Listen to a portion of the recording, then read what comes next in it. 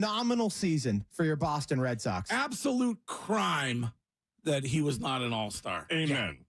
This guy has been popping off. Yeah. He is 12-1 on the season. He spoke after the win yesterday about this Red Sox team. We weren't a good team, and that was a fact. But we've always had it in us, and we are a good team. But at the same time, is you can't get too high, you can't get too low in this game. Right. You just show up, stay in the moment, and take each day for what it is.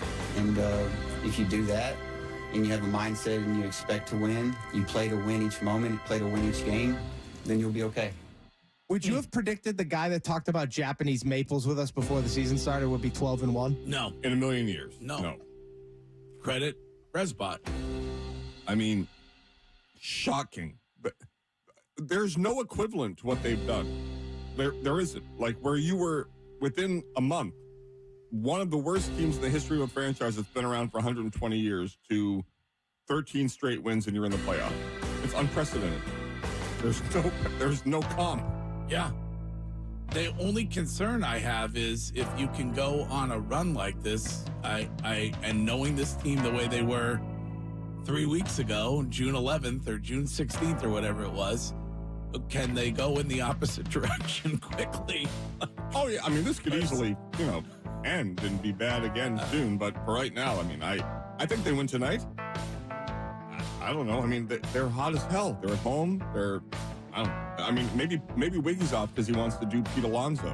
Maybe. Let's see what happens. Yeah. Who do you give the most credit to? The players. I give the most credit to the players. I don't like if this win streak occurred after you fired Cora, like the Morgan Magic, like then it's like, okay, there was clearly an issue there. I credit the organization for moving Roman Anthony, not to say he was the problem, but at least to be proactive and get him to a place where things were stagnated. And I like to credit Chad Tracy a lot. Like, talking to Gedman at the ground round at the first road show and how just impassioned he was in support and how the glowing he was in discussing Chad Tracy as a man, as a manager, and that he just gets it. And Gedman is not a guy that I believe to be a BS artist in any capacity. No, it seems like when it comes to being a player's manager, he is stuck with guys. Caleb Durbin, he sat him for.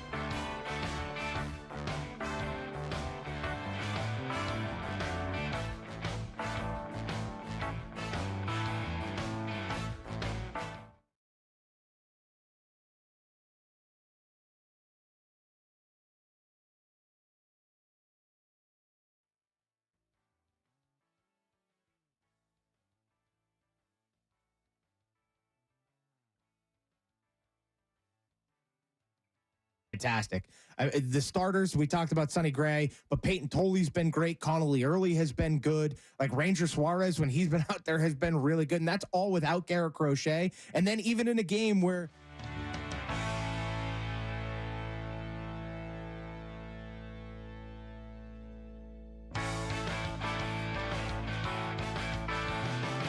second half of that game. And so I think you can really focus on what this pitching staff has done and how good they've been.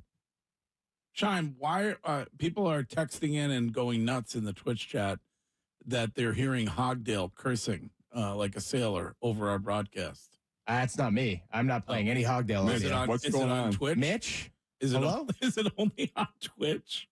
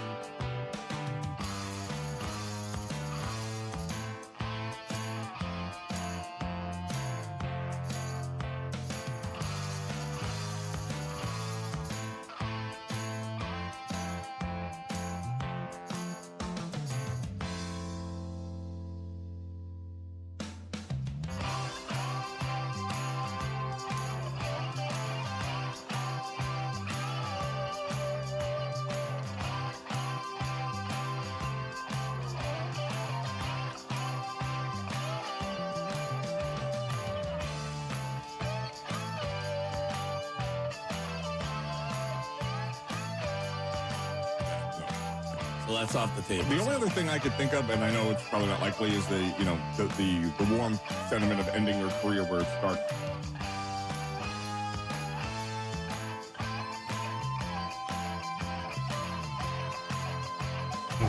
Yeah, I mean, I think there's no doubt that he improved the line of his backswings.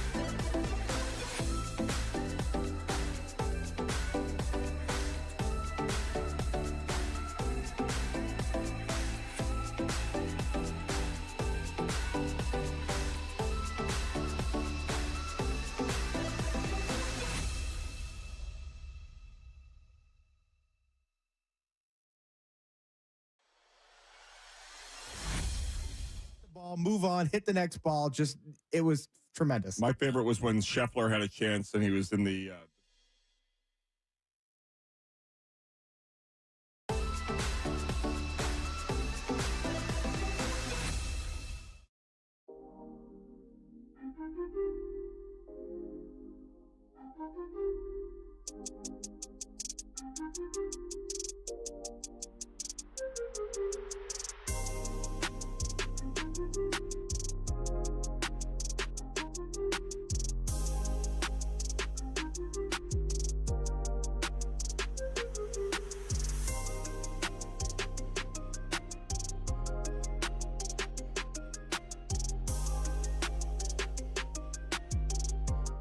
the right fit for my issue, and he didn't push for surgery either. For my sciatica, he suggested stretching and specific exercises.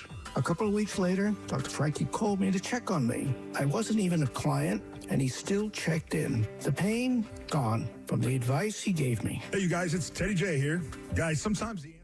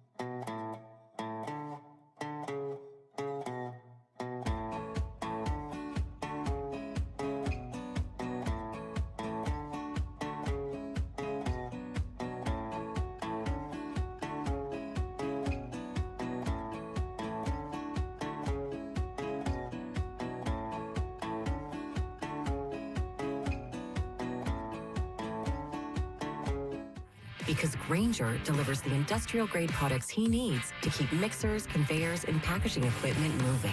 With Grainger's vast selection of bearings, belts, and motors, he keeps operations running smoothly, so nothing grinds to a halt. Call 1-800-GRAINGER, click Grainger.com, or just stop by. Grainger, for the ones who get it done. Finding great candidates to hire can be like, well, trying to find a needle in a haystack, but not with ZipRecruiter. Its powerful technology actively finds and invites qualified candidates to apply to your job. So while other companies might deliver a lot of hay, ZipRecruiter finds you the needle in the haystack. See why 4 out of 5 employers who post a job on ZipRecruiter get a quality candidate within the first day. Try ZipRecruiter for free at ZipRecruiter.com/team. That's ZipRecruiter.com/team. ZipRecruiter. Someone had a birthday. Yep, 50. Can't believe it. 50 years of wisdom. Great segue. We have a health reminder from the CDC. Pneumococcal vaccination is recommended for adults 50 or older. Says here, we're over 6 times more likely to be hospitalized with pneumococcal pneumonia than adults under 50. I don't love those odds. Same. Look what I found. Pfizer's Prevnar 20 is proven to help protect adults against pneumococcal pneumonia and invasive pneumococcal disease in just 1 dose, and millions have already gotten it. Continued approval may depend on a supportive study. Don't get Prevnar 20 if you have a severe allergy to its ingredients. A weakened immune system may lower your response. Common side effects include injection site pain and swelling, fatigue, headache, muscle, and joint pain. For full prescribing information, please call 1-855-213-2138. Visit Prevnar20.com or talk to your doctor or pharmacist. I'm on Prevnar20.com now, scheduling my appointment. Good idea. And happy 50th. Hey, it's Brew, and I feel like everything in my life depends on being connected. Whether I'm uploading a video, hopping on a call before my show, or video chatting with my family back in Michigan, I never have to think about my Wi-Fi. And that's why Xfinity stands out. You get the most reliable, fiber-powered Wi-Fi with the best equipment at one price for 5 years guaranteed. No contracts or commitments. Plus, you can get online in minutes with same-day Wi-Fi. Restrictions apply. Not available in all areas. Use of fiber or coaxial cable. Learn more at Xfinity.com/same-day Wi-Fi. Xfinity. Imagine that. My name is Whitney Allen, and I'm a widow. My husband, Ryan, died. We never thought we'd ever have to use life insurance, but the unexpected happened.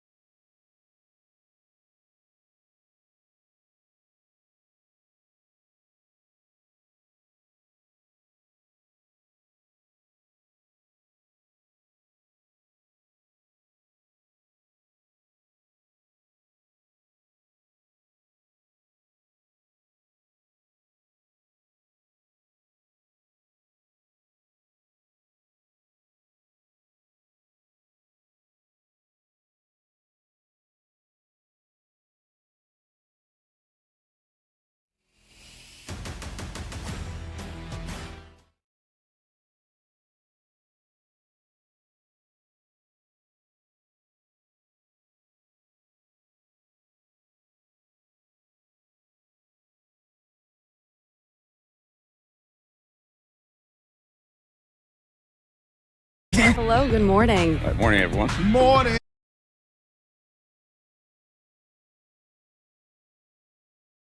Got my people. WEEI. When I say Greg Hill and you say show, Greg Hill. Greg Hill. Show. Greg Hill. Show. All right. Woo! It's go time. Well, that didn't work. So here we go. Greg, Wiggy, and Mego are with you now. Here you go. Tick, tick, boom.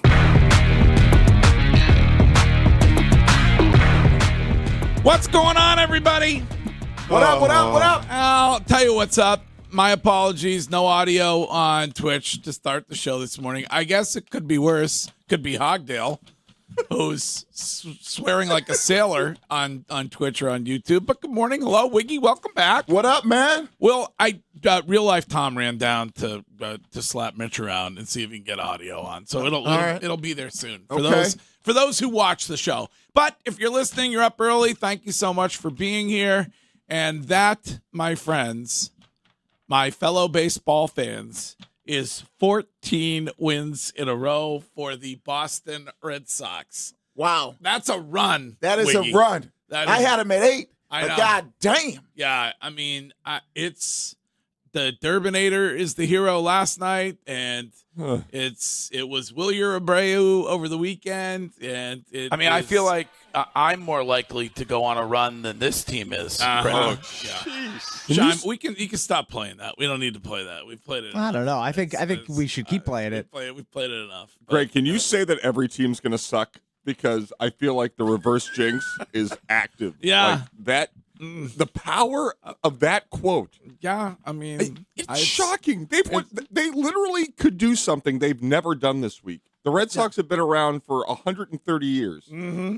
And you're sitting here. Well, you're getting a little bit ahead of yourself, but yeah, I guess if you're able to sweep the series, then that is 16 and that's 2 games. And you win tonight, and you are equaling a franchise record which was set in 1946. Wow. When it comes to 15 wins in a row. And so what is, Curtis, you would know because you're a savant. What's the comp on this? Like, you could go any sport if you want, but the best one, and it was sent to me yesterday because I asked, like, what is there possibly out there, not only in Boston, but anywhere, where in season, without a major trade, a team all of a sudden just turns it on. Mm-hmm. And it was the 07 Rockies, which was a team that won 20-some-odd straight, and they got to the World Series, and they got swept by the Red Sox. But that team that year came out of nowhere and just was a buzzsaw. Wow. But other than that, I legitimately cannot think of a single team that, in the absence, like, because if this, as we said yesterday, Wiggs, welcome back. Thank you. If Cora was fired, and like 5 days later this happened, we'd be like, oh, okay, clearly that was the issue. Yeah. This is what's going on. Or even like 3 weeks later. To have this like 30-game stretch in between the firings and then something hits, it's unprecedented. Yeah, I think we were sitting there having conversations at the beginning of the season on could they set the franchise record for the most losses in a season and all these other things. And then for them to be able to, you got to give Bresbot a ton of credit. You got to give, Chad Tracy a ton of credit, these players a ton of credit, because no one expected it. I mean, I thought, like, I remember saying, all right, if they can go 8, get 8 in a row and then kind of get us to buy in that they can consistently play well for a long stretch of time, then you go, all right, this team is for real, because I don't think many people looked at their record and go, all right, that's what that team is. I think a lot of people went, their record doesn't match who we expected them to be. You were hoping that they could go 6 out of 10 here and 4 out of 8 here, right, and not put 14 straight together. And so it is. And last night, I don't remember watching a game in the 9th inning where I was more nervous than I was last night. Yeah, I mean, it's awesome. It's now come to the point where it's not, how long can they do this? It's like, when are they going to lose? I You know. And I think we're at the point now where, well, at least I am, when I'm like, all right, if you're Bresbot, you're all in. If you're John Henry, you got to be all in because you got to believe in this team. And now it becomes more of like, all right, I know they're going to lose, but as long as, and I don't believe that, I think they might have turned that corner. As long as they're not going on 4, 5, 6 games losing streaks, don't you feel good about this team moving forward? Curtis, a texter also suggesting the Oakland A's Moneyball 20-game win streak in 2002, which I don't remember. Yeah, well, they made a whole movie about a team that won a bunch of games but didn't win a playoff series. So that was the Billy Bean, like leaving the game and not watching it. Yes. I would rather celebrate a team that got to a World Series. We went from this team like, you know what, just fight for that third wild card spot to like, there's a possibility that they could still win the division. Yeah, absolutely. There is. I mean, I will say that the Yankees are going to get Aaron Judge back at some point. So not for a month or so. You don't think so? No. He had a setback August or something, right? Did he have a setback? Yeah. I mean, I think they sent him to Fort Myers. Yeah, I don't think they sent him to Fort Myers. But right now the Red Sox are a game and a half up on the wild card. Yeah, no, I know, it's fantastic. That is wild. It's awesome. It really is. And then you watch these games and you're like, how are they going to win?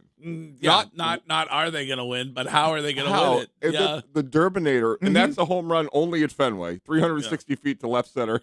And it's just the park, tarps off. I like the new lights. Those are so cool every time. They're like the strobe. And I think it's a lot of it is just, for me, as we kind of think about it, is they finally figuring it out. And and I know I heard you guys talking about this briefly a little bit, but Chad Tracy, a lot of credit to getting this team to kind of buy in, whatever the vibe is. We always talk about vibe, whatever that vibe is in the clubhouse, and whether it's Wilson Contreras, who's super supportive of the Durbinator, kind of doing the things that he's now doing, and Bresbot looking at everybody and going, all right. Well, listen, I don't know if you remember or not, but Cam Newton referred to me as a vibe curator at one point. So I know vibe. Yeah, if anybody knows vibe, I know vibe. All right, no decision from LeBron James yet. No. We should have come during the show. We will share that with you, but we have a lot to get to this morning, including our leads coming up in about 10 minutes. They said it at 7:15 this morning, and we were just talking about him, but that will include where Caleb Durbin ranks his dong at Fenway Park last night on his all-time list. All right. And also what Grant Hill said about Jaylen Brown and the U.S. Olympic team, which doesn't necessarily, speaking of vibe, doesn't necessarily vibe with the narrative that Jaylen Brown had. So we'll get to that on this morning show. News coming up at 8. Oh, terrifying story in the news, which confirms for good and for final one of the OG irrational fears, and that is that the Framingham mime is finally under arrest. And that mime is under arrest for what he was miming at Cochituate State Park. So my fear of my irrational fear of mimes completely justified by this breaking news. I can't wait to hear this story. Can you refresh everybody, maybe not now, but later or now, on the time that this originated? Yes. Where the origin story of the elevator? Yeah, I've said it many, many times. But the audience changes. 18 to 34, we're number one in the market. So people that are young may have missed it. Yeah, the youngs may have missed it. Yes, I was once trapped in an elevator in Miami, Florida, at the Ritz-Carlton, sick brag, with many mimes, and the elevator became stuck, and the mimes refused to speak to me. So I was the only person speaking in an elevator stuck between floors because I was in there with 3 to 4 mimes, who apparently are always in character. Yeah, I mean, seems like that. Are they like? like, do they, when they go home, do they take the mime off, or do they keep the mime on when they're at home? I bet when they get home, that's when they kind of take it off a little bit. Loose a little bit. But when they're out in public, they're probably like, you know what, we got to stick to this thing because people expect that. I think the opposite is true for Shime. Like when Shime gets home, he puts the costume on and then goes nuts. But yeah, I like to get comfortable, Greg. I was going to say Toledo wanted Wiggy to go to mine camp. No, I don't know. Nothing about mine camp. All right. So news with Shime coming up at 8 and Hill Notes at 9:30. And you can leave one of those right now or anytime this morning on the 14-game Boston Red Sox win streak currently underway with your Boston Red Sox. Just go to the Odyssey app and click on the microphone and share your thoughts, your feelings, your emotions with us. And we'll play the best Hill Notes back coming up at 9:30 this morning. And we will be back in exactly 2 minutes. Short break, 2 minutes. And we'll get leads going on the Greg Hill Show at WEEI. Oh, hey, Sarah. Did you hear my daughter Katie got Camper of the Week? That's a big deal. We got a big deal too, right, Mom? Honey, shh. What's that? Okay, that Hyundai Santa Fe, I only paid. Nice. Deal's so right, it almost feels wrong. The Hyundai Getaway Sales Event. Get 0% APR for 60 months, plus 0 payments for 90 days, or 1.9% APR for 72 months on the Hyundai Tucson, Santa Fe, or Santa Fe Hybrid during the Hyundai Getaway Sales Event. Hurry, offer ends August 3rd. Call 56.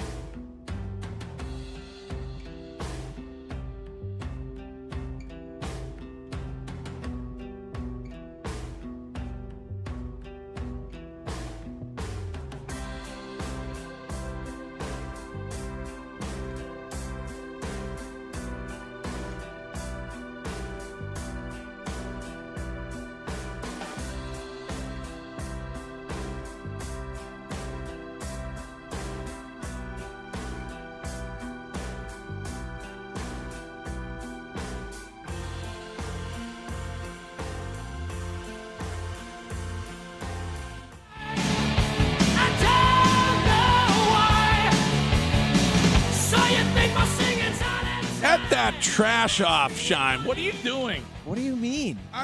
Predictable, basic. Give me something new, will you? What do you Start want? the show with something new and exciting, for crying out loud. Yeah.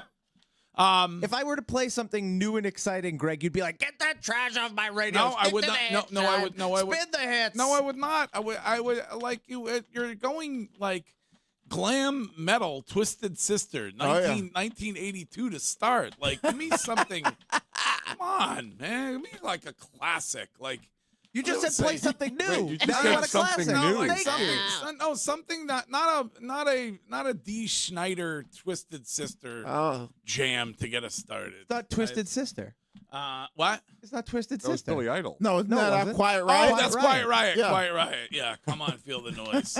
Girls, rock your boys. Well, it's all right in that 80s hair band. That's the lip world Yeah, right yeah. there. Well, you love the 80s. Yeah, I love it. You love the 80s hair bands. You love the 80s Let's hair get something new, like Metallica. I mean, listen, I love Metallica. All right. Well, anyway, Curtis, weather kind of nasty today, I guess. Can we open the window world of Boston weather window for Curtis before we get leads going, please? Shime. Is that possible or not possible? Yeah, you just have to give me a second. I wasn't prepared. Thank you. Curtis, what do we got today? Good morning, Greg. And by the way, the lisp is gone.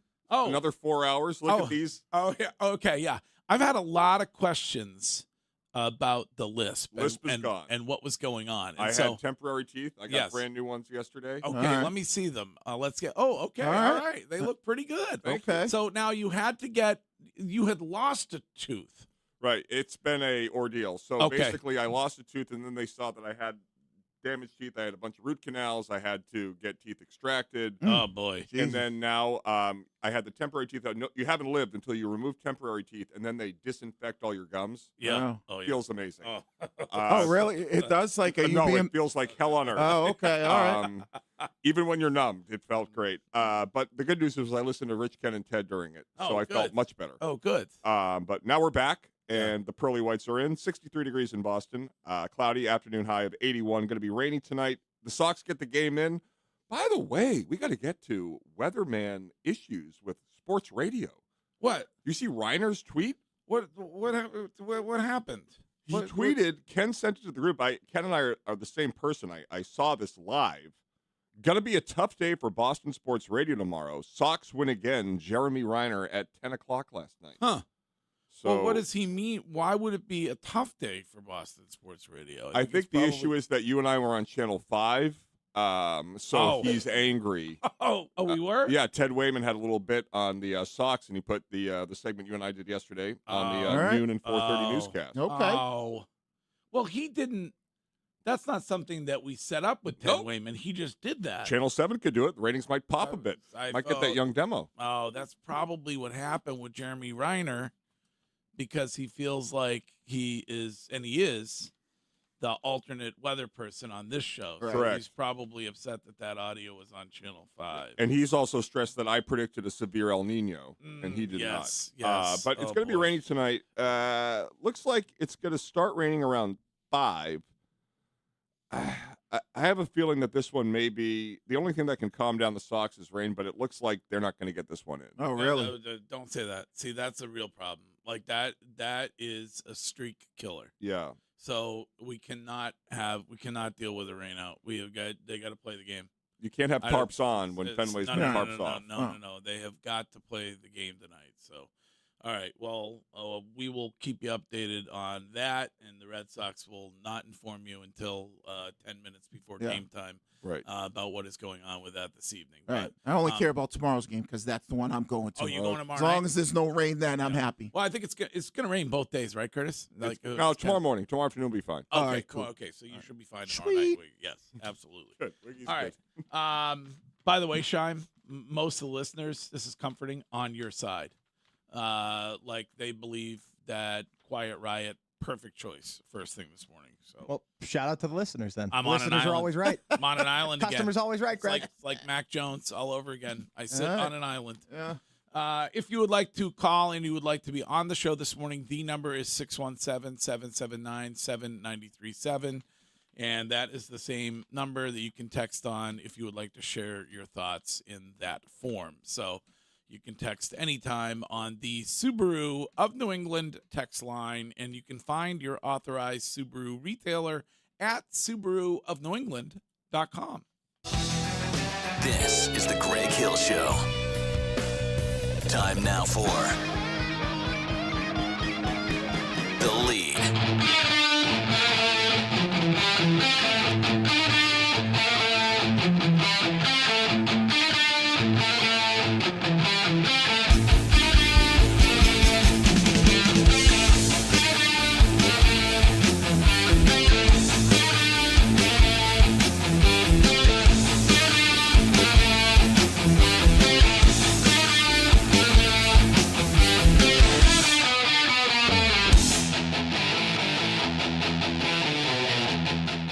Well done, Shime. Well done. Do I need to even say it? Or Curtis says play Metallica. I play Metallica. Yeah. Okay. There you have it. That is Metallica. Leads are brought to you this morning by Subaru, and Subaru summer is finally here. You can get details at SubaruofNewEngland.com. On the text line, Curtis, a text asking whether you had your dental surgery done here or whether you went to Costa Rica, where they have the cheap dental surgery. I actually went to Brazil. I got dental surgery and a butt lift. Oh, okay. All right. Yeah, they got short money down there. Yep. Ooh, 2-for-1 special? Yeah, there you go. The booty feels fine. All right. Your lead this morning, Shine? Yeah, good morning, Greg.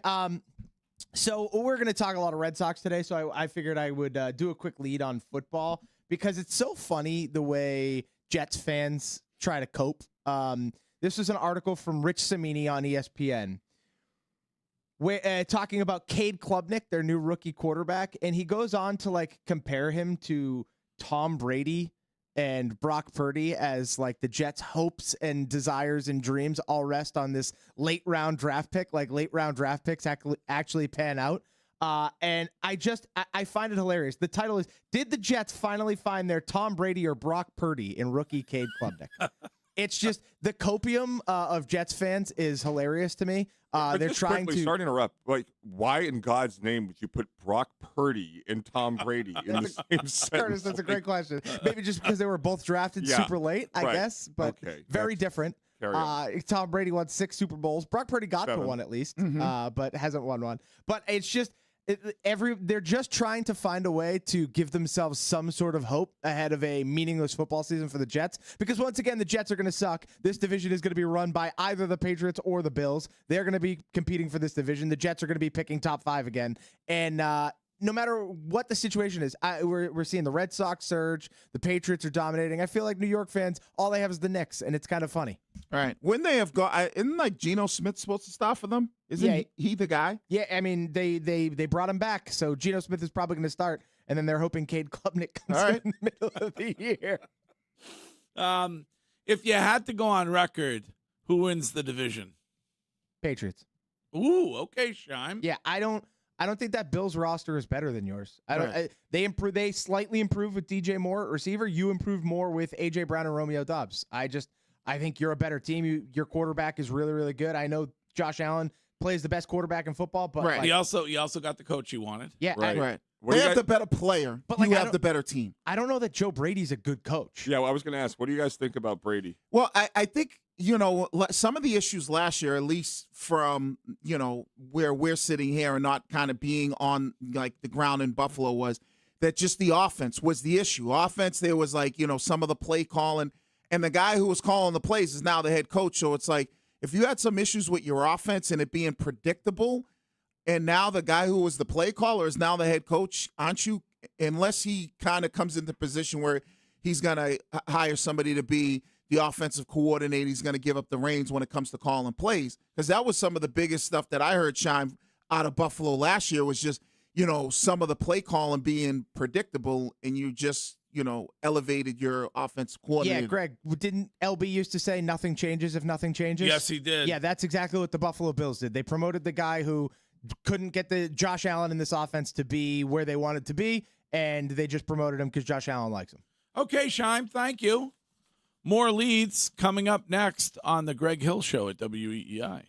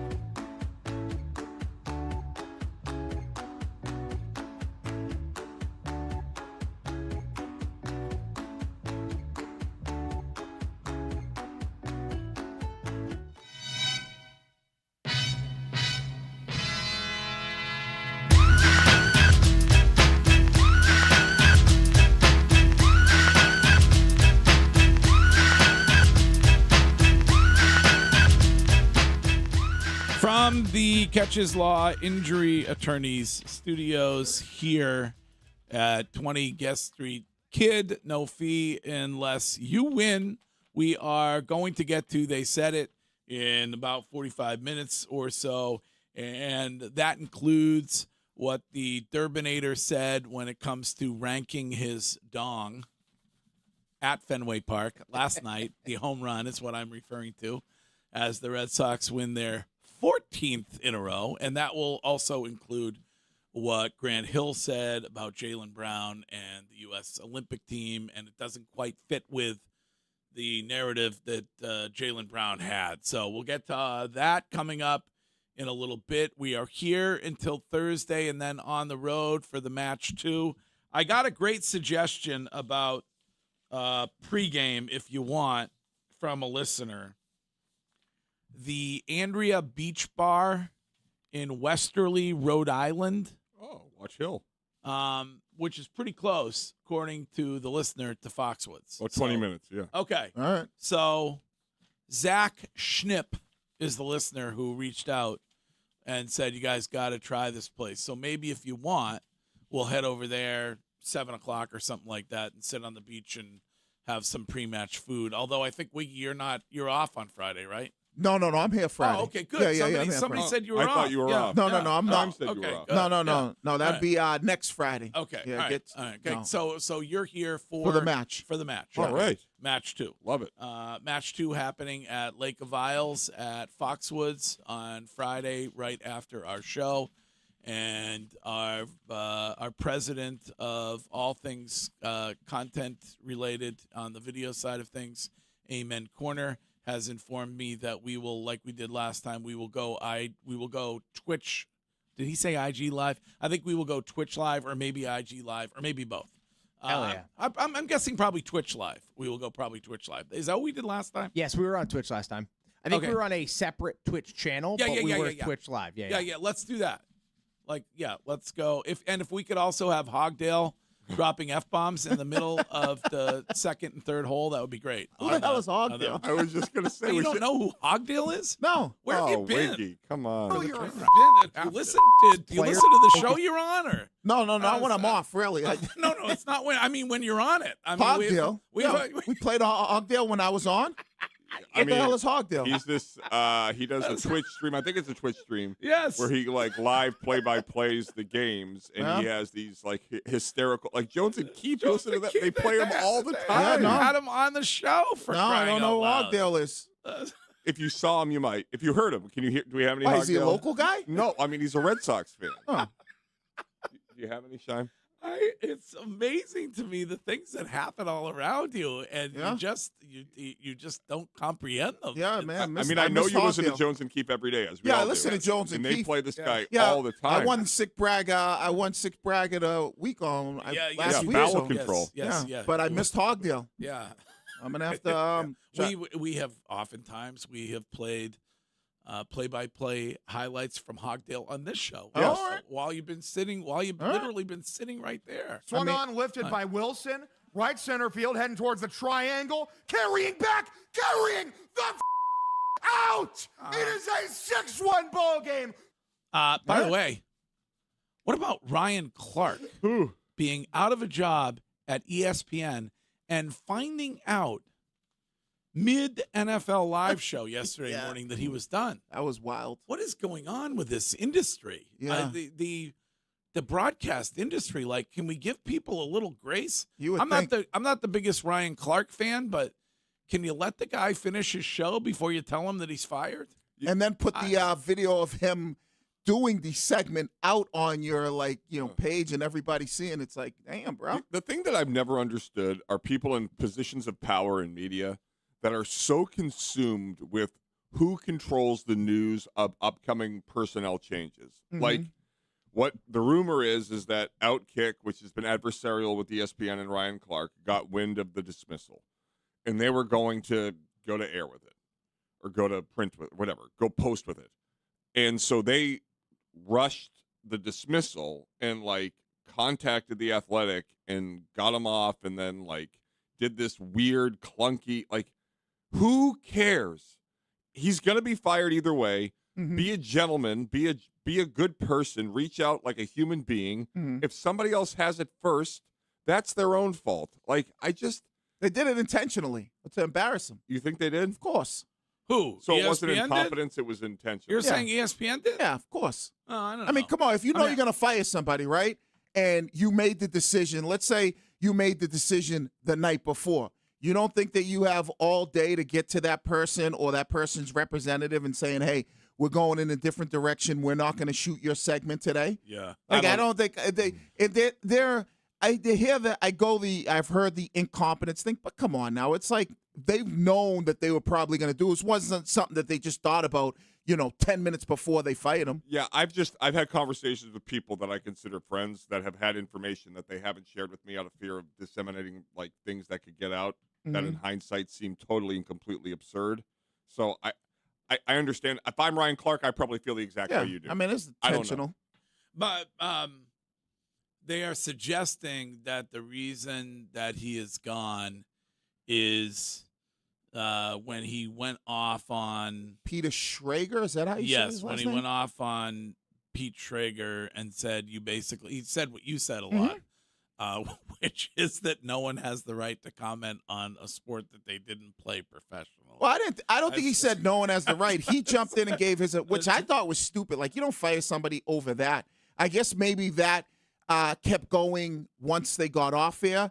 But he made the point of, like, his perspective was Ryan Clark, and, I get it. Like, as you never played the game, and here's why my opinion is the opinion I'm giving you. And I get it. Like, some people get butthurt when you say that to them. But, I mean, at the end of the day, if I was somebody who watched a doctor do thousands of surgeries and then a doctor said to me, hey, have you ever done one yourself? Like, I wouldn't get all butthurt about it. And I don't think that's a fireable offense. So if you're ESPN, you fired him because of that. Yeah, I would say that Ryan Clark is a more valuable asset than Peter Schrager. Yeah. So if you're going to decide between those two, I would side with Ryan Clark. Yeah, I think they probably just got tired of the whole race stuff with Ryan Clark because everything was, and maybe they just felt like, maybe we need not necessarily go in a different direction, but maybe just take your foot off the gas a little bit when it comes to that. Yeah. All right. Well, anyway, do we want a lead from real life, Tom? Yes or no? Yes.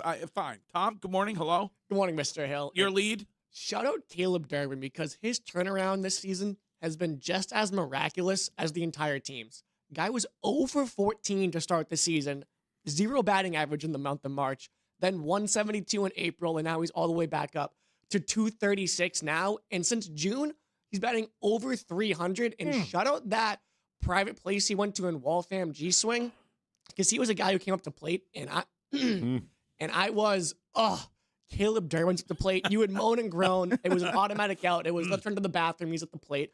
Nothing's going to happen. Yeah. He is exciting, and shout out to him because hitting a baseball is the toughest thing you can do in all the professional sports in my mind. And that mental game, he found a way to overcome it. So shout out Caleb Durbin, and he is a guy, super young, could be a long-standing player here. And again, shout out Craig Breslow. That's another win in the book for Bresbot. Yes, it is. Yes, it is. And he basically stopped listening to what the driveline guys were telling him to do and went and sought his own hitting instruction, and it's worked out pretty darn well. So certainly last night. Give the Red Sox credit for that, right? As far as being able to be like, all right, maybe driveline is not working the way we thought it was going to be, so we're going to pull back the reins a little bit from it. Like, I mean, for years they've been told this. Like, it took them being on the precipice of it. I guess that's fine. I guess you get to the edge of the cliff and you choose not to. Sometimes it takes you a lot, it takes you to get to the actual bottom before you go, oh, maybe I should change. Yeah, that's kind of my life, so I guess I can't call that out. All right, lead from Curtis. I have a great lead, by the way. Yeah? I just got sent to me. Okay. Some very interesting. What's the subject? We now know, I think we've confirmed the issue within the Red Sox organization and why they are now streaking and why they were playing poorly before. Oh, okay. Right. You have sourcing on this? No, I have audio. You have audio. Oh, wow. Okay. All right. Excellent. We are going to get to that coming up next. Coming.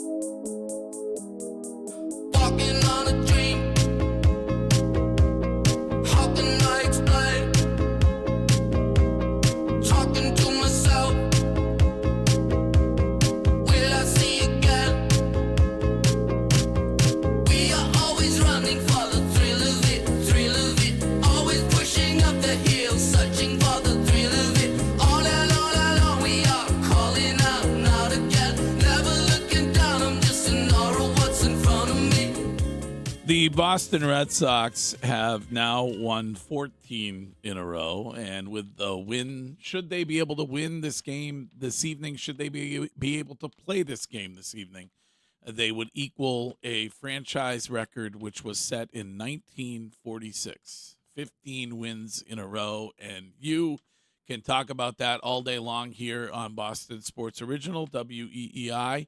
We will talk about that tomorrow morning with the interim manager of the Boston Red Sox, Chad Tracy, who will be on this show at 9 tomorrow.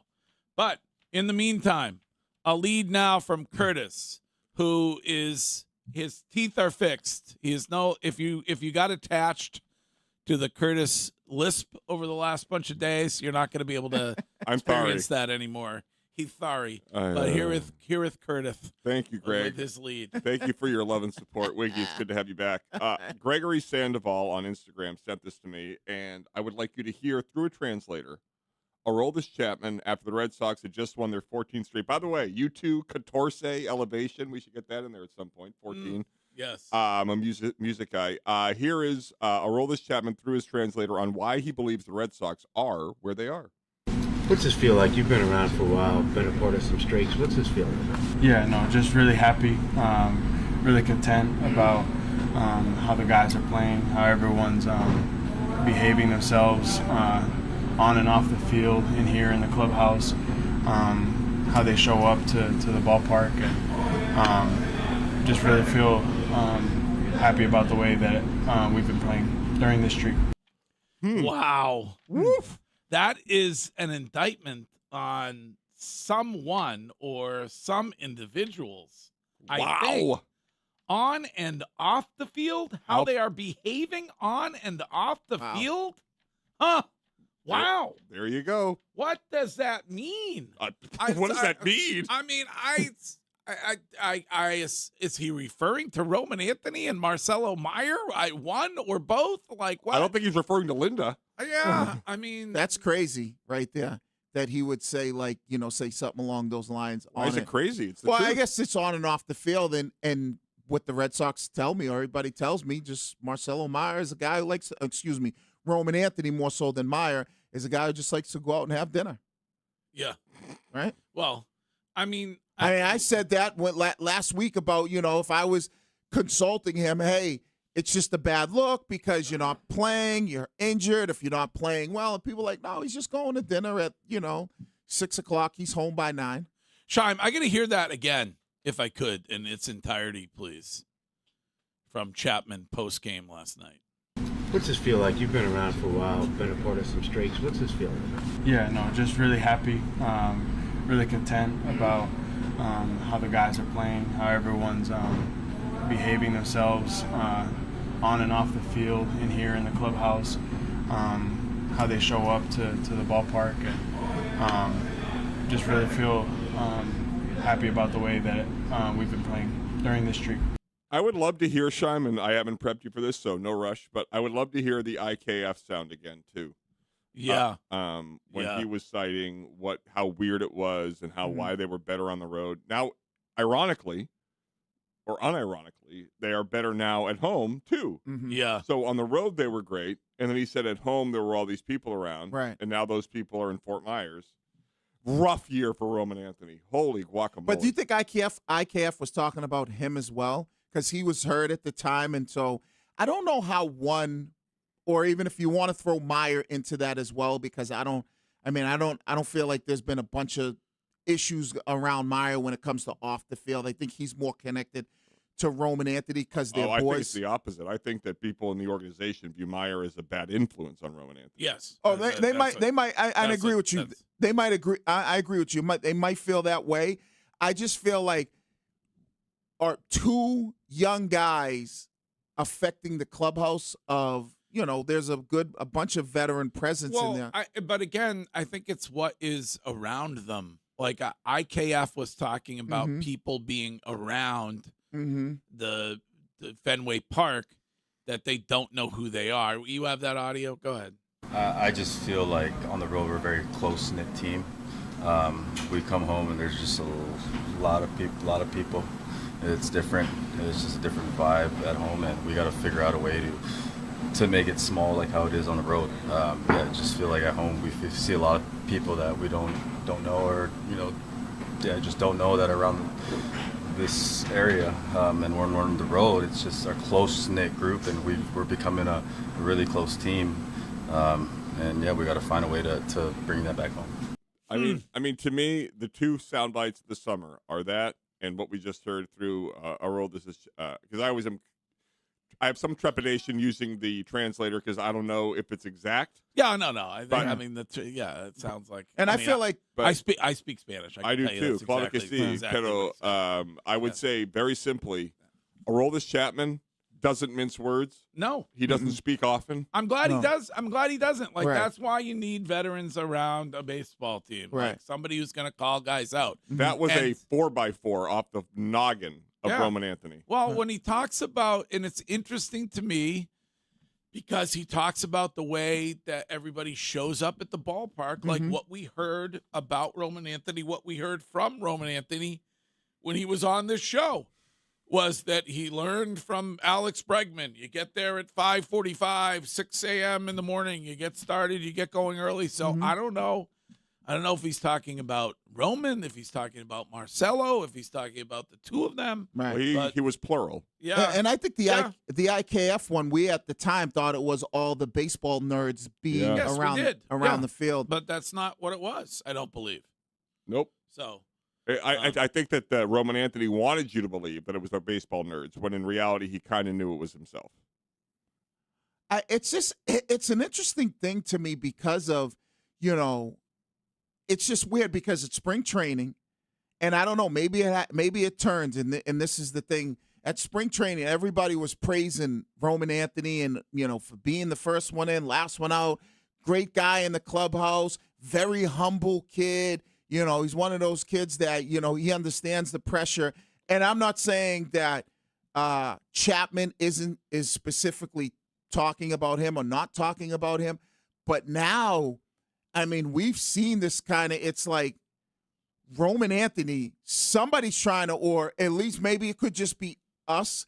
And when I say us, people like mincing the words, but they're trying to paint him as the pitcher, as the villain now. What are you talking about? It's both of them, or we don't know who it is. It could be Marcelo Meyer. It could be Roman Anthony. But those are the only two players that we're talking about. It sounds to me like it's both of them. Right, and the person that's saying it is paid by the Boston Red Sox through if ever there was going to be someone that would cushion a blow, it's a translator paid by the organization. And what you just heard was the opposite. Well, and the only reason why I'm saying, and I'm not saying that he's not talking about Roman Anthony. He is, but he could be talking about the team in general. Wiggy, come on. So now Roman Anthony doesn't show up on time. What else would he possibly be talking about? He didn't say, just to be clear, he didn't say they don't show up on time. He said the way they show up to the ballpark. Right. The way. He said the way they show up to the ballpark. I mean, that's the only difference is that the two of them are not around. That's the only difference between the 14-game win streak and prior to that. And when you listen back as Shime played the IKF audio, like, that stands to reason. Like, well, and actually, I mean, I guess you can include Tristan Cassis in that because he hasn't been around. He's never been. He hasn't been around all season. And to be fair, you know, the win streak really started once Marcelo Meyer got hurt. I mean, that times out more than Roman Anthony being hurt. And Roman. When did he go to Fort Myers? I don't know, a couple weeks ago, I guess. So that time's out. Yeah, but Roman had been hurt all year long. No, I know, but when he was out of the clubhouse. He was in Fort Myers. I don't know. Remember when that was. Yeah. All right. Very interesting, Curtis. Thank you. Great find by you or whomever sent that to you. Mr. Sandoval, Gregory Sandoval on Instagram. Thank you. Okay. All right. Thank you, Gregory. And we are back in exactly 2 minutes, no longer, with the rest of this morning's leads.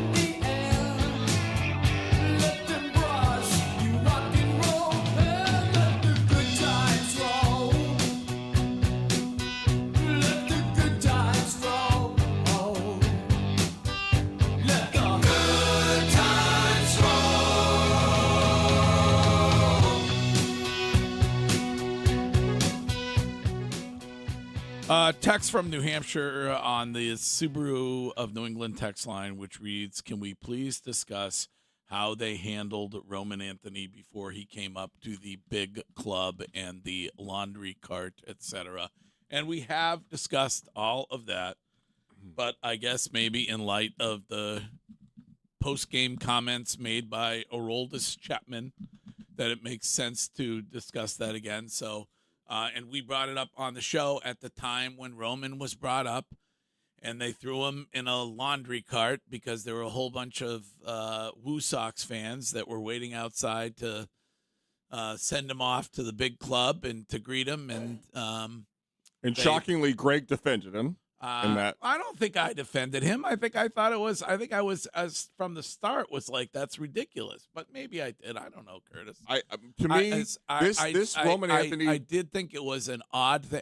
In fact, no. I remember talking about it on the show, saying if you got Woo Sox fans that are out there that want to wish a guy well and sign the autographs, like whatever sign the autographs. There were some kids out there, but yes. Anyway, I think Roman Anthony, the apex of the World Baseball Classic to where we are now, mirrors the opposite of the 14-game win streak of the Boston Red Sox. The decline of Roman Anthony, where he is, where he was, and that Aroldis Chapman would publicly say this at this point. It's like dunking on him. Like, see, I love Chapman, but I think this is this. If he's talking about Roman Anthony, I kind of feel like there's some excuses that guys that are playing are making. So you're blaming two guys, one of them who barely played all season long, and before he got hurt, stunk, and I'll be the first to tell you. So you're telling me that your 14-game win streak is the fact that you sent away two players that were irrelevant to your baseball team? Like, that to me is kind of like cowardly that you're, driving the bus over two guys that basically. Well, no, I mean, it can be a culture thing. It can be if you have two guys who are, the two of them have been touted as the faces of the franchise going forward.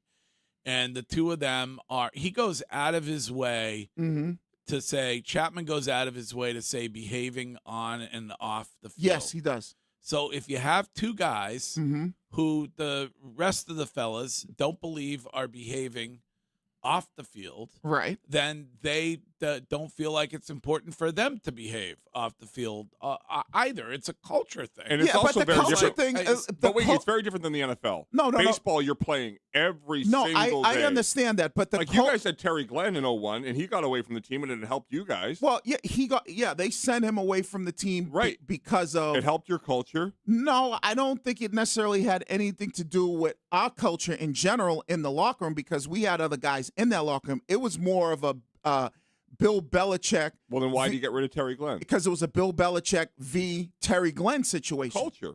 No, but it was about him. It wasn't about the rest of the team. But don't you think Bill viewed it as a culture type of move? I think Bill was fed up with this stuff that Terry Glenn was doing on his own. Right? It had nothing to do, to me, when I look at this culture situation, and we start to talk about Roman Anthony and Marcelo Meyer, and I would say one was viewed as the face of the franchise, and that being Roman Anthony. I think for the past couple of years, we might have just been like Meyer, but no, I don't think anybody viewed him as the face of this team. I will say that Roman was the guy coming off the World Baseball Classic, coming into the season. When we asked people about him down at spring training, they said he was one of the first guys in. He was a humble kid. Well, the Red Sox treated them differently than they treated everybody else. Oh, maybe that could be true. I have talked about this on this show for a long time. The two of them stayed at the Ritz in Florida while everybody else stayed at the Motel 6 or whatever. And the Ritz, by the way, we went and got dinner there. Lovely. Oh, it's a great $1,400 a night. It's a beautiful place, the Ritz. No, and I get that point. So to me, that sounds like, these guys feel like they're better than us. So if we can get an opportunity, let's just throw them under the bus. But are you, that's what it sounds like. But are you? I'm trying to figure out what you're doing. Are you upset that Chapman said what he said last night? No, because I don't know. I think Chapman. Or you don't think he's talking about those two guys? Yes, I don't think he's talking about those two guys in general. Now we have to. Shine. We're gonna have to play the audio again. Because there are those who are just. So who's he talking about? I think he's talking about the team in general. He's talking about guys. So yeah, guys who are on this team right now weren't behaving off the field prior to 15, 16 days ago. Right. They weren't doing the things that they needed to do, and I think he was talking about the team in general. Yeah. The IKF thing, I still don't know. I think that might have been more of what we thought initially, more about like some scouts being down there. But I think the Chapman thing is he's talking about guys on this team not doing, and I'm talking about the current guys that are playing, whether it's Raphael or whether it's Duran, whether it's Durbin, these guys that are playing. I don't think he's just singling out two guys that are irrelevant to this baseball team. Okay, here it is, what he said last night. What's this feel like? You've been around for a while, been a part of some streaks. What's this feel like? Yeah, no, just really happy, really content about how the guys are playing, how everyone's behaving themselves on and off the field, in here in the clubhouse, how they show up to the ballpark, and just really feel happy about the way that we've been playing during this streak. I mean, maybe you can argue that Alex Cora didn't hold guys responsible the way Chad Tracy does. I mean, maybe that's an explanation. I don't know. That could be it. Cora got a hard time because he was too hard on Marcelo Meyer. I'm sorry. Wiki, I love you. There's nobody else he's talking about. Nothing else makes sense. So in your world, in the real world, he's strictly talking about Roman Anthony and Marcelo Meyer. Yes, those guys are in Fort Myers. And that's the reason they're playing better. That the people that have been coming to the clubhouse have been doing things the right way. He's proud of the way the team has come together, and that's why they are where they are. Yes. So two guys that were irrelevant. One guy wasn't even playing. Roman Anthony's irrelevant? Yeah, he wasn't even playing. In what world is Roman Anthony irrelevant? We talked about I'm talking about this season. He played in what? I don't know. How many games did he play? Name a Red Sox we've talked about more than Roman Anthony. No, I'm talking about irrelevant throughout the time he's been hurt, as far as what this team has been able to do. Dr. Hill? No. On and on. We're talking about on the field. But he's talking about on and off the field. No. But I'm saying he's been irrelevant in the sense of like he's not somebody who was contributing before the injury. He's been hurt for damn near, I don't know, it seems like it's going on 3 months. So he's not somebody that is there looking like, all right, we need to have this guy back. We need to have this guy back. I just look at it like if you're Aroldis Chapman and you're saying that, all right, the reason why we were able to turn it around, this is the real world that Curtis lives in. The reason why we're able to turn it around is because these two young players who basically were giving us absolutely zero on the field, but headaches off of it, were giving us headaches from two guys that one supposedly everybody talked glowingly about, Roman Anthony. Right. I never heard anything negative about him at all. Now all of a sudden he's a headache? Right, because he wouldn't come back. He was bitching about the team. He thought he was being rushed. He was an issue in the clubhouse. But we all thought that he was right for doing that when you had the whole back and forth with Sam Kennedy. Right. We were as I said with Ken on Saturday, give me a player in any other instance, Wiggs, you would know this better than anybody. A athlete was wronged. I believe we all believe that Roman Anthony was wronged. Sam Kennedy even apologized. Yes. Tell me a player that came out and said that was wrong, that Roman Anthony was screwed by the organization. Tell me one player on this team that came out in defense of Roman Anthony. Well, what do you mean that said, like, this was wrong? Like, I don't think anybody's going to come out and say it during the season and go against their bosses and say, hey, what Sam Kennedy said about Roman Anthony baseball money is guaranteed, Riggs. I don't care if baseball money's guaranteed, There is not Curtis. a person on or off the record. Do you think he was wronged? Roman Anthony. I already said yes. Okay, I thought he was wrong. Greg, you thought he was wrong. Right. So do you think I'm saying that there wasn't a single player. Let me ask you: do you think the players thought he was wrong? I don't know. They haven't said a word. I'm just saying. I'm asking your opinion. That's my point. Wade. Yes or no? Do you believe? I believe that they know he was wrong, but said nothing because they don't like him. Oh, so now they don't like Roman Anthony. Well, well, I mean, listen, what else do I have to read into? This is an extraordinary turnaround. It is. It's very difficult. We tried at the start of the show to find a comp, you know, and whether it's the Oakland A's in 2002 or Curtis, yeah, you brought up the Rockies in 2007. Right. It's very difficult to find a comp because this turnaround is so extraordinary. Right. There has to be a reason or reasons for it. Right. And maybe it isn't the absence of those two guys. When I say absence, Roman Anthony is in Fort Myers. Right. Marcelo Meyer is still around. In fact, he was in the dugout last night. He's still around, but he's not playing. Right. But they haven't played. Roman hasn't played in forever. Yes. So that's why I think it's more Chapman talking about guys that are currently playing, and maybe whatever that. So analytics people show up to the ballpark. He's talking about players, Wiggy. He's talking about players. Analytics. No, I'm saying he's talking about players, but I think he's talking about the players that are actually out there playing. I don't think he's just saying, I'm talking about these two guys. This is why we turned it around. How do you think the rest of Boston and the baseball world will read into what he said? I think it depends on the picture we paint. No, I'm asking you. What do you think? You said this. I think there are going to be some people who believe that, hey. Do you think it's some or the majority? I don't know. In my world, I think it's more about him talking about the current players. I understand your world, and I'm not disputing that's what you think. I'm saying, do you think that the vast majority of the people that hear that will believe that it has something to do with Roman Anthony? I think that the vast majority will probably go that direction because they're clueless and they're going to go instantly to be like, let's blame the two guys that we can blame. All right. I want to get to your lead. I want to get to my lead. You got it, brother. So we will do that in exactly 2 minutes, no longer, on the Greg Hill Show at WEEI. A Uline. They know.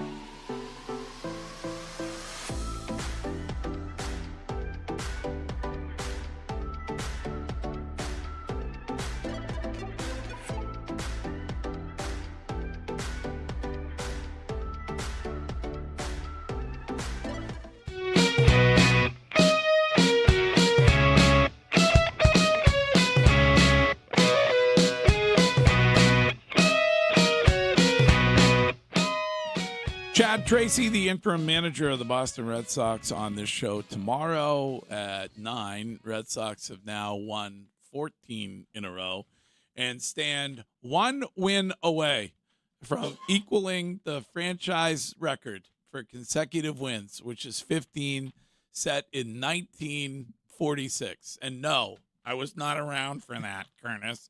But we got leads left including this one from Wiggy. Wiggy, good morning. All right, good morning. So welcome back. All right, thank you. I love being back. I there was a lot of things I was hearing out there, and wanted really? to, hearing like you guys were talking about and stuff like that, the Brady stuff. Oh yeah. What do you think of Tom Brady in the WWE? Hey, listen, man, go get that bread, brother. You're okay with it? No problem with it. Okay. He is out there, like, you know what? I think it's Tom.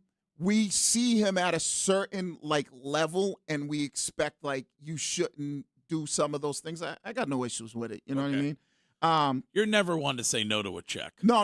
And that's who, to me, that's the real Tom Brady. That's the Tom Brady that I remember. Yeah. The one that had a cool attitude, that was willing to have fun, not like this stuffy guy. But anyways, let me get into my lead real quick here. We talked about the 14 straight wins. And one of the biggest things that I was looking at with this baseball team over the past several years, we've dealt with it, is what do they look like after the All-Star break? And here they are, 5 games in after the All-Star break, 5 wins in a row. We talked about that. I think it was 17 games stretch before the trade deadline. So they got 12 more games before the actual trade deadline. Only got to win 2. You said 7 and 10 was fine. I felt like if they can go right about, right close to 500, then I think that you're going to be a big buyer. And based on what we've seen, and granted, it's only been 5 games after the All-Star break, my expectations are, if you're Craig Breslow and you're John Henry and you're Sam Kennedy and you're looking at this baseball team, you have to be saying to yourself, all right, the way we've started after this break, if it continues this way, we have to be big-time players when it comes to being buyers for this team and having a legitimate chance of not only winning the division, which we all thought was going to be absolutely impossible, but making a deep playoff run. And so if you're Bresbot, you have you can't do what you've done for the past several years, because in those years you didn't play that well after the All-Star break. If you continue this way, how are you going to answer questions when people are saying, well, why didn't you guys make any big moves with the team that you have out there? Are you worried at all about Chapman having the juice to be your closer the rest of the season, or no? Oh, I'm not worried at all. Because he's his velo's down. He's been dealing with the injury thing, and I mean, if someone was interested in him, I said this over the weekend, Wiggs, I would trade him if you get a haul and bring in a guy like my guy Glasnow or someone else. I mean, to me, the closer is not as important to me, and I think is to Craig Breslow as it is to other people. So if you're going to get a massive amount of people that you could flip for a starter, I think you need a number 3 starter more than you went from going to get a bat to now getting a starter? I want a bat and a starter. Both. Oh, so you want both? Both. Okay. Why the starter concerns? Just because you got Suarez coming back today. I don't know how healthy he's going to be going down the stretch. You can never have enough pitching from my perspective. Peyton Toley's been okay. All right. So you're not confident that Crochet is back? Oh my God, no. I mean, he's not coming back this year. And you're not 100% fully confident in the 2 young guys in Toley. Bennett's been awesome. I mean, he's been almost. I mean, but Toley's been great. I mean, but what about Early coming back?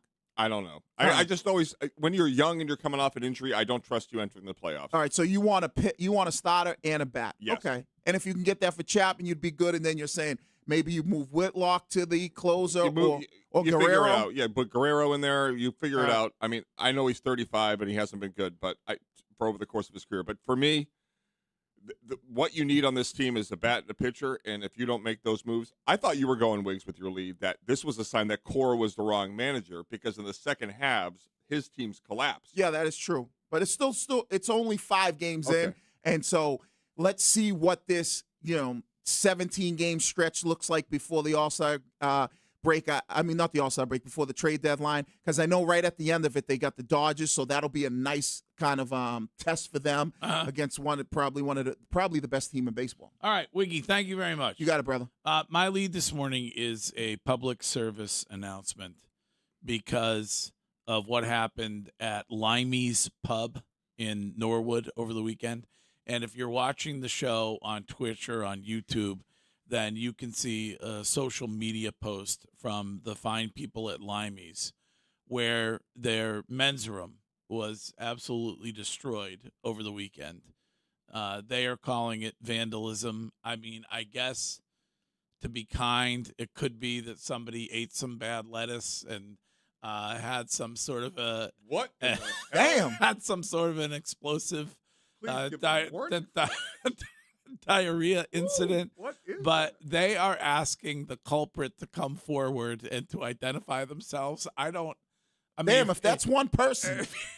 If you're willing to do that to a men's room, you're probably not going to come forward. No. But they had to shut the place down. You're talking about a small business in Norwood, Limey's Pub. I've never been there. Sounds like a great place. I love Norwood. But they had to shut the place down because of what that individual did to the men's room. We need to get some video footage of who's coming and going in the bathroom around possibly the time that they absolutely destroyed that. I feel that's like disgusting. I feel like they were doing more going than coming, to be honest with you, Wiggy. But that's impossible. How can one person do that? I don't know. He had them taco lettuce. But you'd have to have like 5,000 tacos. You never know. People love tacos. All right. Well, anyway, hello to everybody at Limey's in Norwood, and I'm sorry that you had to go through that. I feel bad for the person that they sent in there to clean it up. I know. Who is that person? That person is low on the totem pole. All right. That is disgusting. Those are our leads this morning. We are going to get to They Said It. We'll hear from Caleb Durbin. We'll hear from Grant Hill and more coming up during They Said It next. Last season.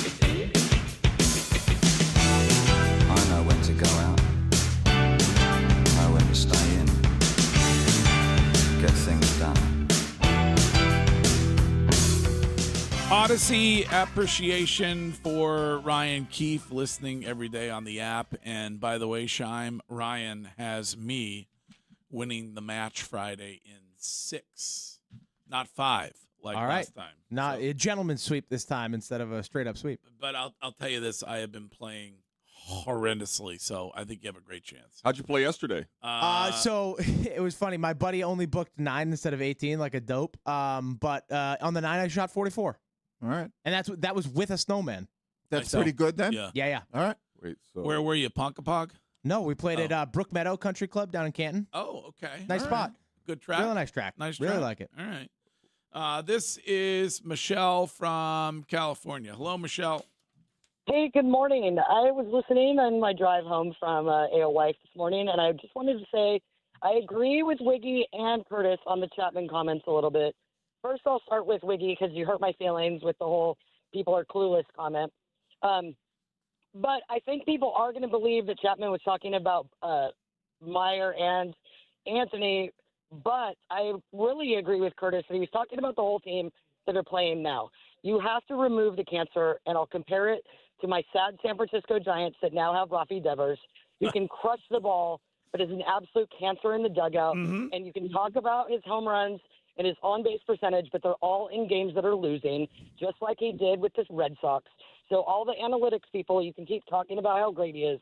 The bat is awesome, but when he's a cancer, and it goes back to the conversation you were having last week about confidence versus arrogance, and it's all about ego. As soon as Roman Anthony got paid, he was like, I'm good. And it's kind of the Red Sox organization's fault as well for putting him in a predetermined, like, he's the face of the franchise when he hadn't done anything but go hit in the World Baseball Classic. Awesome for him, but he hadn't proven anything at the major league level. Michelle? So that's on the organization for putting him there. Michelle, thank you. One side of the argument. Yeah. I think we need to be careful because I don't think Aroldis Chapman was necessarily calling anybody a cancer. Was just offering an explanation on the team in general and guys who were behaving on and off the field. That could be anybody on that team. Right, and that's like cancer's the wrong word. We all agree. Yeah, but when you're saying that there's a problem because this person or persons are not buying into the culture of what's going on in the clubhouse, the locker room, then you're basically saying we need to remove that person because people are going to listen to him. He's going to sway people. I get the Devers comparison, but I don't think Roman Anthony was even close to being at a Devers point where there'd be a group of guys huddling around Roman going, you know what, Roman, you're right. You're right. We should have kept Bregman. Yeah. Why didn't we do that? Well, you're right. Why did they fire Alex Cora? Yeah. You're right. I just don't think that Roman. But I think Cora called this. Yeah, I think he definitely said some things about the young guys. Like this he definitely did. I'm sorry. He said they had to prove it to earn that money. And I get where Cora's coming from. Do you think the organization and the teammates saw Roman Anthony do that interview with Rob Bradford, which was a great get by Bradfo, where he talked about the finger, the TC ligament, and the left ring finger and all that stuff? Do you think that rubbed them the wrong way? Guys that are playing through injuries, guys that like Trevor Story. Say what you will about him. I think he's a dink. He's trying to come back from a sports hernia in season. And he played with it for a while. Like, right. I'm sorry. I feel like they view this guy with $130 million and he's 22 years old saying, what the F are you talking But about? if they feel like that player is not a humble guy and walks around like he's better than everybody, but based on being down at spring training. Wiggy, why did he say this then? If it's so clear why that did we're say it? Aroldis Chapman. Why did I'm telling you, keep asking me the same question. I believe he said it because he's talking about those players that are currently on this roster in the clubhouse who were part of this team. In contrast to those that aren't. Who were part of this poor performance that they had for a number of months and then finally were able to understand here's how we have to do things better. So do you think there are guys that are currently playing for this team that were misbehaving off the field? I think that they weren't. And when you say misbehaving, I don't know what that. I'm just saying that's what he said. That's what he said. So misbehaving. He was asked about. Can we play it again? Sure, we can play it again. He was asked about why the turnaround, and he said guys are behaving now on and off the field. What's this feel like? You've been around for a while, been a part of some streaks. What's this feel like? Yeah, no, just really happy, really content about how the guys are playing, how everyone's behaving themselves on and off the field, in here in the clubhouse, how they show up to the ballpark, and just really feel happy about the way that we've been playing during this streak.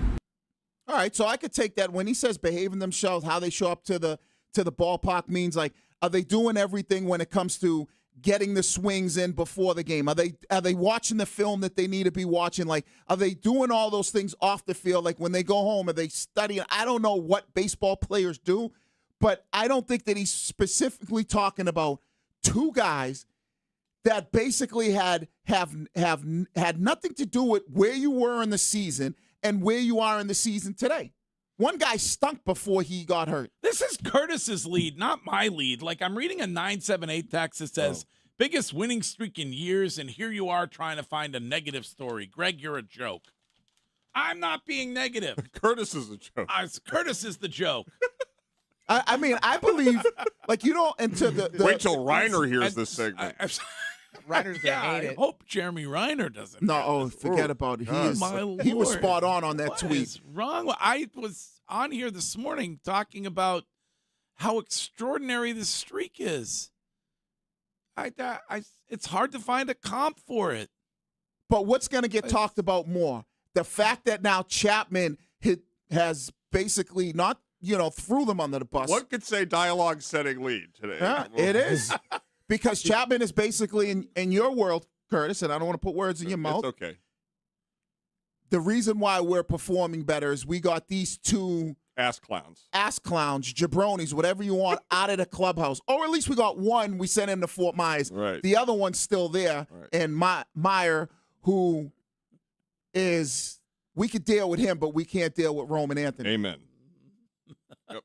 Park City is crying with the absence of Roman Anthony. Big Country in the Twitch chat. You guys are reading into this way too much. Okay, so what do you think, Big Country? Settle down, Curtis. But it's not the first time it's happened, and that's why I don't think you're reading into it too much, because between the IKF comments, Wilson Contreras at the All-Star break. Contreras said, we have to play those comments again as well. Shime, great point. Put your head in the sand and enjoy it down there, or you can live in the real world. Yeah, but the IKF, though, we can't now all of a sudden now because Chapman said something, go spin it back to everybody was beating the drum on. It was the nerds that were in the clubhouse for Driveline. Yeah, because we had no idea. I mean, so we were guessing. I mean, that's all anybody ever does is guess. So now the reason are you new to this, Wings? No. The reason for the bad, the reason for the bad performance was that. So now you're now taking it literally. No. So Roman Anthony and Marcelo Meyer and IKFs, based on what he's saying, and Wilson Contreras had way too many of their entourage around Fenway Park. They had a massive headache for no contribution. All right, and then when they were on the road, they didn't generally travel. Right. So that's Bing, why bang, there boom. was no issues, or Roman Anthony didn't travel. Text from Western Massachusetts on the Subaru of New England text line. This is exactly what Jeremy Reiner was talking about. You guys are always looking for something negative. Oh, drat. And then they go on to say, especially Jones and Keefe, very negative. I have to say, was the tweet by Jeremy Reiner about the team or about what people would be talking about the team? Because he's kind of just like sports radio. We have to get Reiner on. We're going to have to get Reiner on. Are we going to get the game rained out? We should bet lunch. Yes, you guys should bet lunch on that. Shime, you still looking for that audio? Yes, I am. Okay. Why don't we take a break? And then we'll get to that audio, and I promise we will get to They Said It next. If you are in the market for a diamond for any occasion.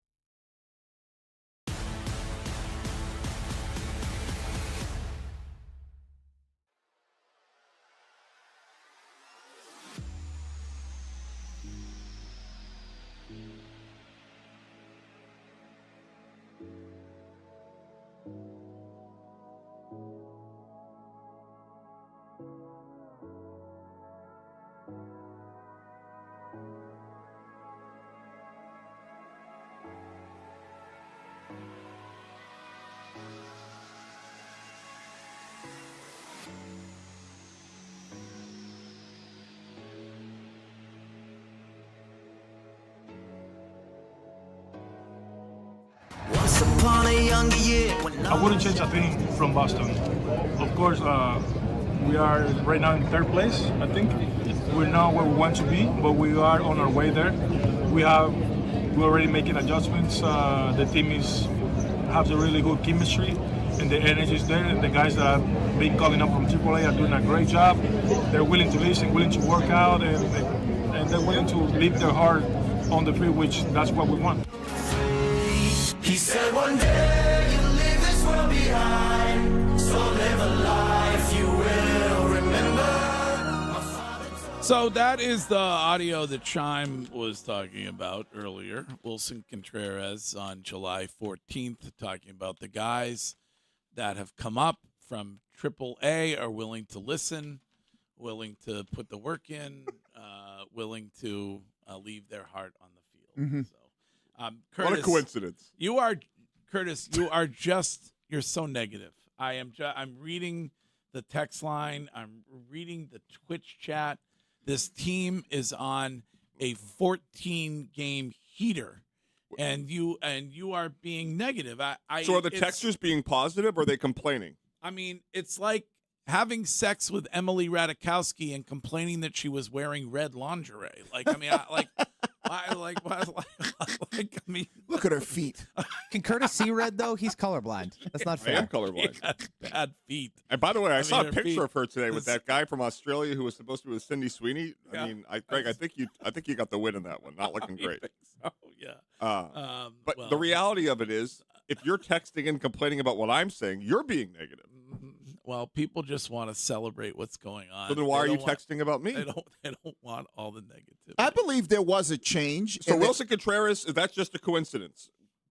I mean, Wiggy, you literally have no leg to stand on in this argument. You have three leaders. Yeah, but he said that the guys he was really highlighting the guys who come up from AAA. Right. Contrasting with those who had been here. Well, he also specifically said, we've made adjustments. Yeah. We've made adjustments. Yeah, we as a team. Listen, I think it's important to think about purely because of the chemistry, and you're going to have guys who are going to be coming back to the baseball team. And so I do think it's important to think about if there are guys that were an issue chemistry-wise before this, what role you bring them back in. If you believe that, then you shouldn't have those guys come back. Sure. Or you'd be willing to trade them. Well, I don't think Roman Anthony will be healthy enough to get back. That finger, man. Woof. Yeah. I think that's the big thing, Wiggy, is you're going to be willing to trade them. If you don't want them back on the team because of the chemistry, now they become available in trade. And so if another team wants them, you just get rid of them. And I would believe and I would think that prior to any of this that has come out, we would have sent, especially Marcelo Meyer, we would have had him on the first thing smoking. I don't think many people would be like, "Oh, trade Roman Anthony, trade Roman." You're usually the first thing smoking. No. I would never say that. And I look at this.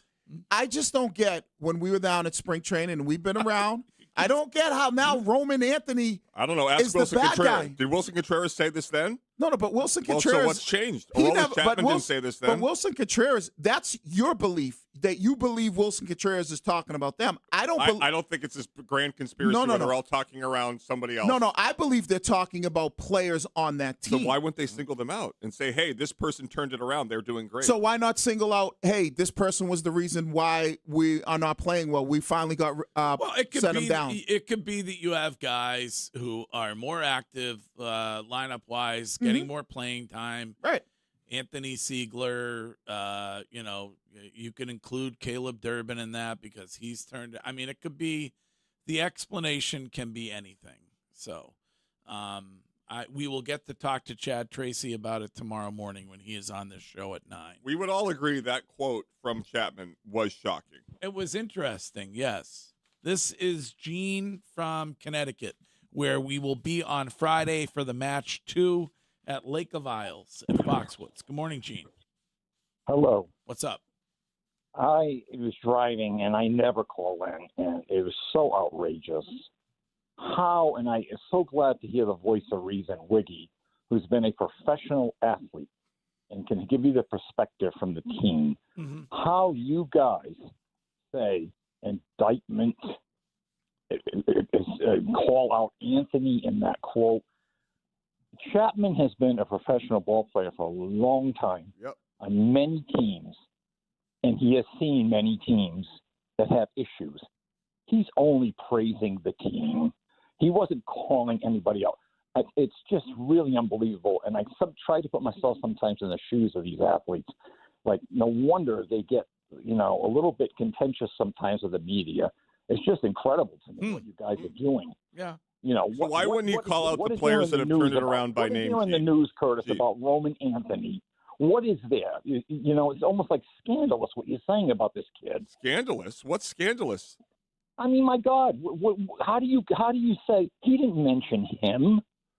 He mentioned about the baseball team is doing good things. Gene, you seem like an intelligent person. Gene, you seem smart. I'm not trying to belittle you in any way. I'm asking, Gene, you got to have a conversation. You can't just keep talking the entire time. Okay, Curtis, go ahead.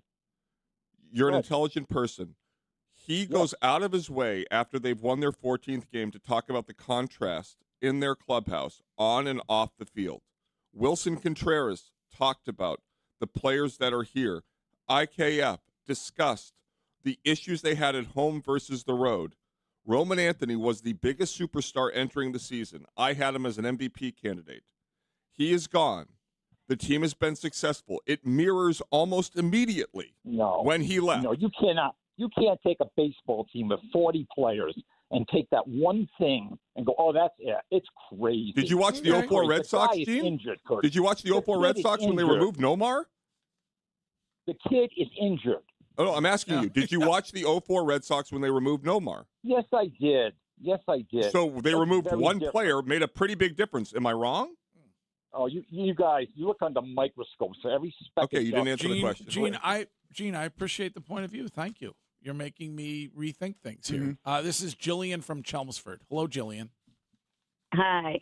So what I would say is the Myers thing, I don't think you can really argue. I mean, Myers literally left and then they went on their run. And I do feel like there's something there that he's adding or not adding to the team. I think with Roman Anthony, and I do think there's a conflict going on with Roman Anthony, but I don't know. I feel like it's maybe a little different than people see it as. Someone that I know that's a trainer who trains young people, who's a teenage coach. Not Dan. Said that when he bulked up like that, he was very worried about him because your tendons have to match your musculature. And you that can could be rip my, a that tendon. Maybe that's my problem.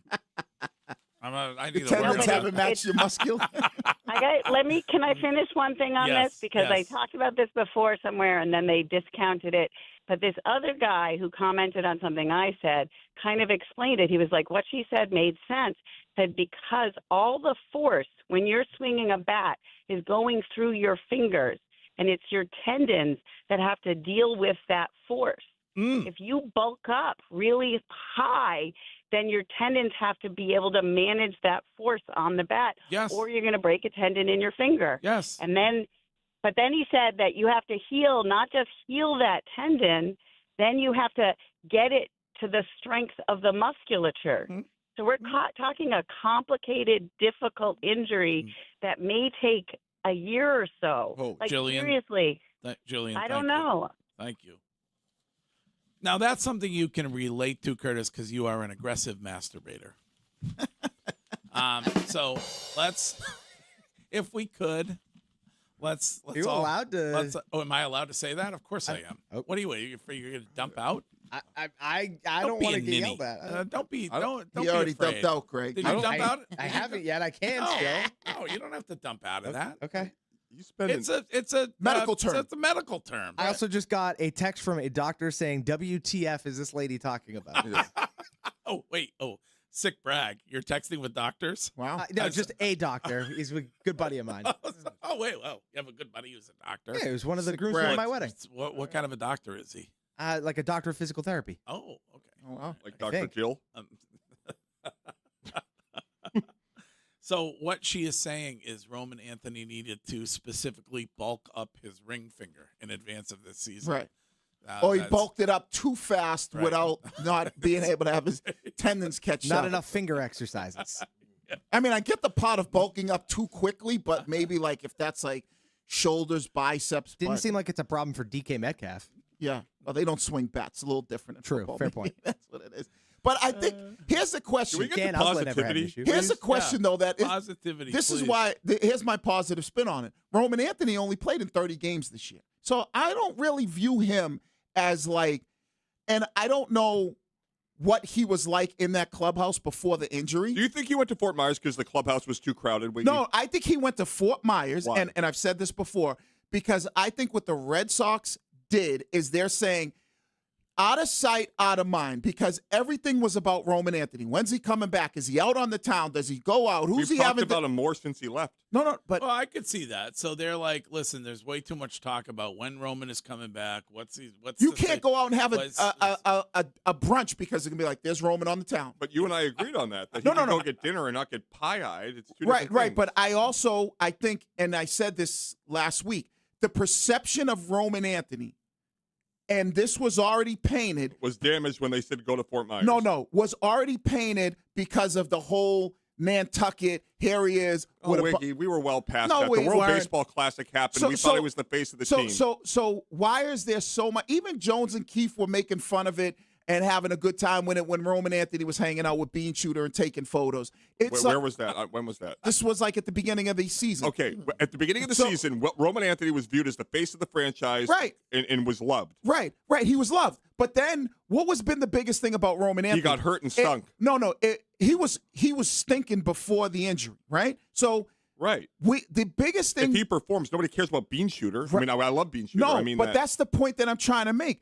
The reason why, and Greg was beating the drum the other way. Why should this guy get this bad reputation of wanting to go out to dinner? Yeah. And my thing was, when you're not playing well or you're injured, and people have already painted the picture of you like to be out and about, a man around town. Yeah. That's because that's on them streets. Yeah. Right. And what the Red Sox did by sending him to Fort Myers was legitimize those critiques. No, what they did is they said, you know what, Roman, you can't go out to dinner without somebody snapping. You said you can go to dinner. He can't go out till 2 a.m. No. Listen, the picture was painted. So what they said is, we're going to remove you from this situation. We're going to send you to Fort Myers. So guess what? If you want to go to dinner at 8 or 9 o'clock, no one's going to care down at Fort Myers. Nobody goes to dinner in Fort Myers at 8 o'clock. We have to take a break.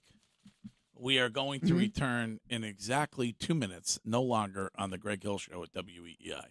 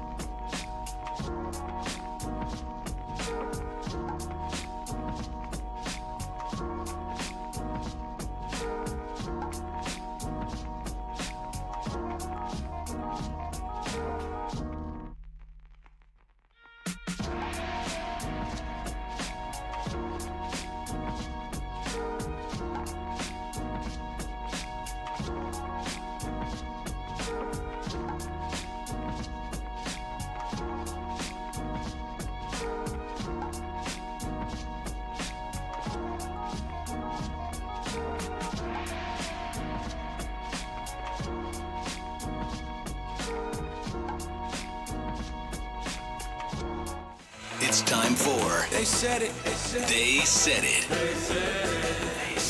You know, some of these rats around here. We scored 16 at Yankee Stadium. Suck on it. Duval. Humbly, one of the best basketball players in the world. They Said It. The Greg Hill Show. They Said It, brought to you today by Catches Law. They are ready to stand beside you during your toughest moments. So if you've been hurt, whether that is at work or at a business, and you need help, reach out to Catches. Go to catcheslaw.com. Shime, what are we starting with this morning? Well, Greg, in the feed, you heard Caleb Durbin's go-ahead home run in the 8th. We can hear from Caleb Durbin after the game, ranking this home run among his career dongs, as you put it. Man, the electricity on that one's probably, top of the list. Yeah, just being able to come through for the guys and get the lead there was big. How would you describe the emotion when you know that it's gone and what's kind of going through your mind as you go around the bases and see the guys? There's not a lot of times I've blacked out, like they say. I think that was one of the moments where I didn't know what was happening. I just was going with it, and I couldn't tell you what I looked like running around the bases. Curtis, any sort of a negative spin on that home run at all? Or I got to tell you, it was the vibes were immaculate. Okay, all right. I'm just waiting to see what Chapman said after the game. Well, I mean, he's for Durbin, though, right? Oh, man, he's turned it around. Yeah. He went from 0 to hero. Oh, can we just stick with the positive? He's been great. Yeah, he's been unbelievable. Right. And so, and I got to give him, Shine may have brought it up.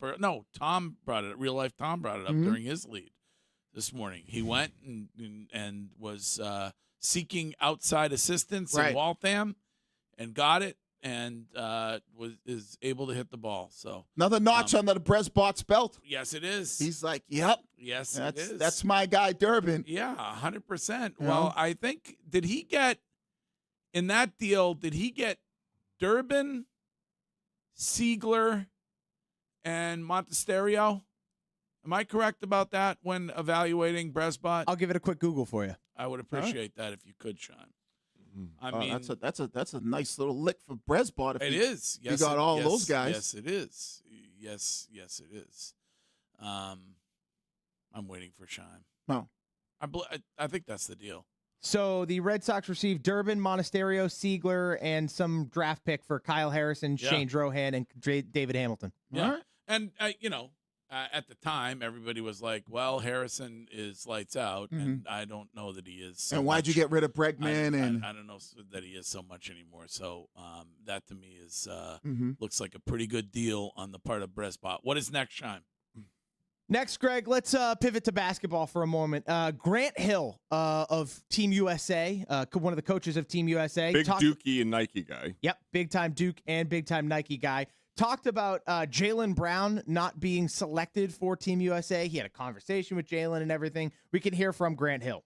When I announced the team, there were certain guys that I called before Woj and Shams broke it.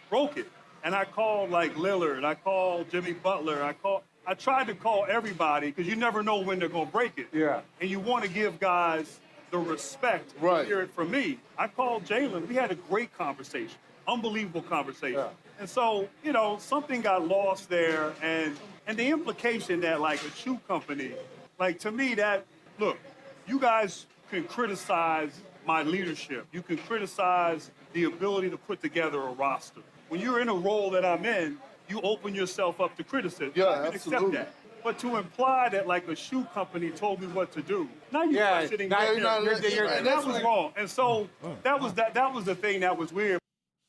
So I guess that would be the essentially the polar opposite of what Jaylen Brown had said, which was that he was not on the team because of Nike. Well, if I was there, I would have asked Grant Hill. So then, why wouldn't you have a player of his caliber on the team when you had two guys who were on the team that he was far better player than Drew Holiday and Derek White? So I would have said to him, if you're putting the team together, aren't you supposed to put the best team together? Well, I would assume that Grant Hill believes he put the best team together. That's cap. But my question would be, why is this constant with every interaction Jaylen Brown has with people, where he'll have a conversation with Brad Stevens, where Brad says, we spoke at length, we had this, and then he goes on and he's like, I'm in the dark, nobody tells me anything. This is a constant theme of Jaylen Brown. Why did he say he was in the dark with this conversation? Jaylen Brown, after he was left off the Olympic team, said nothing about a long conversation with Grant Hill about why he was left off the roster. Oh, okay. So you're saying, yeah. And I mean, listen, if Grant Hill said he had a conversation with him, I can only take Grant Hill for at his word. What did Jalen say? I don't think he's Did Jalen say he had a conversation with Grant? Yeah, he went off on social media about why he wasn't on the team. He said he didn't. I mean, I can get I don't know, it was years ago, but he was incredibly angry and didn't stipulate that he had a positive conversation with the person that had picked the roster. I would ask a simple question. Do you think it was strictly a basketball move on why Jalen wasn't on that team? I would assume so, yeah. You think Grant Hill did Oh, no, I think there's politics involved with the Olympics, of course. Well, and whether that's related to Nike, whether that's related to, shoe situations. You don't think Grant Hill wants the very best team that he can get? I think he knows he'll win the gold either way. Yeah, I think he knows. I'm with Curtis on that one. I think he knows he wins the gold either way, but I think he's still, like, the higher-ups are like, all right, make sure we have this guy on the team and not this guy. This guy could be a problem for us. I think he's getting that. I don't think Grant Hill's just going, he's not getting any influence from people that are much higher. Hey, we need this guy on the team because he's a big Nike supporter or he has his own Nike shoe line. What's next, Shine? Well, Greg, sticking in basketball, we're still awaiting the LeBron James decision. Still, just constantly waiting. But Brian Windhorst says that he still wouldn't rule out Philly. Here was Brian Windhorst. I do think that LeBron has some level of, temptation to go outside the norm here. In other words, it would be a layup to go to Cleveland. And if he picks Cleveland, I think he won't have to do any explaining. I do think he has investigated Philly, and I do think he has looked into the process, so to speak. The process.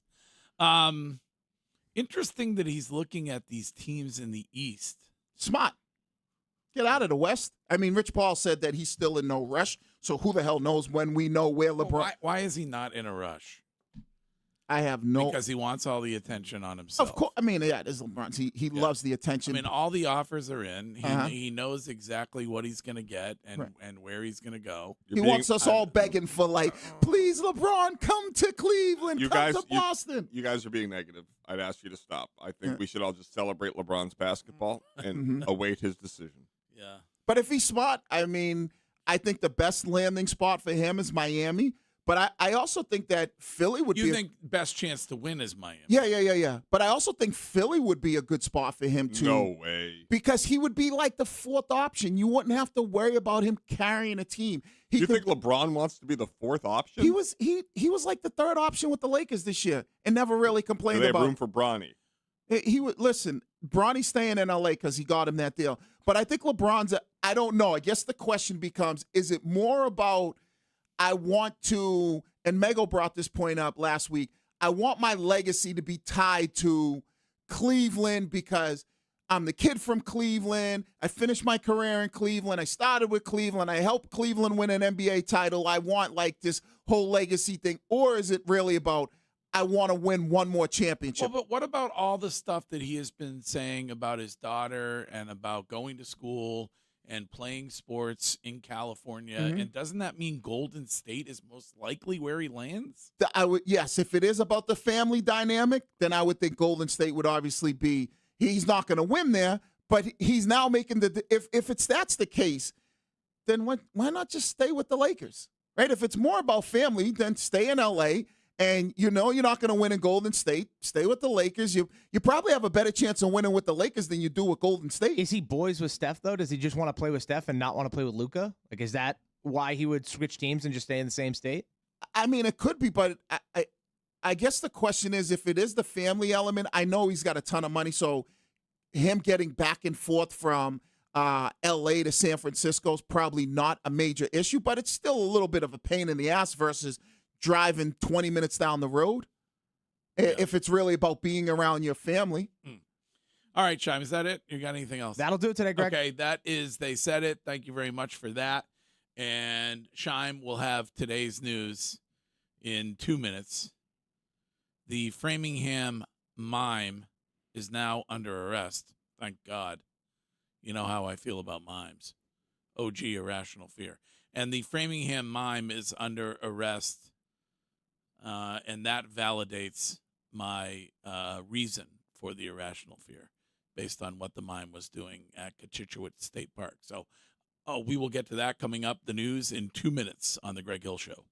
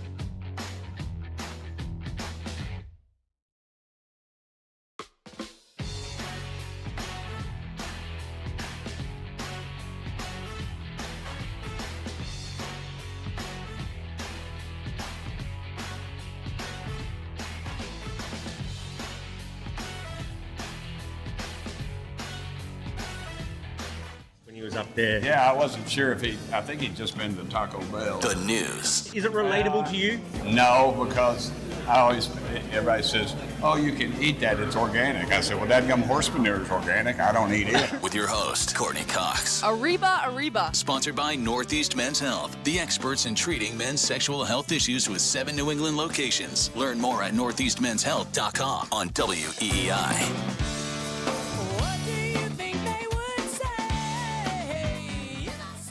Courtney back with us after maternity leave on Monday, but here is Shime now with today's news. Thank you, Greg. Day one of the Lindsay Clancy trial was yesterday. She is on trial for murder of her 3 children, Cora, Dawson, and Callan, whom she strangled to death using exercise bands in the basement of their Duxbury home back in 2023. The day ended with 5 of 18 jury members being selected. The judge in the case plans to seat the 12-member jury as well as 6 alternates. We have discussed this before, but would be difficult to be on that jury because what she did is horrendous, and it's undisputable. Right. But the defense is suggesting that she was given the wrong medication. And that postpartum, those who deal with that, it is a psychological illness, and that you are not to be held accountable for your actions. That's the lady who jumped out the window too, right? Yes. Correct. Yes. And she's like paralyzed, I believe, from the waist down. Yes. My question in all this is, and listen, this I believe, I don't know. I think some of her help was at a place I've been to. I don't know for sure. Anybody who's willing to kill their child has to be mentally ill, right? Like, yes. Or just a psychopath. But like it's so unfathomably awful. And I just wonder, I don't know. I just find this to be so horrific. Like, obviously she's living in hell. Like, she's paralyzed. Her 3 kids are dead. Well, and the father of the kids, supports her. But Yeah, I don't know. Which I would rather be. I can't imagine ever being on that jury. Those people, those 12 people, you have my undying respect. Yeah, it is going to be so interesting to watch because it would be hard for me not to if I were on that jury to not be guilty. Like I mean, guilty all day. Like I always ask. But that's why they have a trial. Right? No, like, I know that, but that's why I probably wouldn't be on the jury because maybe I don't have. At times, I might not be able to see the other side. Yeah. Because the only question I would ask is like, even though you might be dealing with stuff, do you still know the difference between right and wrong? Mm-hmm. You know what I mean? Yeah. And I feel like if you do, knowing that you killing your kids is wrong. Yeah. All right. What else, Shime? Well, Greg, your rational fear of mimes may be, in fact, it may be just because a Framingham man is facing criminal harassment charges after 3 female DCR workers filed reports against him with incidents stemming from the past 2 months. Hernan Villagran Lux was arrested by state police Sunday night at the Cochituate Rail Trail, and a number of people have posted on social media about him, noting his distinct appearance looking like a mime with white face paint, claiming they've spotted him through Natick, Framingham, and Wayland areas. A number of women have also claimed a man fitting the same description approached and followed them on the Cochituate Rail Trail. We can hear courtroom audio from Boston 25. The women report an extensive number of contacts with the defendant involving him staring at them, smiling in what they describe as, I'll quote, a really unnerving and frankly terrifying manner, stripped down to his underwear, slathered cooking oil all over his body, and began working out right by their staff area. So that's what he was. See, but that's why the guy was probably trying to discredit all real mimes and use the mime excuse as a way to just stare at and make women uncomfortable. Horrific. Right. He was not a professional mime like the mimes you were stuck in, where this all began, where the sphere, the origin story. I was stuck in an elevator with 3 to 4 mimes. And you know what happened, Shime, in that elevator? What happened, Greg? They did unspeakable things to me. Oh, God. Thank you. Well done. Thank you. That's a heater right there. Greg, you have not lost your fastball. Thank you. And we're on the next one. They technically never touched you, but still. No, they did unspeakable things. All right. What else, Sean? Well, Greg, our beautiful city of Boston has 47 miles of coastline. And in order to protect it, along with its residents and businesses, city officials have announced a draft plan to protect against rising sea levels and extreme weather. The Boston Coastal Storm Risk Management Feasibility Study, say that 10 times fast. How much did this baby cost? Probably too much money. Okay. Will include seawall improvement, flood walls, levees, and surge barriers. The final report will be released in 2028 and will allow the city to tap into federal funds that will cover up to 65% of the cost to construct climate-resilient infrastructure. We can hear from Mayor Wu. So today marks a major milestone in Boston's fight to protect our city from climate change. More than 40% of our residents now live in areas at risk of coastal flooding. Without action, we risk more than $54 billion in damages to our homes, hospitals, businesses, roads, and other critical infrastructure by the end of the century. Okay, so I have a quick update for everybody. Did you know the average number of days per year in the United States reaching 95 degrees was 18% lower during the 60-year period from 1961 to 1920 compared to 1901 to 1960? Did you know that? No. Did you know that the number of days reaching 100 degrees and 105 have actually declined since 1895? And would you actually like to lower your Eversource bill or spend $54 billion trying to save us from something that may never arrive? Well, I would like for my couch not to float off in some kind of once in a century storm, Curtis. But my question is, why do the people that scream the loudest about climate change keep buying coastal properties? It's beautiful to live on the coast. But really we're all nice. going to be eroded. Like, honest Not to if we God. get those walls up. Yeah. Oh, those always Huge work. walls on the coast.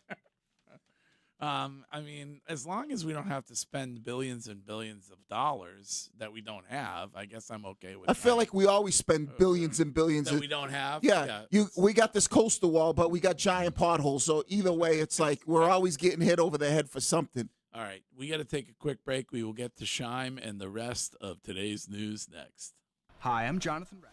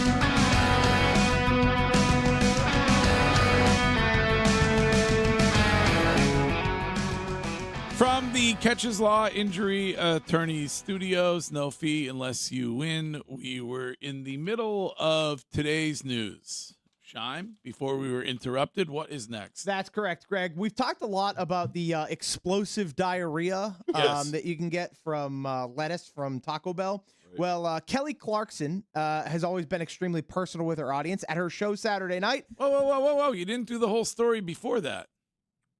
What do you mean? The FDA and the dispute over where the lettuce came from. Uh-oh. I missed that. That's a bad job by me. That's a bad job by me. Okay. I missed that. So the lettuce people are saying that they got a false positive on the parasite test, and the FDA wrongly maligned them. But the FDA is saying that it is still the lettuce company that is to blame. So now, theoretically, Taco Bell could have been branded to be the patient or location zero when it comes to explosive diarrhea. That might not be the case. And so it seems to be a dispute between the two of them. That's the news story. I mean, the Kelly Clarkson thing, I think is just of interest. I don't know if it's like a news story or not. But you can go if you want to go ahead and you can do it. What happened with Kelly Clarkson? Well, at her show on Saturday night, she thought she contracted the lettuce parasite the night before graphic detail. Oh, she explained this, so we can hear Kelly Clarkson. I don't know what's wrong with me. I don't know if I got that thing, that people like eat lettuce. I don't know what. Okay. But last night during the show, I was like, oh my God. And I get back to my room, and I have never been so happy there's not a man in the room. Bridesmaids ain't got on what happened when I was. I mean, thank God this didn't happen when the Tartan Army was here, or their whole experience in America would have been bad. Would you share it publicly though if you got it, or would you make something else up? You would admit it. I don't care. You don't care. Everybody poops, Greg. It's not a big deal. Okay, all right. Was Kelly Clarkson in Norwood? Do we know? We don't know if she was at the pub. If the Tartan Army was here for this lettuce outbreak, we would have had more of those bathrooms. Well, Bradfo credits the Tartan Army with the Red Sox resurgence. He believes that's where it started. Oh, is that where it started? Yes. All right. It has nothing to do with Roman Anthony and Marcelo Meyer being gone. Has nothing to do with Chad Tracy. What about the trade of Jaylen Brown? Has nothing to do with Jaylen Brown trade. Has nothing to do with the founder of Driveline being bounced out of Fenway Park. Has everything to do with the excitement of the Tartan Army. And maybe he makes a good case. Give Bradford credit. He knows what gets clicks. And when you mention Tartan Army, the podcast gets downloaded. 100%. So he's just going to be on that train forever. Yeah, 100%. Greg, lawyers for Pamela Smart, who's serving life in prison for orchestrating the murder of her husband by her teenage student in 1990. You remember this case or no? I was not alive. You were not alive. So no. Wiggy probably remembers Is this the one? Is this before your time, Curtis? Yes. Okay, she was a teacher. Who shows up to the house and shoots the husband, the Spanish kid? I don't want to laugh. I think you're tying together like 5 stories. Like I think maybe you have like an Amy Fisher in there, Joey Buttafuoco. No, not Joey Buttafuoco. So this was she was married. Mm-hmm. Husband was named Gregory Smart, and she was hooking up with a student. Right. And there was a murder. Right. And the belief was that she was the one who told the student to kill her husband. Right. So she is hoping to get a new she's been in jail for decades. Yeah, and she's serving life in prison, but she said she's holding out hope that her case will get a fresh look, but is losing the power to fight. Her father passed away last year, and her mother is currently struggling with dementia. We can hear from Pamela Smart speaking to WBZ. As the years have passed, as the decades have passed, it's become harder and harder to be hopeful. Yeah. I mean, I short of some new evidence or something like that, you're in jail for life for a reason. Yeah, you have to have like really important evidence to get them to relook at this case. Yes. Amy Fisher also in the news. That's correct, Greg. Let's keep with the 80s theme if we could. Love that. Amy Fisher's son is actually accused of microwaving a cat. My Lord. What? The adult son of Amy Fisher and his girlfriend are facing felony animal cruelty charges in the disturbing death of their pet cat Reaper. Brett Balera and Jennifer Armenti were charged in separate companion cases with aggravated cruelty to animals. From investigators concluded the brown and white tabby died from involuntary heat exposure.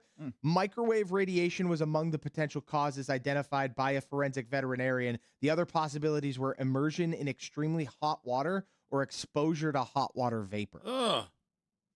That's giving future psycho killer vibes. Yeah. Like serial killer vibes. They were reported on by their neighbor, and by the time animal control employees arrived, Reaper's body was outside on the apartment's back patio, and the investigators found the cat inside a plastic laundry basket, saying the cat was stiff and positioned unnaturally. Oh, my God. Yeah. Lock them up. Certified. That's disgusting. Ugh. But, like, what possesses you to just not let the cat leave? Psychos.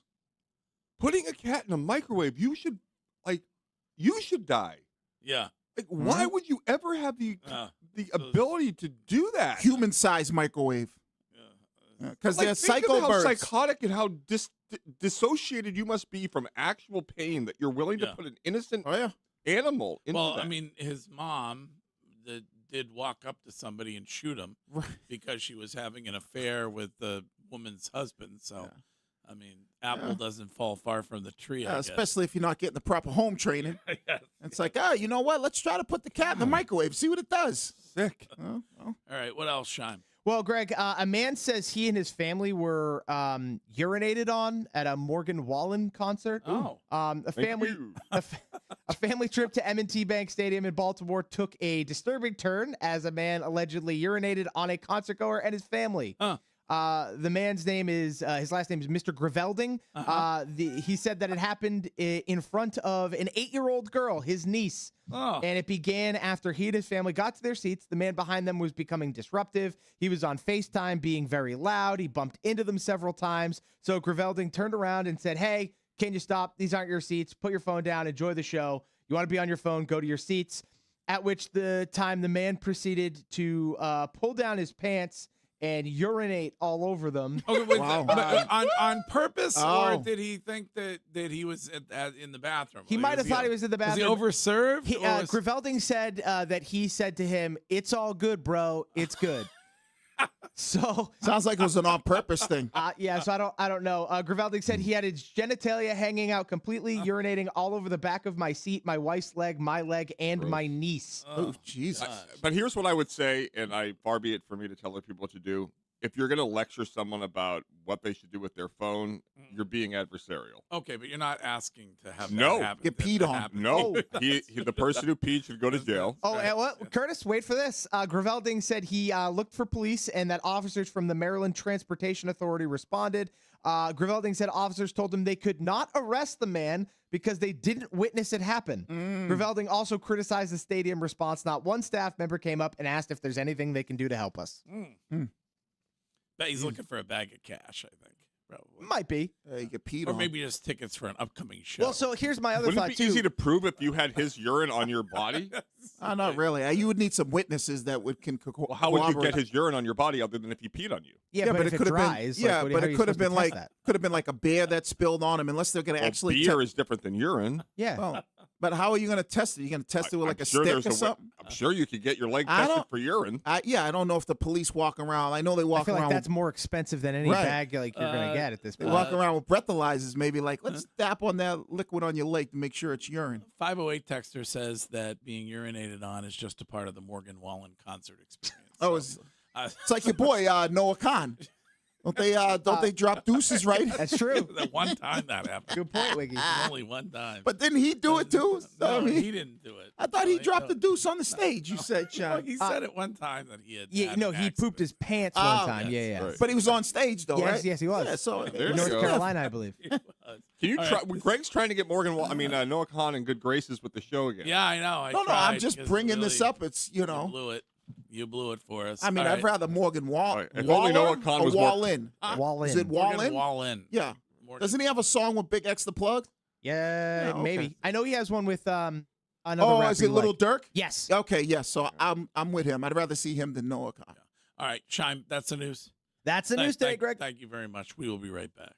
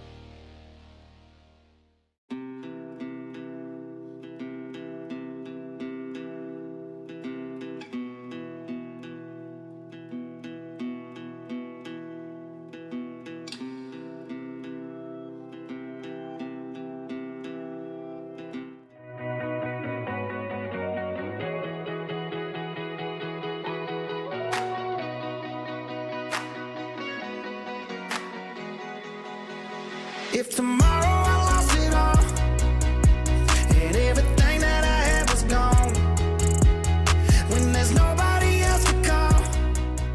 Red Sox, the winners of 14 in a row in an unlikely scenario. At least it was unlikely not so long ago, 2-3 weeks or so ago. Who could have imagined? And weather permitting, they will go for number 15 and an opportunity to equal the franchise record for consecutive wins tonight at Fenway. Speaking of the weather, Curtis, it appears your archenemy Jeremy Reiner has called the show after his tweet yesterday that you brought up. Jeremy, good morning. I didn't think that platform still had viability. Which one? This one, or which one are you talking about? Twitter X. So wait a minute. I'll put pertinent weather information out there, and like 4 people will see the post. Yeah. So I'm surprised it even took off. Curtis took umbrage. He took umbrage this morning with your tweet, which was something to the effect of "Red Sox win. Can't wait to hear what was it? Can't wait to hear what's." No, what I said was, and again, it was not at your show, by the way. It's the community, it's collective. Okay. Yes. But I said, tough day for Boston sports radio tomorrow. ... Sox win again. Very true. I see. Well, listen. I mean, I don't know if you. And I tuned in. I tuned in just after you texted me, and I heard Joey Buttafuoco. Yeah. Some poor cat who lost its life, Taco Bell and Kelly Clarkson, so now maybe that's a routine segment, but it's like, yeah, there you go. There's nothing about the Red Sox right there. Well, you don't. I mean, you don't get those kinds. No offense, but you don't get those kinds of stories on Channel 7. No. I mean, I don't. That's true. I don't. No. I love some Joey Buttafuoco. We're chasing sharks. I don't see them there. Kelly Clarkson dumps on diarrhea coming up next. Right. Oh, that's right. Yeah, the guy that went to the Morgan Wallen concert too. Oh, that was not fun. Hey, by the way, Jeremy, good to hear from you. Tonight, I don't think they get it in. What do you think, Red Sox? I agree. I think it's going to be a tough one because I'm actually looking at some stuff now for the guy where I golf. The guy has a golf league, and so he's asking me about the storm chance tonight. And it looks, I think that window between 4 and 8 p.m. That might scattered be showers and storms. Might be brag of the week right there. But go ahead. That's a sick brag, bro. Ain't no humble in that brag. No. How's the golf game? It's dude, it's up and down. It's like my scorecard on Saturday. I had a match, and we played match play, which is you go by the holes you win, not the score, if that makes sense. So I don't know how. So anyway, I lost the match by 8 strokes, but I won the match because it was match play. I won 1 up. So because my scorecard was like 3s and 7s all the way across the board. Yeah. Like there was no consistency anywhere. So go big or go home. I went home a few times, but it's all right. How about yours? Well, it hasn't been so good lately, and I have a big match with Scheim on Friday down at Lake of Isles. So, that's right. Yes, I saw that. Yeah. So I don't know. How's the weather looking for Friday? I think it was perfect. I don't know what Curtis is seeing, but I'm seeing after some storms this afternoon tonight, which unfortunately could affect the Sox. Another round possible tomorrow. It should be good thereafter. Thursday, Friday, Saturday. Yeah, looking probably great. Sunday. All right. Yeah. Well. I'll be surprised. You know what? I will say this about the weather. Like, this is an El Nino summer, and they're normally known for rainy, wet summers in New England, but it has not done that at all. I'm a little baffled, to be honest with you. Maybe August will turn wet. I hope not, but yeah, Jeremy, I'm looking first half. I'm looking bullish for a mild winter with this El Nino. I don't know about you. I am too. Yeah, I think it's going to be a super Nino. So if you want to place the over under on snow at Brady International, well, if we put it at like 35 inches, I might take the under. Under all day. Yeah, totally. I'd smash the under. So, all right. What say you, Greg? All right. How's everything in Stowe? It's good. The Dunks is still here with us, so we appreciate you for that. Yeah. The apples are coming along nicely, so we had a good win. The peaches are rolling in soon, so It's good. Life is good. You know, it's kind of the downtime of the year right now for the meteorologists. That's why I'm taking shots at the sports guys. Yeah, right. Well, we appreciate it. And any attention is good attention. So appreciate it. It's great to hear your voice. And so you do How's Courtney doing? When's Courtney back? Courtney is back on Monday. Oh, okay. Yeah. Awesome. Shout out to Stowe, too. I learned some information about Stowe over the weekend thanks to social media that I didn't realize back in 1926 that he was the first black-owned golf course was in Stowe, Mass. Really? Yeah, Mapledale. Yeah. Which is now Stowe Acres, yeah. Yeah, I didn't realize that. So shout out to Stowe. Really? Yeah. Yeah. I mean, yep. That's a Boston public school education right there. Wow, very good. Took me a long time to learn that. Right. You weren't in Boston public school when you learned it, but okay. Social media brought Here's it to another me. one for Stowe, too. Here's another one. So 1918, right, when we all heard 1918 and the Cubs and the Red Sox? Yeah. So the Cubs manager at that time was Fred Mitchell, and Fred Mitchell had a farm here in Stowe. Really? And there's a little pathway, a little road not far from where I live. It's called Mitchell Lane. Yeah, Fred Mitchell. Wow. Well, you know, Babe Ruth lived in Sudbury at the time. Really? That he played. Yeah. Right next door. Yep. So, Is the pianos? And I heard they're like they were hooting and hollering one winter night, and they took his piano out onto a little pond, and yes. And they just left it out there. Then they never got it in the spring, and then the pond melted, the ice melted, and the piano went down. Did they ever recover that piano? You know, I don't know. There was an attempt to find it. There was a whole big thing trying to reverse the curse of the Bambino. I don't remember. It was global warming. That's I don't. I bet that thing costs a lot of money if somebody can get to the bottom of it and get it. Wow. I know. Yeah, every time I drive by there, I'm like, well, that's a side. Get the scuba gear. Right. Steve Cooper. I think Tom Brady is doing some sort of a collab with the Science Channel to try and scuba dive down there and find the babe's piano if he can. All right, Jeremy. All right, Jeremy. Jeremy, great to hear your voice. Thank you. There's all right, boys. All right. Be safe. That is the great Jeremy Reiner from Channel 7. He's an actual meteorologist, unlike Curtis. Oh, that's hurtful. And so, but it is. Listen. You commented briefly on Tom Brady earlier. Mm-hmm. It is indeed a fact that he is currently negotiating with the WWE for some kind of a match with Logan Paul. Wow. So that was speculated a lot on this show yesterday, and so it sounds like that will be coming in the near future if they can agree to terms. Yeah, I mean, believe me, they're gonna have to pay him a nice piece of change, which the WWE they have a good amount of money, but. I know the whole thing of like people are like, oh, this is killing Brady's legacy. He's giving guys the middle finger at World Cup game. He's slapping people. I mean, I think it's more of like Tom just having. Nobody said it's killing his legacy. Certainly I didn't. I said that he's making an ass of himself. Oh, yeah. There were some people I saw like it's not a good look for his legacy. So maybe it's not a good look for him. His legacy's intact. Right. I think it's not a good look for him to be doing this. He looks like a complete and total moron. Yeah, I don't. Doesn't bother me. I think, like I said, he's trying to make money. I think this is another opportunity. He's not going to turn away any opportunity to make money, and so I got no issues with that. I mean, does he really? You said when he was a player, he was like this. When he was a player, he brought his offensive line on city card No, but ads. he was more into the having fun stuff. Like he didn't. This is something that you look and go, wait a second. All right, Tom Brady doing WWE. He looks like somebody that's willing to have fun. He's giving Logan Paul the middle finger at the World Cup game. It's like, that's the Tom that I used to know, not the one who's walking around with an $8 million watch on his wrist and, hanging out at all white parties with Tiana Taylor and no panties, which that's not bad all white party to go to. You're going in so many different directions. I think he had a very expensive watch on when he was flipping off Logan Paul. But he looks normal, though. He doesn't look normal. Yeah, he does. Do you guys think he looked normal flipping off Logan Paul? I mean, it was weird. Not really. No. Listen, Wiki, this is interesting. Slap. So it's an interesting take from you, which you think he's just trying to have fun. Yeah, he's trying to have a good time. I will say that I literally just got a text from our guy, Mark Lewis, saying, has it occurred to anybody that Tom Brady is finally trying to have some fun while finding new ways for people to like him outside of sports? Right.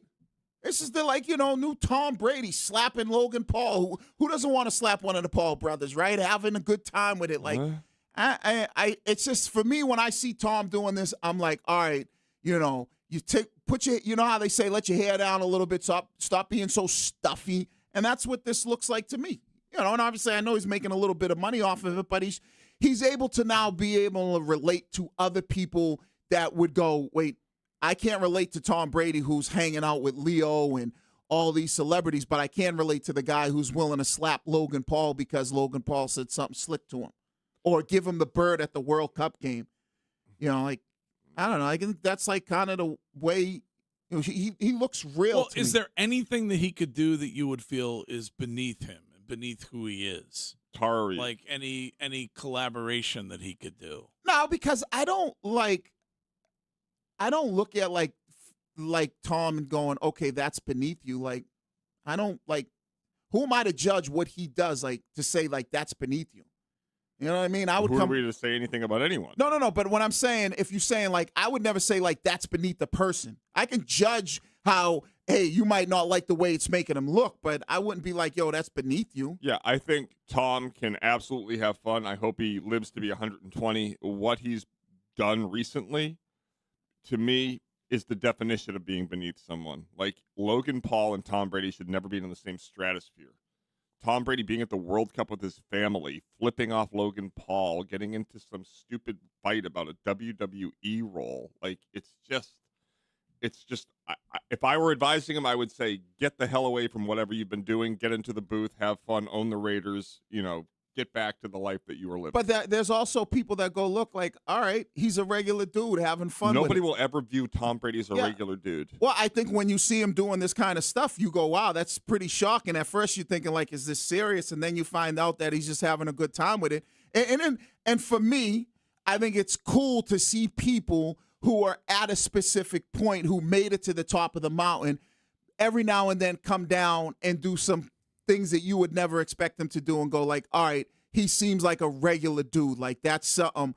And I guess there are people who now hold him to a different standard and look at him differently and say, Tom, don't do that. That is beneath you. But I just feel like it's showing him to be. But what regular guy gets on WWE? Like, it's nothing I think regular. a lot of them. What do you mean? Like we talked about it yesterday. Lawrence Taylor was on WWE. Yeah, he's not a regular guy. He's the opposite of a regular guy. But the people who watch WWE are regular guys, regular people, so it's like more the people that watch the NFL are regular people. I know, but to see him outside of his element, to do something different.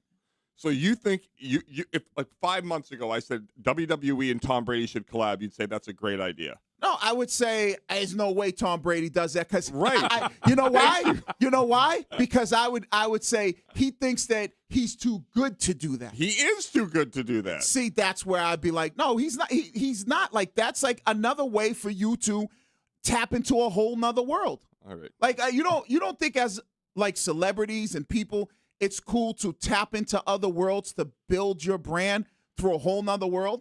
Yeah, I don't think that his brand needs the WWE at all. At all.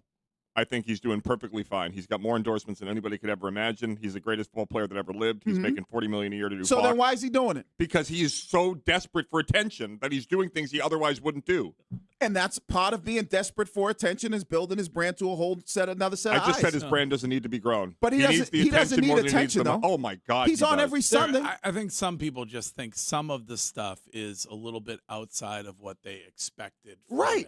It's weird, for sure. It's like 11 o'clock today. He's on the Food Network making a casserole with Salt Bay. Right. To be fair, would it be weird if he was with Bobby Flay? Like, I feel like they'd be on TV together. Because you know why, Greg? And sick brag, but that's how Tom used to be. Like, him doing that stuff, you wouldn't see it like, oh, that's how Tom is. He's funny. He likes to have fun. He's a jokester. The weird stuff is when you see Brady hanging with people, you're going like, bro, like, who you, like, you're hanging with like Leo and you're hanging with when was he hanging with Leo? No, I'm just using that as an example. Like when you're hanging with Kim Kardashian and you're hanging with all these like mega people, and you're like, and then you're like, bro, that's kind of not how I remember you. You think this is exactly who he's always been? Yeah, you know. And then he gets to a certain element, and his circle has to get smaller and smaller and smaller because he knows, like, people are always going to try to take advantage of him. And so he starts hanging with a group of people that are on the same kind of financial. Yeah, but WWE's not taking advantage of his fame. What are you talking about? I'm talking about people in his inner circle. So you think Logan Paul and him are going to be buddies? No. But this is the Tom that I remember, like the guy that would hang out, have a good time, But he wasn't Tom then. No. But this is who he is. And then he got to a level where he had to change for people because he got into a different tax bracket. Does he strike you as someone who's comfortable in his skin today when he's slapping Logan Paul and getting out of a casket and selling Pizza Hut? No. He seems like when he's slapping Logan Paul and he's giving him the bird, that seems like the Tom Brady that I remember. That looks nothing like any. He looks so fake doing Very it. interesting. Wiggy. I'm talking about when you hang out with the guy. No, I know, but have you seen the video of him doing this? Yes, Does he look organic or does he look totally fake? I think when I told you when I saw him giving the bird at the soccer game, that's the Tom that I know. That's like the Tom that I remember, the guy that would do that. Very interesting. All right, we will be back in exactly 2 minutes, no longer, with more of today's show.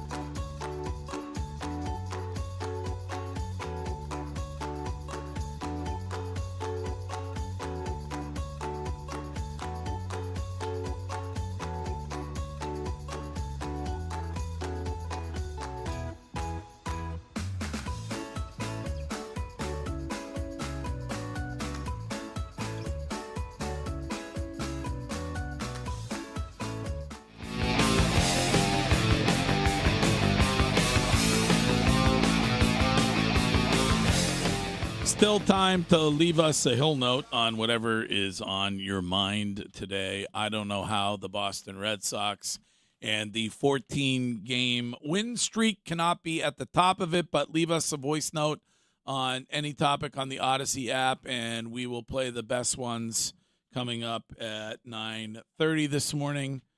A texter is suggesting not enough appreciation for Jeremy Reiner and the smashing the under comment, and maybe we did not give him his just due on that.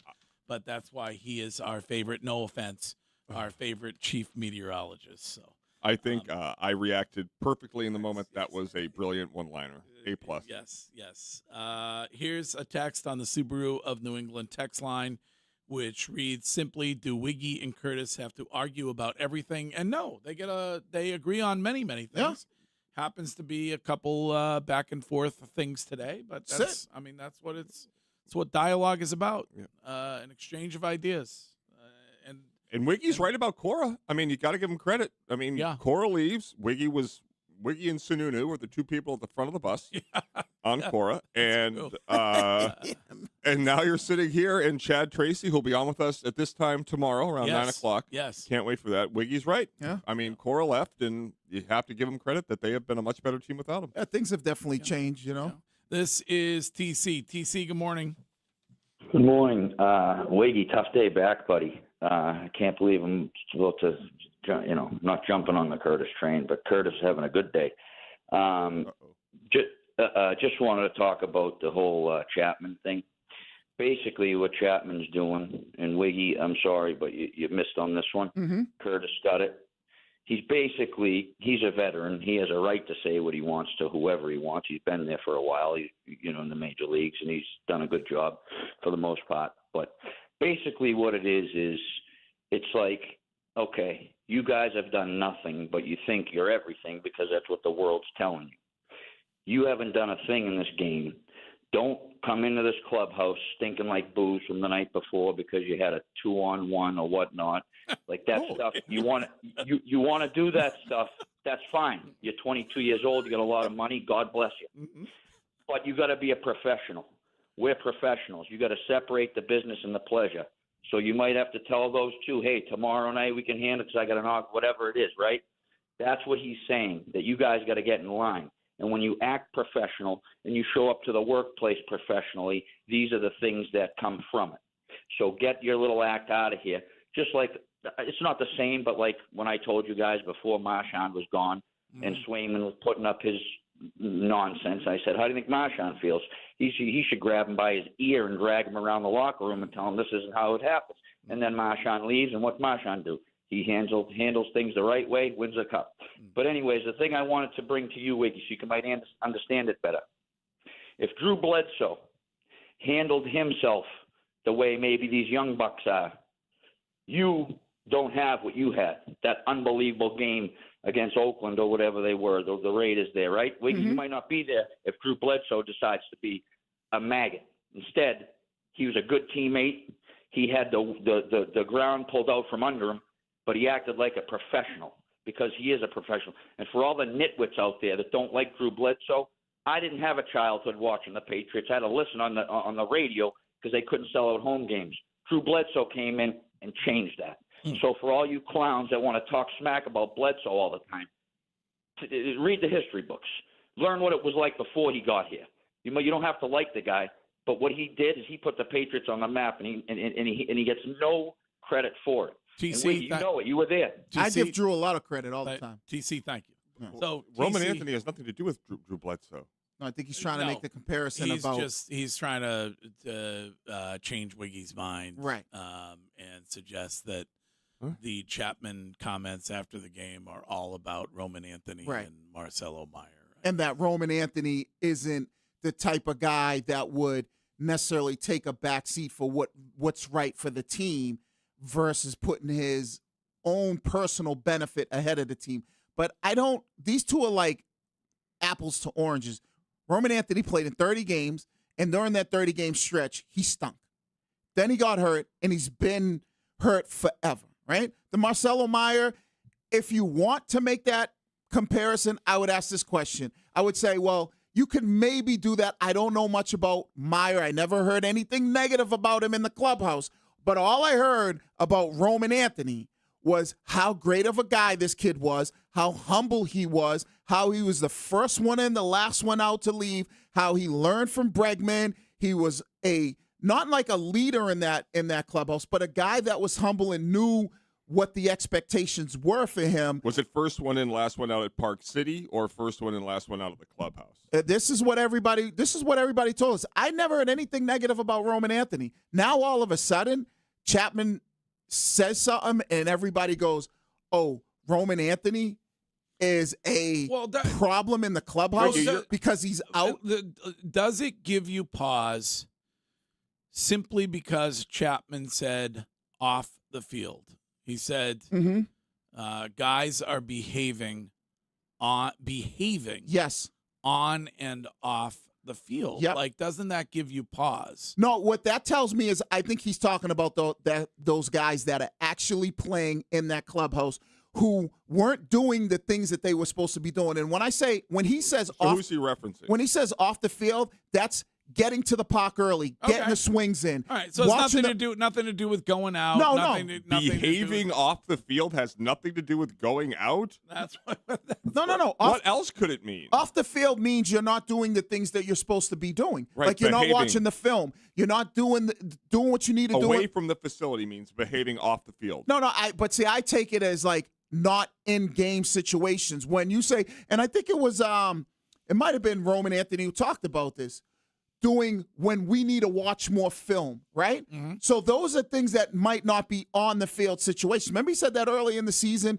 we got to do a better job of maybe watching some more film, getting some more swings in. Like, to me, those are the things off the field, right? What are we doing? Because other than Roman Anthony, and what has Roman Anthony done off the field? There was a misdirection from the camp of Roman Anthony or someone, or the Marcelo Meyer Roman Anthony orbit that said that the comments from IKF were related to analytics.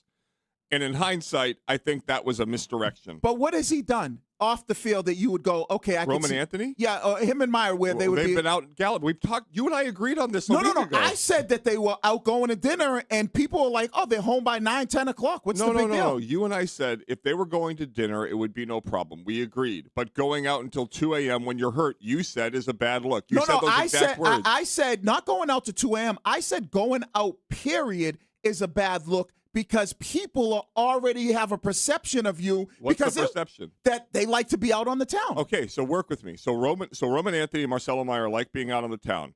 The organization has had this renaissance in his absence. Aroldis Chapman, IKF, and Wilson Contreras have all in different ways discussed the vibe, the issues, the commitment in some capacity. Mm-hmm. That, to me, is overwhelming evidence that what they're discussing is that for whatever reason, it didn't mix well with Roman Anthony this year, that the absence of him and Meyer in and out has benefited the team. I don't think that is a leap. I don't think that is crazy to hear, because if we're all being totally honest, when we heard that quote from Aroldis Chapman, we can play it again. Yeah. We all had the same reaction. Yes. We did. Wiggy said that's bad. That was your first reaction. Yeah, because he was talking about the team. I didn't take it as in Roman Anthony. Okay. Because we had this conversation, Curtis, last week, and we talked about it. And, Greg, I think you were on the side of, like, no one ever said Roman Anthony was running the streets till 2 a.m. No. That started weirdly 3 weeks ago. Right. 3 or 4 weeks ago, whatever it was. And I've never heard that argument about him. Right. Never. Oh, the only thing that I said. Now, you bring up the Park City thing. There are people who have on social media said there was some tab issue or something at Park City. No, right? not an issue. He picked up the tab. He picked up a tab. I mean, I'm the last person to be out at last call. I have no idea. Oh, okay. Yeah. So he was out at Park City, and it was late night. Okay, so I didn't know the Park City situation. I mean, I don't either. That's just a rumor on the interwebs. And the only reason why I said the Roman Anthony, Marcelo Meyer thing, is I do like everybody else, is I don't think these guys are all over the town, but the perception that and I throw myself into this, that we've painted of these two young kids is when they were going out, having a good time, and they were out with all the, the girls and stuff like that. So we have painted this picture of them. And so instantly when nobody has worked to paint it the other way. Nobody in the organization, teammates, management, anybody. Well, Breslow did. Yeah. What did he say? He said he didn't care. He should go out to dinner. They could care less where he goes. I'm saying the organization, as in the players that he's with, talking about the way the organization effed with him with his injury. The conversation that we have heard now through IKF, Wilson Contreras, and Aroldis Chapman, all doing at the bare minimum, allowing Roman to sort of float out there, not making it clear what it is they're talking about, because, Greg, you and I did not talk about it. We didn't hear that cut until we heard it live. Yeah. We had the same reaction. Yeah. And I think the vast majority of the people listening to it had a similar reaction. That is a wild audio clip to hear from a guy after your 14th straight win to bring up people that aren't there. But why would they have to defend the guy when we heard from all these guys? Because it happens all the time. No, but when we heard from all these guys, they talked about how Roman Anthony was such a great teammate. Right, in the spring. We're talking about months later now. So what changed in the 30 games he played in? That he hasn't come back. That the teammates teammates think he was healthy enough to play. The players are playing through far worse. But that's a different thing, though. So you're saying his teammates... It's all the same. No, you're saying his teammates think he's soft. Well, yes, I said that, and you said, oh. No. You said he was soft. I did. You said I was crazy. No, you said he was soft. Yes, and you said I was crazy. Yeah, because you're saying it, but you never said, until this very moment right here, you never said that you believe his teammates think that he's soft, too. Of course they think he should be back.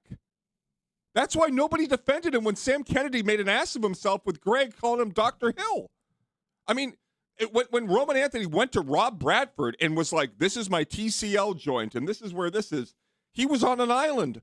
If that's anybody else, people are out there saying, this is absurd. Why are you on him? Like, it's insane to me that nobody on the roster has said a word in defense of his toughness. So how come you're the only person? I have never heard this argument or this view, I would say more an argument, but this view from anybody else into you.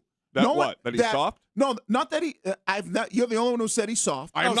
Some people do say that. But Curtis. Yeah, I'm talking about Curtis people was early on. I'm talking about like people that Curtis is on the radio. Not necessarily a Roman Anthony fan. I mean, you've been pretty. I loved Roman Anthony when I met him. No, but I've never heard where any other athlete in Boston that has this trajectory where they're expected to be the face of the franchise, they hurt their pinky or their ring finger, and it's now 3 months later. No, but I've never heard any other person in the sports talking world say that Roman Anthony's teammates think that he's soft because they don't defend them. Yeah, I don't know. That's my opinion. No, I'm not saying it's not your opinion. I'm just saying that's the first time I've heard that. All right, we got to take a quick break. We will be back in 2. By the way, people are always texting in going, these two can't stay. They love each other. Please. It's a good conversation. It's a great conversation. That's what we're here for. We're from two different worlds, and we still outside each other. You're fine. Which world are you from? You're from the East Boston. Through Brooklyn world. Yeah. I'm from the world where I just don't give a F. Yeah. I give a big F. Yeah, I don't really care. Yeah, all right. I saw a big story yesterday about an East Boston sailboat that had the record for the quickest trip around the world. Really? That was built in East Boston. Wow. Good job, Did Wiggy. not know that. No? Well, was Wiggy involved? He was. All right, we are back in exactly 2 minutes, no longer.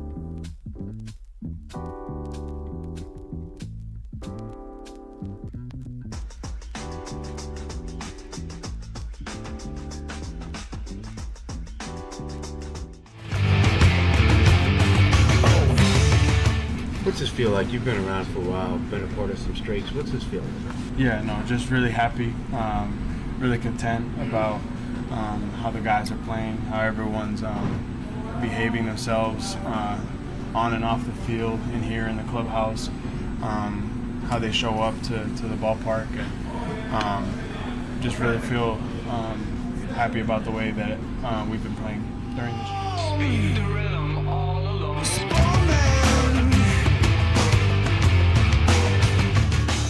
Those are the comments from Aroldis Chapman that Curtis has turned into a federal case, as we used to say in the 1970s this morning. And this is the Greg Hill Show, and we are going to get to Hill Notes coming up in a little bit. This is Zach from Bridgewater. Good morning, Zach. Good morning. Wiggs. Yo. What's up, man? What up? So why do you think Roman is not going out? Have you seen anything that, like, people are saying that he is? Because I know that he is going out. My cousin works at a bar in Boston, and he shut it down during the Yankees series. He had 19 night.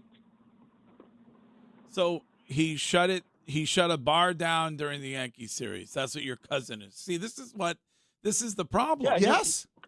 So Wiggs, he works at the bar. I was over his house last night watching the game, and he goes, "Yo, Roman was in the place." It was a club. It was a whole club. He had 19 nights and shut the whole place down. I was like, "Oh, that's not good." I know that he did that, and then you're like, "No, he's in by 9, but I know that he's out, and I think that sending him down to Fort Myers is the perfect thing." I thought he was down in Fort Myers during the Yankees. What did he say? The Yankee series? Yeah, he said Yankee series. I don't know. So that's the point. You see the perception, and I had said, and for me it was a bad look, even if you were going to dinner, because the perception of Roman Anthony, and probably wrong, but we've already painted, and when I say we, people in the media, fans and all this, we've already painted this picture of Roman Anthony and Meyer that they like to be out on the town. Even though we don't know them, I don't know Roman Anthony from a hole in the wall. The only time I met him is when we had him to do the interview. Yeah, and we had his sister on. That was a big mistake. But we've painted this picture of him to being out on the town. So here's another kid who says, "Oh yeah, Roman was shutting the club down during the Yankee series." Well, he's not saying it. His brother who works at a bar is, or cousin. But see, this is the thing that we get into the world. So when Chapman says, "Hey, we got to make sure we're doing the right things on and off the field," it all points to one guy, because the picture we've painted of this guy is, he's outside. I haven't painted that picture. No, not you, but like. I mean, I don't know why the picture has started to be painted. Because the organization said the clubhouse was too small for Roman Anthony to be there, and they sent him to Fort Myers in July. That is why anybody with a ability to utilize an element of logic would come to the conclusion that they were trying to get the guy to a different location for whatever reason. Maybe Wiggy's right. Maybe because wherever he goes, it's this little, this petri dish where everything you see is in this big.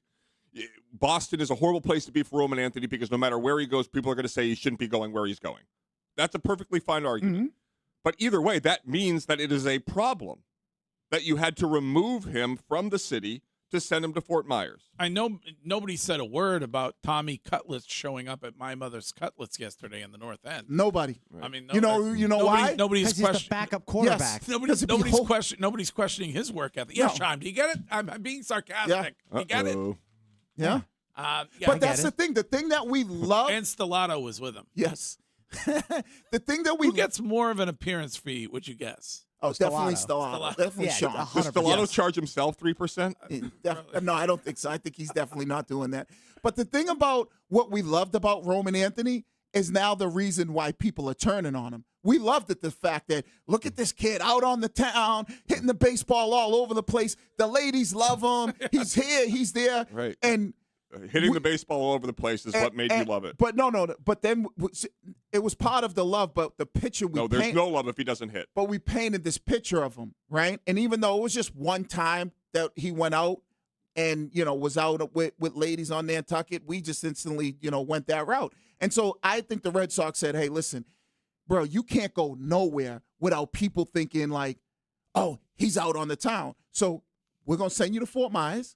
Out of sight, out of mind. You're not playing. Is people are always, when you're coming back with the injury, the whole thing with probably when he's out, he probably can't even drink with the ring finger the way it is. Right. He probably uses the other hand. Probably can't grip a glass with that. Let me see how honest we can be.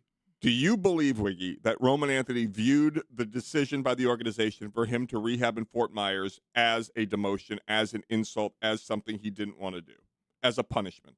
I believe that, yes. As a punishment? Yes. Yes.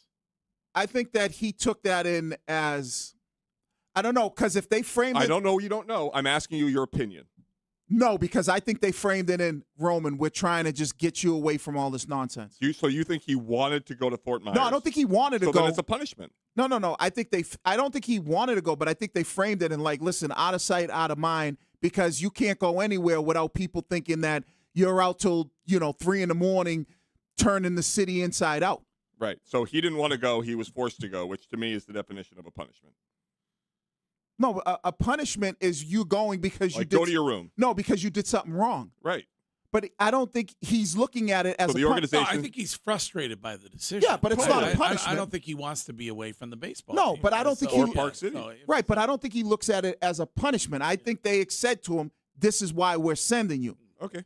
Texter says you're a part of the problem, Curtis. Oh, crap. You are a part of the problem when it comes to Roman Anthony. You have to be more specific. And his reputation. All right, we are going to be back with your Hill Notes next. Last season.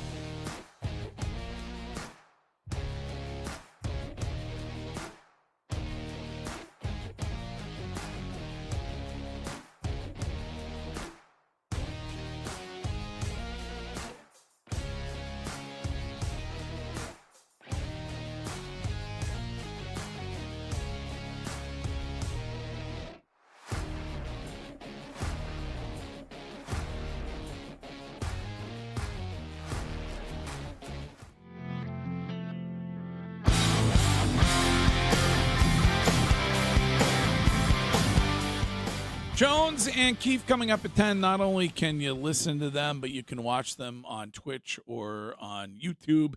And this show is brought to you on Twitch every day by Springer's Jewelers. If you are diamond shopping, then go see them in tax-free Portsmouth, New Hampshire.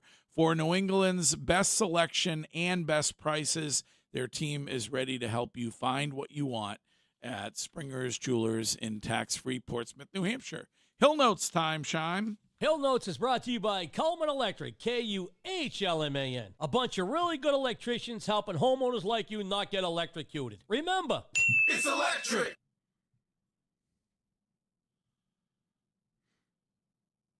Sorry, I don't know why there's no audio there. It's the same track. Greer Hogdale. Of watching Braveheart. Hold on. We'll start it all over again. Don't start it halfway through. I didn't. I was starting at the beginning, but I don't know why it was. I hit play, it was moving, and there was just no audio. This is fun. I love this place. Let's try this again from the top. Let me tell you something. It is a poor carpenter who blames his tools. Well, Greg, when you preview it 4 times and you have it ready to go, and I do this every single day, you would expect it to work, and it didn't work. If you tee off on Friday and your ball goes directly into the water, will that be your fault or the driver's fault? No, that's a me fault. That's a mechanics issue. This was not a mechanics issue. This was a mechanical parts issue. Okay, all right, John. Of watching Braveheart, except in reverse. So when I watch Braveheart, I always like the first half, and then once they get into the second half of Braveheart, I kind of lose interest and I don't want to watch it anymore. But the Red Sox kind of had me in the first half of the season thinking, I don't want to watch this anymore. But now, obviously, I kind of want to watch it some more. Keep it real. I mean, it's an extraordinary turnaround. It is crazy to think. I would have never expected it. I don't think there's anybody that would ever expected it to be like, all right, you're only 6 games behind in the division. Like, to look and say you have a legitimate chance, especially depending on, what you do at the trade deadline, to win the division. And I would ask this question, and maybe this is something I don't know how we can word it to Tracy, but I'll just ask people in general. And Curtis, I would ask you more than anybody because I feel like you might be the person that would lead this charge. Would you then sit Roman Anthony for the rest of the season if he was healthy because of concerns of there being chemistry issues? Yeah, I don't think that he's ready to play. He wants to be 100%. He doesn't view himself as 100%. No, I'm saying if he is. If he's viewed If he says he wants to play, no, I put him in the lineup. Okay. All right. If he's ready. On your 2-minute quick break, I can only picture a Robert Stack airplane moment with Greg Hill leaping out of his chair, running down the hallway, throwing saleswomen out of his way, getting to the men's room, yelling, "Talent on board! Zip them up! Get out of the way! I need a urinal!" How close is that? Well, it happened once. It did happen once. Generally, I wait till the longer breaks to do my business. I love this building. The other building had more convenient urinals. Oh, yeah. The bathrooms were much closer. Hey, Greg, I don't know if you're trying to get into Shime's head this week for the match 2, but you're really riding him hard this week, buddy. Lay off a little bit. Yeah, maybe I should take it easy on Shime. He's doing his best. Red Sox have won 14 in a row. Doesn't give me much to complain about. Damn you, John Henry. Damn you. I'm assuming that we will see John Henry around very often second half of the season, right? I hear he wants to do the front office report. Oh, that would be great. I would love it. Via email or actually in person? We could have an email and then Fitzy could read it for us. Yeah. Great question from Texter. Has an interim manager ever won Manager of the Year in Major League Baseball? Good question. Wow. I don't know. That is an excellent question. But Yeah. Guy should be in the running for it. Him and Don Mattingly. Yeah. I mean, they ought to just give him the manager tag. He's done an extraordinary job with the ball club. I say we get it done tomorrow at 9 a.m. Yeah, we'll talk to him about that tomorrow. What's a mime look like when it has sex anyway? It's like, I'm a mime.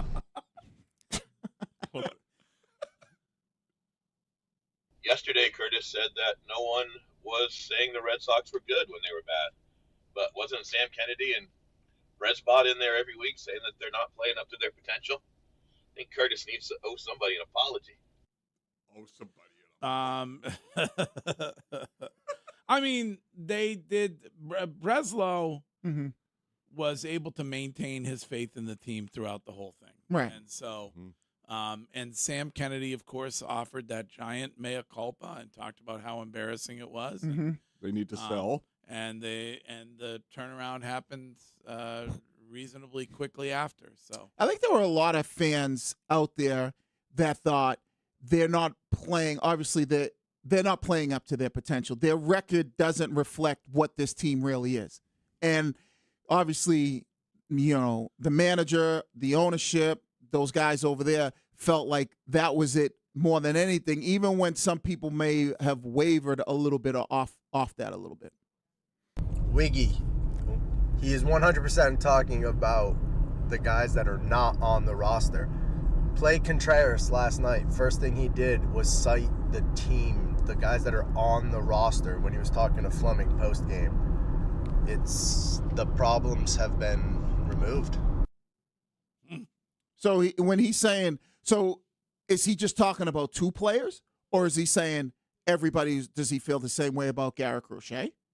He's not been playing. So is it just Roman Anthony and Meyer, or is it Trevor Story? Well, nobody says anything about, and they shouldn't, but I don't remember, was Baseball Brett or somebody brought up Garrett Crochet, and he's out and about doing things with Sam Adams and selling his beer. Mm-hmm. I mean, I don't, nobody says anything about that. Because they probably get along with him. And he's but also, Garrett Crochet has proven that he can do it at the MLB level. Right. Again, winning and performing cures everything. When Garrett Crochet is on the field, he's awesome. Right. So they don't care. And it's not part of the perception of Garrett Crochet. He's not somebody that you look at and go oh, we see him outside all the time. Well, no, but up until he didn't come back from the injury as quickly as some people would like, the knock on Roman Anthony was not that he was a partier. No. I'm not saying that was the knock on him. But how do you think Garrett Crochet feels that Baseball Brett's on this station saying, well, Garrett Crochet was at a bar last night? Not exactly ingratiating him. He's pointing out that the two of them have been gone for quite some time, and it's only the question, when it comes to being soft, it's only Roman Anthony that is brought up. Right. And when it's brought up of being out, it's only Roman Anthony, because this is the perception that we've built of this guy because of one video of him walking. I don't know where is that, Nantucket? And so we're like, oh, that's who he is. And I think with Garrett Crochet, we've never had that perception built of him. Yeah. Right? So that's why he flies under the radar. Somebody in the Twitch chat is enraged that we were suggesting manager of the year. I don't know. Is that a ridiculous thought? Is that why wouldn't it be? You've won 14 straight games. Chad Tracy took over a team that was failing with Roman Anthony and Garrett Crochet, and they have lost players, and they're playing the best baseball, potentially the best streak in the history of the franchise. Why wouldn't he be? Yeah. I can sum up how I feel about this Red Sox streak in 3 words. Even though Mego said it best, I love it. I love it. I love it. That'll do it today, Greg. All right, Shime, thank you. Great job. Oh, excellent. Fantastic job. Look out, Lake of Isles. Unbelievable. Yes, don't forget, match 2, Friday, Lake of Isles. We'll be down there Thursday night for a pregame. Can't wait. Sounds like we're going to go somewhere in Westerly, Rhode Island. That's where everybody says we need to go. A beach community, and maybe we'll be at the Andrea, the beach bar. Who knows? But we will be right back.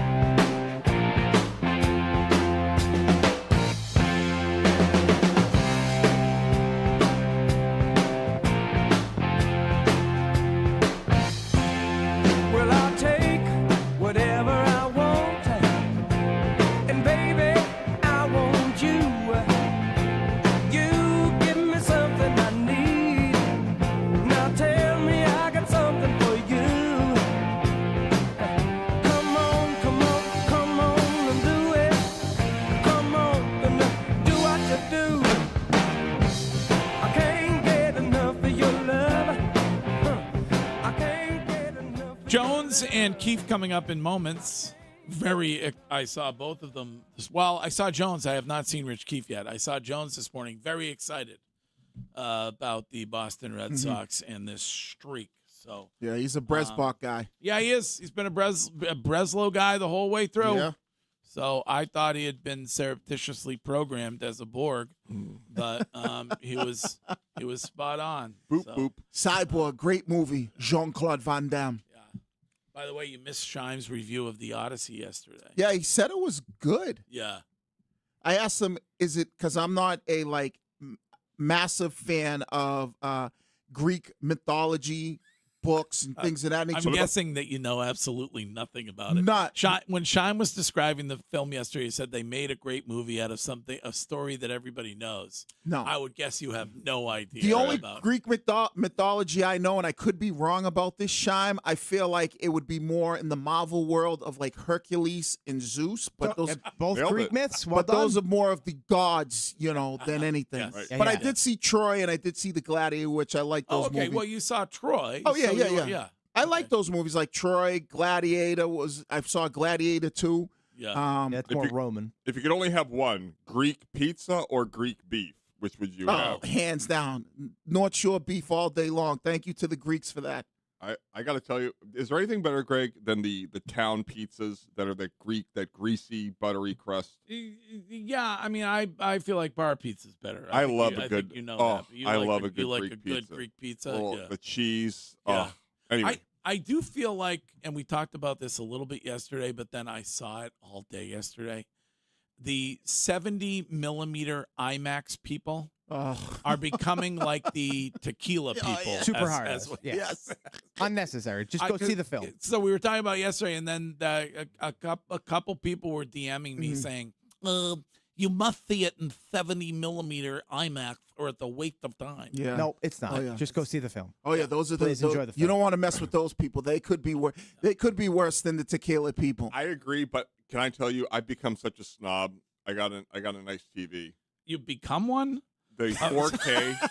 More of. Yeah, the TV snob. Go ahead. I'm with you on this world. The 4K is so Spectacular. unbelievable. Like the sporting events that don't have it, like the Open didn't have it. Like I go from the World Cup in 4K, which is unbelievably great. Why isn't everything in 4K? I don't know. Once you go there, you can't go back. Yeah. It's unbelievable. The 70 mm, and I guarantee you, the people that say they need it, they couldn't tell the difference between the IMAX. Well, I don't know. You probably can tell. Yeah, because it's Sean, bigger. Tom, why are you shaking your head? I can't hear you. Sorry. You can tell the difference because it cuts off a certain amount of the frame. Yeah. Did you see it in 70 mm? I saw it in the poorest possible version, and I low-key regret it a little bit. Oh, you do? Yeah. Because the screen is like, that's been like a big thing that like the whole thing, the screen is bigger and just though you get to see more of the actual filming of what they film. Yeah. It's like a good repetado. Yes. Oh, that movie is so good. The more I get away, the farther I get away from watching that movie, the more I love You're it. going to go see it again? Probably. Really? Yeah, I said that Like to my soon? wife yesterday. Yeah, probably this sometime. Really? Yeah, maybe this weekend or something. See, I'd be hard pressed to. I don't think I can name a film that I saw in the theater and then went back within a week or 2 weeks. Yeah, I'm with to you on see that it one. again. Yeah, I I'm with you on that one. I do that every once in a while. Like a really good film, I will definitely go back. Like Cannot double Endgame, dip. I did that when I. Really? When And I isn't it almost 3 hours? Yeah, 2 That's hours, a lot of 50 time minutes. on your plus all the golf you do and the coaching. Yeah, Oh, it's where school's not in session, Curtis. I don't got that's coaching true. until the fall, so we're good. Smart move. All right. Got some extra time. We got to go. Shime, if you could. So thanks for being here this morning.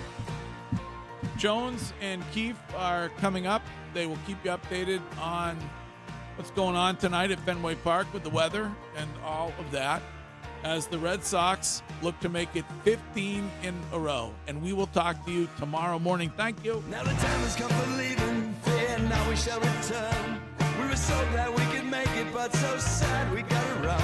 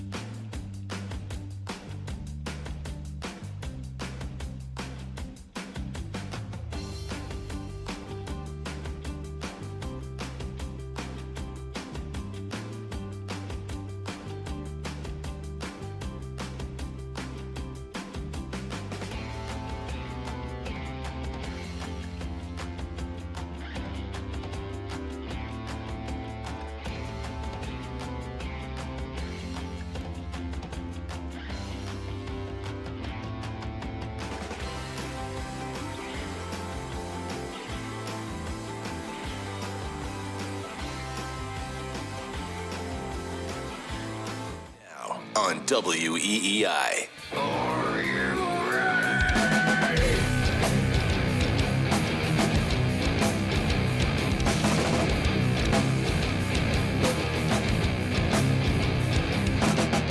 Are you ready for a Jim Rice 14 wins in a row, Keith? Boy, 14 in a row? Hall of Famer Jim Rice.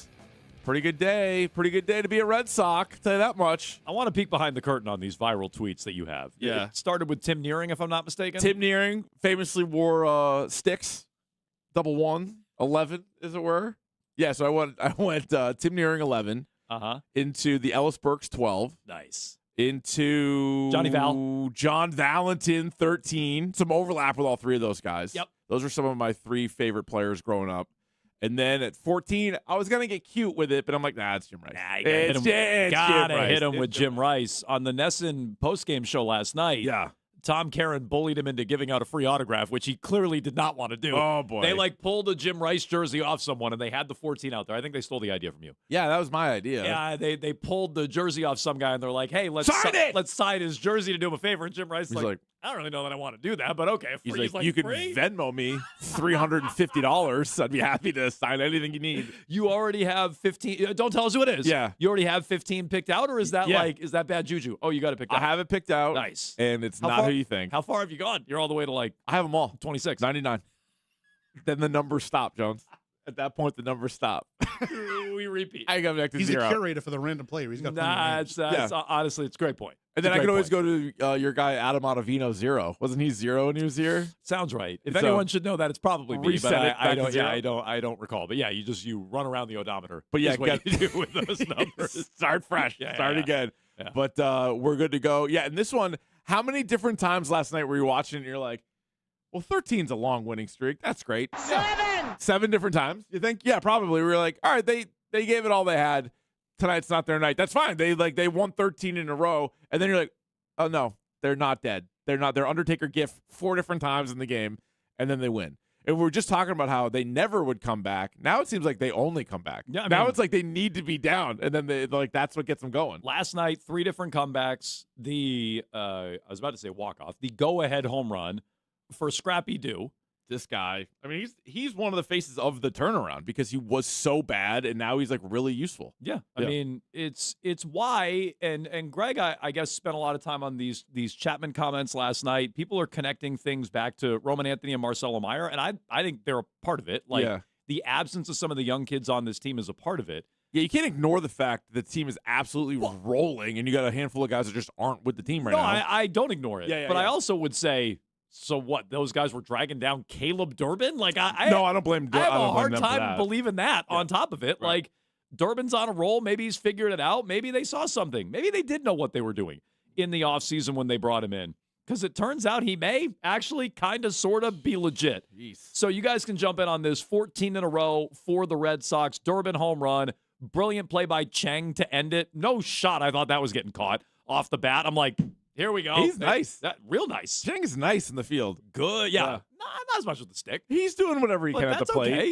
He's throwing the leather around out there. But that's the thing. If you're going to be like a defensive specialist, if you will, make it shortstop.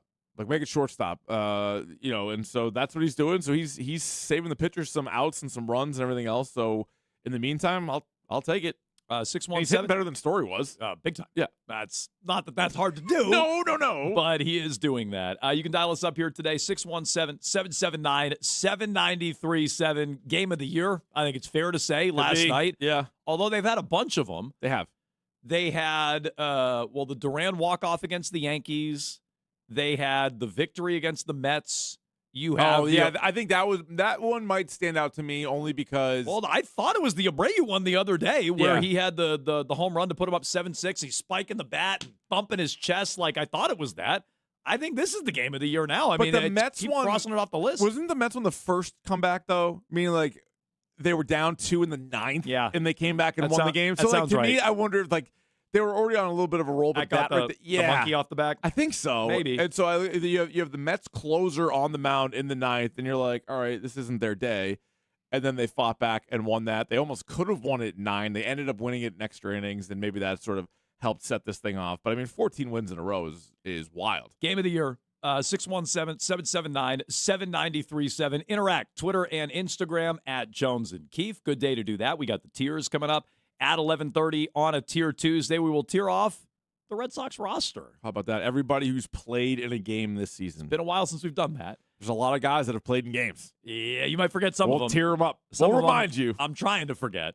well. But we'll remind you with the tiers All right. at 11:30. We got a Key for Madness for you today at 12:45. You can watch and chat twitch.tv/Boston WEEI. Always, and I mean always, a healthy chat going on Twitch.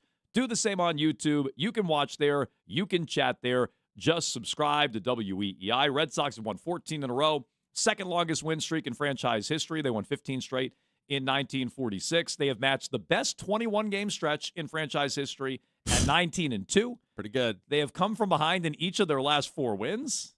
Nice.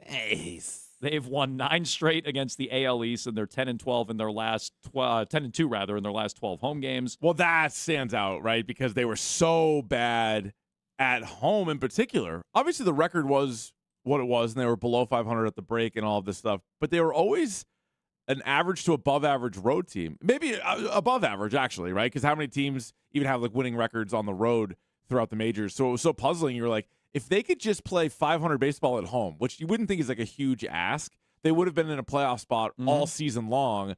But they were dreadful at home. And they were asked about it. They all tried to come up with these different answers. We read into what all the different answers were. And part of this streak, I know the streak didn't start this way, but part of the streak that is continuing has been at home. And like that might be the most encouraging part of the whole thing. They are now 22-27 at home. They're actually closer to the second wild card, 1 game out, than they are to being out of the playoffs. A game and a half now with the Rangers losing last night. Scrappy Doo, Caleb Durbin, right in the middle of all of it. Here's a quick exchange with Durbin after the big home run in the 8th inning last night. You've had some big hits in your career. Where do you kind of rank that one? Man, the electricity on that one's probably, top of the list. Just being able to come through for the guys and get the lead there was big. How would you describe your emotion when you know that it's gone and what's kind of going through your mind as you go around the bases and see the guys? There's not a lot of times like I've blacked out, like they say. I think that was one of the moments where I didn't know what was happening. I just was going with it, and I couldn't tell you what I looked like running around the bases. The guy is drunk. How about that? Blacked out. I think we've all been there. I thought he was going to go maybe It's Always Sunny, kind of browned out. Kind of browned out. Like, I was remember little bits and pieces. I was able to run around the bases. I don't remember the path I took necessarily. Well, what he missed when he was blacked out circling the bags was the dugout exploding. Bananas. Exploding. So that's everybody's sort of making a point to look at the vibes and how like the guys are like reacting to each other and like supporting each other. And like that was one where you thought they won the World Series. Like they were going insane. Like I think now turning the team around and just being better was clearly motivation number 1. Like they were just so bad. Now they've turned it around. But now they're all very well aware of like the win streak too. So now it's like, all right, let's keep this thing going as long as we can. Oh, and a bunch of them after the game are like, we want it. Yes. Durbin, Contreras. Hell yeah. They want the win great. streak. It's which look, that's not the end all be all. There are more important things, but right now, Pretty cool. Go get it. You're 1 win away. As Chad Tracy said, it's pretty cool. Yeah, it's winning is cool. I agree. Put it on a t-shirt for Chad Tracy. 617-779-7937. Is Durbin just legit? Is that what he is? And who deserves the most credit for this turnaround? We can get to that in just 2 minutes here on Jones and Keefe.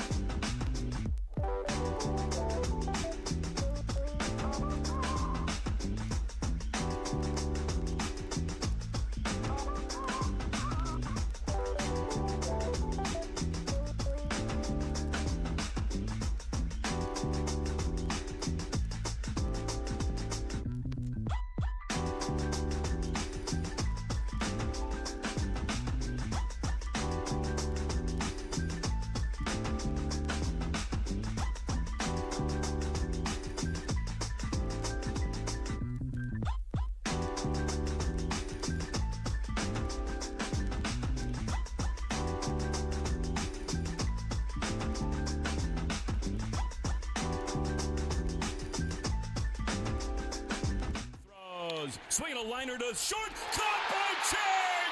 It's 14 in a row for the Red Sox. Chapman walks the tightrope. The Sox cannot be stopped. 6-5 winner. And in typical fashion, they get it done together as a team. It's not one guy, it's not the pitchers, it's not the offense, it's everybody as a whole coming through. This win is so much like so many before. The handshake line behind the mound. Craig Breslow all smiles in the owner's suite. Durbin gets the big swing. But there were so many heroes tonight, as there have been for a month going on. But it feels like an elephant shaking his big red trunk for the hell of it. You know that you're dreaming about being loved by him. Well, we'll get to Craig Breslow in the owner's suite. Quick flash of Henry and Linda last night, plus Tom Werner talking on Nesson before the game. So ownership and Breslow all seem pretty pleased with themselves. We'll get to that coming up. Incredible play by Cheng last night, though, to end it.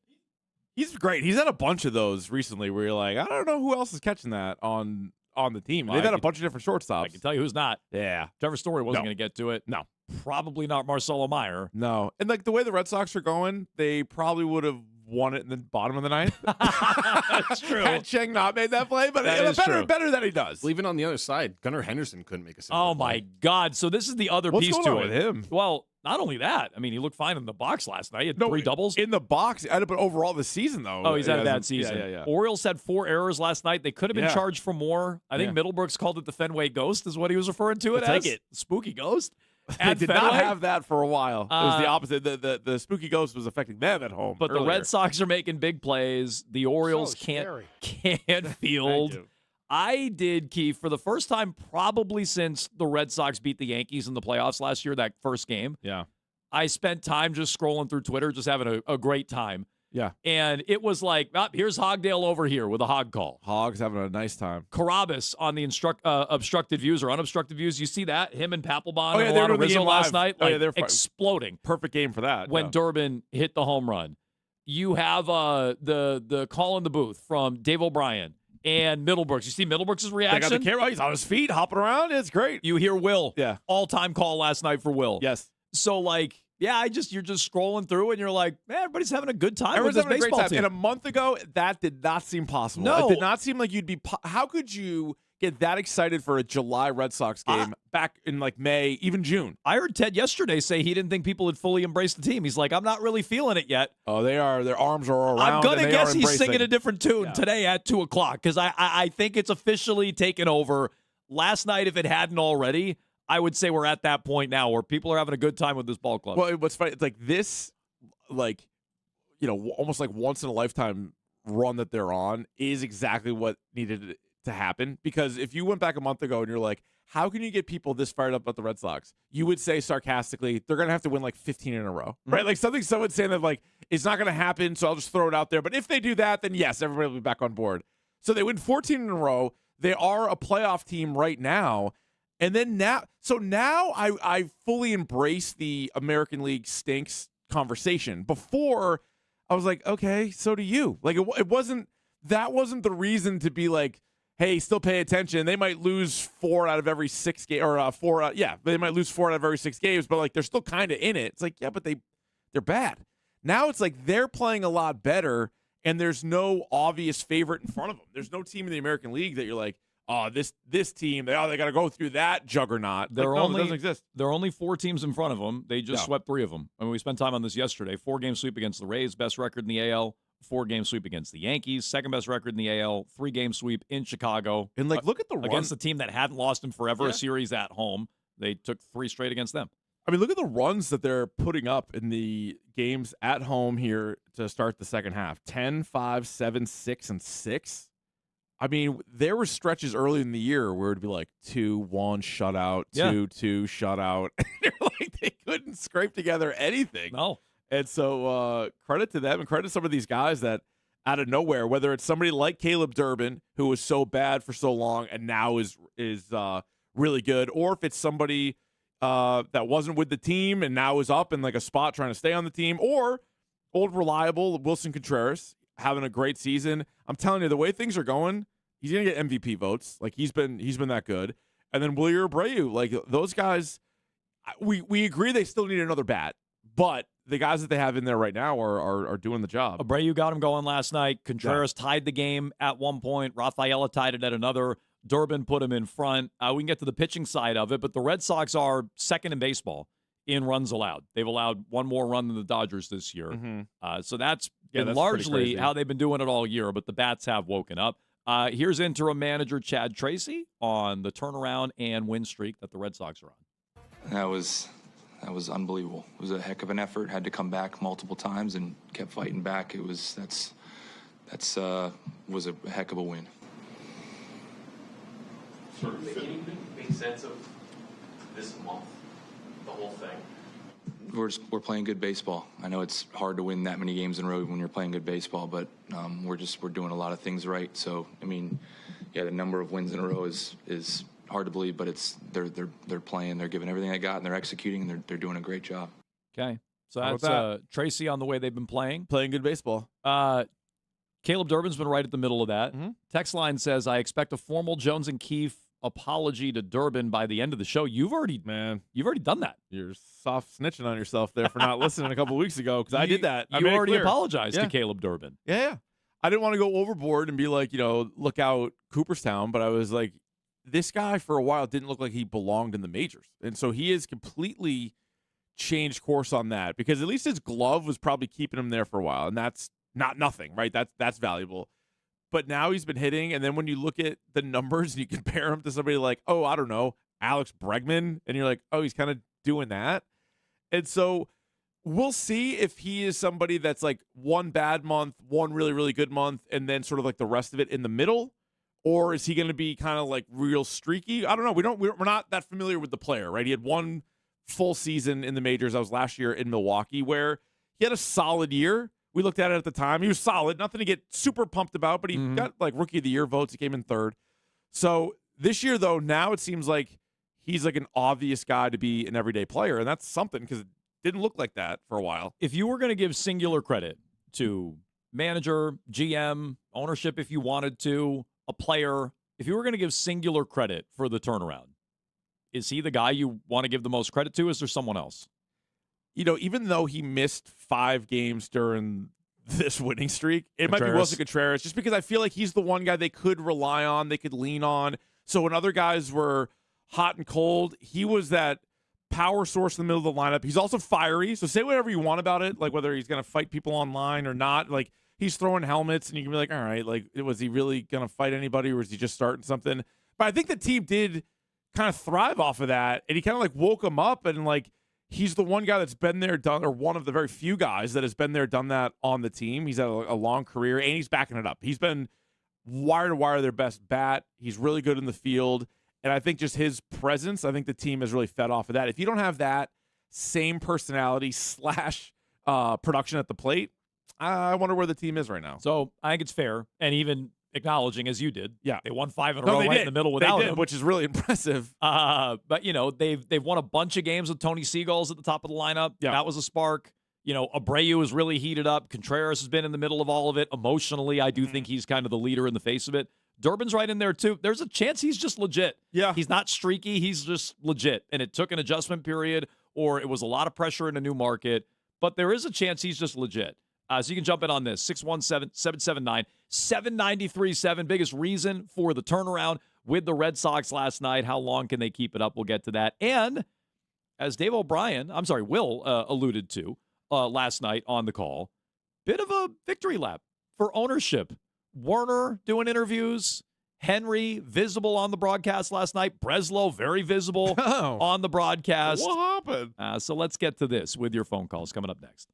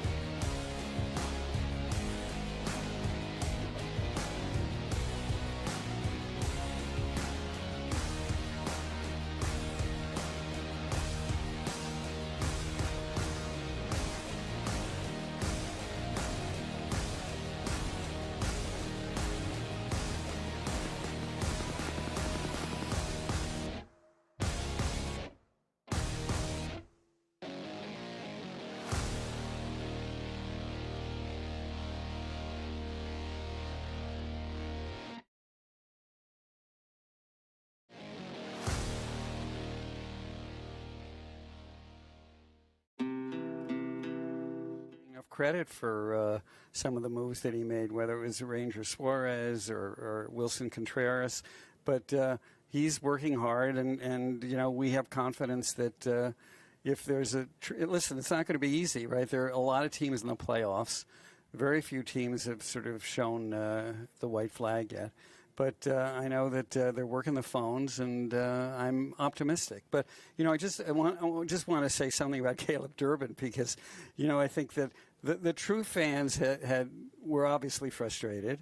I talked to Matt Arnold, who is the president of baseball operations for Milwaukee in May, and he said, "Look, this guy is really talented, and he's going to come around." And what was great is that the team had confidence in him. He was always playing brilliant defensively, and now his WAR is up there with some of the people that people wanted us to sign.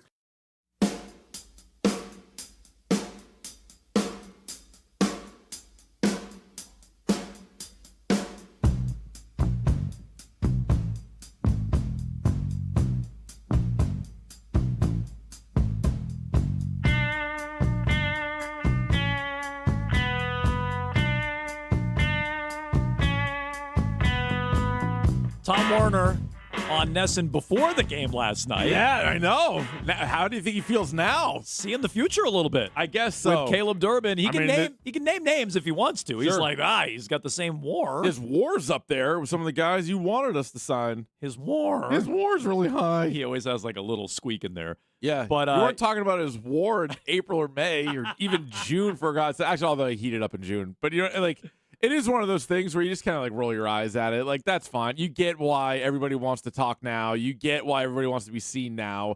They're on a historic heater, and it's easier to do the I told you so's. Yeah. They weren't going to do it if they continued to lose. And if they were sellers, we never would have heard or seen these guys. Oh, I guess I don't know what we're doing. You wanted us to sign Bregman. Marge Simpson or Tom Werner?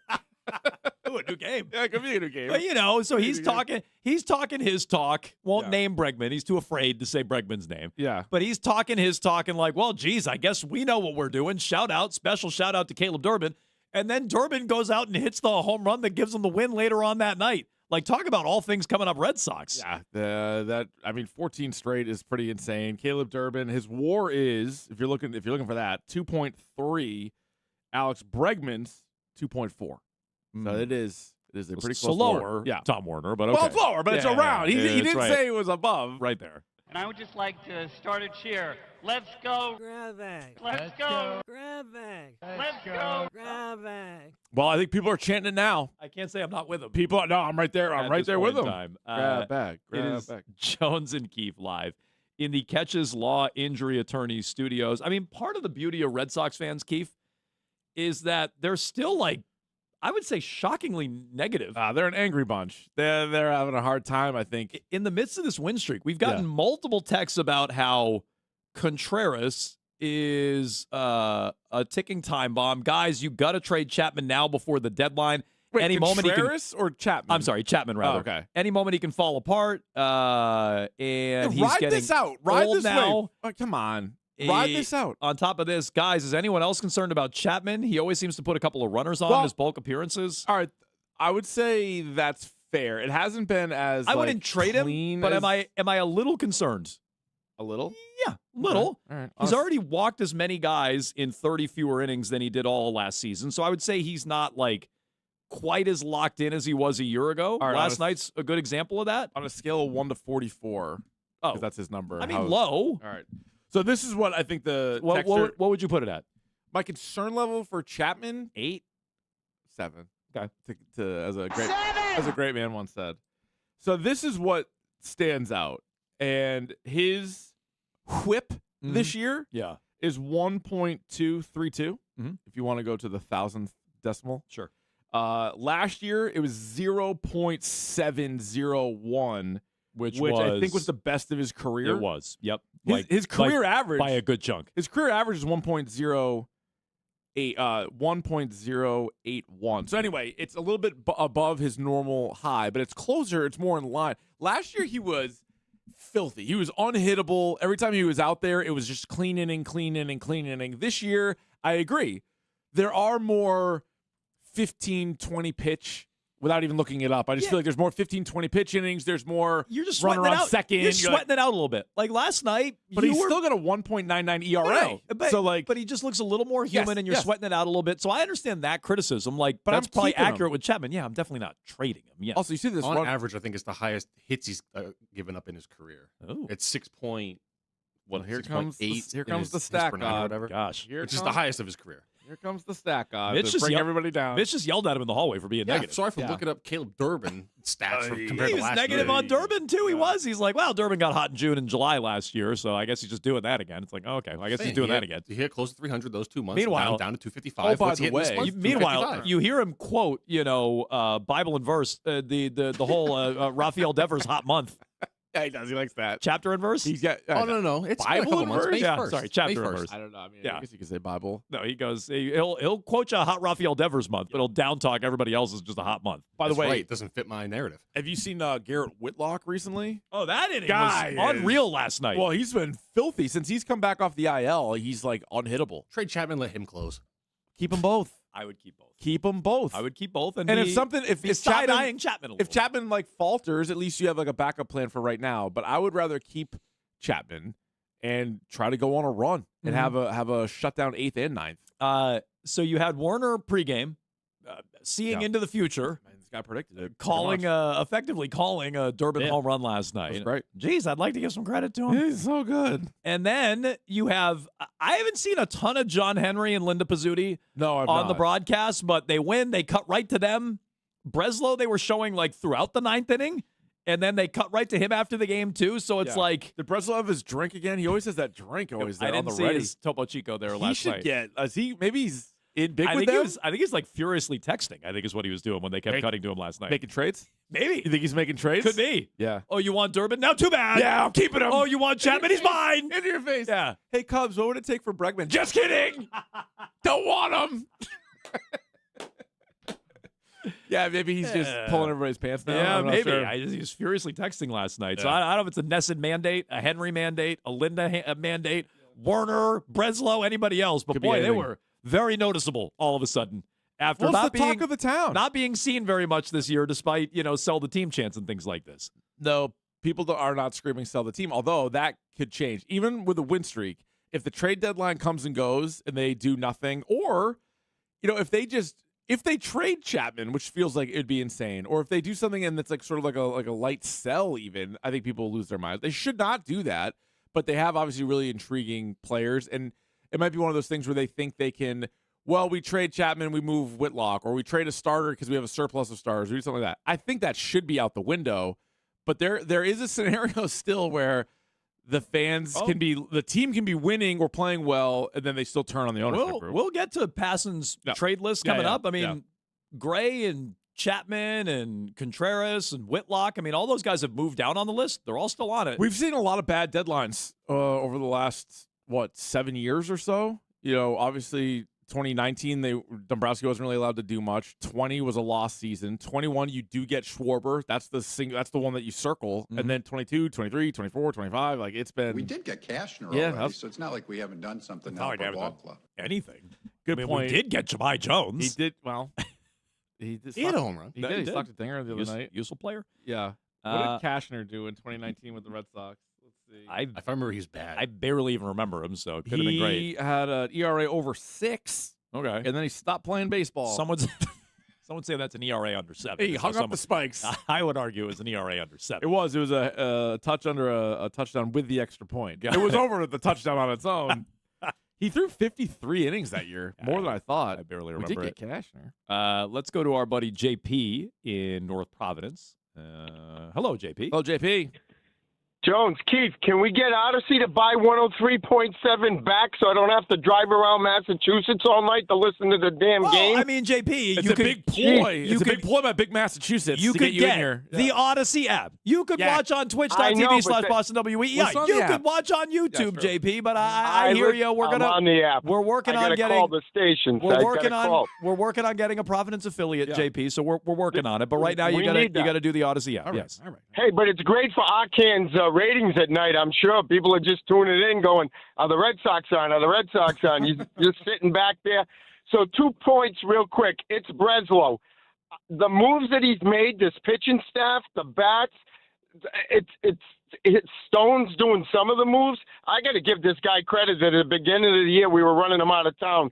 And Jones, I got a nickname for this team. Oh, You know, I I'm big love it. on nicknames. I love it, JP. We're the nickname show. That's right. What do you got? Well, Trot Nixon used to be with the Dirt Dogs, right? Uh-huh. So why not Durbin and the Groundhogs? Because every day it's the same result, day in and day out. They're winning. So I'm going with that. And he's about the size of a groundhog, too. You got to love him.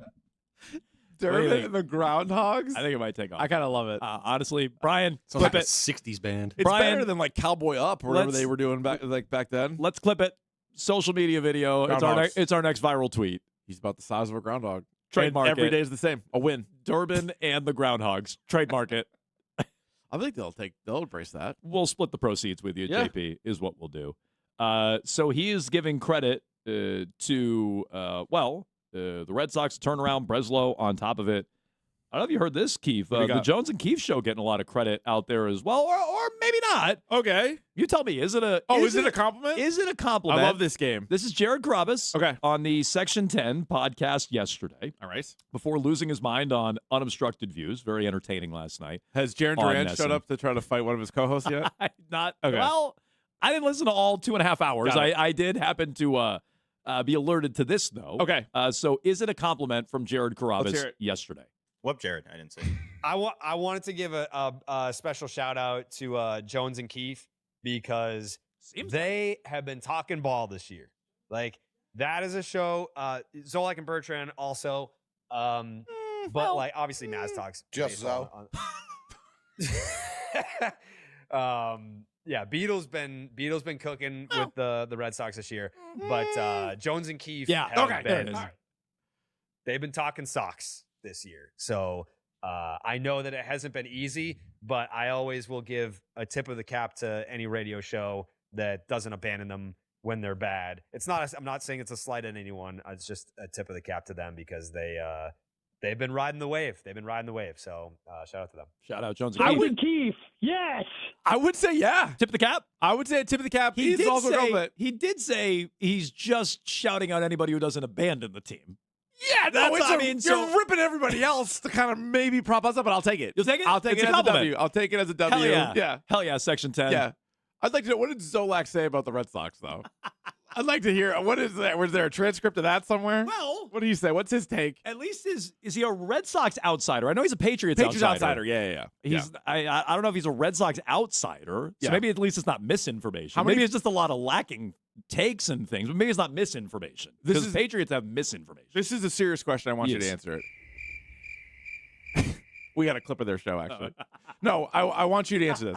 How many players on the team do you think Zoe can name? Oh. On the current Red Sox. We're going to tier everyone that all played. of them in the tiers. But serious question. Without him looking it up. Okay, he was number 16. It's way less than that. Under. Yeah. Oh, way less than 5. Yeah. You think he can go 5? First and last name? All time. I'm on the outside. I'm looking at. No, serious question. That's for his Patriots information. If I don't you know go- if he's on the outside with the Oh, Red the Sox? Yeah, Not I don't sure. know. I mean, it's Unsure. Just Patriots misinformation. I'm telling you, first and last might be low. All right. Looks like Twitch chat. Dark and stormy nights. Are they calling it a compliment? They said over under 4.5. Players? Yeah. Under. I also noticed depressed Sox fan is now less depressed Sox fan in the Twitch chat. Change the name? Yeah, good for you. Smart. They're on a 14-game heater. Glass half full. Yeah, crack a Good- smile. Good for you, less depressed Sox fan. That's great news. 617-779-7937. I'd say not depressed. I just said less depressed. Yeah, well, still a is little what bit I there, said. yeah. We'll get to the turnaround at Fenway. The park is buzzing. The team's likable again, believe it or not. People are less depressed. Many people are saying. So let's get to that next. Embrace the haze with hazy little things.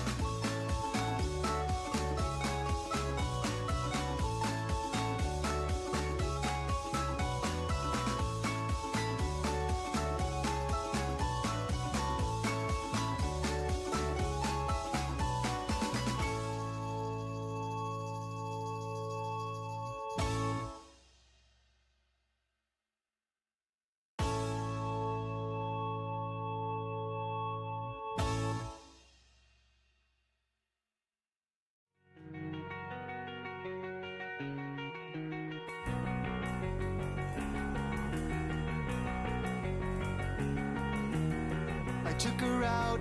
It was a Friday night. I woke alone to get the feeling right. We started making out, and she took off my pants. But then I turned on the TV, and that's about the time she walked away from me. That was Tony Siegel's Anthony Siegler before the game last night. And I heard that, Keith. I'm like, there's only two ways this one can go. Orioles win their 8th in a row. That gets thrown back in Siegel's face. Yeah.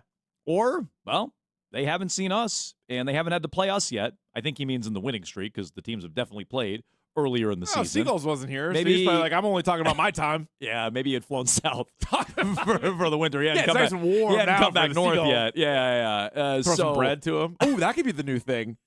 When he's at the plate, everybody throws bread on the field. Yeah, it's like the Orioles in their sprinkler section. They just throw bread in. Yeah. This guy. I love it. I love it. There's gonna be Hell plenty of a of stale thing. hot dog buns that they can use. That's it. That's what you do. Yeah, after the 7th inning, they just throw hot dog buns Yeah. Yeah, so Apparently, get my your whole life I've been feeding that to ducks and birds, and you're not supposed to. No, it It's wrecks not their good stomach. for their bellies. Oh, it expands in the stomach? You're killing them. Jeez, you've been killing seagulls for years. You've been killing them. Ducks. At least he didn't strangle him like that guy in Keeper Madness. This is more of a slow death that Billy did. Dead bird. A dead wet bird. That was at the old Oh, building. well, if you're feeding them in a pond, that makes sense. That was outside Feed the old them building. Old hot dog buns in the pond. Yeah, that was outside. I think that could catch on though. Yeah. Like now batting Anthony Siegler. Everyone's firing hot dog buns onto the field. It's what he eats. We don't need the carbs anyway. Here you No, go, Seagulls. no, we don't. You can handle that. I'm off carbs actually. Are you? Yeah. Oh, that's good. Yeah. No carbs in Did that. you just have a donut? No carbs in that donut. I don't think. No. There's not that donut. No, not in that one. I did scarf down the last donut that was down there, if anybody's asking. I was down the hall making a coffee. Yeah. Bragg City. And these four. Brian just started a stampede. He alerted everybody there's donuts. Well, down shout there. out to Brian because those donuts could have been We gone. wouldn't have known. He came down and alerted us to the donuts. You can get the Keith donut counter going again. It's at 1. It's at least 1. Sadly, it might be stuck at 1. At least till I get out of here. At least I'm driving home, and then I get a hankering. Well, you for are the another reason one. there's fruit flies. Yeah, I know. that's I still true. don't understand that accusation. It's all the eating you do, I think. Yeah, in but the there's no studio. fruit flies on a donut, and you can't see the donut now. It's my greatest magic trick. I made it disappear. I do like Keith's defense that Yeah. nothing could live long enough on this food the way I eat No. it. It is pretty airtight. I've been accused of a lot of things, Jones. Alan Jackson would blush at that line of defense. He's like, it's brilliant. Brilliant is what that is. 617-779-7937. I'll tell you, Red Sox are likable again, Keith. Big time. All of a sudden, Tony Siegel's on down, and Fenway's back. Like that, like there is an element where if you want to buy in on this team, and you want to buy in on them going far, and the pitching and everything else, and they got to make a move, but they figured it out, and they're on a run and this and that. There is an element of like when that place is rocking, it's fun. Like it It's really is. fun. Yeah. It is. And I think that's been on display during this streak too, because all year they've sucked it home. We talked about this earlier. Well, and then there's also a stretch of time, and I'm not saying this won't happen again this season, where you look around and you're like, oh man, there's an awful lot of Braves fans here, or there's an awful lot of Mets fans here. You Like, see any Orioles fans last night? I didn't hear any. I'm not saying they weren't They there. might have been like one or two. No, that's They also showed not. one guy looking really sad on TV. You know what? I They did find that I guy. know. I know Yeah. who you're talking about. I did see that. Yeah. But like, I think we've all been to games, Bragg, where you see something good happen for the other team, and you're like, it's a little louder in here than it should be. Kind of more of a Like, pop than I would have thought. For Yeah, that play.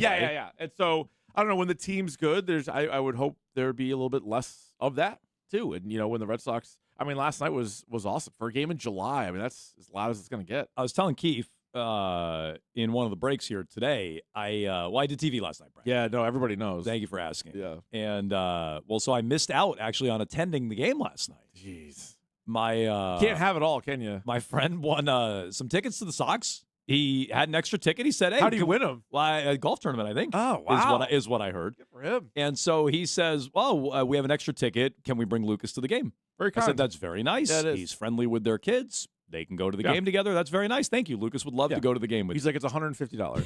I have not received that invoice yet. Venmo So, request. well, then Kathleen, of course, goes, "Well, I'm going. if Lucas and our friends are going, maybe I'll go. So And she maybe just- maybe I'll bring some friends as well." Oh, so she had to bring a bunch of friends. So now, Did she just buy tickets right at the gate?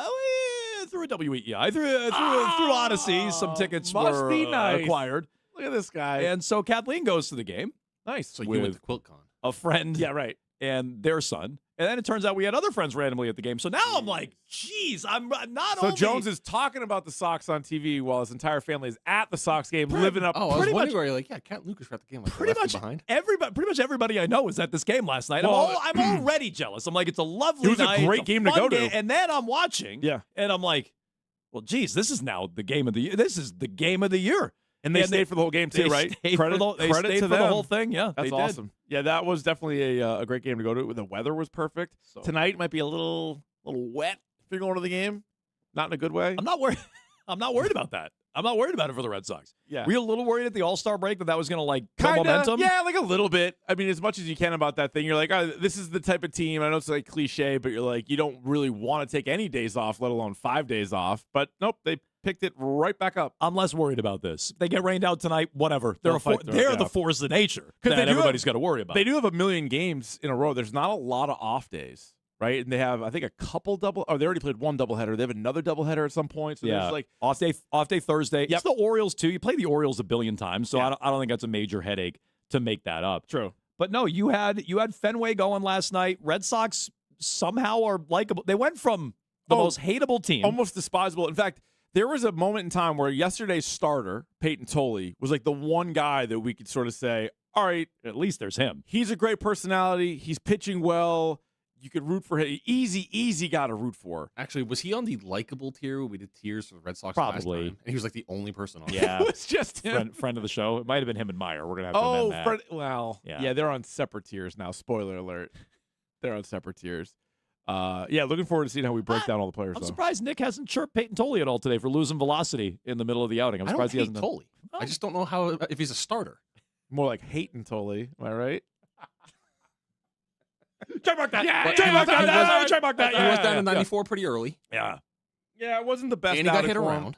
Bunch of I just don't know strikeouts how again, much- though. Yeah, I was He going to needs say other only pitches. 9 strikeouts. I guess Nick hates strikeouts. Bunch of Ks. Doesn't So matter when you give up runs. That was the Red Sox last night. 6-5 winners, 14 in a row. That's a Jim Rice 14 if you're keeping track at home. Yeah. Stay Wait tuned till you to see 15. Stay tuned to at You'll- Keefe21. You'll gasp. Tonight. Yeah. Maybe tomorrow, depending on the weather. True. But stay tuned to at Keefe21 for the latest there. You can stay tuned to at Jones and Keefe on Twitter and Instagram. We'll have the tiers coming up at 11:30, tearing off the Red Sox roster. And we mean the whole Red Sox roster. We know all the names. Everybody on this who's show. played. We've this heard of all season. the names on We this know show. the players. We do. Not that you can say that for every show in this city. Plus, let's get to the Red Sox at the trade deadline. Who's off limits? Is anybody off limits at the trade deadline? Let's get to that in just 2 minutes here on Jones and Keefe.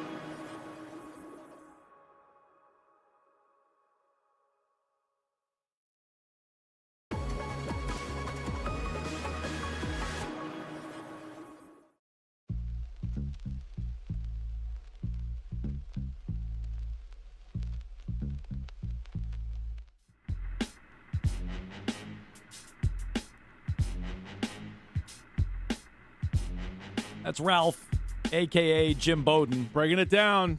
It's a good pitch to the Rockies if you're Craig Breslow. Help us fill your holes. Yeah. With the trade. Right. Give us Hunter Goodman. We'll take Hunter Goodman off your hands. Fill your holes. Correct. Nasty. Everybody wins. That's what Ralph said. In that scenario. So Hunter Goodman, all-star for the second straight season, has 30 home runs. No, that can't be right. Question mark? I don't know. He has 30 home runs already? Yeah, he's good. Oh, my God. I was like double checking. So he had 31 last year. He has 30 right now. That caught me off guard. I That's just way like too many home keep runs. finding out in real time how many home runs he has. I mean, I home runs. I didn't pretend to know. I knew it was a lot. I didn't think it was 30 home runs the guy has. Good This is gravy. more than the Red Sox until like June. Right-handed hitter, hits I think either third or fourth in the lineup for Colorado, and is under contract or arbitration eligible for a while. So he's not like a rental. He's not like a one-year guy. And most importantly, he has better numbers away from Coors Yes, he's Field. not a Coors Field guy like Well, Trevor Story was. Not this year. Oh. If you want to go back to last season, he did hit much better at Coors than he did away. But this year, he's hit much better away from Coors. He's 26. He'll be 27 in October. So if you're still playing some great baseball, you will be. He'll be 27. I don't want to trade Connolly early. Well, so this to me is the more interesting aspect. Yeah. If you missed any of Jim Bowden there, we talked about this briefly on the show yesterday. And this is a thought exercise, I think, more so than like, do you just want Hunter Goodman? To get a big bat here, would you trade Marcelo Meyer, Connolly early? He also had Narvaez and Kyson Witherspoon, who was a first-round pick a year ago, pitcher out of Oklahoma. Yeah. But really focus on like Meyer and early. We know those guys. Would you give up pieces like that to improve this team to get the bat that they need? I would trade Meyer. I'm at the point now where I would trade best friend of the show, Marcelo Meyer. If you take the four kind of like young guys that have all played this year to varying degrees of success, I would least want to trade Roman Anthony. And then, believe it or not, it's still early. Like I think early is for sure a starter. He's got a bunch of pitches. I like early. I love Tolle, but I'd still rather keep early than Tolle. But in a trade for Hunter Goodman, I'm keeping all three, if that makes sense. And then guys like Marcelo Meyer, I would say, is the one I would dangle out there for somebody this good. When you said all three, you meant Anthony Tolle, and early. And early, yeah. So I'm going to keep those guys for Goodman. What if it was Bennett in that deal? It's Bennett and it's Meyer. Yeah, he's been awesome right now, but I mean, I guess like See, you Keith- do need to help your team. What? Keith doesn't like Jake Bennett. We have Oh, uncovered yeah. this No, that you weird. don't really like Jake Bennett, All or you right. don't fully believe in him like you believe in Connolly early. Okay, hot shot. Who's currently hurt. Who do you like better, Tolle or Bennett? I like Tolle better than Who do Bennett. you like better, early or Bennett? I think I'm leaning Bennett. Oh, what? Yeah. I was not ready for that answer. I tried to Just really mousetrap. gives up a lot of home runs. I stepped in my own mousetrap. He's also hurt. Well, Bennett's going to get hurt in a minute. All these but guys e- get okay, hurt. but even if- Everybody gets hurt. Even if I Roman Anthony's preferred, hurt. even if I preferred early to Bennett, that doesn't mean I automatically need to throw him into the deal. Yeah. So I mean, I guess that does make early a little bit more tradable is the emergence of Jake Bennett. I'll give you that. But I think I'd rather trade like Bennett and Meyer than I would early Tolle. Like you're going to go into next season with 5 lefty starters. Yeah, I think so. Maybe 6. yeah, go get That's another, what they are. Go get another one just to be Because safe. if Gray's gone, you have Crochet and Suarez under contract, and then it's Tolle, early, Bennett. Mhm. That's a lot of lefties. Patty Sandoval. Did you see the stat? Ianson righty or lefty? I don't know. I don't know. either. Another stat of the week nominee. It would be if I had the exact number, but they were talking about this 30 homers for Goodman. That's not a bad stat. this season. yeah. No, just this year alone. Yeah. You don't even count last year's numbers. Ianson a righty. If Could be one righty then. they over the weekend said over the course of this season the number of lefty starters that the Red Sox have used or games started by a left-hander was some insane amount, and it was like so far and away number one. Like the next highest was like half of like they just throw lefties, but they're good. So like I don't think it's not a problem. No, I mean I think could you be a victim in a series to a team that's heavily right-handed? I mean maybe. Maybe. I mean if Aaron Judge is ever healthy, maybe. But even that, who's to say? So I just think that's an interesting thought exercise. Would of you like, do that one though that he mapped out the No. early Meyer? That's a lot. I don't think I will. I would try to do it without Early or Bennett or anybody helping the big league club because Meyer's not helping the big league club. No, some would argue he was hurting. So I would try to do that deal without a young pitcher on the big league roster. Yeah. But then if there's some way to maneuver that deal, I would trade for Goodman. I don't think, and I'm lower on Early than you are. Yeah. I don't think I'd include him in that trade. Jeff Passan, though, ran down his top 100 trade candidates. He's been doing this with Kylie McDaniel at ESPN now for months. And really, he's not updating a lot of the text in there. Like, some of this is going to sound familiar, but he is reordering the names. And it is now flipped. It used to be when you clicked on this list, all the Red Sox players were up high. 3 of the top 12. And all the players you were targeting were much lower, if there even were any. Now it's like there are Red Sox targets all over the place because he highlights best fits for where all these guys can go. I like it. Along with the trade percentage. So Gray is now down to 13, 20% chance of getting traded. Oh. He says the Red Sox are looking to add, making a Gray deal unlikely, but he doesn't rule it out. Yeah. Maybe his editor needs to update some Maybe of this. they need to win 15 in a row for them to not be sellers. Wilson Contreras is 14, 20% chance of getting traded. He says even before the Red Sox started winning, trading Contreras gave them pause. Aroldis Chapman is the biggest mover. He's all the way down to 20, 30% chance of getting traded. I think he was 90% a couple weeks ago. He wrote, teams were ready to climb over each other for Chapman until the Red Sox went from the basement of the AL to sole possession of the final wild card spot. It's weird to me because wouldn't Wilson Contreras be less likely to be traded and lower on the list than Chapman? Chapman, yes. Because I even think if so, you too. want to be like, hey, we're in it for this year, you're keeping Contreras because he's at least under contract for the next year and the year after He's that. probably just allowing for the fact that they are still only a game and a half in a playoff spot, and that could all change in 2 weeks. Like, I wouldn't bet on that, but he's probably just hedging. Whitlock, for the purposes of the exercise, is 32. Duran's at 65. Sandoval's 72. Kiner Falefa is 76. Yoshida's at 90. There are 2 guys on this list who I don't care if they trade. Duran and Sandoval, you want to trade those guys? Fine. Oh, yeah. I don't consider that selling. No. So if you want to trade Duran, that's addition by subtraction. If you can get something for Sandoval, I think you have enough pitching. He's a free agent at the end of the year. Yeah. I think that one's probably worth moving. Go ahead. But the rest of the guys, I'm not moving. Gray, Contreras, Chapman, Whitlock. I'm not even moving Yoshida, quite frankly, the way they're going. Well, especially if you're going to trade Duran and if you're not relying on Anthony coming back, you could probably use the Yoshida bat. Keep him around. And even at least in a platoon with Romy. If you don't get like a big bat in return, or let's say you do get a big bat, but that guy can play shortstop or left field, then you still need that righty-lefty thing. So, yeah, I'll keep Yoshida. So the players they are linked to, it's all catchers and shortstops, which I just found interesting on Passan's list. I don't hate it. I mean, they do need a left fielder, I think, but go ahead. Shea Langoliers is number 5 on the list. 10% chance of getting moved. He hit 3rd for the American League, Keith. 10%. 10% chance of getting moved. Langoliers 5. Red Sox are linked to him. Okay. Zach Neto, who you like. I like Zach Neto. Shortstop for the Angels. 30% chance of getting moved. 30%? Number 6 on the list. Oh, that would be awesome. Jeremy Pena, 35% chance of getting moved. Shortstop for the Astros, number 7 on the list. Mm-hmm. Hunter Goodman. Yeah. Great man away from Coors That's Field. what they're saying. 15% chance of getting moved. Catcher for the Rockies, he's number 8. Lindor is 12, 15% chance of getting moved. And then Adley Rutschman, who just went on the IL yesterday, catcher for the Orioles, 30%. Red Sox linked to him. Notably not included, I thought, down at 23, is Isak Paredes at 45% chance of getting moved. I wonder if that's like a vote of confidence for Durbin. They don't need a third baseman anymore. Yeah. Yeah, maybe. Although you could still stick Paredes at 3rd, 1st, or DH and use a rotation there. You know what's strange about the way that he does this list is some of the big names at the top, the percent that they get traded is really low. Mm-hmm. You know what I'm saying? Like all of them. So it's like, all right. Another way of looking at it is all those top names is a 70% chance in his mind that they do not get traded. Right, so Skubal's 60. Oh, that's high. I'm just trying to think of like other, or I'm just skimming through the but list. all the guys you named for the Red Sox were all like 10, 15, 20, 30% chance. 35 or lower. Ooh, here you go. Arise is 95% chance of getting traded. So he thinks he's getting moved. He's getting moved. No one wants a 330 hitter. Nope. But yeah, you're right. I mean, most of the everybody else is sub 50 on the list. Casey Mize, all the way down the list, is at 60%. Clay Holmes at 90%. Like, there's some names that are higher, but for the most part, you're right. There's not a high percentage of these guys getting moved. Is it going to be a big deadline? And then if it's not, like, are the Red Sox in a spot now the way that they're playing? And when you look at the landscape of the American League, we'll be mad if they don't add. But let's say they don't or do something very little, but all the teams around them kind of stand pat. Then, like, okay, then you're kind of in the same spot that you were. I'll be a little disappointed, but at least it's not like the Mariners a couple years ago getting Suarez and Naylor and like really beefing up their lineup. Guys, this is a texter. To get something worthwhile, you got to give something in a trade. Anyone but Toley I'd trade. Look at the history of prospects flaming out.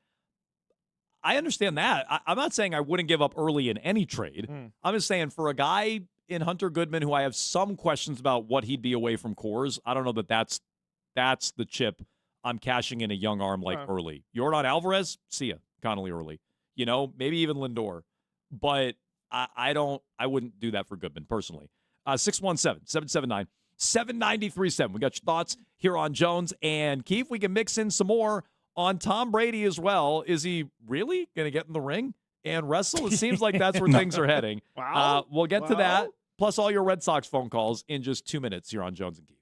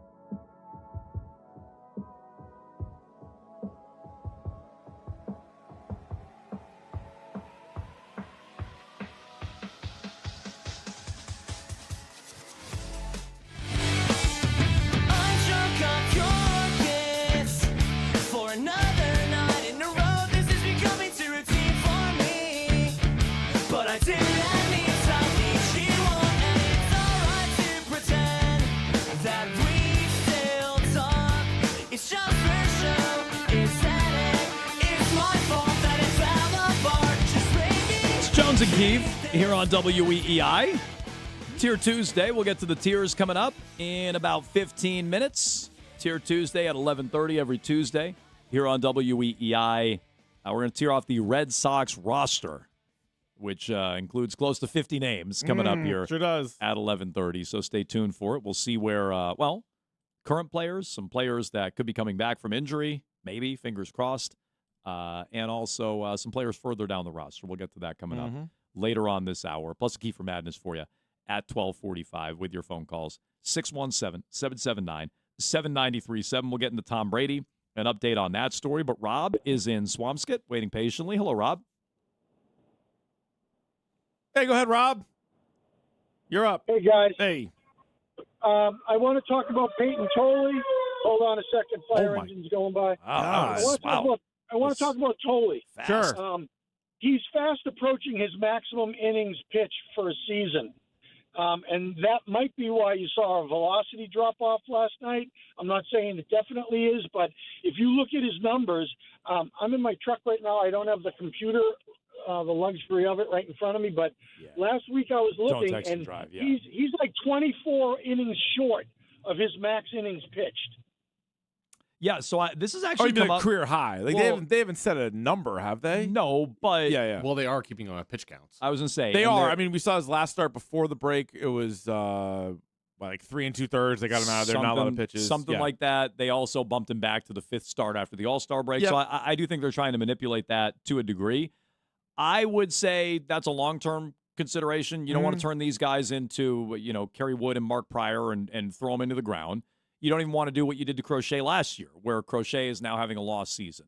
But Twitch chat has highlighted this before. They've mentioned this. I think Les, the Press Sox fan, and others have mentioned this, where Early, Tolley, Jake Bennett, like all these younger pitchers are going to get closer to their quote-unquote innings limit. I mean, a career high or whatever percentage over that career high you want those guys to throw.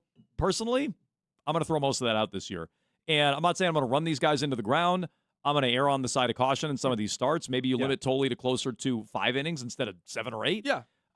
Tolley is 2 innings away from his career high. Yeah. So what do you want to do? You want to shut him down? No, I didn't say that. No, me either. So like, no, but it's an easy he's gonna have to tiebreaker. go like 4 innings a game. But it's an easy tiebreaker. Anytime there's something like, oh, should we get him out? Should we leave him in? Like, nope, just kind of, more likely to take him out. That's what I would do. See so how he's like, going. we But might you know what see you could some also shorter do? outings. I'm not doing 4 innings though. Like, it's not like a hard cap every game. It's if you're on the fence, maybe last night you don't bring him back out. Yeah, I'm not treating him like the White Sox did Garrett Crochet Bingo. at Me the either. end of that White Sox because they were way out of it. They were like 30 games out of it. You're in it. I also hated at the time. Remember when the Nationals, they were like, let's shut down Strasburg.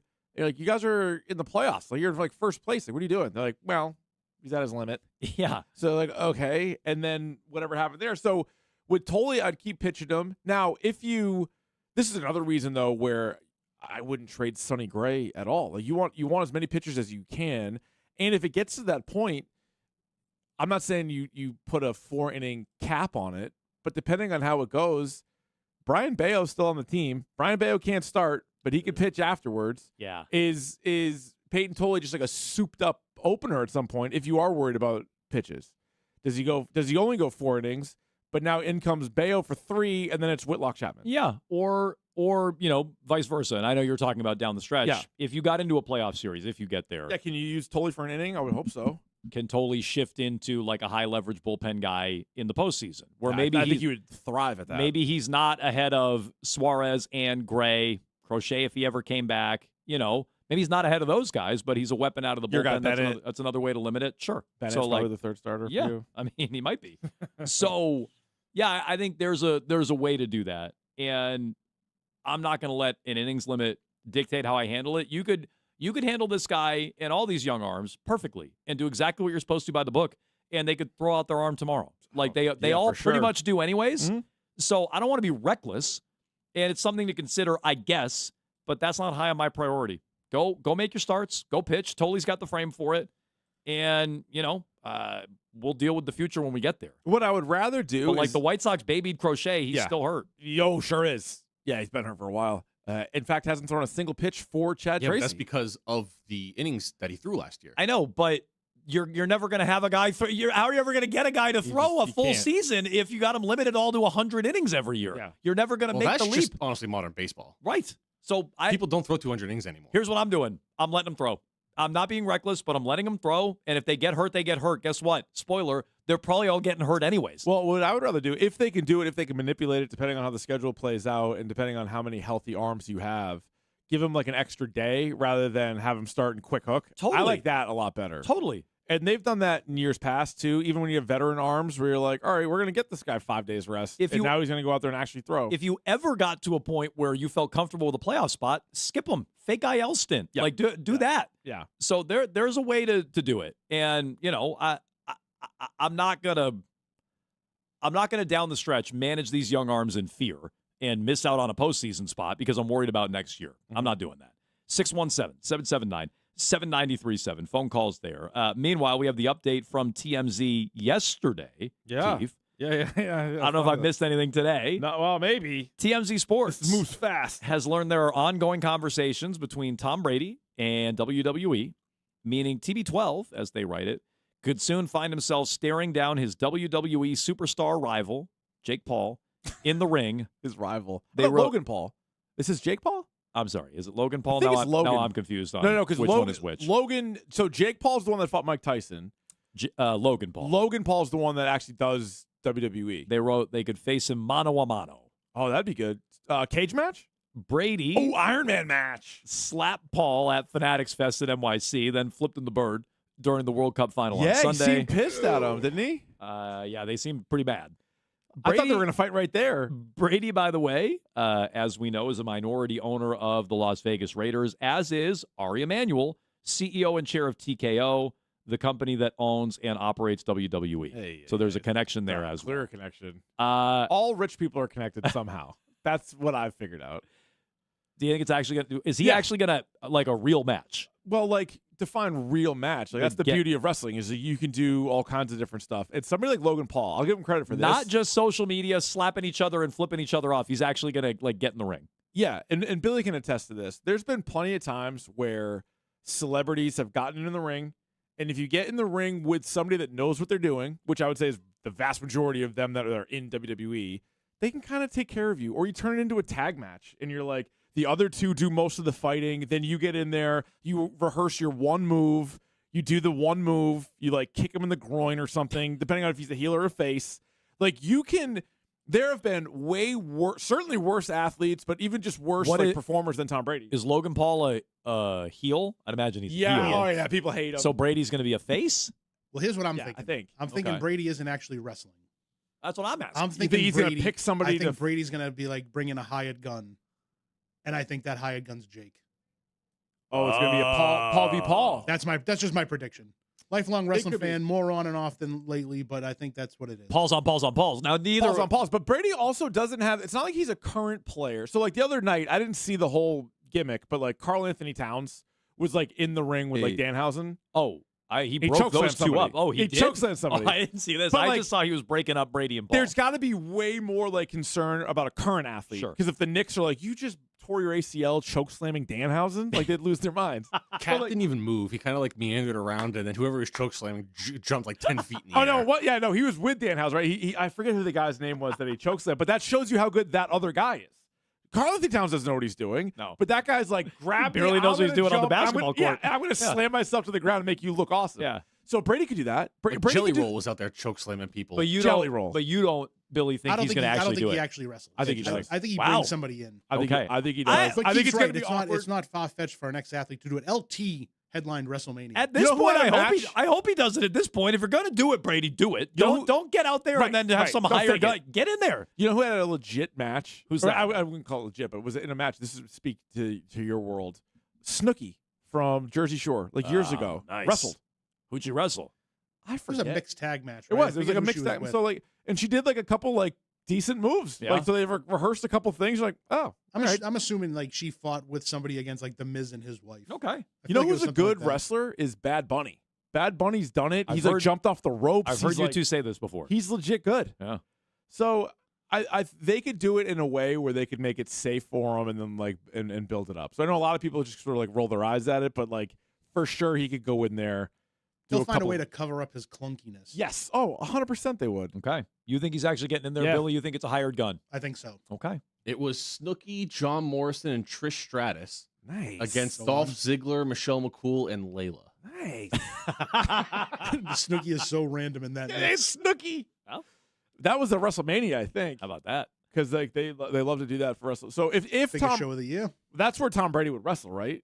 They wouldn't waste it. I don't know, but I can't imagine. So that would mean they start right now and they milk it till next April. Seems like a lot. Well, I'll tell you what. WrestleMania 27. Speaking of wrestling, we got another pair of tickets to give away to WWE Friday Night SmackDown at TD Garden on August 14th. You could see champion CM Punk along with Cody Rhodes, women's champion Rhea Ripley, among others. So stay tuned. We'll give away a pair of those coming up about a half an hour from now. We're doing that all week here on Jones and Keefe. And on the way next, Tier Tuesday, tearing off the Red Sox roster. Stay tuned.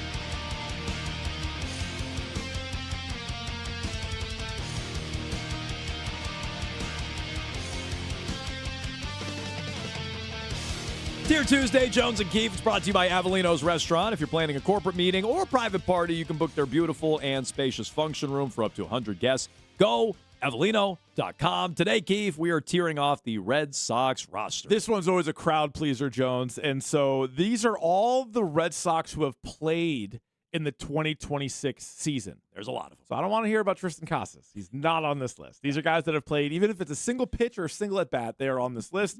The tiers are as follows. We can always add or subtract. Best around at the top.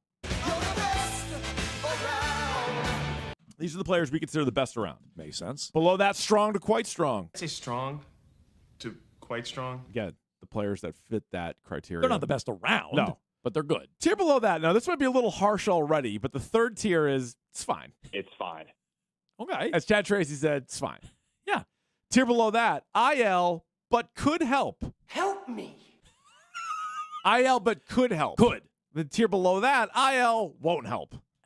So we're not holding out a lot of hope for them. with them. No, they're not going to help. They're And not they're gonna help. probably Not this team on this the year. IL. No. Below that, Woo Sox. Welcome to Worcester.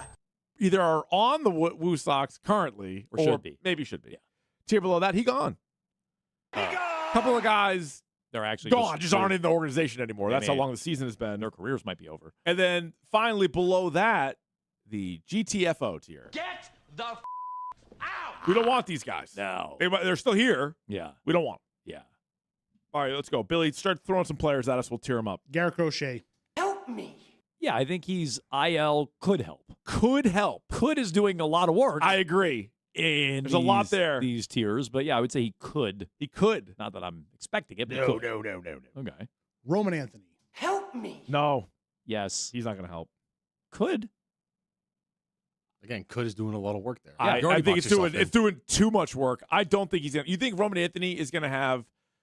You think he's going to play again this year? Well, He's in Florida. I'm not sure him or Crochet are going to play again this year. I just think if they play, they could help. Whereas some of these other names, if they play, they won't help. I don't think Roman Anthony is going to play, though. So I guess that's – I guess – and it's interesting we're starting with these two guys because these are going into the year who we thought the two best players were going to be. Mm-hmm. They have been pretty ineffective, Roman Anthony especially, and then they've just been out for so long. And there's So I really no say- sign of hope. Like the last update was There's no status quo on sign of those guys. hope with Crochet. All right, then bump him down. So they're both won't help? Yeah. I'm arguing could help for both. Why don't you break the tie on All this, right. Billy? I'm going won't. You know what? I've changed my mind. I'm won't help for both. Jones is could help for both. Billy, start with Break Crochet. two ties. I'm going to go with could. Yeah. Could for Crochet. What about Anthony? Won't. Thank you. No, thank you. No, thank you. All right. Won't. He's not going to help. I already don't like the start. He's not going to help. Okay. Trevor Story. He's I think he's IL won't help. IL won't help. Yeah. Okay. Cannot win with him. So he's elevated from GTFO somehow? Wasn't he down there before? Did we have? Yeah, but the vibes were so bad. We were just like, get out of here. Yeah, true. You want him But he ruined the GTFO? vibes. Yeah, but 'cause I want Zach Neto. I want a shortstop. They're trying to acquire a shortstop, and then what am I getting the flock of seagulls out of second base? Don't think so. Trevor Story GTFO? Yeah. All right. You think so? Yeah, sure. Yeah. All right. Jaron Duran. Yeah, Like he's like the even face below of GTFO. Yeah. Well, this is why I was hesitant to put Story there. You 'cause want I'm him like, to be the only guy there? I mean, maybe. Okay. Although there is another name we're going to get to that Yeah. I think has a case for it. There is. Wilson Contreras. Without a doubt. Keith said he might be the AL MVP. No, I said he's going to get votes. I said he might be the AL MVP. When did you say that? Oh, just no.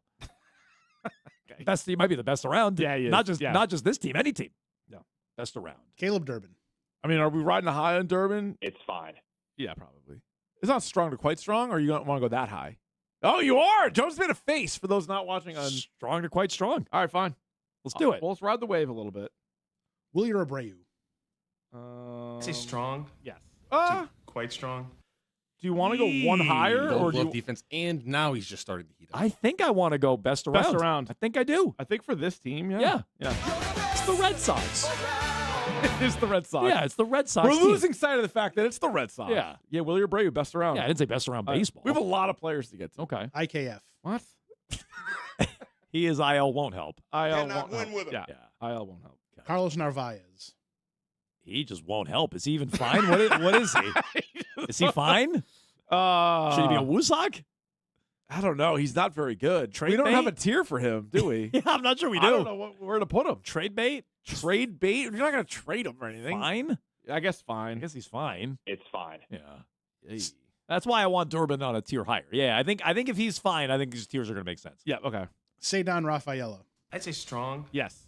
to quite strong. I You want to agree. go best around? No, I You- don't. Okay. No, I agree. I think there's a gap between him and Abreu. Fair. He belongs on Fair. strong to quite strong. Fair. Yep. Marcelo Maya. Cannot win with him. No. Yeah, he is. Oh, yeah, IL. yeah. Sorry, I forgot that was the drop for it. IL won't help. IL will not help Yep. in any way, shape, or form. Justin Except Roman Anthony getting chicks in the seaport. Yes? Oh, yeah. I'm sure they're still doing yeah, fine. no, I think he's helping there. Justin Slayton. Fine. It's fine.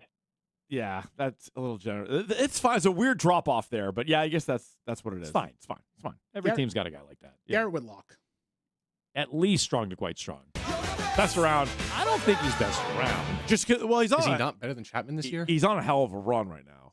The guy's since he's come I'm off the arguing IL, he's strong the to best. quite strong, Billy. Billy, I'm going best around for Garrett Whitlock. Strong to quite strong. Yeah, Okay, thank you, all Bill. right, I'd fair. say strong All right. to quite strong. Billy's back. All right. Aroldis Chapman. I'd say strong Same. to So, quite strong. you know what? We can put him there. Or He's do you not wanna- best around. He's been a little more human this year. Last year he was best around. This year a little more human. Yeah. Strong to quite strong. Yeah. I like it. Sonny Gray. This guy. That's This guy's best best around. Oh my God. How is he not an all-star? I don't understand it. Somebody doesn't like him. It's like Jaylen Brown on the Olympic team. It really is. All right, so he's strong. Yeah. Best around. Yep. Greg Weissert. Fine. Is he even fine? Uh, Should he be a Woosok? Yeah, let's Woosok him. No, I think he's fine. Okay, he's fine. All right, fine. Yeah, you get Slayton on there. Yeah, Weissert actually without runners on. Yeah, isn't and too pitching bad. like the sixth inning, it's actually been Yeah. when you put him out there in the eighth with guys on base, it's a Yeah, mess. yeah. When he's pitching like the sixth inning, I think fine. He's Okay. fine. It's fine. Bill? Danny Colombe. He's gone. Yeah, he's not on the team anymore. He's not here He's anymore. not on So the team. he Perfect. he That's- absolutely gone. That's why we had that tier. Yeah. Yeah. Ryan Watson. This is where I draw the line. He should probably he should be a Woosok. Yeah. This is where I He say only pitches in like 8-run games. Yeah. Woosok. mop up guy. I got it. Woosok. You're a Woosok, bud. Yep. Masataka Yoshida. Is he high end fine or is he strong to quite strong now? No. I will argue him up to fine. I was about to give him a Nick just shook his head in disgust. I was about to give him a compliment and say he's fine. Oh, I he's was like, fine. wow, he's Oh, I thought graduated you from liked him more than that. He's I thought- GTFO I was all the gonna way hit to him with he fine. gone. I thought you liked him more than that. Nick's kicking him out. He's on the team. I'm putting him on fine. He's fine. Look, the vibes are high. I'm willing to meet him in the. He's fine. I'm not going any higher than that. This is gonna be a crowded tier. I Yeah. fear. Yeah. Connor Wong. Fine. It's fine. Yeah, he's probably fine. Yeah. Connolly Early. Keith? Help me. IL. Oh yeah, he is on the IL. IL. He's could IL. help. Could help. Yeah, he is. That's true. Yeah. Sorry, I was thinking. Now, I was just thinking we had to because- actually now, commit to a tier. Just because the guy's on the IL, you don't have to put him there. No, like So- Suarez is technically on the IL. What are we going to do with him? I guess we'll find out when we get there. No, he's pitching today. Yeah, but has he been officially Well, activated yet? No, I don't, I'm sure I don't they think will so. wait a little bit, but we'll yeah. Andrew Monasterio. No, I think he's fine. I think he's fine. He's kind of he's It's fine. almost useful. Yeah, Well, that should be a tier. almost useful. Giovanni Moran. Fine. I guess. Yeah, fine's gonna be a busy tier. It's gonna be a lot of fine. That's what it is. A lot Yeah. of fine guys. Yeah. That's what it is. Ranger Suarez. All right. So I think best around. well, that's what I was gonna say. He might technically be on the IL, but by the time people see this on social media, he'll probably be activated. So yeah, let's say best around. I Yeah. like it. All right. All star. Let's do it. Johan Oviedo. IL won't help. IL will never help. Yeah, I don't. Not Yeah. gonna see that guy. Maybe ever. Yeah. Brian Bayo. All right, Brian Bayo. What do you do here? I think he's elevated from Nope. GTFO. He's GTFO. He's still GTFO. Yes. You're sick of it. If Trevor Story's GTFO, he's GTFO. Fair. Yeah. All right. Zach Kelly. Woosok? Actually, is he hurt? Woosok. Yeah, let's Woosok him. Yeah, Yeah. Woosok him. Tyler Rubinstein. Yeah, keep this Woosok drop handy. him. Woosok. Woosok Yeah. him. Tyler Samaniego. Oh, no. Is he gone? He should be. I'd kick out some of these other guys. Get him No, back. he's been really bad in Worcester. Has Actually, yeah. I was at Polar Park the other week. Bragg and said Woogod. he gave up like Woogod. 3 runs. The Woogod. All right, so All right, so he's a Woosok? Okay, Yeah, fine. put him Okay, there. I like Simon Yago, Yeah. but okay. All right. Jack Anderson. I think he gone. Oh, Jack Anderson might be gone. I think he gone. All right, he gone. Well, Not. He's still with us. Thank God. He's not pitching in the sky, Yeah, but stop. he's Denzel gift. he's not here anymore. Yeah. Okay. All right. Eduardo Rivera. He's kind of been nice. I think he's nice. Is that a tier? No, he's It's fine. fine? He's fine. Yeah, he's fine. No. Nah, he's There- fine. Yeah, out there. Come Out on. there. Fine. Bump him up one. Come on, Yeah. Drop God. Peyton Tolley. Strong to quite strong. Yes. strong Yes. to quite strong. Not best around. No. Don't confuse yourself. But strong to quite strong. Yes. Jake Bennett. Same. I'd say strong to quite strong. Yeah. Yeah. Should IL You hate Jake Bennett, so I don't know where you want to put him. But yeah. question? Yeah. Should IL but could help be above it's fine? No. Yes. Oh, I actually think it should be. Maybe. Who are the names on there? Just early? Crochet and early. Yes. Yeah, that's what we should do. Yeah, bump that above fine. All Good right, call. now it looks Now better. we're cooking. Now it looks better. Cooking with fish grease. All right, what else? Alec Gamboa. Oh, the Gamboa constrictor. Worcester. Yeah, that's probably fair. Him and Samaniego to me. Okay, fine. Put him come in on, Worcester. Come on. Mickey Gasper. Worcester. Welcome to Worcester. Nick Soga. Worcester. Welcome to Worcester. Tyron Guerrero.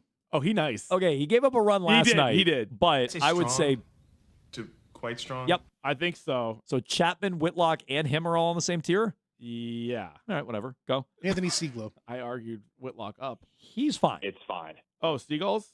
Yeah. Yeah. Fine. Dropping like a stone. Fine. Tommy Canley. I think he gone. He was gone. I think he back. But he gone. We can put him. Leave him and he gone? Yeah, I don't think people know the difference. You No. really know ball if you know where Tommy Yeah. Canley is. Joe Lasorda. Definitely gone. He is gone, yeah. He Yeah. gone. Nate Eaton. Woosok. Worcester. Welcome to Worcester. Sung Chae Cheng. It's fine. Fine. Yeah. Good glove. That's not a tier. Yeah, good glove, no stick should be a tier. Good glove, no stick. Fine. Yeah. We should have 46 tiers. Romy Gonzalez. Same? Fine? He can't be higher than fine. Yeah. No, but he can't be really lower. Doesn't No. really make sense. Yeah. Patrick Sandoval. Patrick Sandoval is fine. I don't know where else to put him. Welcome to Worcester. Could do that. Yeah, I want to Woosok him. Trade bait. We don't have that. Him and Narvaez should have a different tier. Okay. But yeah, fine. Put him fine or Worcester. All I right. don't care. Brett Harris. He's Worcester. Yeah. Welcome to Worcester.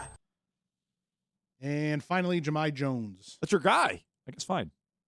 He's fine? I think so. All right. If Eaton's in Worcester, he's That's the gonna guy on make- the big league roster. He's fine. Is that a crowded tier? That's going to make the tier look a little rough. I'll have to change how it looks. You want to but send him down? If you want to send him down to Worcester, I'll give you I'll give you creative control over there. we can Creative send him license down to send him Worcester, down. Yeah. or we have to send a couple guys up to fine. But so right now we have best around. We just have Wilson Contreras, Wilyer Abreu, Sonny Gray, and Ranger Suarez. I like it. In strong to quite strong, we have Cedon Rafaela, Caleb Durbin, Garrett Whitlock, Aroldis Chapman, Peyton Tolley, Jake Bennett, and Tyron Guerrero. I also like that. I thought that was going to be busier. I like that. And then IL but could help. We just have Crochet and Early. Good. And then we have a very crowded field of It's Fine, highlighted by Yoshida, I Yep. would say, and Seagulls and Chang. You got to think most rosters are just a bunch of Yes, fine big yes. leaguers, so that makes sense. IL won't help. We have Roman Anthony, Marcelo Meyer, IKF, and Oviedo. A whole pile of Woosocks. Yep. A handful of He Gone, and then GTFO. We have Jaron Duran, Trevor Story, Brian Bayo. We've done it again, I Keith. think we did. Yeah, sometimes you get lost in the weeds in real time. Happens. And yet we've done it again. Yeah. 617-779-7937. How'd we do? You can go seek that out shortly at Jones and Keefe on Twitter and Instagram at Keefe21, at Jones WEEI, and more layoffs at ESPN, including one maybe shouldn't be shocking name. What's going on? We'll get to that next. This Thursday night, head over to the bar.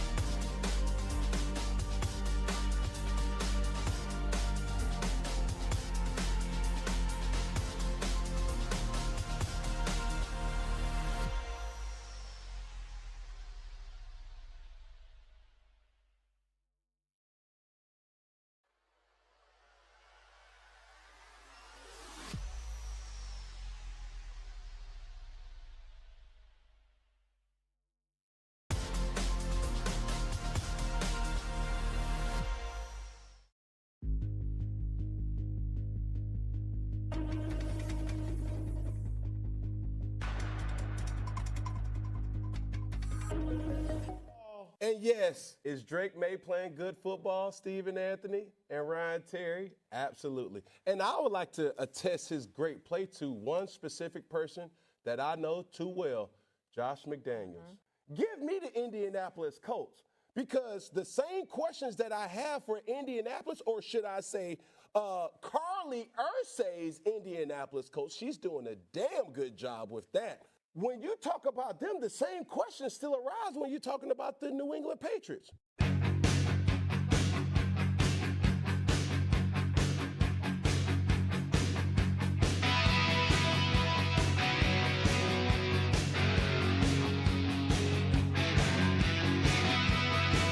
Cam Newton reportedly among the layoffs at ESPN.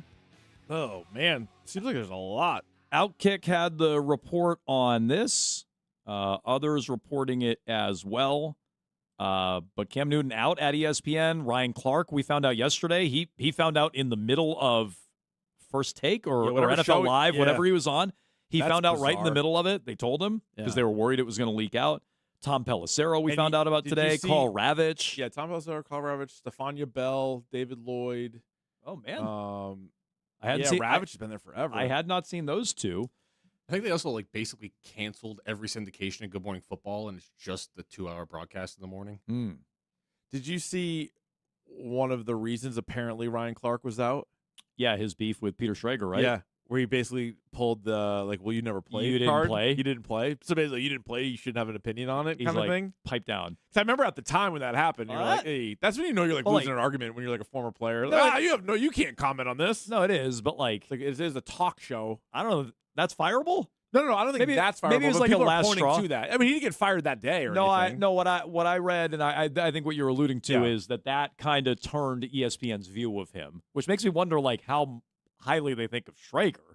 Yeah, well, maybe, they- maybe a little, not to put myself bullseye on myself, but like maybe I think a little too highly of Schrager. If that offended him that much, I like Schrager.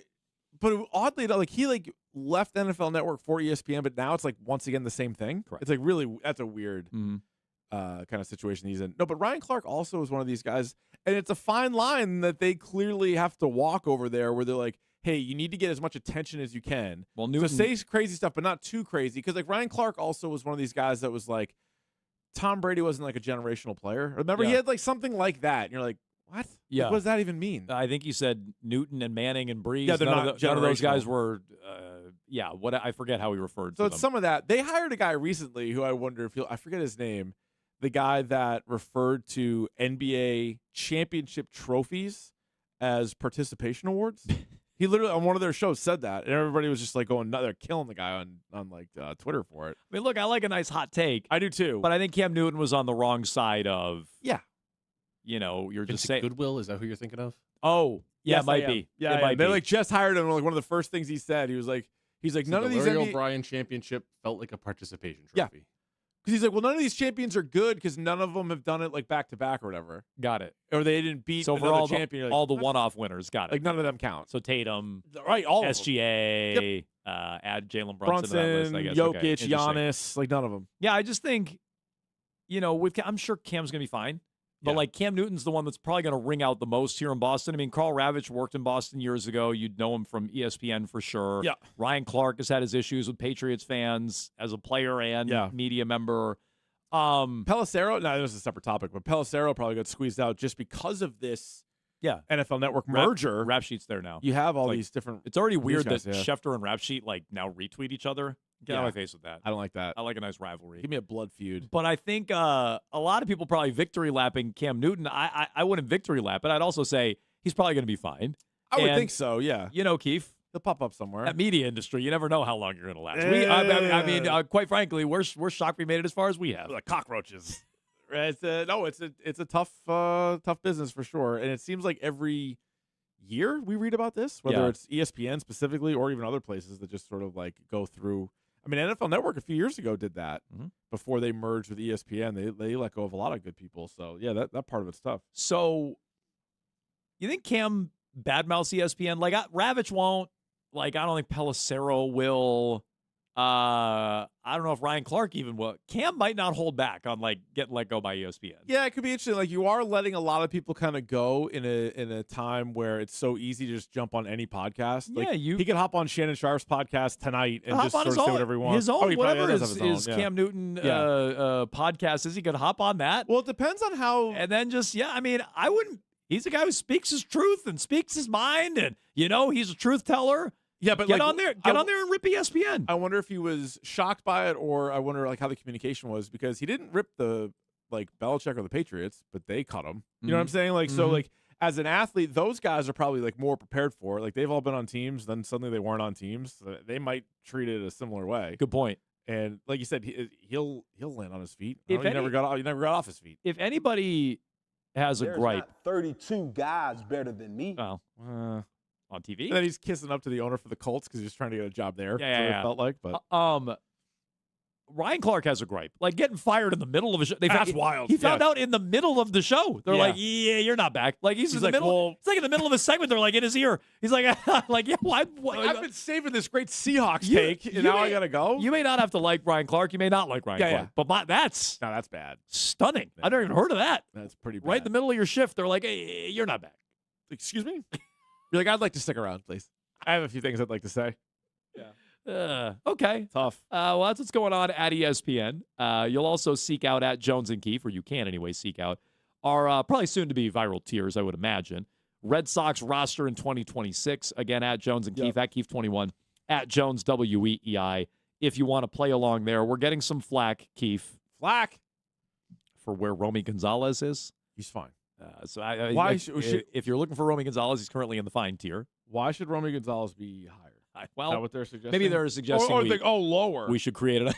Oh, you want him on the Woo Sox, Sir or ma'am. I mean, he's only played in 14 games this year, and he's hitting $184. Yeah, I like Romy Gonzalez. I think he'll be useful. He's Sounds fine. like a woo sock. Yeah.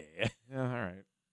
617-779-7937. You can jump in on that. We'll get back to the Red Sox as well. Game of the year last night at Fenway, which is back, by the way, the ballpark, back in a big way. Boy. Plus, we have a pair of tickets to give away to WWE Friday Night SmackDown at TD Garden on August 14th. Stay tuned for that. We're going to give those away about 15 minutes from now. We're back in 2 minutes with the Red Sox game last night and what it means going forward.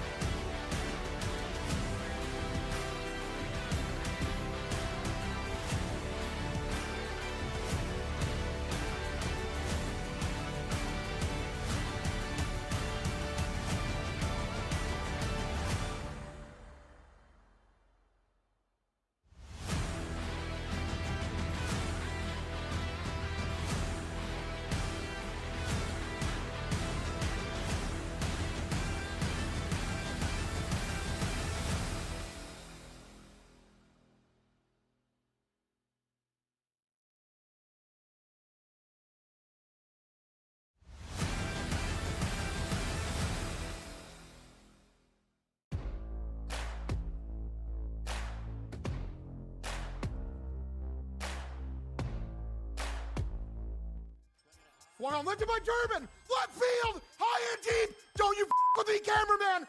It's gone. It's gone. It's into the monster seats. Caleb Durbin, his 10th of the season. Let's go. Let's go. Yeah.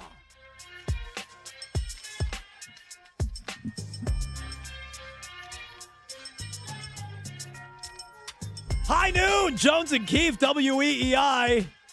Hog had me fired up last night. Keith. Don't you F with him, camera guy. Kind of calling out the fact, some of the challenges that the Hog has. He is so reliant on the cameraman because he's not in the booth.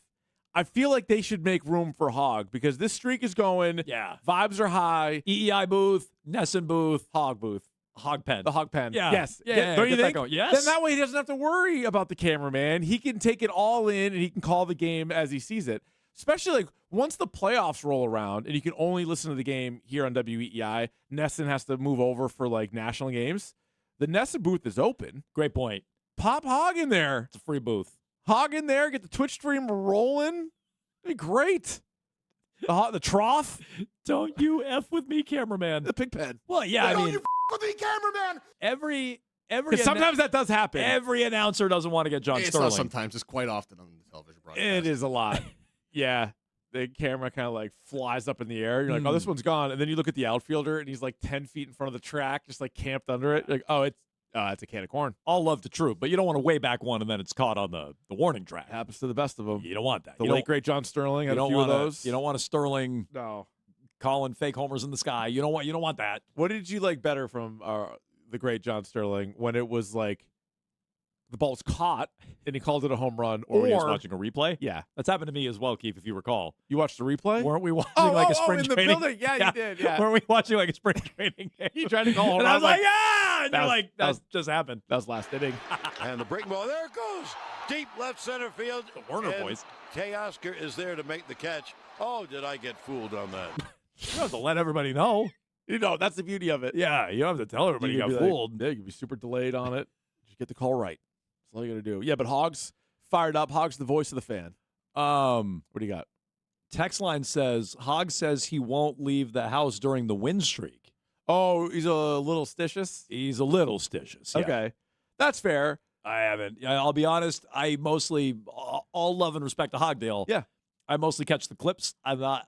You're I'm not locked in? I'm not locked No. into every word on the broadcast. So maybe he's There's a mentioned lot that of good broadcasts. and I missed it. Yeah. I prefer the EI broadcast, Yeah. but there's also the Hogcast. There's Yep. also the Nesson cast. There's plenty of casts of the game. Or you could be like your wife and kid, just be at the game for heaven's sake. You could be You there. could be something like that. Unlike me, they were there enjoying themselves last All night. right, so Yeah. let's say they Lucas lose. Lucas tarps off.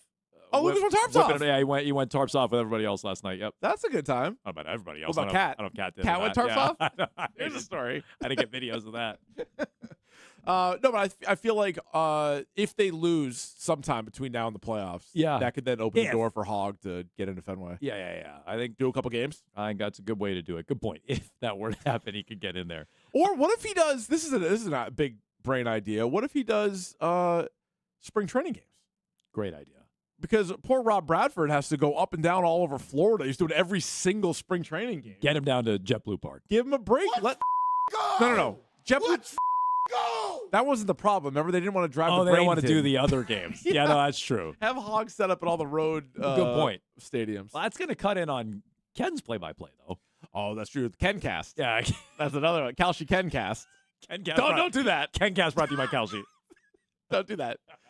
Don't just do the letters there. Don't make a graphic. So, What a smile on that one. You just figured that out. it took me a minute. The Kalshi KenCast. No. Get rid of it. Don't do that. Don't even type it.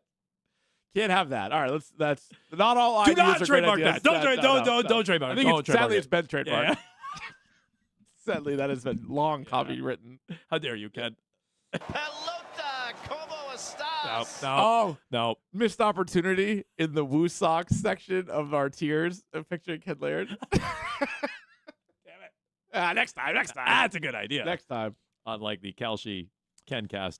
Oh, 617-779-7937. Game of the year last night, Keith. So it's a nominee. It's on the short list. I still might say the Mets game where they beat Devin Williams. Because at that point, you felt like they were never going to win a game when they were down by 2. This is true. And they weren't just down 2-0 in the first. They were down 2 in the 9th and came back to beat a closer. And I know he's not having a great year, but he's still the Mets' high-priced closer. Okay. And then they won it in extra innings. I'm like, that was a pretty big game to me. So the Duran walk-off against the Yankees was not in this win streak, but it did complete the sweep against the Yankees, where they tried like hell to lose that game. I'd say that's on the short list. The game against the Mets stands out to you. They were down in that one. They came back and won. I thought before last night, the Abreu 2-run shot, 7-6, spikes his bat, thumps his chest. They win that game on, was it Saturday, against the Rays. I personally had that at the top of my power rankings until this last night. This overtakes it. Fenway was unreal last night, Keith.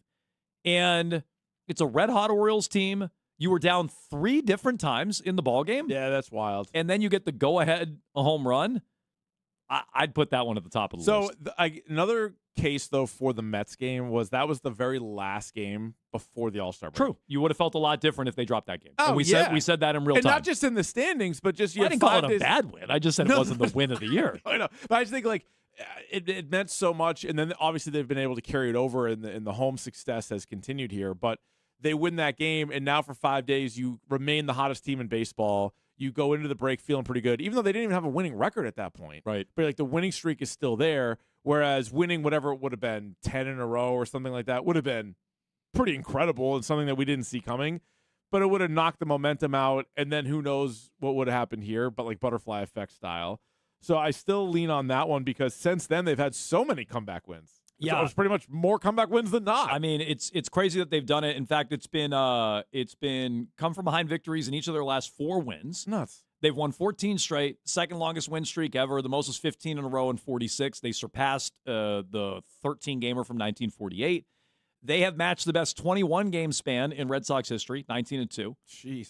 They won 9 straight against the AL East, who they couldn't beat, right. and they're also 10-2 in their last 12 home games where they had stunk Yeah. for much of the year. And Caleb Durbin, obviously, right in the middle of it. He's been right in the middle of all of it, at least in this recent turnaround and hot streak. Here's Durbin on his go-ahead home run in the 8th inning last night after the game.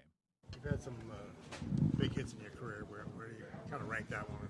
Man, the electricity on that one's probably, top of the list. Just being able to come through for the guys and get the lead there was big. How would you describe your emotion when you know that it's gone and what's kind of going through your mind as you go around the base and see the guys? There's not a lot of times like I've blacked out, like they say. I think that was one of the moments where I didn't know what was happening. I just was going with it, and I couldn't tell you what I looked like running around the bases. Jeez. I think we all blacked out. At least blacked out a little bit. At least browned out, as you say. Maybe a slight browning out. But Sorry, I've been drunk. The dugout reacted. He's just a little fella. It doesn't take much. It doesn't take much. I'm But sure. he's got a little bit of a power swing now. All of a sudden, I was wondering if he had that. We didn't see it. It wasn't really on display earlier in the season, but right now he has been really good. And the reaction from the team. Oh, I mean, they know they got this big winning streak going on right now. Was the comment from Chad Tracy after the game, the dugout's alive? Yeah. Like he's created he's created Frankenstein's monster or something like that. He's like, it's alive. So, no, I mean, Wilson Contreras is hopping over the dugout. Guys are out high-fiving each other. Bradfo actually pointed this out. I didn't notice it until Bradfo tweeted it out. Mm-hmm. Contreras, slaps Monasterio's hand so hard, with a high five. Oh, yeah. That he's like, get out of here with that. He's like, whoa. He's on the IL. Yeah, he might be. What happened? Oh, Contreras got him. But they were so fired up. Rec specs on. He probably couldn't even see it coming. No, that's also true. But yeah, no, there was a lot to like about the game, and now it's really changed. Just when you're watching the game, and when they're down by a couple of runs, we would always it wasn't even a joke. It's just reality. The game was going to be over. Let alone being down multiple times in the same game, and being able to score the amount of runs that they've scored. Really, just the last handful of games was also something that seems so far fetched for this team. So. No, I mean, credit goes to everybody involved, really. Well, and I think Durbin's, if not at the top of the list, close to it. How legit is the turnaround for Durbin? And on top of that, who does get most credit for the turnaround with this Red Sox team? We can get into it with all your phone calls, 617-779-7937. You can seek out the tiers at Jones and Keefe. We tiered off the 2026 Red Sox roster to this point. We got a Kiefer Madness for you on the way. at 12:45, so stay tuned for that. And right now, be caller number 9, Keith, to the contest line. 617-931-0937 for your chance to score tickets. You're dialing it up, Keith. You can't win. Trying to get in there. I can't? 2 tickets. I do want to go to this. To WWE Friday Night SmackDown at TD Garden on August 14th. You can see Billy, it's Keith. undisputed My caller champion 9. CM Punk, Cody Rhodes, WWE's Women's Champion Rhea Ripley, Nice. United States Champion Trick Williams, All right. and more. Get tickets now, Ticketmaster.com. Again, caller 9, Keith, to the contest line. It's busy. 617-931-0937. You got a chance to win 2 tickets to Friday Night SmackDown at TD Garden on August 14th. Good luck there. One gentleman called in earlier, said they were going to be at the movies. They couldn't win today. We said, good news for you, sir. What movies he seeing? We're going to be giving away more tickets throughout the week. Probably so Odyssey. stay tuned It's for gotta be that. Odyssey. Plus, we'll get back to Caleb Durbin, the legit turnaround for him, and credit for the Red Sox turnaround. Who gets the most in just 2 minutes here on Jones and My caller 9? Let me tell you something.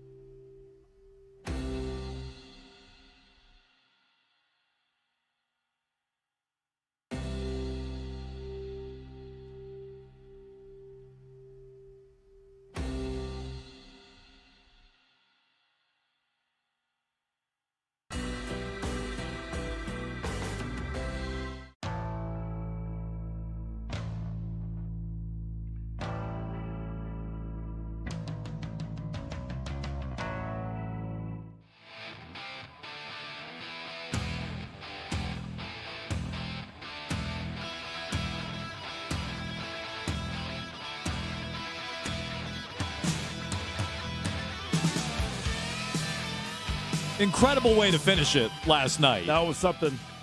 Durbin puts the Red Sox up. They battle back from down 3 different times. Durbin puts them in front with the solo homer in the 8th inning.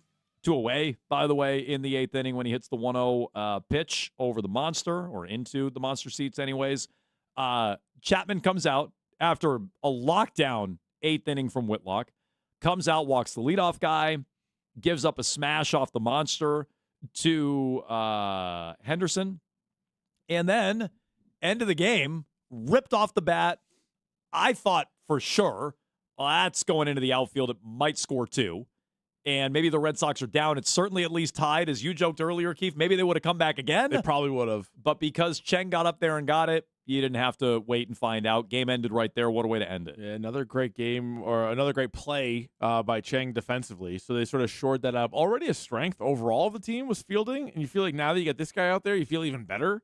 Well, shortstop had not been great. Story was bad. Right, good point. Meyer might have been worse. Yeah, probably their weakest position. I don't know what the defensive advanced stats would say, but probably their weakest position. I mean, Drop God probably knows. D-God, stand by back there. But the outfield, outfield's the best bit. Shortstop with the worst defensive metric on the team. I'd imagine. I would imagine. I'd imagine my position it was. Because I know again, the catchers have had a bunch of errors and stuff, but whatever. I would say shortstop for sure. Story bad, Meyer maybe worse, but Cheng shored that up for sure. Yeah. No, I just think when you look at the way they won that game last night, it was a real tightrope walk, and I do feel like I would disagree with Ted, and maybe even Ted would change his mind. Coming in today, you can hear him today on Rich and Ken with Ted Johnson at 2. He said yesterday he didn't really think people had invested and bought in. He thought there were more, vibes and buzz around the team last year at this point in time than this year.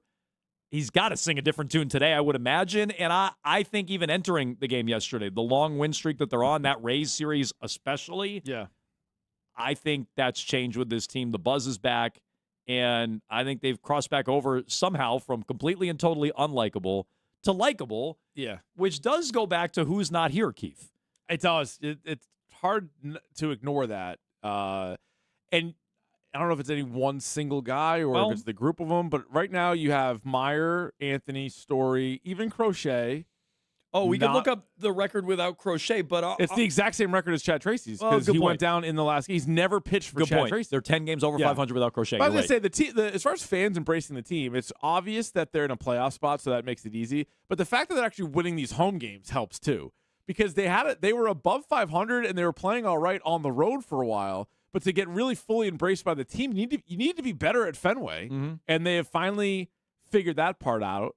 And it went from having like maybe one likable player in Peyton Tolley to a handful of guys that people really embrace right now. Text line says, I vote for Chad Tracy having the biggest impact on this team. Oh, I think a lot of people would vote for the young guys being away, and if that's changed the vibe. I know Greg was highlighting some comments after the game from Aroldis Chapman. Wilson Contreras had some comments earlier this year. IKF had some comments earlier this year. Even Cora to Ken Rosenthal. It's part of what got him fired, I think.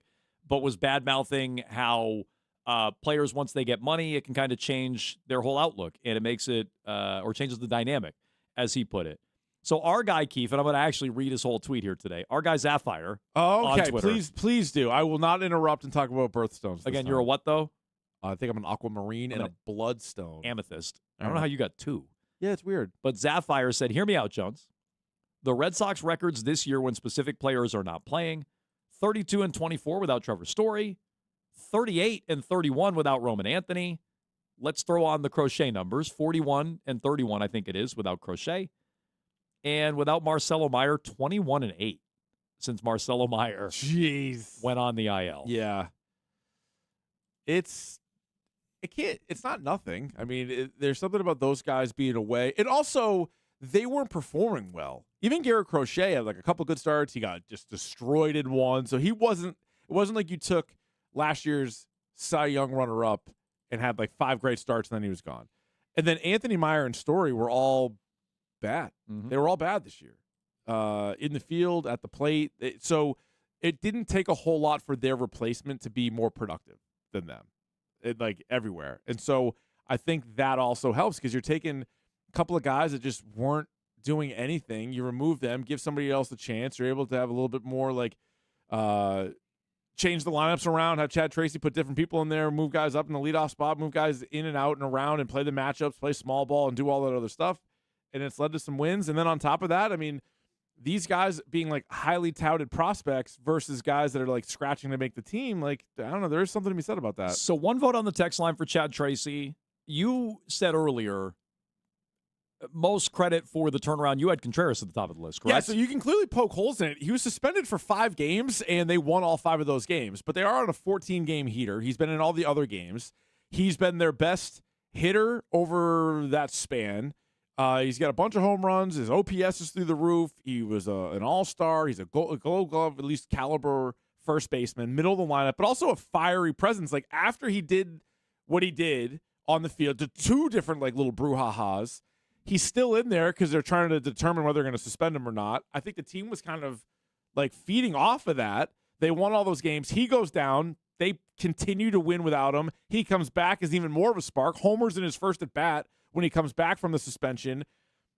I don't know if you can even put any kind of like real association with this. I do think him representing at the home run derby, No, like I'd lump that onto the pile. It's I like, agree. look at the team, look at him, like all that is kind of together. So I would lean, and I agree. I think you can put that in there. Red Sox had a bunch of guys at the All-Star game. They were able well to represented. Yeah, and just, hey, we belong on this stage, and I think they belong in the American League, as they've proven. I think they belong with just about any team in baseball, the way they're playing. And I think the All-Star game could be a springboard for that. If you want to throw the home run derby in there, go ahead.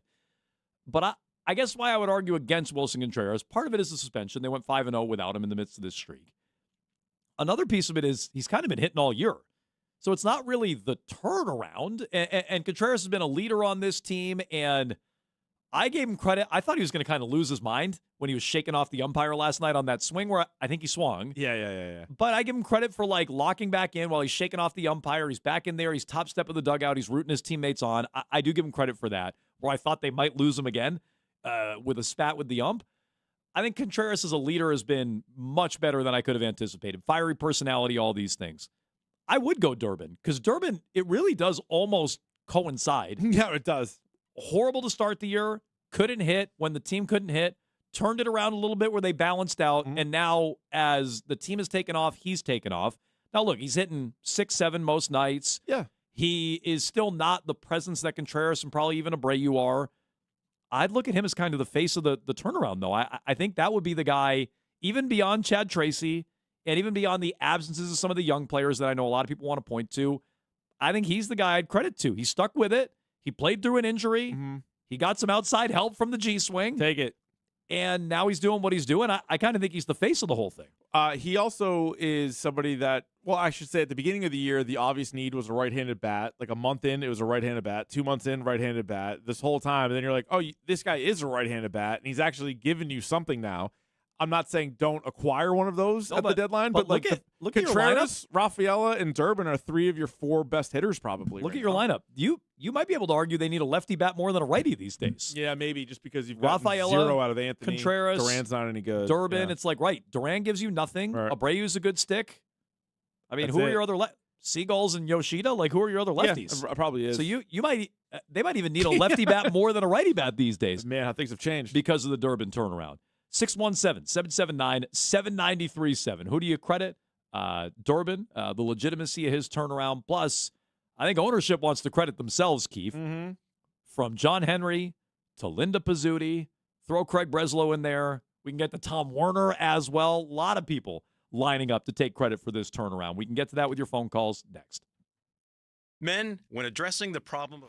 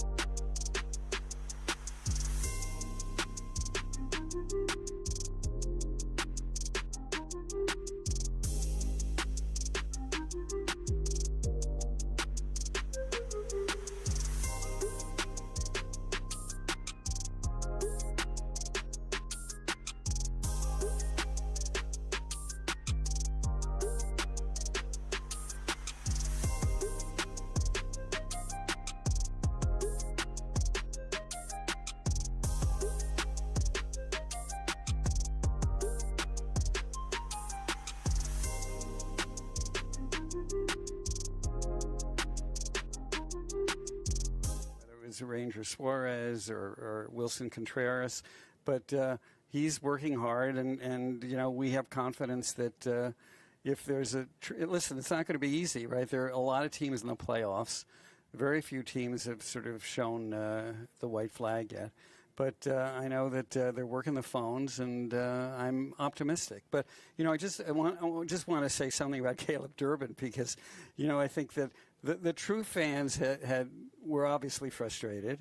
I talked to Matt Arnold, who is the president of baseball operations for Milwaukee, in May, and he said, "Look, this guy is really talented, and he's going to come around." And what was great is that the team had confidence in him. He was always playing brilliant defensively, and now his WAR is up there with some of the people that people wanted us to sign.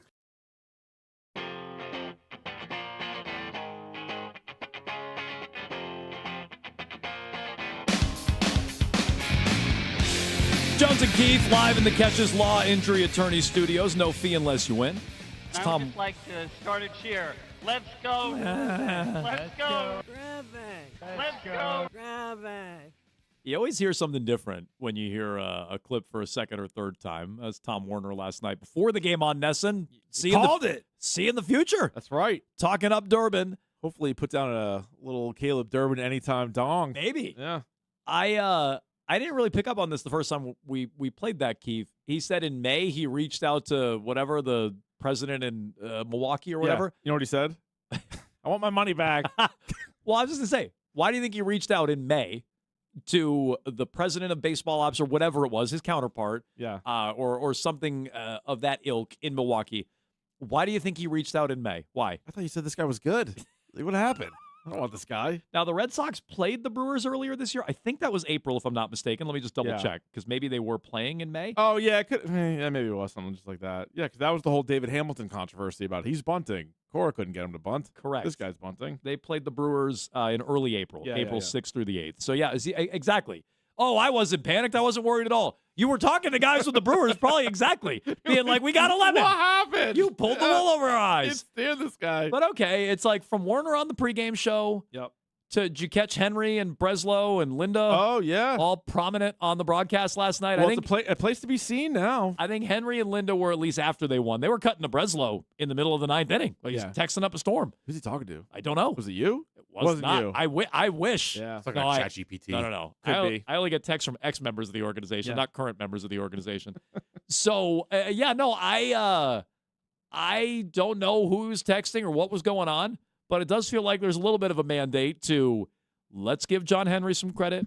Let's give Linda and Werner and certainly Breslow some credit. But, like, I know you're going to agree to this because you are a Breslow guy, but if anybody deserves, like, the real compliments, it would be him, only because he was getting publicly ripped and was doing these appearances. Like he had a couple of press conferences, but then he goes on Greg's show every other week Gets or the so. crap booed out he of gets him. literally booed through the radio speakers. He has to hear a live crowd in New England boo him. Greg mocks him right to his face through the phone. Yep, But right to his face. But, like, Greg got a bunch of good zingers on him. So like he's actually had to face the music when it comes to the losing streaks and the last place, in the standings and all that crap. Guys, Craig Breslow, the chief baseball officer of the Boston Red Sox. Still funny. Like it is funny. And at the time, like it made sense. Like I'm not saying those people were wrong to do it then. They weren't. But no, I don't think so either. But now like Henry and Warner are being like, hey, how about this team? Like, yeah, we never gave up. It's like, no, you're only showing up now because the team is good, which is whatever. It's expected. So I've noticed a lot of people are doing this. People are like, well, no one believed in this team. It's like, well, I don't know. Some people did. Our guy Mark on Twitter did. So I'm not saying nobody did, but I certainly didn't. And I don't feel the need to defend myself by being I gave up on this team. No, they were pretty bad. How could you not? They were horrible. They were pretty bad. The one thing I didn't do was fire Breslow. I said, if Breslow misses the playoffs, he's going to lose his job. Yeah. I didn't really get why people were like, let's fire Breslow right this second. We're like, well, who's going to run the trade? What are you going to do? Who's running the trade deadline? The dream scenario was Theo, but that also seemed unlikely. No, I was of you need to fire Breslow if you're not going to let him do anything. If he's just sort of the way you treated Dombrowski in 19, what's even the point? Now, I know you weren't going to necessarily get his replacement, similar to you're not going to, maybe they fell into it, but you weren't going to get Cora's replacement in season either. But if he was just going to be hands tied behind his back, chief baseball officer, what was the point? So I guess, look, it's semantics. Like I assumed Breslow was about to get fired at any moment. It was looking that way. And if and when they missed the playoffs, I was like, yeah, Breslow will be out of a job. So I guess I wasn't fighting it all that hard. But I didn't really get or there were people who wanted their pound of flesh and were like, fire Breslow right this second. Well, people liked Cora, and they were like, why is he the only one to blame for why the team is that way? Well, but maybe they're seeing it. Maybe they're seeing it. Although people really are twisting themselves into still defending what was going on while Cora was here. They would have done this anyways. 617-779-7937. No, I don't either. Ben is in Medford. Hello, Ben. Hey, how's it going, guys? Good. I just wanted to call in regarding the Greg Hill comments this morning on Aroldis Chapman. Aroldis Chapman said was completely normal and media trained, and in no way insinuating Roman Anthony or Marcelo. So I don't know. I just think it's a nothing burger. That's all I had to say. Okay, I don't think it's a nothing burger. He's not the first person to bring that up. So meaning Chapman. Yeah. Is this Kiner Falefa brought it up? Contreras brought it up? Yeah, let's play it. We haven't played it yet. I think this is it, Yeah. Nick. If I'm wrong, I think I have it. What's this feel like? You've been around for a while, been a part of some streaks. What's this feel like? Yeah, no, just really happy, really content about how the guys are playing, how everyone's behaving themselves on and off the field, in here in the clubhouse, how they show up to the ballpark, and just really feel happy about the way that we've been playing during this streak. Yeah, I think it's more of what Kiner Falefa. Yeah. It's more of what Contreras. Right. And now this. I mean, I don't. If you just think that's media trained and like he's not talking about some sort of how the guys are focused on and off the field or whatever he said. That does happen. Like, I mean, we read into it all the time, and I think it's fair to do it when you're talking up one other player, teammate, group of teammates. Can it be simply that, or is there also a little bit of I'm saying it this way because this guy wasn't? Like we did it yesterday with A.J. Brown. When you if bring Drake in, May can make all the throws, that means Jalen Hurts couldn't? Or when you bring in off the field, too, it's like... Well, right. And if this was a what are you saying? If this was just sort of a one-off, we'd look at it maybe a little bit differently. And then, again, we're running this game through the translator where sometimes the words are a little different than what he actually in this says. case...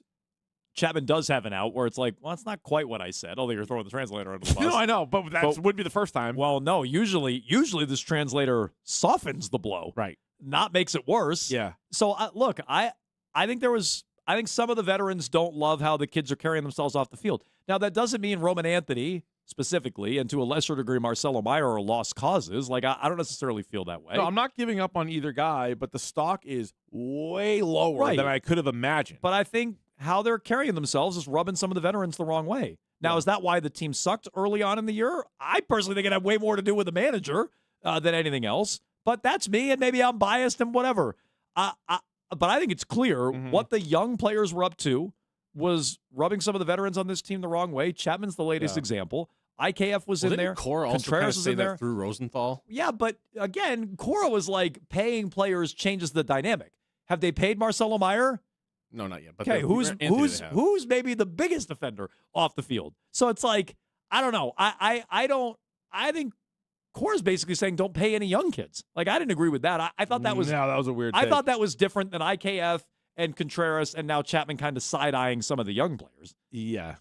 No, I know. I mean, Like, there's plenty of young guys that get paid who are just fine but in also, Major League Baseball. this is also the case where anytime one person is on a side where they're actually like performing well, even if you don't agree with the argument, you're like, you're going to take that side. Yeah. You know, and like when Wilson Contreras originally called out the young guys, Meyer kind of went back at him and was like, well, it's kind of everybody. It is everybody. And like on the one hand, Meyer was right. Like nobody was hitting, but like Contreras was, comparatively speaking, was certainly hitting a lot better than Meyer was or Anthony was. So he has like a little bit more of a leg to stand on in that argument. No, for sure. So look, I think there was something going on. It doesn't mean these kids can't play. It doesn't mean it's the only reason they sucked early. But I think some of the veterans were tired of what they were up to and were questioning their motivations. They being Anthony and Meyer specifically, which again, one's been paid, one hasn't. I don't really know where the contracts came into that. Mike is in Reading. Hello, Mike. Hey, how's it going? It's going great. Good. So I'm calling about who to give credit to, and I do want to give Craig Breslow a shout out because he saved a bunch of money not bringing in Alonso and bringing back Bregman, and I think Contreras and Durbin have been better as of now. But I want to give Wilson Contreras a ton of credit. I think he lit a fire under everybody and kind of became the leader. And, you know, when guys hit home runs, I think he's usually the loudest, most hyped about it. And getting suspended isn't good, but I think for the type of guy he is, it might be the price you pay for having a leader. Look, here's the thing about Wilson Contreras. I do think outside of some of the fake tough guy stuff, which I think there is an element of that, I think most of the emotion with him is authentic. And I think that's a big thing. And I think Siegler is authentic and Abreu is authentic. And I don't think any of that's eyewash or fake. And I think vibes can only take you so far, but there is an element of that emotion that I think the team is feeding off of. And I think I don't care for all the hold me back, fake tough guy stuff with Contreras. Right. But the rest of it I love. Like, I love. I think the team likes it. That his heart is on his sleeve, and he is on the top step cheering guys on, even though he's side-eyeing the umpire. I think all of that is authentic. And I didn't really know how he'd be as a leader, but I do think he's the heartbeat of the team, for sure. Yeah, no, that's why I would give him the most credit. I think the team is kind of feeding off it, and he's been backing it up really all season long. He's been their best hitter. He's a great fielder. He's been around the league a little while. He's won a World Series when he was a young player. So, yeah, I would give him a ton of the credit. LJ is in the car. Hello, LJ. Hey, guys. I got a couple things I want to share. One, I think Chad Tracy should get most of the credit, in my opinion. And I think right now, if you took a vote, he's probably AL Manager of the Year. Oh. Jeez. Secondly, let me think about that. Yeah, go ahead. Yeah. All right, maybe. Go ahead. Let me ask you, secondly, Craig Breslow right now. Who do you trust more right now, Craig Breslow or Brad Stevens? Oh, great question. I mean, recency bias I would say Craig Breslow. Oh, I'd still say Stevens. He traded Jaylen Brown for Paul George. No, I understand. But do you think he wanted to trade Jaylen Brown? But he did. Okay. But he did. I mean, I don't care as much about Devers, but I think a lot of people would say, well, he also Breslow also traded Devers. Yeah, no. I mean, in the moment, I feel so bad about Stevens, but Stevens won a title. Like Stevens is better at his job overall. Look, I'm the Breslow guy, I know. but I think the answer in that scenario is Brad. But right now, the way things are going, the last like 5 guys Breslow's brought in are pretty much been all-stars. Meanwhile, Brad Stevens just traded one away. I'll tell you what, the Chad Tracy thing, I was like, I don't think he's going to be AL Yeah, but manager who of the is? year. Okay, so Who's the favorite? Who is the White Sox manager? I'm Googling it right now. Will Venable? Yeah. I'd probably argue him because I didn't expect the White Sox to do anything before the year. I do think the Red Sox, and I've always thought the Red Sox had a playoff roster. So I think Tracy is just fixing what the last guy did wrong. But if I had to vote today, I'd vote Will Venable. I didn't expect anything out of the White Sox this year. Yeah, that makes sense. But after that, it might be Tracy. And honestly, I don't know, let's see where it goes. I don't know what the odds are. I mean, if they make the playoffs because of the hole that they dug themselves into, plus they were expected to win like 88, 89 games, somewhere in there. So it wasn't like it was like way higher than that. And you take over with 7 games under 500, Good point by the text line. You can actually credit Brad Stevens for turning around the Red Sox. They're 14-0 since the Jaylen Brown trade. Good point. It's actually a good point. Yep. It's actually Brad who fixed the Red Sox. Hadn't thought of that. 617-779-7937. You can jump in here on Jones and Keefe. We'll get back to the Sox at the deadline. Is anyone untouchable? How about some of the young arms on this team? Tolley, Early, Jake Bennett. Can they go in the right trade? What about Marcelo Meyer? We'll get to that coming up in the 1 o'clock hour. Plus, on the way next, it is a Tuesday at 12:45. Means it's time for the madness, Kiefer Madness, here on WEEI.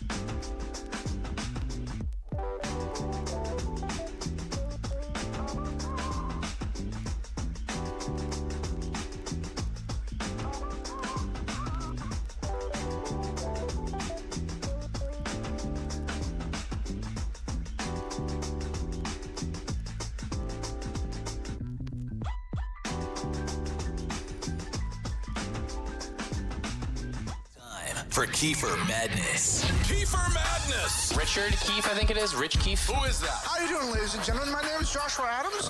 What now? It's Kiefer Madness. Where is he? Where's Keith? Where is Keith? Hey, Keith, you're a douche. I was doing Junko Inoshima from Danganronpa. I'm a firm believer in UFOs and Sasquatch. That's funny. Yo, Kiefer Madness is so hit or miss. Keefe is a nice guy. Keith's a nice guy. Kiefer Madness? It's Kiefer Madness on WEEI. I bring it. Deputy State Thicklin told them a crackhead came over, took his phone, took the pictures, and returned the phone back to him. Sorry, I've been drunk. We see this dude wearing a red lace bra with prosthetic silicone breastises. Suspect has been caught months after firing into his store with a gun and trying to burn it down with Molotov cocktails. All right, here we go. It is time for the madness on Jones and Keefe, WEEI, a local madness, Jones. Oh, I love those. Local Mad Night. Well, you do until you don't. This one takes place in the great state of Massachusetts. Oh. In fact, credit to Nicholas, who emailed Keefe at WEEI.com, where people can send their grab bags. Drop God? They could send their that was me. Different Nicholas. Oh. I will protect his last name, so people aren't just like flooding them like, oh my God, I heard you on Jones and Keefe today. So we usually get grab bags sent there, we get compliments sent there, and occasionally we'll get tips for Kiefer Madness. So this is one that he lives in Natick. Okay. And he says he's aware of sort of the main character in this story. Oh, quite a bit. He and his friend group are aware of this person. And we will talk about what's going on here. All right. A man accused of harassing people while dressed as a mime is now facing several charges. Police arrested him last night at a trail in Natick. All right, he's dressed up as a mime. So he was attempting to cooperate with the police. Didn't say a word. Wouldn't drop the dime on anyone. Didn't say a word. He put himself into a box, got himself out of the box, put himself back into the box. Really, actually impressive work by this guy. So there's a guy dressed up as a mime. I already don't like this. I don't like clowns. That's true. Snakes is my number one fear. Clowns not far behind. They are clowns. Mimes are clowns. Are all mimes clowns? All mimes are clowns. But not all clowns are mimes. Yes. It's a rectangle square thing. Okay. It's the same thing. Got it. They paint their face white. They wear a silly outfit. Yeah. All right. Yeah. We're on Twitch and YouTube. You might be able to see some photos of this guy. Yeah. People who have seen him roaming around say they're relieved tonight to know that he's off the streets. NBC 10 Boston's Oscar Margain has new details we're learning from court. So Nicholas, when he emailed, said he and his friends have seen this guy off and on for over a year. Wow. They talk about this mime. This mime. Pulling rope. Yeah. That's good. Oh, I'm about to fall. A little slippery situation. Like, So scary. Yeah, pulling ropes. Pulling ropes, good one. In the box, out Back of the in the box again. Yeah. What else can you do? That's Well, most of the mime stuff. I pretty think. much it. Yeah. Do they do the handkerchief out of the shirt, or that's more clown business? I think that's more clown business, but I do know what you're saying. I feel like there is some overlap now that you bring that up. Yeah, I think they do the thing Isn't it too. like walking down the stairs that aren't there? Oh, fake stairs! Good one. Fake stairs! Elevator? Good. Oh, elevator's good. I'll take the elevator. Why not take the elevator? Yeah. Maybe take a kayak. Yeah. You do a kayak. Yeah. one. Oh, kayak's a good one. I think that's a good mime staple. They also do the thing where I think they like follow you, and then when you turn around, they freeze like they're a statue. That's creepy. That's a good one. Yeah. That old chestnut. Yeah, they do a lot of stuff, though, mimes. Okay, so he's been doing this all over Natick for a long time. For a long time, creeping people out. I don't think people love it. I'm shocked. I'm surprised because, I walk here all the time. I think I've seen this person maybe like 5 times. He passed me when I was going down the path. Kind of freaked me out a bit. He's in a kayak. He kayaked right by. And then he was in an automobile. And then he hopped on a horse. He did imaginary. I couldn't see the horse, but it was pretty convincing what he was able to do. So as of right now, he's creepy, and he walks past the guy. Yeah, but... And this one girl saw him 5 times. I don't think that's illegal, at least not as of yet. 3 different brags in there, by the way. Top hat, Dracula paint on his face, black cape, cane, real creepy. Dracula paint? Wait a minute. Yeah, he's got Dracula paint. So I love that guy. So you know me. All vampires are Dracula. It's an old Andy Dick joke. Very, very funny on the old Andy Dick show. There's a Dracula under the bed. So this guy's like creepy. But I would say this is where I'm not sure. Dracula paint on the face, top hat and cane. So he's like half Mr. Peanut, half the Crow. Right. Like, what is this guy? He's got to pick a lane. Yeah, mimes don't wear top hats, do they? Well, again, maybe they do. I mean, not all mimes, I don't think. This one does. Yeah. Do you think the cane I feel like is... mime's more like a beret. Yeah. Mime does a beret, right? Oh, a beret. Yeah. You're thinking French mime. Well, You're thinking of a French mime. yeah. Yeah. I think French mime. That's most mimes. Do you think the cane is functional? Like, do you think he needs the cane? Or is it part of the act? You could mime a good mime could mime the cane. A great mime could mime the cane. Good point. He probably needs the mime. He needs the cane. He needs an actual cane. Right. And a top hat. Sure. And the Dracula paint.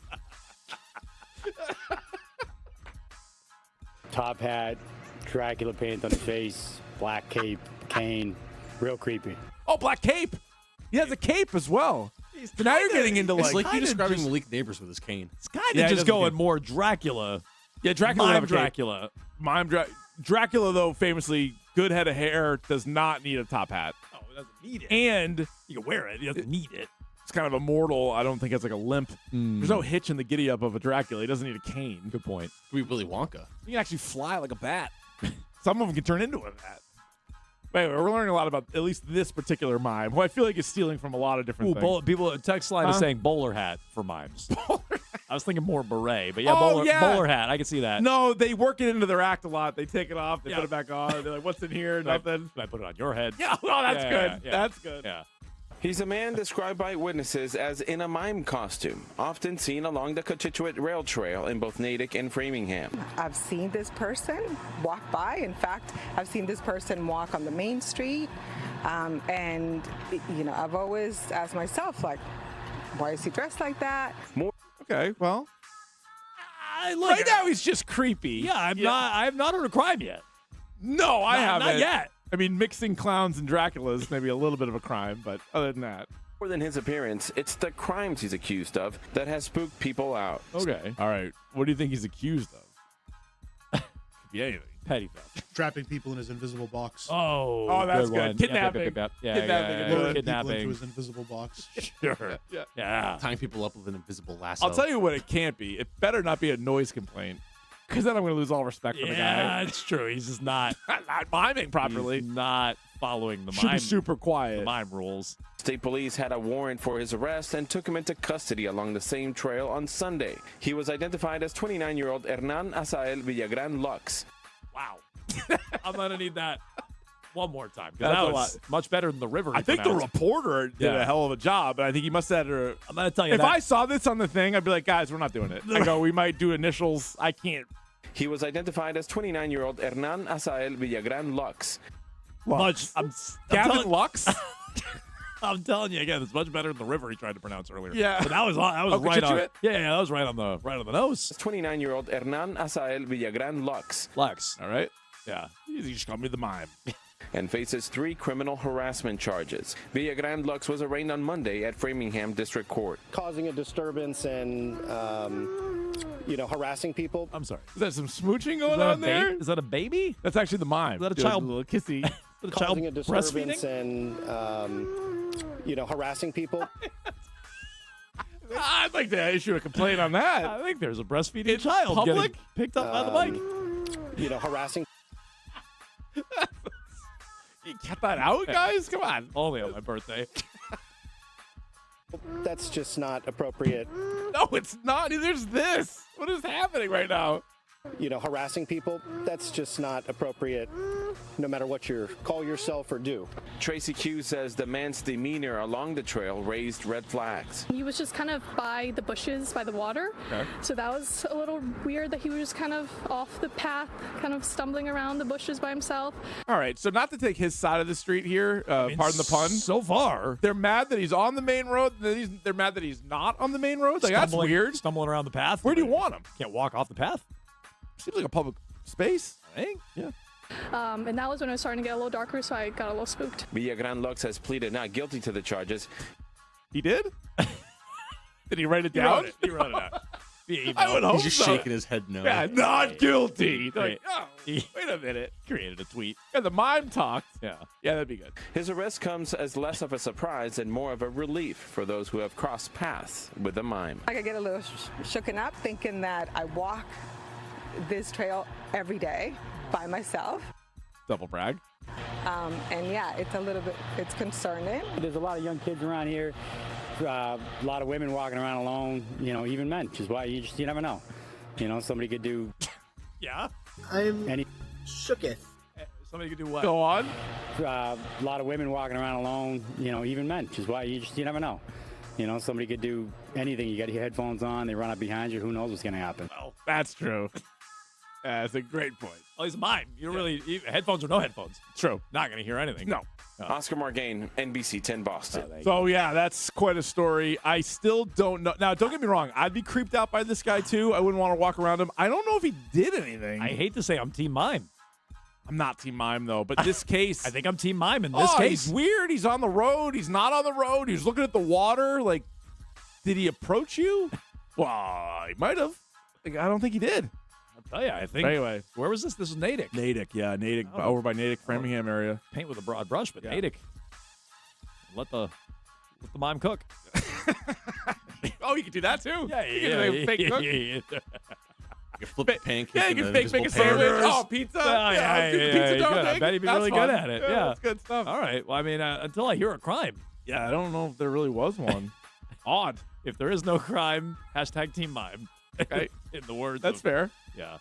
Great Johnny Cochran. Yeah, he said that. Paraphrasing. Mm-hmm. Okay, well, that is Kiefer Madness. Mm-hmm. Every Tuesday, most Thursdays here on Jones and Keith. 617-779-7937. We'll get back to your phone calls in just 2 minutes. We can also mix in who, if anyone, Meyer, Early, Tolley, is off limits at the trade deadline. And in 2 minutes, Jones and Keith.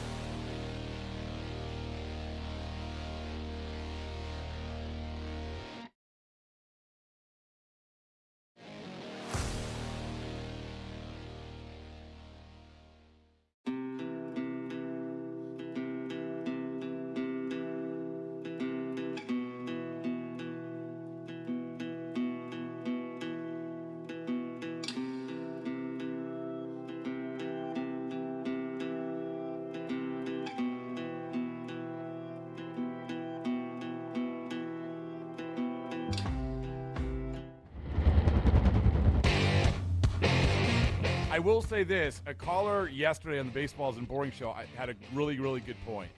He said that I think that one of the things that we have to see Craig Breslow do is be able to obviously function better at the trade deadline compared to what he does in the offseason. In the offseason, you have a lot of time. You have a lot of time to analyze. You have a lot of time to let it play out. You have a lot of time to make decisions. Trade deadline, as we found out last year, you have to pull the trigger or you don't.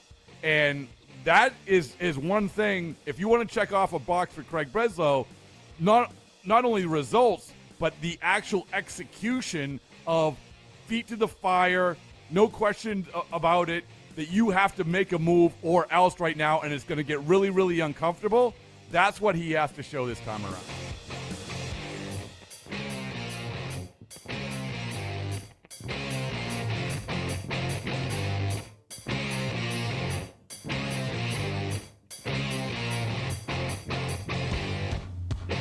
Quite a few texts rolling in about our Kiefer Madness, Keith. Oh, man. We didn't get the whole story. We had the one newscast there. People are saying, well, how did you miss certain details? We kind of just went with the clip of the news that we were forwarded. But the man... he had his day in court. The mime had his day in court. And he passed out. The bailiff had to catch him. I don't think Did the man die? He did. I know. That was... Yeah. I assumed he was miming that. That was not like a mime. It wasn't a mime trust fall. That was a full... His whole mime world was crashing down around him. He went down real hard. I hope I don't know if he hit his head or anything, but so there's an update to the story. Yeah. He's like the clown in Billy Madison. What? Yeah, a little bit. Oh, he doesn't have his Dracula paint on? No, they took the Dracula paint off him. No, in court. Oh, man. One of the texters said he was confined to invisible imprisonment. Stand there with the fake bars in front of him. Stand there. They Boston 25 is referring to it as the courtroom collapse, where he's standing there listening to the judge and just wipes out. Well, anyway, we went with the newscast we were forwarded by the gentleman Nicholas who sent that in. But yeah, I guess there was more to the story, including some oiling himself up, among other things. I don't see that in the video. I am disappointed he's not just full mime costume in the. I think you're supposed to show up to court. Yeah, as is. Is there? That's in the Constitution. You can't show up as a mime. It says creepy mime costume, months of fear. Man charged after disturbing encounters at popular Massachusetts park. Although all of the witnesses there were like, yeah, we saw him like kind of by the road, and then he was like over by the water. Well, maybe I no longer stand with the mime. He's not even standing. No, nobody does. No, he went down pretty hard there. He can't even stay on his own two pins. That's tough. Okay. 617-779-37. We'll get to your feedback on this, among other things. We'll get back to Tom Brady as well a little later on this hour. Yeah. Plus, grab bag, clip du jour, all that good stuff. You heard Bradfo talking about the trade deadline there, Keith. We played a clip earlier today from Ralph, a.k.a. Jim Bowden, who, as a thought exercise, threw out a bunch of different names in a Hunter Goodman trade. He said it thought it made a lot of sense for the Red Sox. They would trade Connolly Early, Marcelo Meyer, along with Narvaez and their first-round pick a year ago, Kyson Witherspoon. It got me thinking, is there anyone that should be off limits for the Red Sox at the trade deadline? Tolley, Early, Bennett, Meyer, even Anthony? Like, who should be, if anyone, off limits? Not even just for Goodman, because I'm not sure what I would include necessarily for him, but even like a big-ticket item. Is anyone truly off limits for you? So, obviously, like, if we're putting stuff like Shohei Ohtani aside, right? Like I don't think anybody's untradeable unless you have Shohei Ohtani, right? So let's put that to the side. I think Roman Anthony, to me, is still untouchable. I know we had him in the IL won't help list. Like, we're disappointed in the season, and it just seems like it's a really long road to recovery. But I'm not trading Roman Anthony. I really do not want to trade Peyton Tolley or Connolly Early, and it would have to be a pretty overwhelming move. Like, Hunter Goodman's great. Found out today he has 30 home runs. So, like, that would be, and it'd be a need, and it'd be a guy that'd be here a while. So I guess, like, that's a tough one. Like, that's one that you'd really have to consider. Obviously not both of those guys, but I'm saying, like, you got to choose between dealing one of them. I still would rather not. I'm But, like, way so more you- open to trading Marcelo Meyer. So you or want Zach Jake Neto. Bennett. You want Neto. I do want Zach Neto. So who are you trading? Would you trade early in that trade? Marcelo Meyer and early in a trade for Zach Neto? Yes. Wow, oh, you would? Yeah, I think so. And early's your guy. Yeah, early is my guy, but Zach Neto, I think, is the guy for this year and beyond. So that's the other thing with like Goodman and Neto. They could be a part of the present and the future, right? So I look at it that way. And now it seems like, because if you're trading Meyer ideally 6 months ago was the guy that was going to take Story's job and then never look back. And he was going to be the starting shortstop for the Red Sox for a long time. I don't know what the confidence level is of the organization in that. I know mine is certainly shooketh. So if you could replace him with Zach Neto, who I think would be, depending on what kind of contract you're willing to give him, like the next guy for 10 years at shortstop, couldn't he? Yeah. So for Goodman specifically, yeah, I don't think I'd want to include any of the young arms for him because I have enough questions about him away from Coors. His numbers are really good away from Coors this year. Last year, they were kind of flipped. They were better at Coors than away. So I have enough questions there.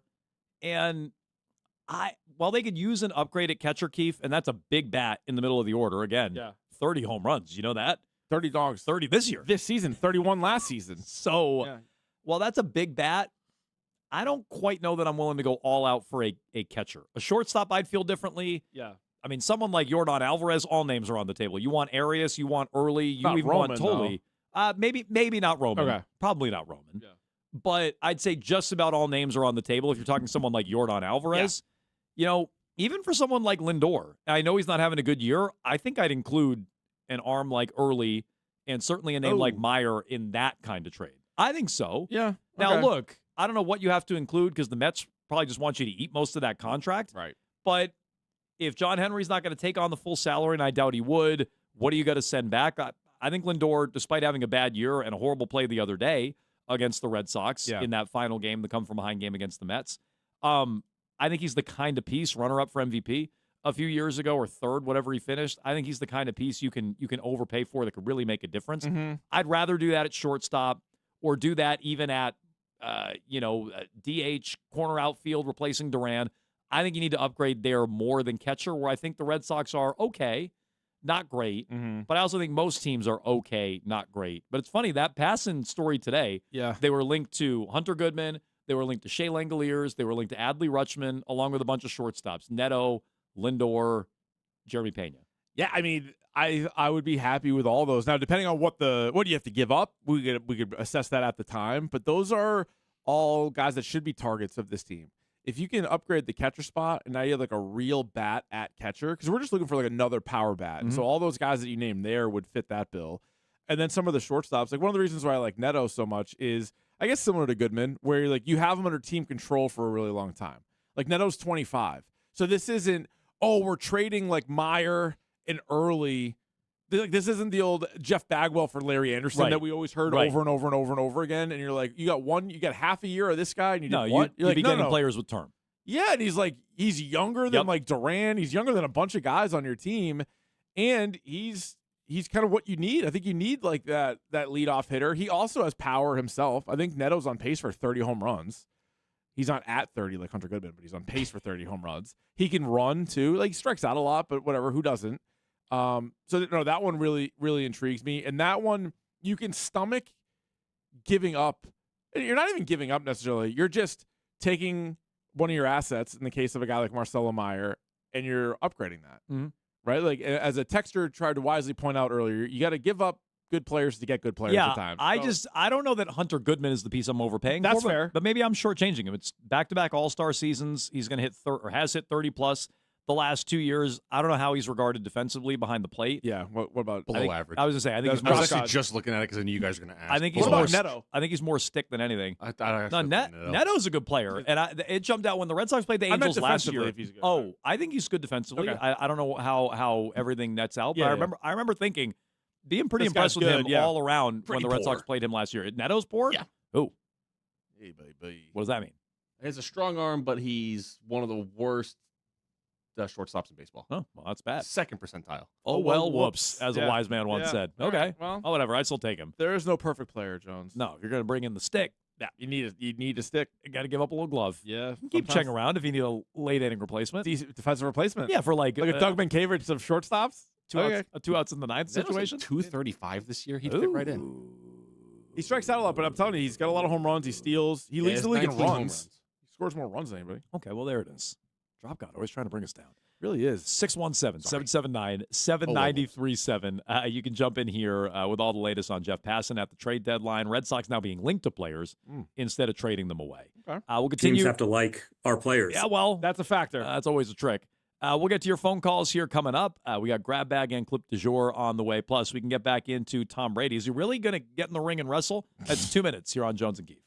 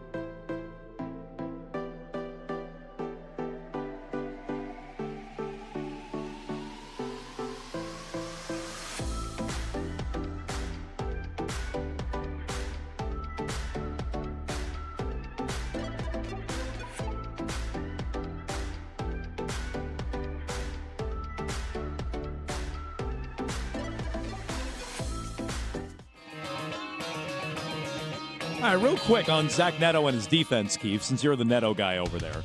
Yeah, it was. A year ago, he was plus 13 in defensive runs saved, which I think is good. Yeah. But he was a minus 8 outs above average. This year, he's plus 1 DRS, minus 8 again, outs above average. So I don't quite know how to read those numbers, although Nick said, and I think the Twitch chat is agreeing, less depressed Sox fan among them, Yeah. that his baseball savant page, if you will, which I don't even pretend to look at nor know how to translate. No. But his baseball savant page Red is good, blue is bad. Quote, There's a unquote, lot of blue. Quote, unquote, ice cold. Yeah. All right, something to work on. You know, we're always improving, I feel like, on and off the field. Sure. As people. So he has to work on defense. Okay. Get in here and work on that. 617-779-7937. Just real quick to close the loop. I mentioned who the Red Sox were linked to on the passing list. They still do have Gray, Contreras, and Chapman 13, 14, and 20.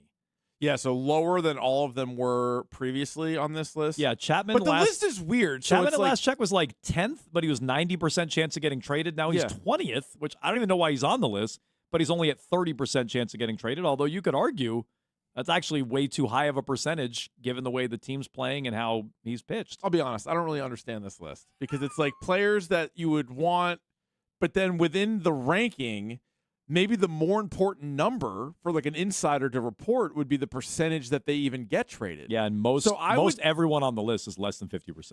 Right, so I would go the other way. I would I would sort the list where it's like you said percentage. Luis Arise is like 95%. Yes. I'd put him at the top. Doesn't mean he's the best player, but he's like at least most likely to move. Yeah, most likely.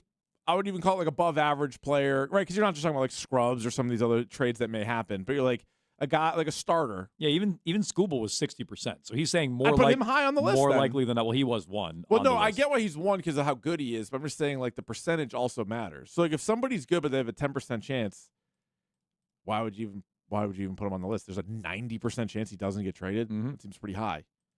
But you saying ESPN should lay off Passan? No, I'm not. I don't want to lay off anybody. Okay. They should hire more people. Yeah.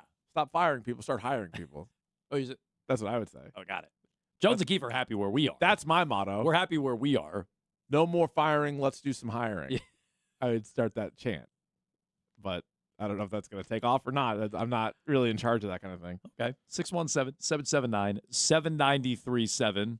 Tom Brady, Keefe, according to TMZ. Yeah. He's got a big match coming up. He is having ongoing conversations with WWE. Good. Where he would stare down, as they put it, his rival, Logan Paul, in the ring, mano a mano. What do you think his finishing move would be? Brady's? Yeah. Ooh, I don't know. Good question. A sleeper hold because he takes the air out of him. Oh, Billy. Good one. That's good. He like spike a football off someone's face. Or deflate their testicles. Oh, great. Great call. He just goes in. He just reaches right under. Yeah. He goes. The old twist. You could do that. It's not a bad that's move. A good finisher. Wow, that'd have to be for hardcore matches only. I don't know if they allow that. That is fucking twisted. Yeah, that should be his finisher. Brady closer right there. Here he goes again. This guy. Brady. Oh my God. Twist. You think Alex Guerrero's like his manager? Like he's walking in? That'd be great. Yes. Selling people like snake oil and stuff. one. That'd be awesome. Good one. He'd be a good manager. He would be entrance music though. Brady's- The Jay-Z song. Yeah, PSA. PSA. Yeah. Probably come out to that. Yeah. Or Although, Many Men. If they have to pay Jay-Z a lot of money. Well, he might have to come out with something else. Who was paying him all those years? Kraft? Oh man, maybe. I don't know how that works. Like, can Jay-Z you play just- songs? Jay-Z just in a kind of stadium? gift that one to him. They kind of Maybe. run in the same circles. I don't know. That's true. Brady, of course, slapped Paul at Fanatics Fest in New York. Yeah, that was intense. And then flipped him off during the World Cup final on Sunday. Yeah, couldn't even enjoy the match. He was like, I hate this guy. I hate this guy. F you, buddy. Yeah, he was did. like, no, F you. No, back at you. So that was it's off to a good start. Yeah. The feud. It's off to a good start. Brady, by the way, is a minority owner of the Vegas Raiders, which we know, as is Ari Emanuel, Yeah. the CEO and chair of TKO, the company that owns and operates WWE. So yeah, a lot of overlap there.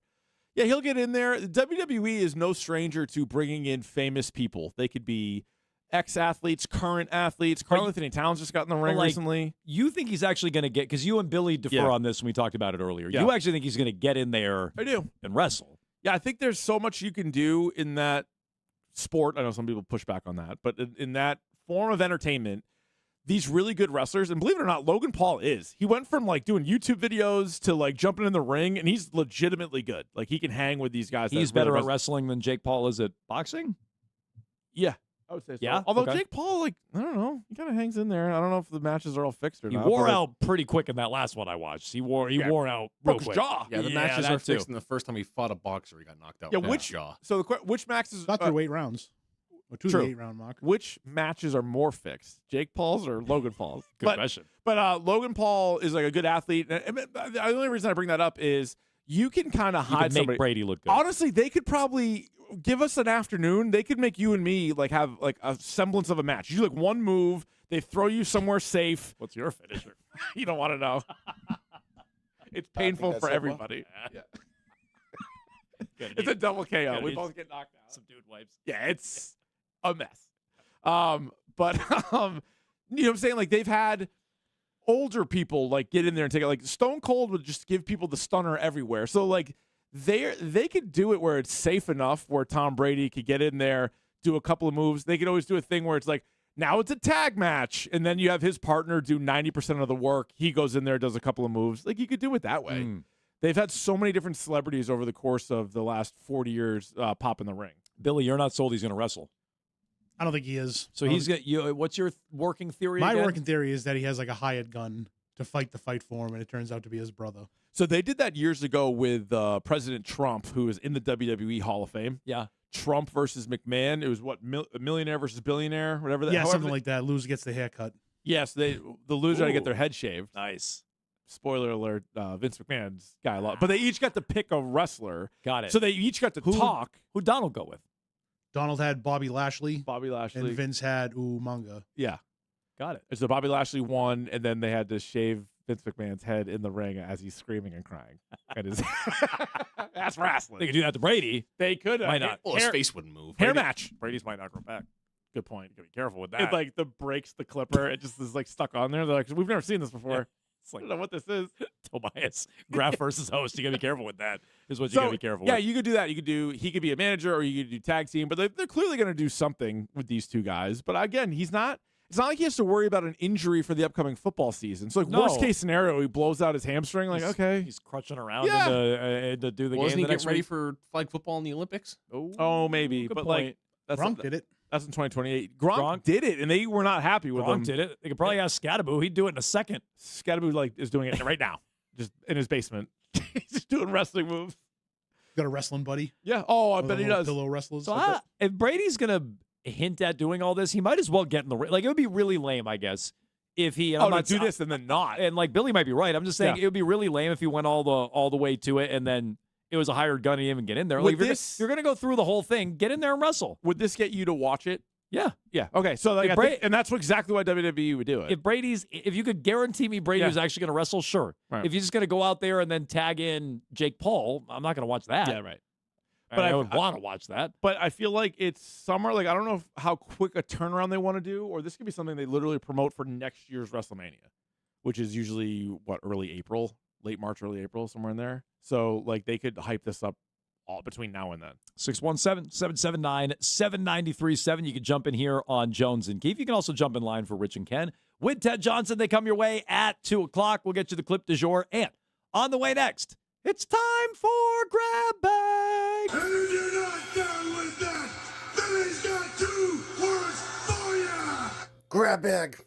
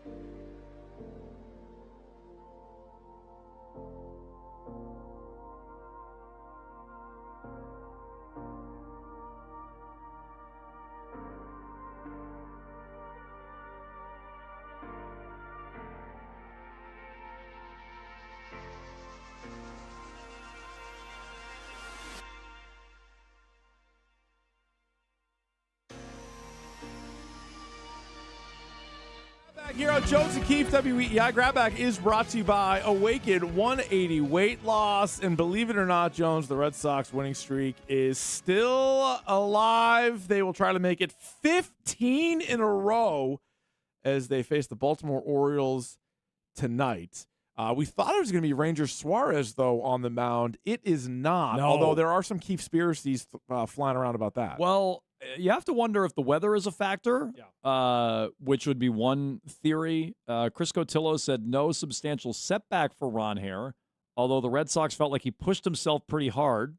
Nice. Testing the groin. Okay. Over the last couple of days. Sounds like Jones's Monday through Saturday. And they wanted to give him at least another day. Yeah. They have not decided when he'll be activated. So Zach Kelly went to the 60-day DL on a corresponding move. Rivera going to start the game tonight, weather permitting. Okay. Kyle Bradish will be on the mound for Baltimore, having a good year, 3.61 ERA, 7:10, weather permitting, first pitch, 6:10 pregame show right here on WEEI. When it's 10 in the morning and my job is mad boring, I don't think I can get through the day. Open the Odyssey app, and just like that, next thing I know, it's 1:30, and it's time to grab the grab bag. You mentioned Zach Kelly, so that's a good. That followed that up pretty great nicely. point. That did. I would say. Good job. Kind of perfect. You ready for a Stat of the Week nominee? Sure, it's a crowded field this week. My but guy, sure, go right ahead. Nolan Arenado, one of the best players in the last 2 decades, I would say. Yeah, 2,000 hits. Not only that, John. Okay.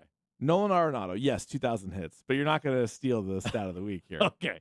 I tried. Yeah, admittedly, I tried. One of 6 major leaguers ever with 2,000 hits, 350 home runs, and 10 Gold Gloves. Wow. The rest of the group. I'm sorry, how many again? He's one of 6. So 6. prior to yesterday, there was 5. Okay. Schmidt? Mike Schmidt is one of them. Willie Mays? Is 2 of them. There's 3 others. Who else? Why don't you just tell me the rest of the list? Al Kaline, Johnny Bench. Johnny Bench. Makes sense. Ken Griffey Jr. Oh, Griffey. Should have got. Forget about how good Ken Griffey Jr. Probably should have got Junior. Yeah, you probably should have, but pretty good. Congrats to Nolan Arenado. I'm a small hall guy. Good for him. Walking right into that hall.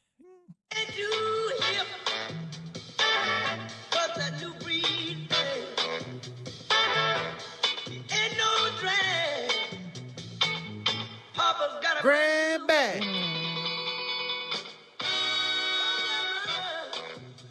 All right, the Miami Dolphins and all-pro linebacker Jordan Brooks have agreed to a 3-year, $51.3 million extension, $35 million guaranteed.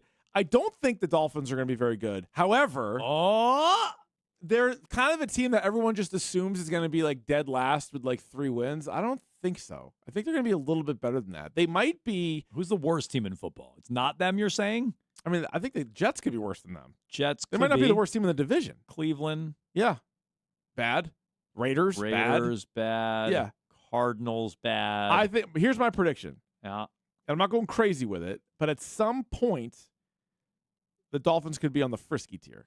Oh. I'm willing to go that high. Well, I like Malik Willis. That's what I'm saying. Like, gives you a chance, maybe? I like him, so I could get there. Sure, they could be Their a frisky skill position team. guys are pretty weak, but they brought back Achane, so there's going to be a lot on his shoulders. But anyway, they bring back Brooks 3-year extension.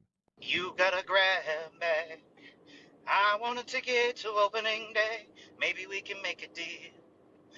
Maybe together we can go to Fenway. A field box is better. True. Starting from 0, got nothing to lose. Maybe we'll do something. Jones and Keefe have nothing to prove. All right, super excited for this. The Dark Side of the Ring, new episode tonight. I've been talking about this. I'm talking your ear off about this. Honestly, he's just been he has not shut up about this. I watched the first 3 episodes, Bragg, of this season. They were all about Jeff Jarrett and TNA.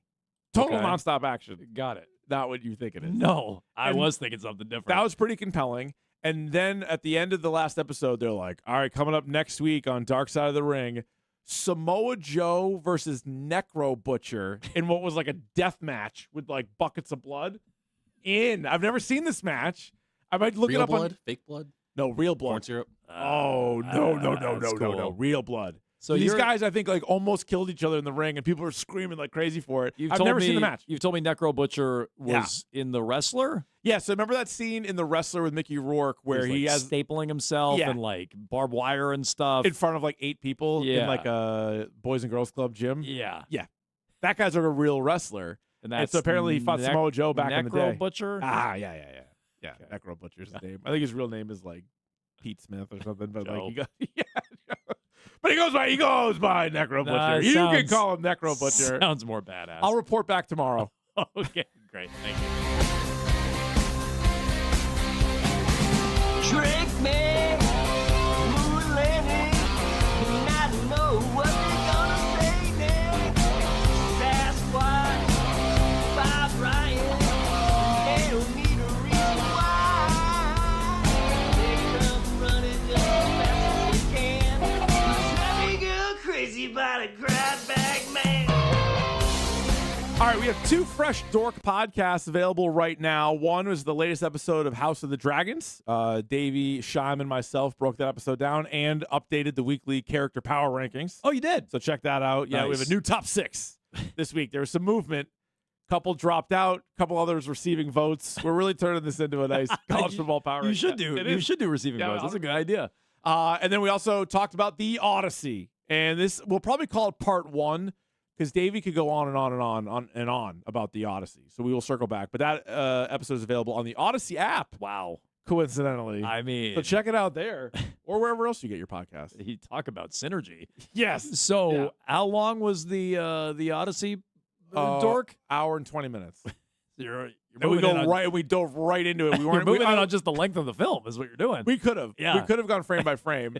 I mean, Davey talked for 15 minutes on like the first 1-minute trailer that came out. So we could easily have done more. We'll circle back. Actually, you know what we said? People could send in questions, specific questions about either the book/poem or the movie, and we'd be happy to answer. And by we, I mean Davey. Great. Yeah.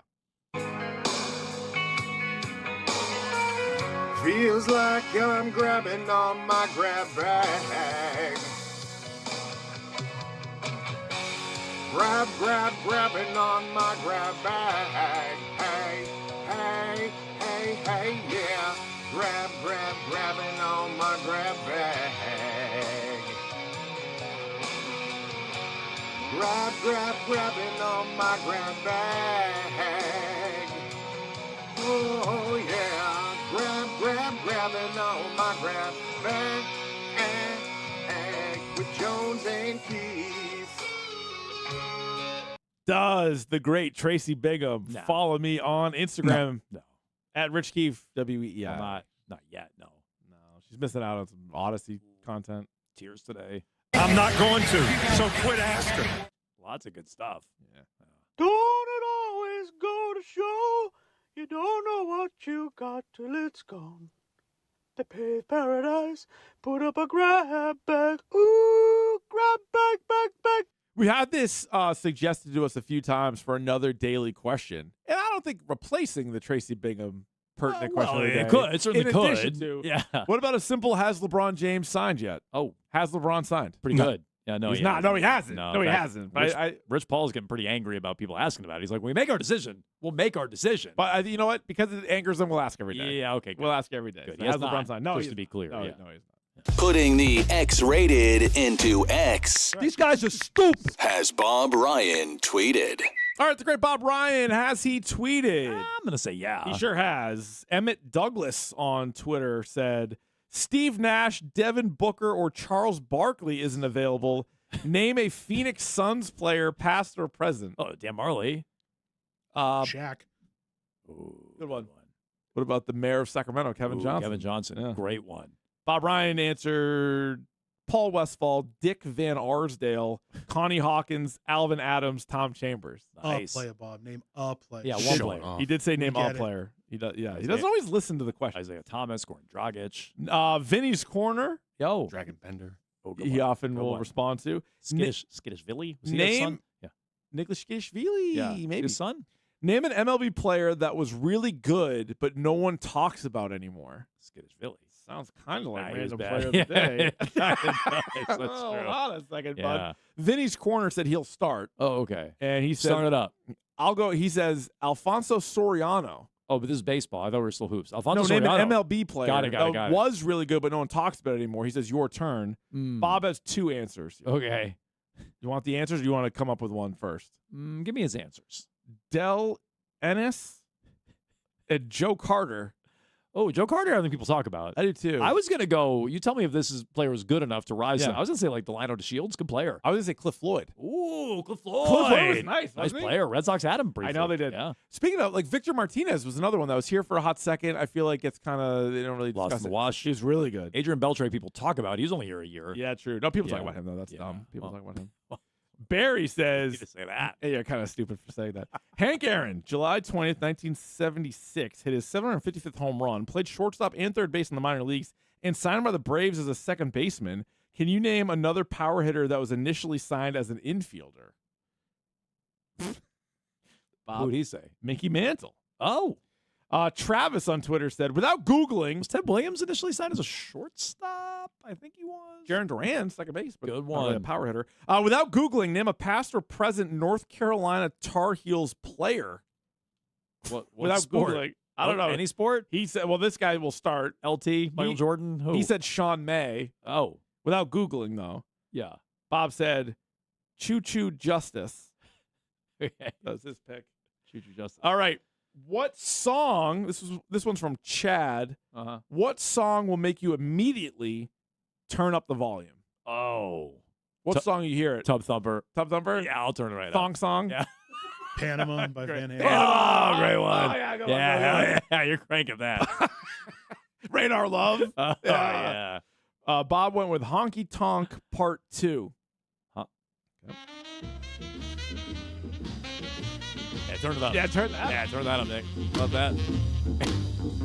Yeah. All right, turn that down. Turn that down. Yeah, you're sock hopping. TD Nash tweeted out, who do you think was the most famous athlete of the 20th century? 20th century. Yeah, most famous. I get my centuries confused. Bob once again had 2 answers Yeah. here. He said Babe Ruth until 1970 or That's so. not how this game works. No. Muhammad Ali thereafter. Does MJ count? MJ was in the 90s. He should count. Jordan. You want to go with MJ? My second, Jordan. Grab bag. Grab bag. Grab bag. Grab bag. All right, who was the best baseball performer from last night? Was it Petey Halpin? 3 for 5, 2 home runs. That's not a real player. 3 RBI, 3 runs scored. He had a night. Who he play for? Cleveland, obviously. Was it Petey Halpin? Dylan Dingler? I 4 know. for 5, 2 homers, 3 RBI, 3 runs. Was it Mookie Betts? Oh. 4 for 5, 2 home runs, 3 RBI, 3 runs scored.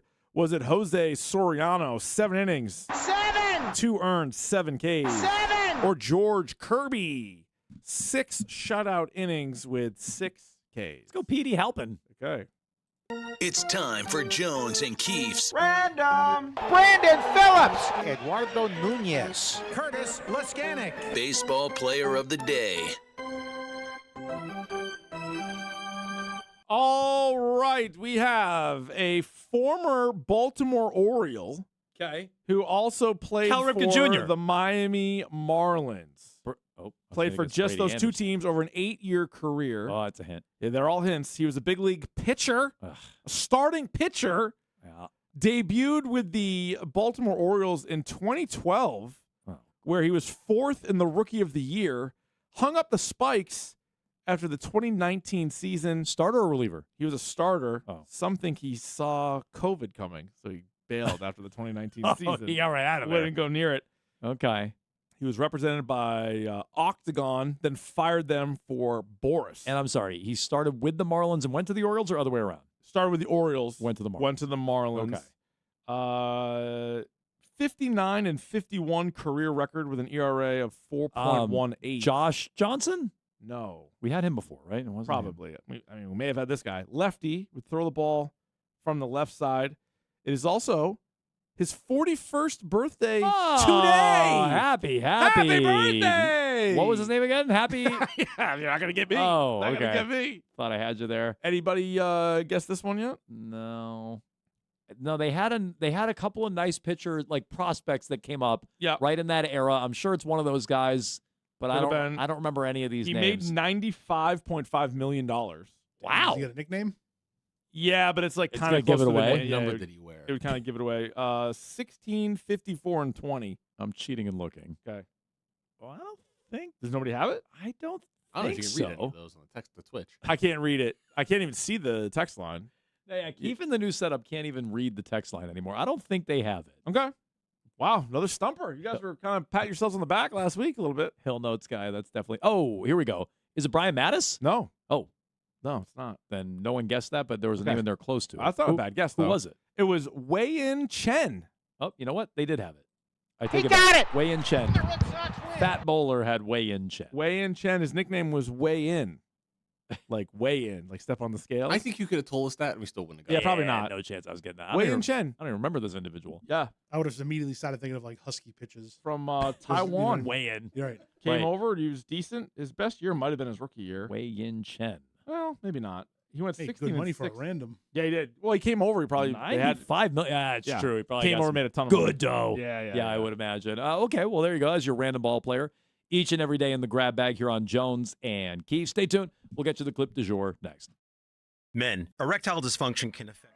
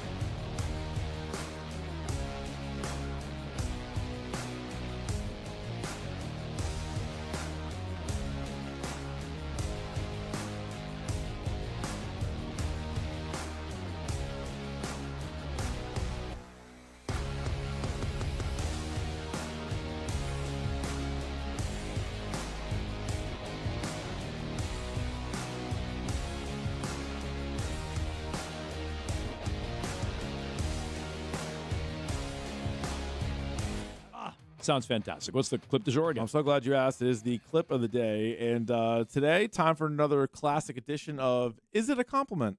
Whoop, Jared. I didn't see. I wanted to give a special shout out to Jones and Keefe because they have been talking ball this year.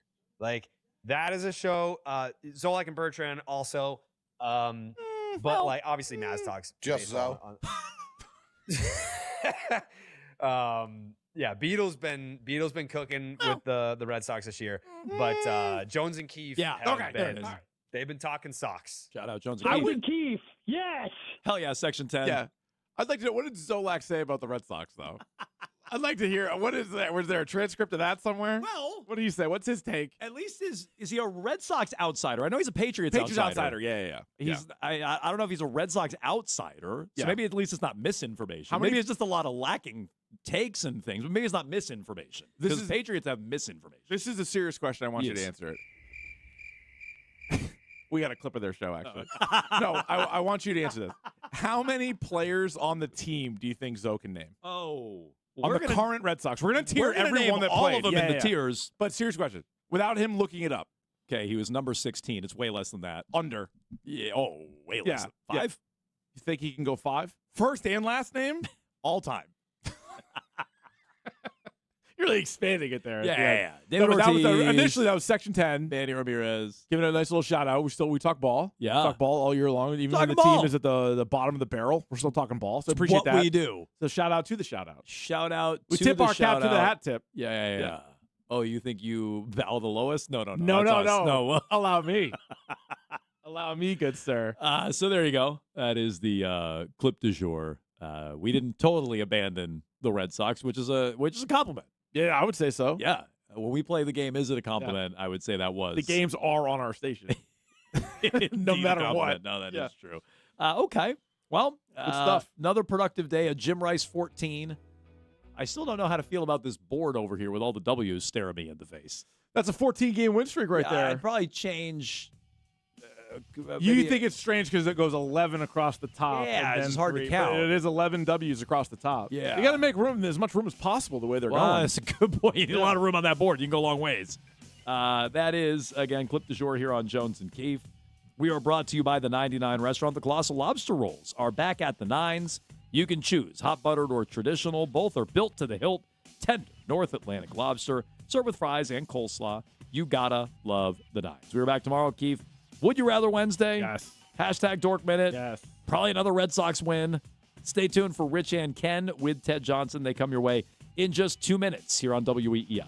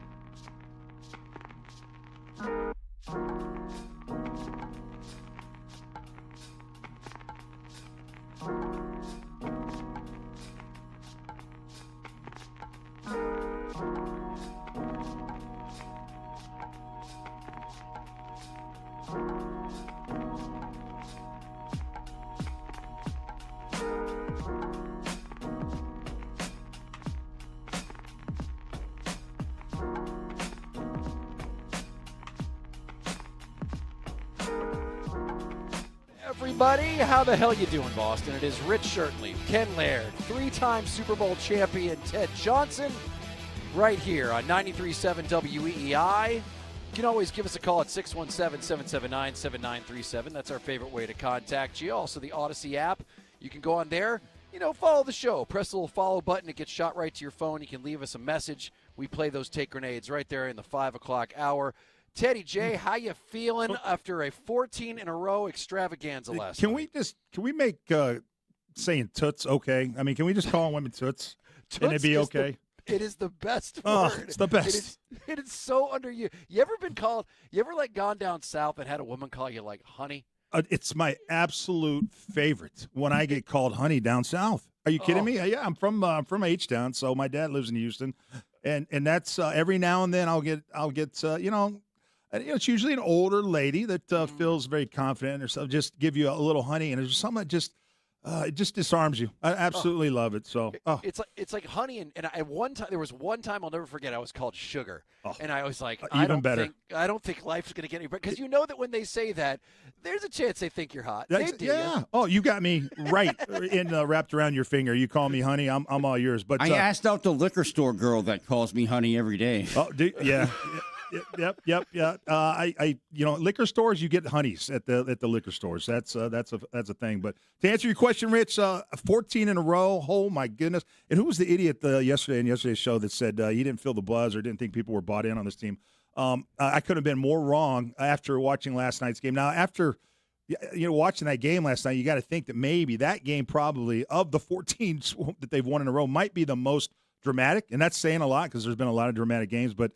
The way in which they won, the comeback, being down a couple times in that game, with Caleb Durbin, who just seems to be him, and Wilson Contreras seem to be the face of this comeback. It's oh my gosh, it is pretty good times right now to be a Red Sox fan. This has been so much fun. I mean, as I said, like I since Friday, I've watched almost every pitch or heard every pitch on WEEI, and it's. Like, last night was great because I got to hear a little bit of Will Fleming, and I get to watch some of the Nesson broadcast, and both of them, for all the reasons we completely understand, seemed like orgasmic. Like, this has been something that for the first several months has been a job that was a slog. They would show up, and they would have to try to figure out new ways to just – go in and try to justify how awful the team was playing and find something to get excited about. And now that it's actually not just good, but great baseball, like exciting, come from behind, beating good teams baseball where the crowd's into it, you can hear it. It's like this sweet release that they're all having. And it's like, if it was just out of nowhere, you would laugh at how excited they got. But now, because it's been this slow burn, it's like when we heard Middlebrooks high-fiving Will Fleming in the booth the other night after the, I think it was the White Sox sweep. And you get it. You totally get it, and the crowd's into it, and it's been just a hell of a lot of fun. So, Stiz, what do you say? Let's get to what happened, buddy. Let's run that thing rolling. What just happened? Sports happened. Yes, and Sports Happened is brought to you by Jeffrey Glassman Injury Lawyers, Boston's go-to injury attorney for over 30 years. If you've been hurt in a car or work accident, you got to get Glassman. Call all sevens at 617-777-7777. And this, my friend, is what 14 in a row sounds like. No balls, 2 strikes. Chapman is ready. He throws. Swinging a liner to short. Caught by Chang. It's 14 in a row for the Red Sox. Chapman walks the tightrope. The Sox cannot be stopped. 6-5 winner. awesome. By the way, Will Fleming joining us at 4:30 Oh, today. excellent. Oh, looking forward to that, man. He was great last night after the game.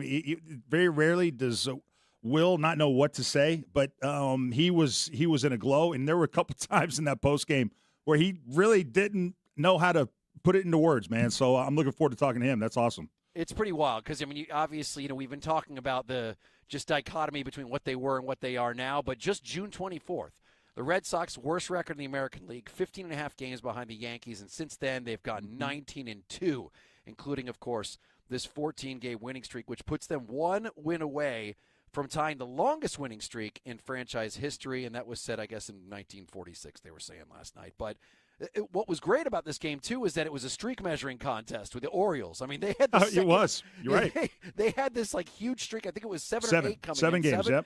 Yeah, so they're going for 8. You had the Red Sox last night with 13, and it just is so great because every night there seems to be a different hero. And this guy right here seems to be part of it more than most. Let it roll there, Wells Stu. is ready. He throws. Caleb swings and drives one high in the left field. It is way back and is gone!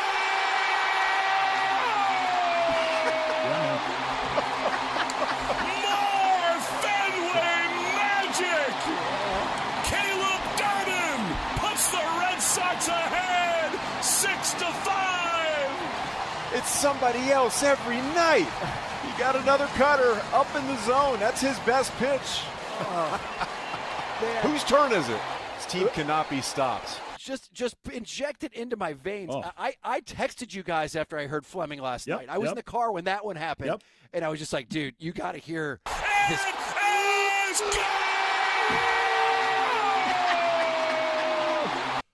Change the World shorts. Cup got him excited. He was starting to do the goal. But you know what? I mean, does anybody more deserve it more than Will Fleming to be able to make calls like that? I mean, it was for the longest time. I mean, all I kept hearing him say all summer long was, "You just can't." Those 3 words, "You just can't," and then follow. It was somebody was doing something they just can't do for most of the season, and it was just so frustrating for those guys how they did their jobs and kept a straight face. A nightmare for the Red Sox. Yeah.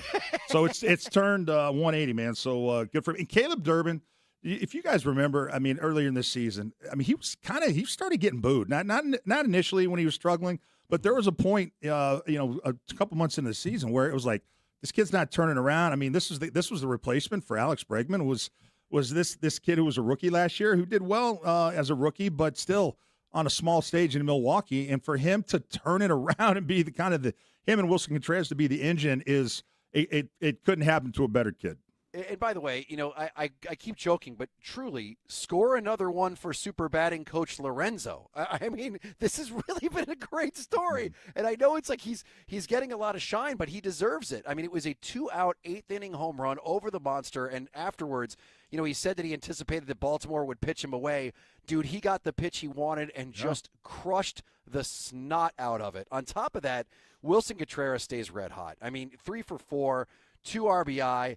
At what point do you start at least putting him in the conversation for American League MVP? Yeah. Like what he's been doing so far, if you just look at his numbers, compared it, to some of the other players, he should, I'm not saying he's the guy, but he should at least, the conversation should start. He needs to be someone on people's radar because he's truly the heart of this team right now.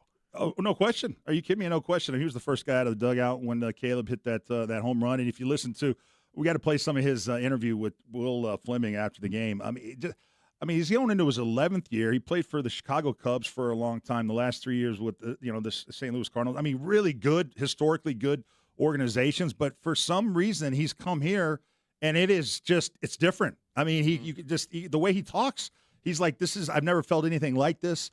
He is perfect for this market, for what the people expect here. He embraces it, and a lot of his shenanigans. I thought okay. At first, I didn't mind them, and then I thought they were getting a little bit too much. Well, there's a method to the madness. I mean, he obviously is bought in. He loves playing here, and guys are feeding off of this guy. And I'll be honest, I didn't think that he would take the leadership mantle as quickly as I mean I don't know. I know he's an 11-year vet, but still, I just thought, there were other guys that have been here longer that probably would be the leaders. If there's a leadership void and somebody's not stepping up, then near the guy. And then Wilson has seen that, and he's been a tremendous. I mean, I never thought I would, say that I was, I wouldn't miss Alex Bregman, but I don't miss Alex Bregman with Contreras here. It's unbelievable. No, it's true. It's true. And you know what? Because I'm feeling selfish, and Stiz, I don't mean to make you run around, but do you happen to have the Nesson call of the Caleb Durbin home run? Because I saw that when I got home. Like I right after the Will Fleming call of it, I got home and I turned on the TV, and afterwards they showed that. Do you happen to have it, Stiz? Oh yeah, that was Middlebrook's great too. on fire. All right, let's hear Middlebrooks. Let's let it roll. Swinging a high fly ball left field. This is deep. Back it goes. Yes, sir. It's out of here. Home run. The Durbinator touches them all. The Red Sox on top. Again. 6-5. I don't know what to say anymore, Obi. This is unbelievable. Unbelievable. You just can't get rid of them. They won't die. Unreal. His 10th home run of the season, and the bottom of the 8th to put the Sox in front again. If I had to put one against the other, both great. One against the other, Fleming takes it. Yep. Oh, yeah. They're both great. But that's – take a bow, Will. Take a bow. Will Fleming is excellent at his home run calls. I mean, they're excellent, man. The Durbinator touches them all. Okay, not as good. As I said, Nesson was very good, but Fleming wins that one. Round one, Fleming definitely wins. Well, the teams combined for 8 lead changes or game-tying plays before Durbin's homer, and that's the thing about this team, Ted, right now. They're never out of it, where a month ago, if they fell behind, like a loss was almost a certainty. As a matter of fact, case in point, they've had 6 come-from-behind wins during this 14-game winning streak, and that's what a good team does. Rich, I think they were like 1-30 in games in which they were down by 2 or more runs, something like that. Now it's like it's just it's expected that they'll come back if they get down. It's insane. Now, we started talking about this yesterday, about what was the moment that turned things around. Was there something that happened? Is there a reason why it's working now when it wasn't working before? And it seems like right now there's a lot of press who are trying to figure out the same thing, because there was a good article that was in the Boston Globe where they talked to several of the players, and there were 2 interesting things that came out about all this. And we'll get to both of them in just a moment. First of all, finally, Chad Tracy's getting his flowers. People are now starting to realize what this guy has done and what the difference between him and Alex Cora being at the head of things is. And then afterwards, there was something really interesting that was said by Aroldis Chapman, although actually by his translator, but through Aroldis Chapman made a comment last night that, man, maybe, just maybe, we were all sniffing the right thing when it came to a certain move that was made during the season. We will get to that and Chad Tracy and his post-game comments. 2 minutes. We'll be right back. When you own your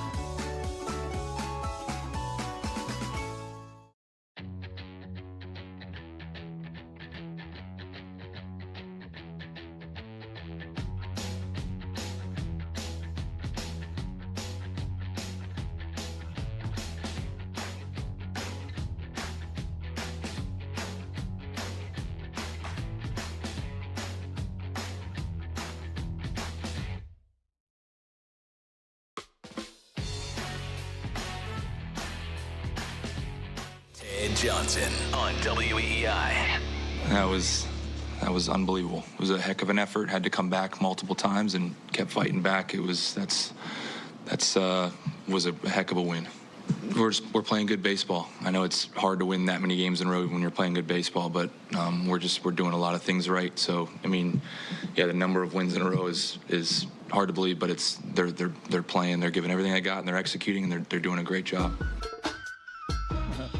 It is 93.7 WEEI. Rich, Ken, and Ted Johnson. That's your boy, Rich. That's my guy. I told you. That's a dude that, listen, I don't want to say that, I could tell from the beginning that this guy was going to be good, but the one thing I will say that I think all of us, you, me, and Ken, sniffed out was that when you're a bad team, what seems to happen in that locker room, and Ted, you obviously, I'm sure, have heard of this a lot playing the game. You've seen how bad teams react when the press is killing them and, no one's getting the numbers that they need. That means they're not getting bonuses and things start turning bad.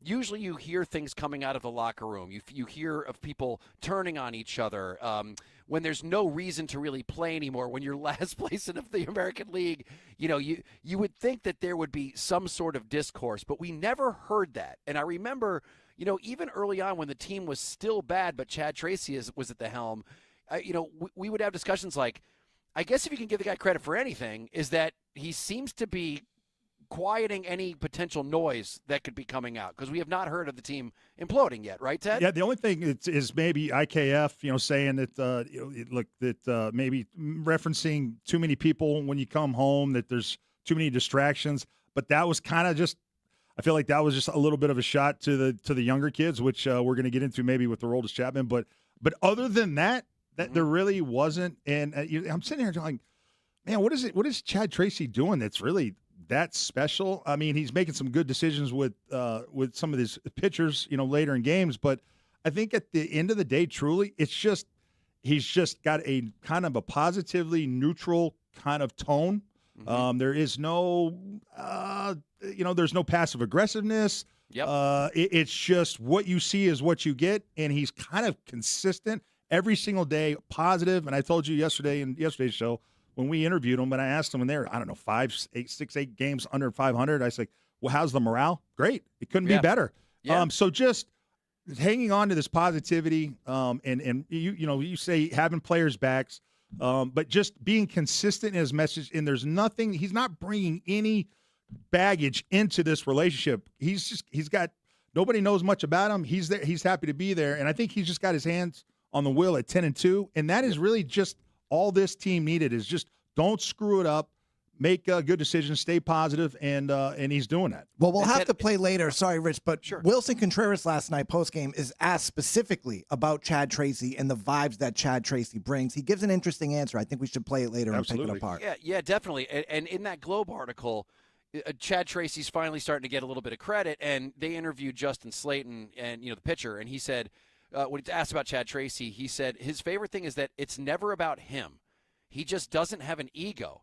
It's just, how can he help us win games, and how can he let us know he's in the fight with us? That's been something that's really good for us. And I keep saying this about Cora. You can be a great manager, but be the wrong manager for a certain team. And I don't think he was right for this team, in that I think that, A, you have a decent amount of young players. It seems like Cora's always favored the vets, and also favored people who have been in the game long enough to be able to emotionally handle being called out in a press conference. Because, man, Cora loved to do that. Cora loved to send messages through the press, and it just doesn't seem like this was the type of team that was into that. Whereas in this case, it sounds like Chad Tracy gave them enough of a sample size in the several weeks that he was there before they started winning that they could feel comfortable. And not feel like they were going to get called out. And maybe when he spoke to them, it wasn't through the press; it was one-on-one, man-to-man. And it was, hey, I'm like you guys. You guys, a lot of you guys are on this team are trying to make a name for yourself. You're getting opportunities for the first time to play in the bigs that you didn't have before, and so am I. I'm in the same boat with you. Like they're kind of in it together, and I think that there's some comfort in that with these guys, knowing that the manager is right there with them, and I think that means a lot. Case in point to your point about Alex Cora and the veterans. I mean, if you remember Trevor's story before he before he went on the IL. Excuse me. He basically was not happy that Cora was let go and thought that the owner should have addressed the team about why they let go of Alex Cora. So that just to prove your point. I mean, the older guys were Cora guys. This team profiles as a young team, and so it clearly is just a better fit with Chad Tracy. Absolutely. And Cora's going to go somewhere, and he's going to kill it. He's going to get hired next season and probably do an excellent job. It's not a knock against Cora. Were you surprised he didn't take the Phillies job when it was offered to him? You know what? I mean, that's a pretty good team. So yeah, I would think so. But then again, he's a guy who's just like, screw it. My value is going to be as high as ever. Right, it doesn't matter. I'm still going to get a great gig. I might as well step back and be able to make my choice. You know, there's going to be several different options. There's going to be a couple guys who we know are going to be fired at the end of the season. But a team like the Phillies is kind of the team you can envision him managing, right? There's no question. Yeah. It did kind of fit the profile of Alex Cora. But man, how about Mattingly? I know. No doubt. Right in, no did doubt. a good job. Yep. But this comment here, I thought was interesting. As a matter of fact, there's part of me that almost wishes he hadn't have said this because there's such a good thing going on with this team right now, and I do believe that this is something that's going to get people talking and trying to find controversy and maybe even interpreting it one way or the other. But I got to be honest. After I hear it, there's only one way I can interpret it. Here is Aroldis Chapman after the game speaking through his translator about why things are working. What's this feel like? You've been around for a while, been a part of some streaks. What's this feel like? Yeah, no, just really happy, really content about how the guys are playing, how everyone's behaving themselves on and off the field, in here in the clubhouse, how they show up to the ballpark, and just really feel happy about the way that we've been playing during this streak. Okay. Ooh. What jumped out? What phrase? What phrase jumped out at you there, Rich? Well, so hang on. I think there might be a little bit more of that clip. There might be, because, I mean, that right there is good, but I think that he kind of kept going, but I think he's talking about the guys who are there, and not the guys who aren't there. And I believe that, what, I want to kind of find when, like, what was the date? I'm trying to figure out what was the date that Roman Anthony was sent away, because it was right after they started doing well. And then they kind of took off like a rocket once he was gone. Mm-hmm. And I'm really wondering if this is somewhat of a commentary towards how this team is gelling when you don't have any distractions, like guys like Marcelo Meyer. July 5th, Rich. July 5th. Okay. All right. Well, I mean, June 24th was when they were at the bottom of the barrel. Mm-hmm. And then not much longer after that, this team kind of started taking off. And my whole opinion on that was I think that was a Chad Tracy move, because whether you think that Roman Anthony was somebody who, was, if you believe all the rumors that he was partying or he wasn't doing stuff that was right, or if you just thought that he was a guy trying really hard, it would be a depressing thing to have him around because he wasn't getting any better. And well, hold on, Rich. Frustrated. So which one do you think it is? Because there's a big difference. And I mean, when Chapman says on and off the field, the first thing most people are going to think is he's talking about the young kids not doing what they need to when they're away from the ballpark, and that will only feed the narrative that is out there. And you start to worry that, I mean, it's just kind of taking a life of its own. That there's this story of them being issues off the field, and they're not focused on their job. And I don't know, but that seems to be the narrative. And when he says something like that, it's hard for me not to think he's talking about the young kids and them just not being focused when they're away from the ballpark. It seemed to be a very intentional thing to say, no? Very. It did. Very. It did, and you're right. The off the field part of it makes you go, man, I hope these rumors aren't true. I really do, because I was hoping that this was like something that people were blowing up to be nothing, and then Roman Anthony would get back, and he would, come back and be integrated into the team, and then they would just have extra firepower, and everything would work out. But what a weird place it is now. If the team really thinks this way about Roman Anthony, once he gets better, like, what is that integration back into this lineup going to look like? Yeah. What's it going to do to the chemistry and what they've been able to do over the past couple of weeks? I think that's the biggest question. I really do. I think that's the fascinating question: is what happens when they are cleared to play. Now, maybe they just say, you know what? Hey, take your time. I mean, it feels that way. It feels that way with some of the guys. I mean, Trevor Story, I don't know. He'll be back at the end of August. I mean, God, that's kind of, that makes you think he's not coming back. I mean, the fact that Roman Anthony hasn't even swung a bat, are you kidding me? That feels like we're at least a month, if not 6 weeks away for him to come back. So, but still, I mean, they are going to come back this year. And when they do, what is the decision? Part of me thinks they're going to slow play it, Rich. And they realize, that's a big reason they probably sent Anthony down there is because they felt like there was a distraction. I can't imagine them when he gets better that all of a sudden, I mean, if they're on this roll that they're on now, they're going to go, you know what, let's just put him right back into the lineup. I just think they like what they got cooking right now. Do you think the phone calls have stopped to Roman and Roman's people? Like, because it was probably for a while, it was like every 2 days. Hey, how's he doing? Is he picked up a bat? Is he picking up a bat? You think now it's a little quieter? Dude, they're like, you just take your sweet time. Can you imagine what Roman must be thinking down there? Because what was it? The Alex Spear article a couple days ago, basically saying that he's not happy that he's down there. He doesn't want to be down there. Watching this 14-game win streak. Hopefully if it lights a fire under their ass, and maybe, just maybe, what they're watching is, and if these rumors are true, it kind of, slaps them into realizing that the opportunity they have is right here in front of them. So it can't be fun to watch the team that you should be a part of winning every single night, and you're down there basically in purgatory. It's true, because the one thing you can say about this team right now is it looks like, to a man, every player on this team is hungry. Like, everyone That's the looks word. like they are the hungry. Word. Yep. And there's no question of anyone dogging it. There's no question of anyone who doesn't show up every day ready to work. And all I've heard, like, all season long, is speculation about whether Roman Anthony and Marcelo Meyer are those guys. And not saying that it's been justified or it's true, but there sure is a lot of smoke. And so one thing that you can say is, as they are now, they absolutely do not have anyone that fits that profile. They all want it, and they've been able to pull themselves out of the trash can and do this, which is the most impressive part about all of it, is that you had every reason to quit. You had every reason to mentally check out, and they didn't. And I've said this ever since they started this streak, is that you can give Chad Tracy the most credit for that. Because that's what a good manager does, is he gets their head in the right place and keeps them from mentally crashing when things are going bad. All right, 617-779-7937. Do you think Aroldis Chapman was talking about Roman Anthony and Marcelo Meyer? We'll take your calls next.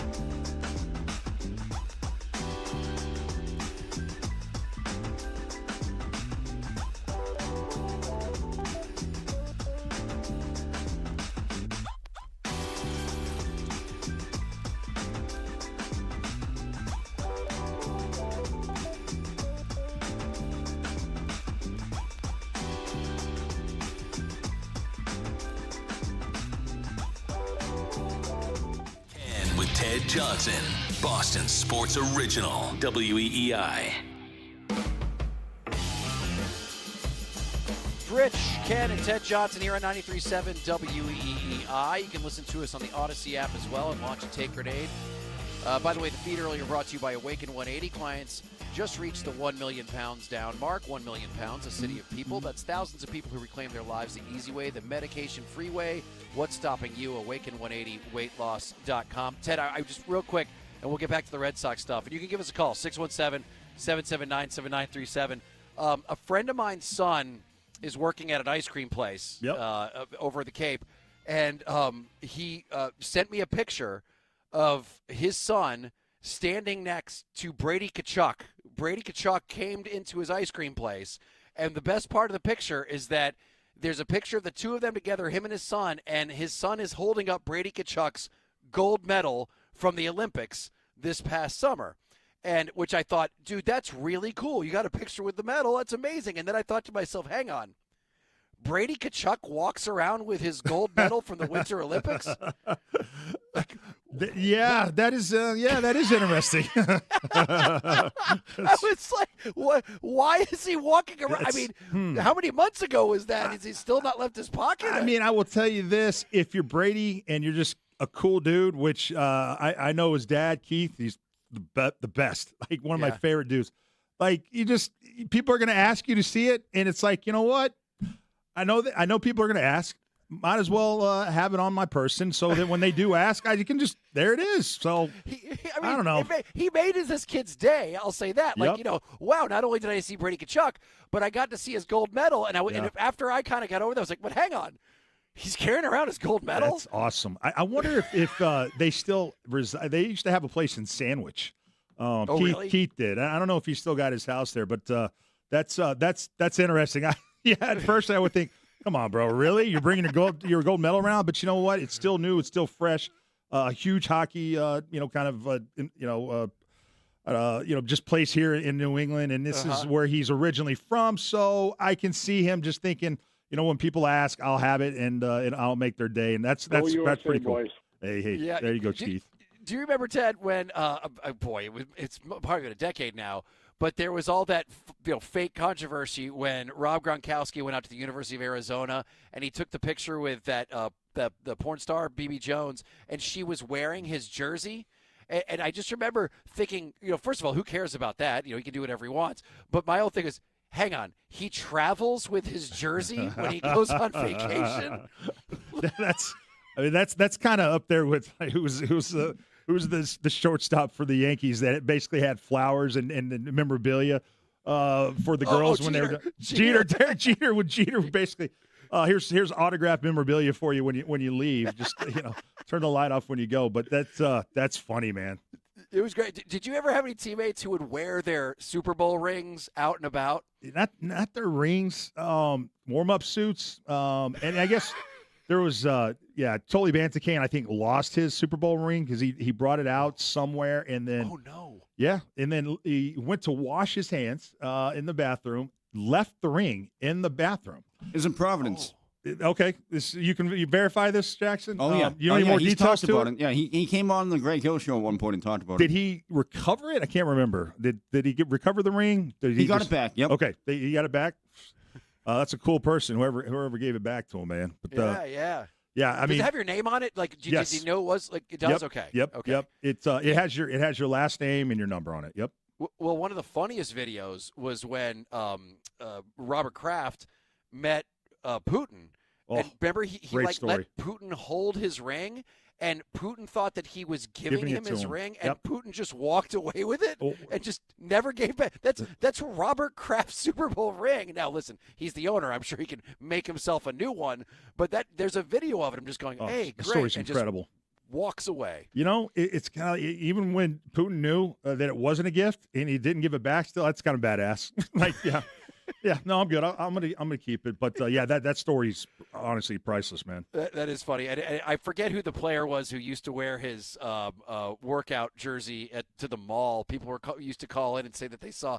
I think I forget who the guy was, but there were a bunch of people who say that they saw some dude who was on the Patriots wearing his workout uniform at the mall. I forget. I remember that as well. That was during my time. And you know what? Who was it? It was Derek Cullors, a running back. If it wasn't Derek, sorry, man. I don't mean to blow your spot, but I think it was Derek Cullors, and it was, it was just one of those like where you wear a warm-up suit.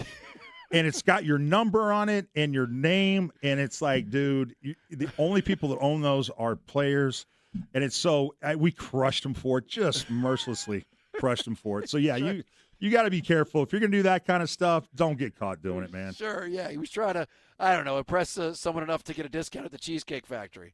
Right, serious. Hey, real quick, you bring up Brady Tkachuk. Another, it's just a side note.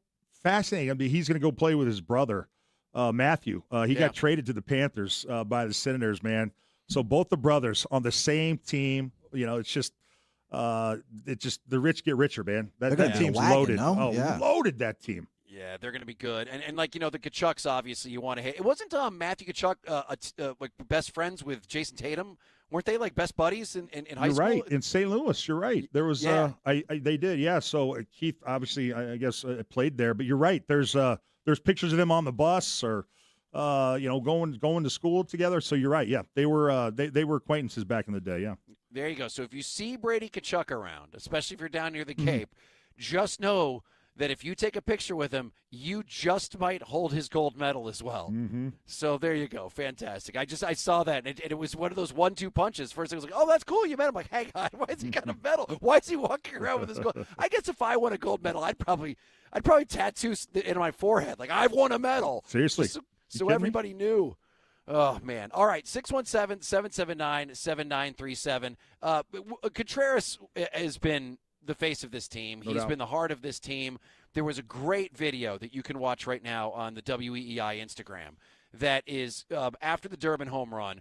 Contreras is the first one right there at the dugout, like ready to give him like a huge high five. He gets the team out there. They're all waiting for him.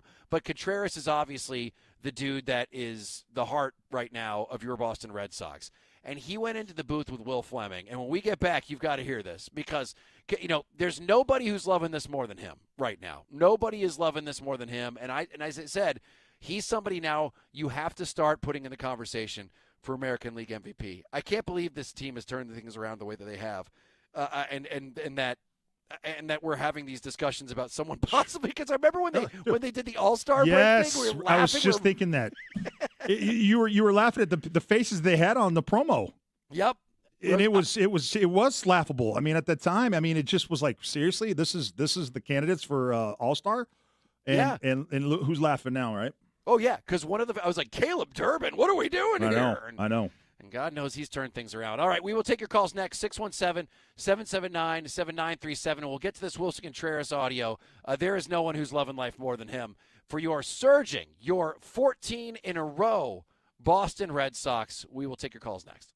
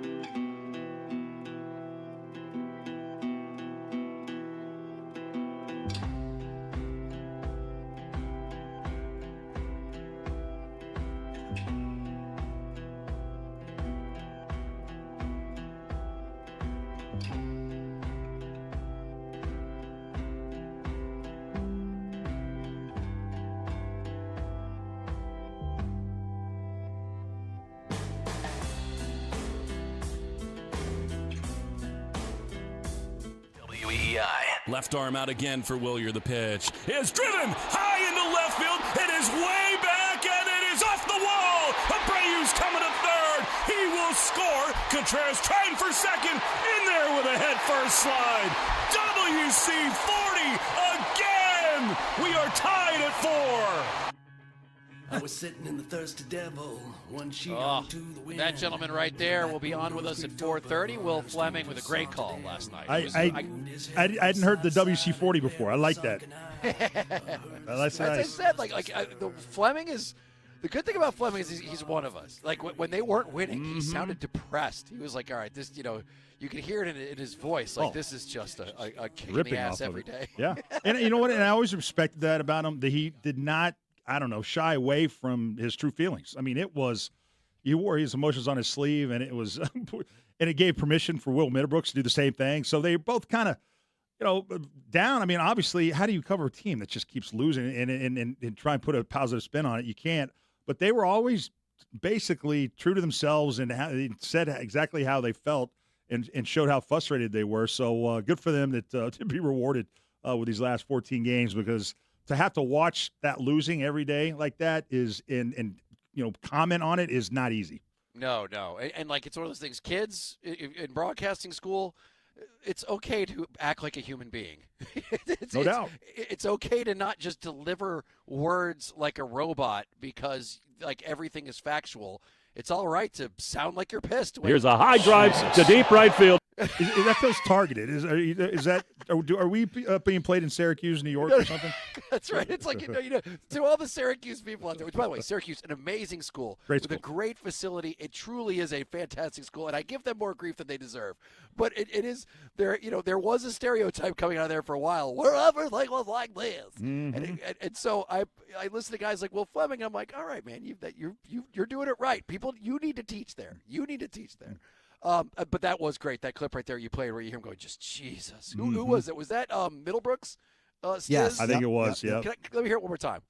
Hold on, I got to grab it. Oh, okay. Because he says it under his breath. It's so great when I don't know what team it was against the Red Sox, just launches one, and you can hear Middlebrooks being so All right, you ready? Yeah.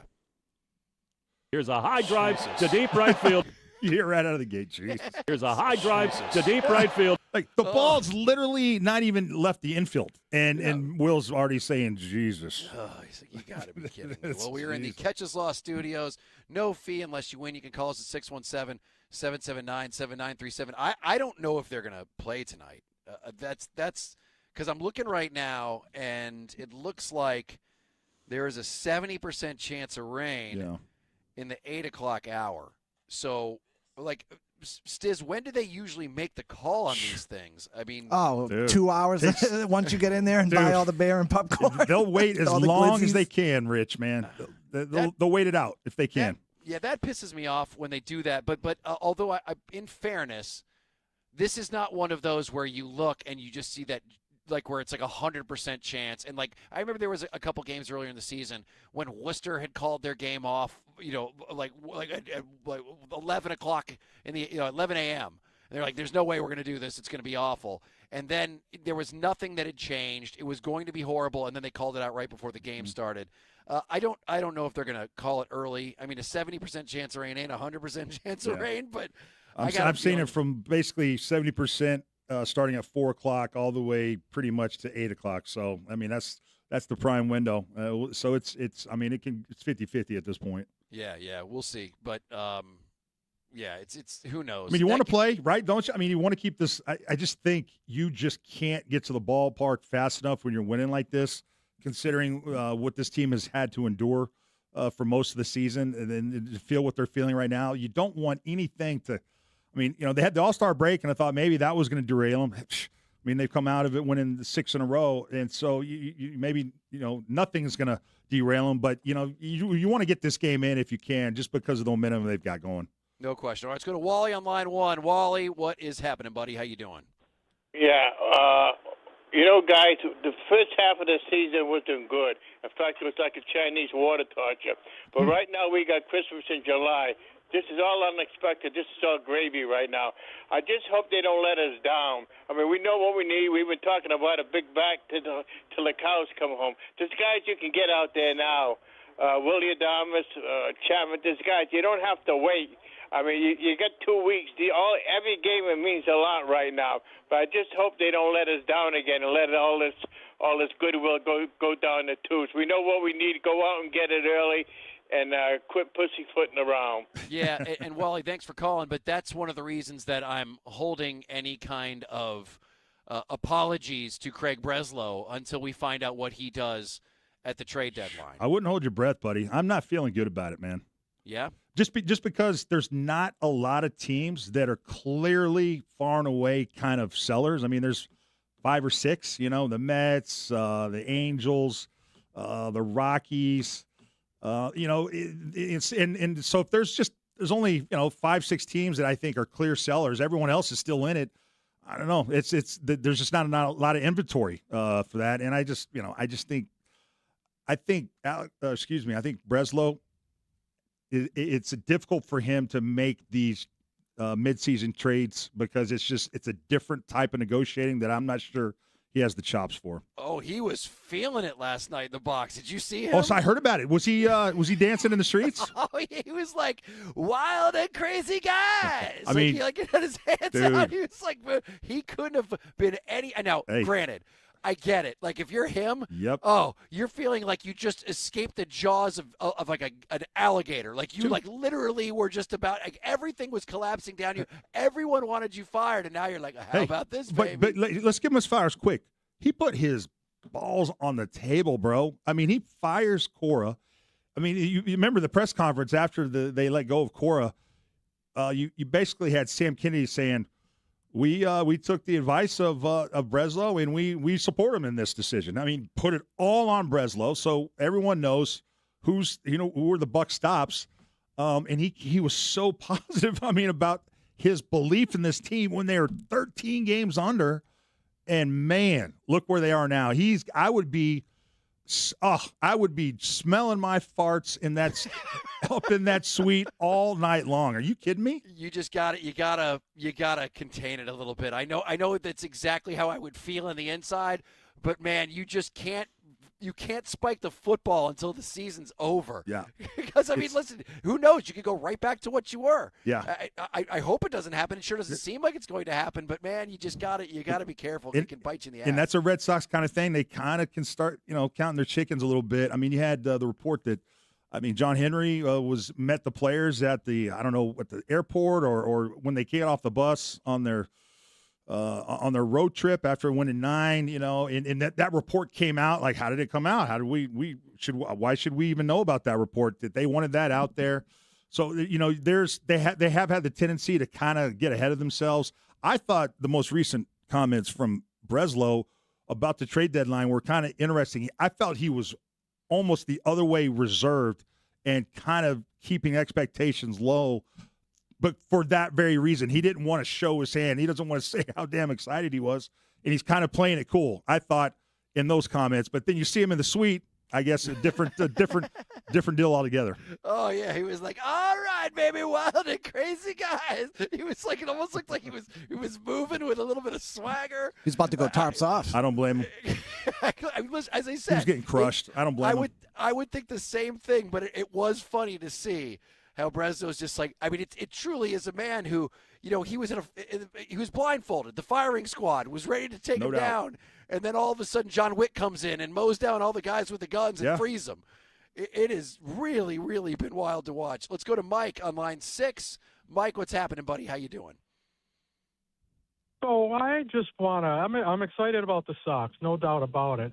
But I am just grossed out by Tom Warner's comments after the game last night. He goes on to gloat about this is the team that they always thought they would be. I feel like it's BS.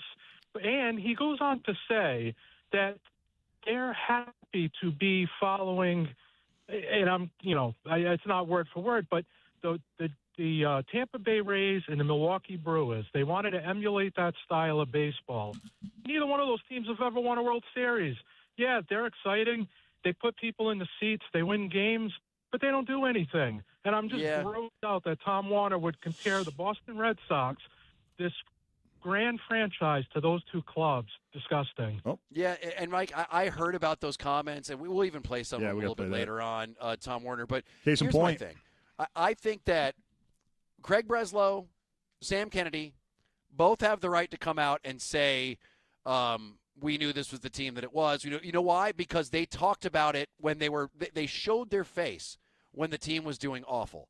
I don't like these guys like Tom Werner, who was completely invisible when the team sucked, but once the team starts winning, comes out there and is like, oh, yeah, we knew these were the guys the entire time. Yep. No, Craig Breslow and Sam Kennedy, at least, once a week on Greg Hill's show or anywhere else in the press, were facing the bullets.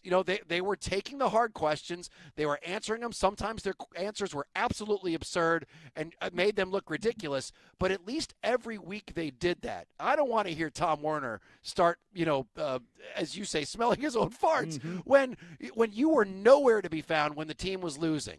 So, and to that point, I don't want to hear Tom Henry gloating about, or John Henry gloating about all this, because that dude has been a ghost for so long that I don't want to hear him saying how great this team was and how great it is, because you were nowhere to be found for questions when Cora was fired, for any kind of questions when things were going bad. So in that case, I give Sam Kennedy and Breslow way more leniency when it comes to feeling good about the win. I sign off on everything you just said. Sam, come on out of the shadows, man. Because you're right. Those guys took the bullets, and they put on a positive face, and they, when it got tough, they answered the tough questions. I couldn't agree with you more, Rich. That's a good point. All right, we got full phone lines. Also, Terp, top-tier Terp. He has not only been covering these Red Sox, but also was out in Vegas for everything going on with the Celtics. We will get to in a moment. And your calls not going anywhere. Back in 2. Baseball.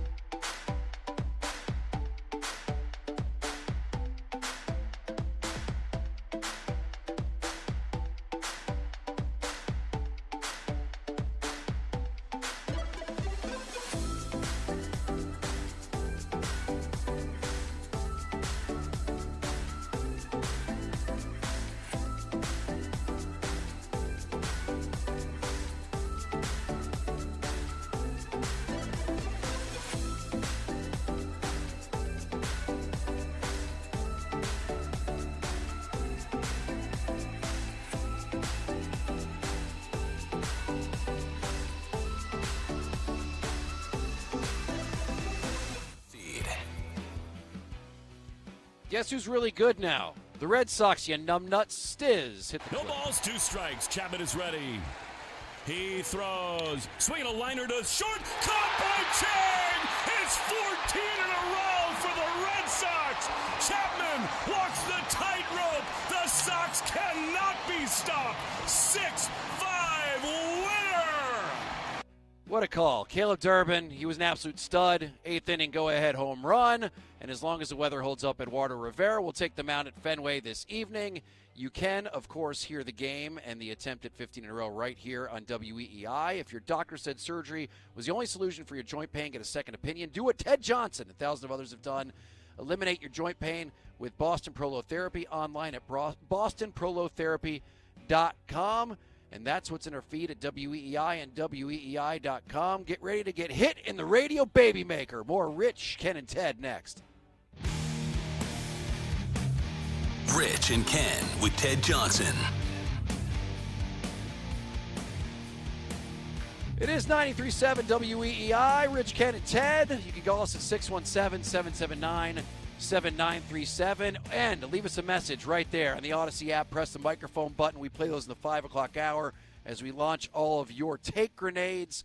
And a man who has been covering this team through the slog of the crap of the first couple of months to the ecstasy of what we have seen with Will Fleming and everybody else losing their minds, rightfully so, in the booths. Mr. Top Tier Turpin. What's up, Justin Turpin? How's it going? What's up, guys? Isn't this a lot more fun than a couple weeks ago? Oh. It's just so much more enjoyable. Dude, I don't know if there's anything funner. I mean, obviously football's king and it's fun in the fall, but when the Red Sox are cooking in the summer or give you a reason to tune in, I'm not sure there's a feeling that matches that.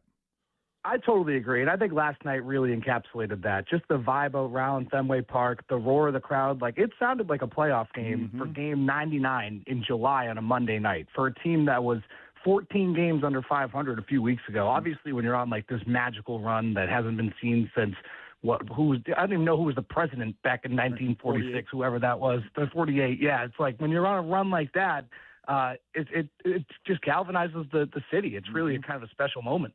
So Terp, Ted had a great question for Chad Tracy when things were at their worst. He said, what is the vibe like in the locker room? How is everybody holding up? And he said, it's great. Everyone seems to be getting along. Things are going well. And you are someone who has spent time in that locker room, and you did during that period too. Can you kind of describe like how things were during the toughest part of the season and how different it may be from how things are in the locker room? Yeah, it was a lot of quiet days, a lot of quiet nights post-game where there wasn't much talking. It was really just a quiet atmosphere, and now that's completely changed. Like, anytime you walk in, there's music playing, guys are laughing, guys are smiling, and that's what happens when you go on a run like this. And I think just the unification of the locker room was really – it was visualized last night on that Caleb Durbin home run when you got Monasterio, Contreras, and a bunch of the other guys, two other guys I forget off the top of my head, was out there just jumping up and down, watching the ball fly over them. The ball didn't even land yet in the monster seats, and these guys are jumping around. Siegler was out there, and they're just going nuts. Like, that just shows just how unified this group has become. It really has been just an incredible, special run here.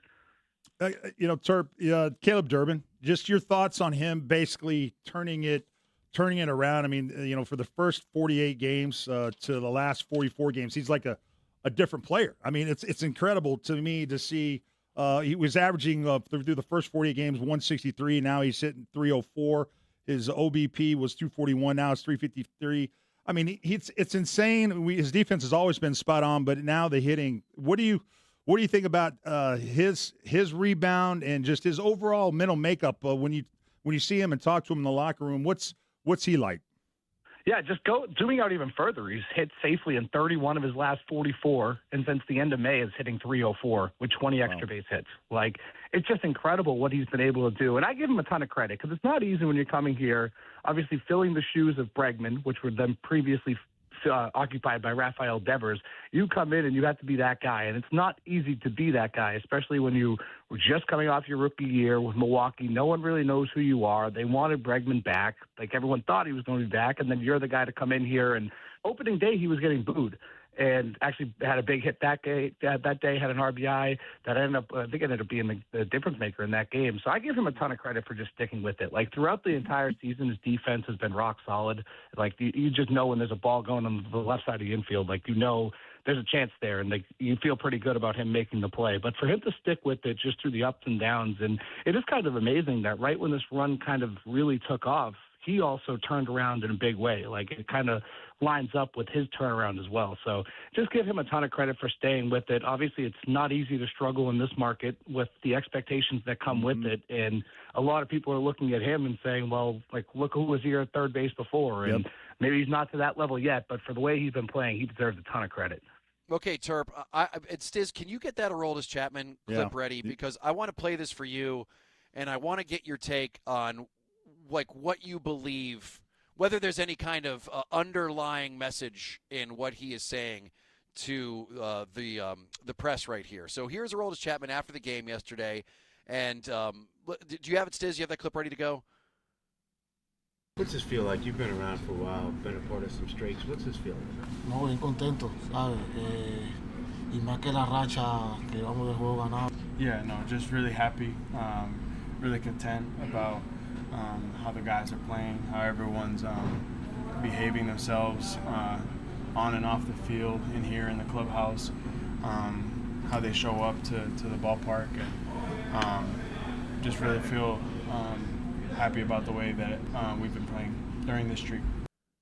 All right. How everyone's behaving on and off the field, that's the thing that hit my ears the strangest. Do you read anything out of what Aroldis Chapman said there? Yeah, I certainly raised my eyebrow when he said behaving on and off the field. I actually looked at, I was right in that scrum, Bragg, and I looked to another reporter after that, and I was like, did he just say on and off the field behaving? I was like, well, what is that all about? And obviously, like, a lot of people have been reading into the comments from different veterans on the team about the younger guys and maybe how they're conducting themselves on and off the field. So it certainly does add some fuel to that fire, but I'm not really sure. It's always kind of tough with the translator, right? Like, what can be depicted and what's not. Like, is it completely accurate translation? Because I saw online, and admittedly, I only know, like, base level Spanish. I could say hi and bye. That's about it. And I can't really translate it like that. But I did see online that some people were kind of on the translation and how it might not have been as accurate as maybe people thought it would be. So I don't know. It's always kind of gray area in there. But usually those guys kind of fluff up the responses, not make them worse. So, yeah, that was definitely an eyebrow-raising comment. Well, I guess I'm sorry. To that point, like, what do you make of what's happening right now with Marcelo and Roman Anthony? I don't know if we've talked to you since he got sent down to Florida and Breslow made that comment about there not being enough room at the training table, which is like really straight the training room. Is there, like, what do you make of all of that, and what are you hearing? Yeah, I don't love it, right? Like, you don't really see guys get sent down to Florida and away from the team when rehabbing. Like, that's not really a common thing, especially when it feels like this thing can change relatively shortly. It's like, it's weird to say that when he's been out for, a couple months now, but it feels like it's kind of like a pain tolerance thing. And there's not really much clarity on that either. We just know he hasn't really been swinging the bat. So I don't understand that, where Crochet's still around and, you feel like Roman Anthony's probably closer than him. So I don't really know how to read into that. I would say it's probably not a good thing, and I think they probably would be worried about some off-the-field stuff if they're sending him to Florida, because that's really unconventional move. Can I change? I want to change gears. Can I go to the Summer League and the Celtics? Let's do it. All right, man. So I'm curious. The Summer League is all done. Is that it's now finished? They are. The Warriors won it all. There you go. All right, but I want to know how the one guy that kept Giannis from coming to the Celtics, Hugo Gonzalez. Yeah. How did he perform? How did he look in this Summer League? What are your thoughts on Hugo Gonzalez this summer? I thought he had a strong summer. I think people are going to look at the shooting numbers and think, okay, he struggled a little bit, but he's not the type of guy that'll ever be defined by what he does with the shooting. Like, that's just not how he plays, right? He's more of a connector for this team, especially. Was more of a connector, was more of that ball handler that they needed to be, and a vocal leader as well. But most importantly, it's his defense with him. And I thought at times, like, right, he was asleep at times. Like, it wasn't an elite defensive summer league by any means, but I thought all in all he was pretty good. I think people are going to look at it and look at the shooting and say he struggled a little bit, especially with the pressure that comes with, like you said, being really what people believe is the main holdup for a Giannis Antetokounmpo trade. Like, obviously people are going to look at him like, oh, he didn't average 30. Like, how did you not trade this guy for Giannis? But I thought all in all he was really good. Okay, so the one thing that everyone's talking about is, how you have got Peyton Pritchard potentially being the next Jalen Brunson. But now we're starting to hear some things about Ugo Gonzalez and what he could be the next Derek White. Like I want to know, what is his ceiling? Like I don't even know what to expect out of Ugo Gonzalez. Like I really don't know what we are hoping that he will become. Can you kind of give us an idea of what, like on the best day, who Ugo Gonzalez can comparatively become at his best? You're looking for him to come like an elite defensive player, like an all-NBA defensive player, and hopefully a guy that can develop his three-point shot even further. Like, you see little things like him getting more comfortable. You saw it this year in Summer League where he's taking threes off the dribble, which is not something you saw from him last year, right? Most of it was catch and shoot from the corner. And if he can start knocking down those threes, I think the ceiling is very high. And there's a reason the Celtics are so high on this kid. Like, what he can do both as a ball handler with his defense, of course, is massive. Like, he was huge in Game 7. Like, I still kind of find it crazy that he fell out of the rotation as much as he did in the playoffs because he came in the second quarter there and helped them outscore him by like 10 points. Like, he was excellent in that postseason. So I also think he adds a lot to what they're trying to do this year, right? Like, we talked about it last time I was on with you guys, that they're doubling down on the things that they did well last year, right? It was really dominating the possession battle, right? Who was your biggest turnover guy? Jaylen Brown. You get rid of him, you bring in Mike Conley, who I don't think is going to play a ton, but is consistently at the top of the league in assist-to-turnover ratio. You also were a great rebounding team, particularly on the offensive glass. You bring in, not even being hyperbolic, the best offensive rebounder in the league in Mitchell Robinson. You're doubling down on the things you did well. And Ugo Gonzalez can also do that. You know he's going to play defense extremely hard, and he's going to grab offensive rebounds. So, yeah, he's going to have a big role in this team this year, and I think people will really see, like, why they were so high on this guy. Terp, what was the scuttlebutt about the JB trade? I mean, were people still, even after a few weeks have passed, that there was a shock that he was traded and only went for basically, penny on the dollar? Everyone I talk to, like from rival teams, you talk to a lot of scouts, like sitting around there, and it's just there's so many people running around. You bump into a lot of people, and obviously that was the biggest story. Like LeBron James' free agency, of course, but the Jaylen Brown thing was one of the biggest stories. And everyone that I talked to is still surprised by this return. Like, they're like, I can't believe they did it with this urgency, and that was the return that they got back. So it is still a little bit surprising, but again, it's. I think, and Jalen actually talked about it as well. He's like, well, there'll be more to it, kind of reiterated what he had said on his Twitch stream. So we'll see what that more to it is. But for now, it's still like the urgency. Why now? Why for this package? And obviously, the money thing, that's what the ownership and Brad Stevens is kind of leaning on. But you didn't solve that in the short term. So why not run it back for another year? Like, we'll see. We'll never get the more to it. We never do. We always are told we're going to hear, we're going to find out the full story. And then who was that went to Golden State? Horford. Didn't Al was basically supposed to say. Yeah, he said that. He was going to say, he was going to tell us what the real story was. He never did. So we'll never know the real story, man. I think especially with Jalen, because for him, right, I think a lot of people believe that he has a strong case to have his number retired here in Boston and with the Celtics. Like, him and Jason Tatum should have their numbers retired together. And if he goes out and he's kind of bad-mouthing and say, kind of airing the dirty laundry, don't you think it kind of changes the calculus with that? Like, if he's just a good soldier, he'll have his number retired. I think that's also part of it as well, where he's like, you want that honor, you want to have that legacy. And all you're really going to do is just like kind of, keep quiet on it, keep the company secrets, and there you go. Stiz, you got a question? Yeah, actually. So, Terp, a couple weeks ago, I found Jason Tatum's goodbye Instagram message to other players. Like Marcus Smart was one, Time Lord was another. And we compared and contrasted that with his goodbye message to Jaylen Brown that came, 3 days later. Did you see those, number one? And two, did you read anything into them like we did? And do you think that there was any underlining friction between Jaylen Brown and Jason Tatum? I certainly read that, and yeah, I think there was some friction. I do. I think, like, at the very worst, Jason Tatum didn't say no. He did not say, let's keep him around. Like, I know Brad Stevens says that Jason Tatum wasn't involved in the conversations, but I find that really hard to believe that he was not involved in these conversations whatsoever. I think, possibly it just wore on him. Like, obviously when they got away with it for a long time, right? Having two high usage guys playing together and, everything kind of working well on the court. Like, I think when Jaylen Brown ascended to the role that he did last year, there might have been some worry about whether or not you can bring him back, and he would accept a smaller role behind Tatum. And I think Brad Stevens' comments about usage in particular, when he was talking about the trade, saying you can't have two guys at that salary and that usage, was very telling. So I think, yeah, there was. I would assume there was something going on there. Well, all I know is that 76ers team is primed to implode. With those personalities, especially if they get LeBron. Yes. Where's he going? Terp, where's LeBron going, you think? I still think it's Cleveland, but this Philadelphia thing feels like it's got some legs to it, doesn't it? Oh, I hope he goes there. That will be fantastic. You see, I don't, because I think that LeBron actually will be the calming presence with the Sixers, because I think that there's a question of who's the alpha. If you have Tyrese Maxey, Joel Embiid, and Jaylen Brown, they're going to be like, it's all these three egos. But once LeBron shows up, you know who the alpha is. Mm-hmm. Like, he would basically keep them in line. Send LeBron somewhere else and watch the Sixers implode. That's what I believe is going to end up happening. I should have looked at this before I jumped on, but the Lakers are one player over their roster limit right now, so they are going to have to waive somebody.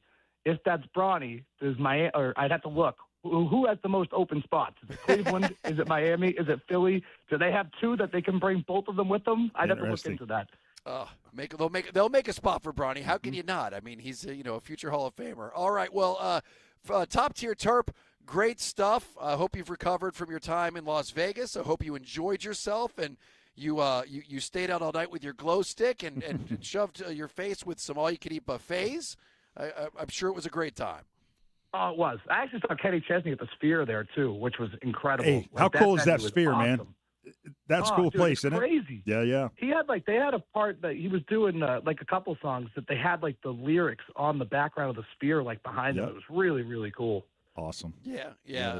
I wish I could tell Ken live, but Rush apparently is in talks to do something. Let's go, baby. I know they had the Backstreet Boys after Kenny, so get Rush in there too. Why not? Dude, if you were a single guy, why would you not wait outside the Backstreet Boys show and just wait for everyone to come out drunk and amped up? I think that's a genius idea, especially in Vegas.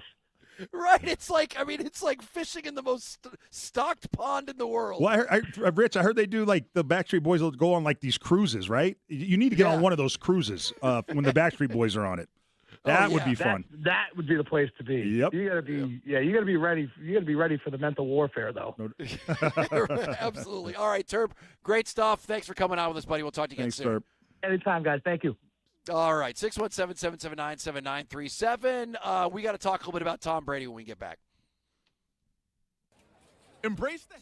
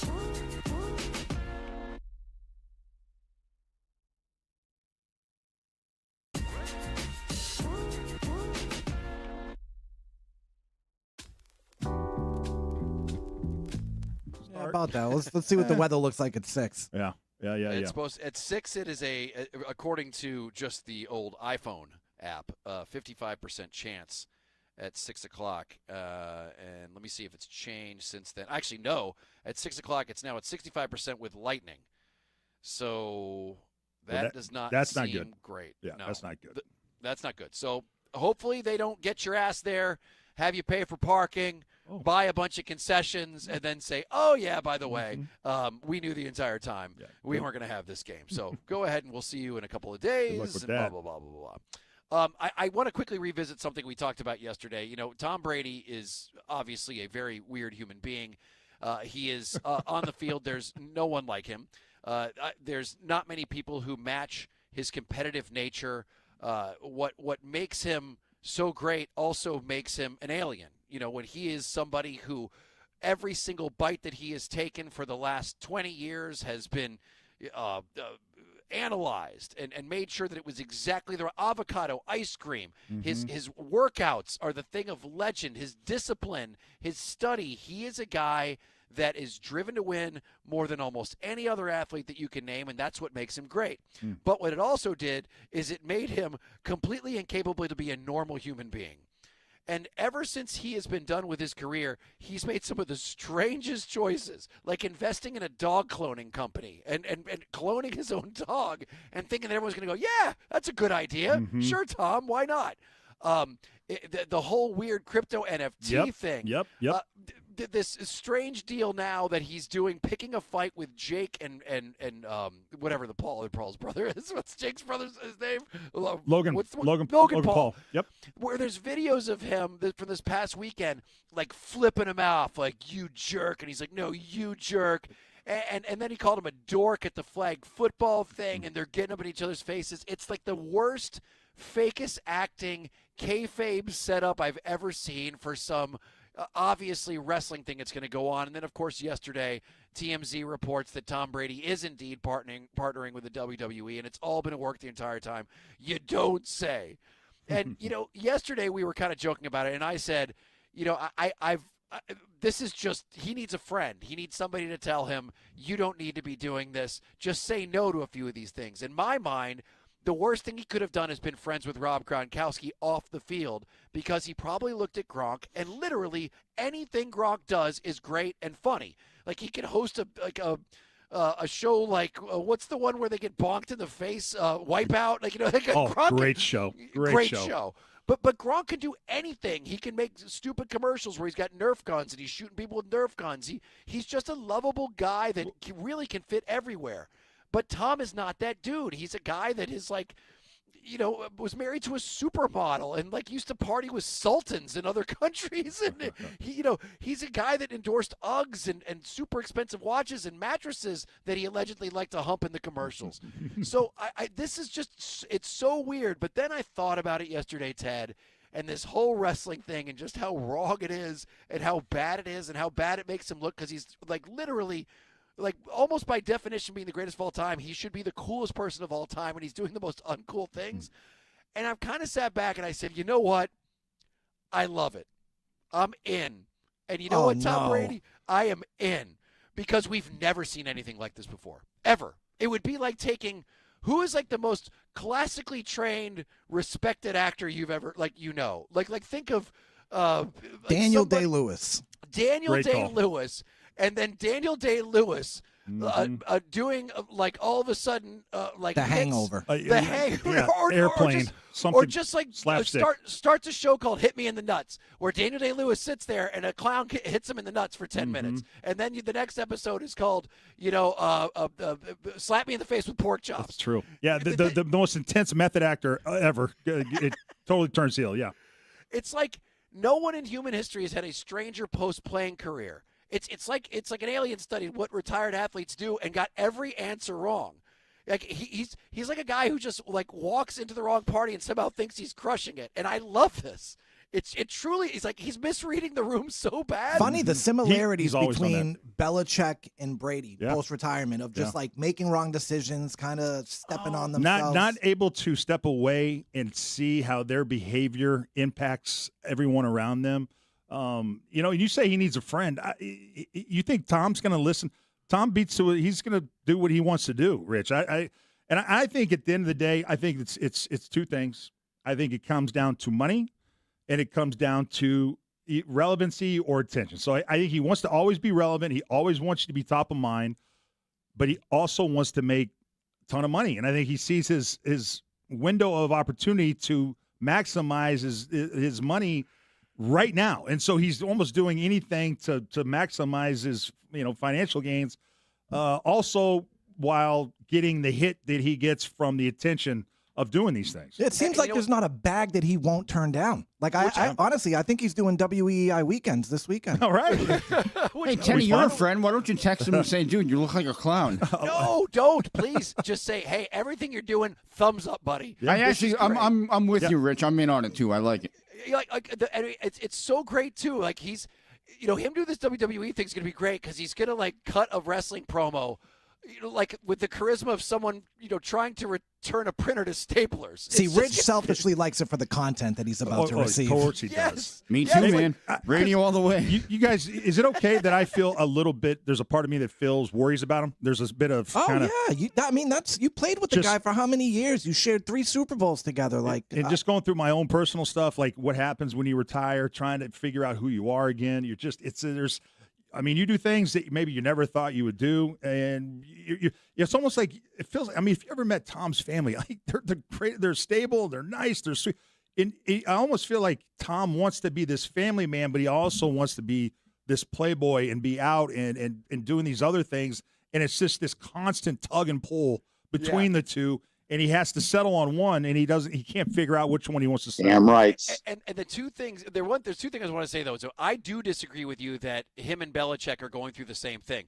Because Belichick is actually, this is his career. Like Belichick is still in football. Belichick still wants to do football. At the University of North Carolina, though, bro. But it's still like he wants that to be a launching pad to get back into the NFL so he can get that record. That's completely different because that to me is like really bad. Like he's killing his career, whereas Brady's career in football is over, and now it's like I can kind of do what I want. Yeah, but he's a broadcaster for Fox. I mean, that's kind of what the next thing is for guys like him. Yeah, and I mean more making decisions in the public eye that reflect on you poorly. Right? Oh, so it's not poorly. Like what? Like he's not taking drugs. Like he's like literally doing WWE. But what's so great is that he's probably most people show up at the WWE thing and have a good time with it. That dude is going to take it incredibly seriously. Dude, you have Dave Portnoy. Dave Portnoy, the guy went to jail for Tom Brady. Yeah. He's out on him. This is crazy. People are crushing him, Rich. I'm in because you're not. There's not a lot of you that feel this way. Oh, we've never seen anything like this. This is like this is Dame Judi Dench in a bikini contest at Hooters. Like this is like the most. I would love to see that. Right. I mean, this is you take like the most respected person and have them do the most utterly ridiculous thing in real life. Like this isn't like a comedy movie. I mean, he's gonna be like studying tape on the Undertaker, like trying to get his moves. Like he's gonna really be all into this, and it's gonna be so weird. I think it takes a little bit of shine for. I think a lot of fans that are people that are fans of Tom. And Patriot fans, it just takes a little bit of shine off when you see him, I don't know, doing this post-career. I mean, you might not see it that way, but I think a lot of fans will. He's got plenty of shine to blow. You know what I mean? It's like he's got more shine. He's the greatest of all time. And it's like his retirement has been like watching the world's smartest robot trying to understand human entertainment and doing it all wrong. Like everything's just off. So we just enjoy the ride. You've never seen anything like this before. It is a once-in-a-lifetime occurrence. You're never going to see someone so respected and just so so massive in their field do something so horribly wrong that we're all here to witness it. Mm-hmm. And you know what? In the end, maybe, just maybe, he'll get the results that he wanted. Maybe at some point he'll be like, you know what? Yeah, this is ridiculous, but I'm having fun. And maybe it'll end up working. But as of right now, just enjoy the fact that you're witnessing something you'll never see again. Okay. I don't think he's having fun. I think he's acting like he's having fun. I just don't think he's having fun. That's my take on it. I could be wrong. I don't know. But my experience is guys that play in the NFL as long as he has, they have a harder time adjusting. And so outwardly, what looks like is things are going well internally. It's not what you think. I can't be alone in this. 617-779-7937. There's got to be some other people who just can't believe this is going on and can't wait to see it. I can't be the only one. Jackson, thank you for backing me up. Oh, yeah, I'm with you all the way. I don't care if he's not having fun. Who cares? The guy's had fun his whole damn life. Okay, fair. That's what I do. I care a little bit. Yeah, but I played with him. He's got the greatest life ever. He's the greatest of all time. He's loaded. He's the best looking person on the planet. That doesn't mean he's happy. That doesn't mean he's fulfilled. That doesn't mean that you got that all wrong. That doesn't mean anything. Having all that. All right. Well, listen. Maybe I'm wrong. 617-779-7937. We'll take your calls next.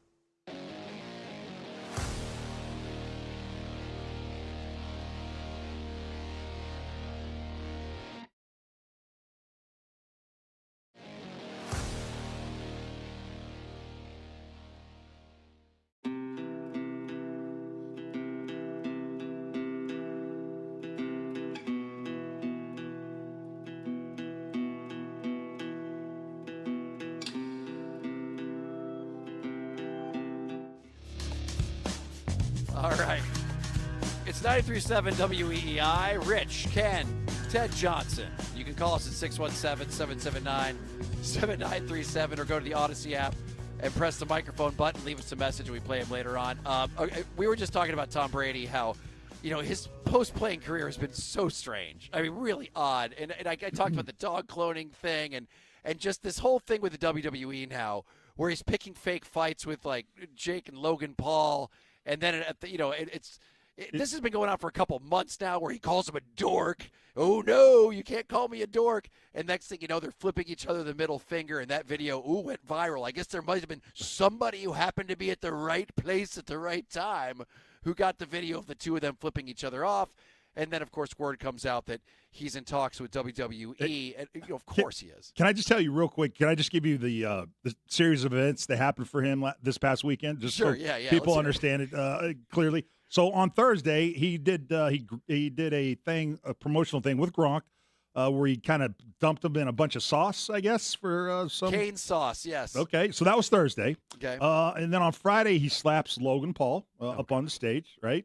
And then on Saturday, he is in a coffin, and he comes out, rises from the casket like he's the Undertaker at the entrance for the Fanatics Fest. And then on Sunday, he gives Paul the middle finger while attending a World Cup final. So that was his weekend, man. So he had a very, very active 4 days this past weekend. So yesterday my take was, he needs a friend. He needs a friend that can tell him when to say no. And I rethought it yesterday, and now I'm complete opposite. I am all in on this because we will never see somebody so great do something so below them.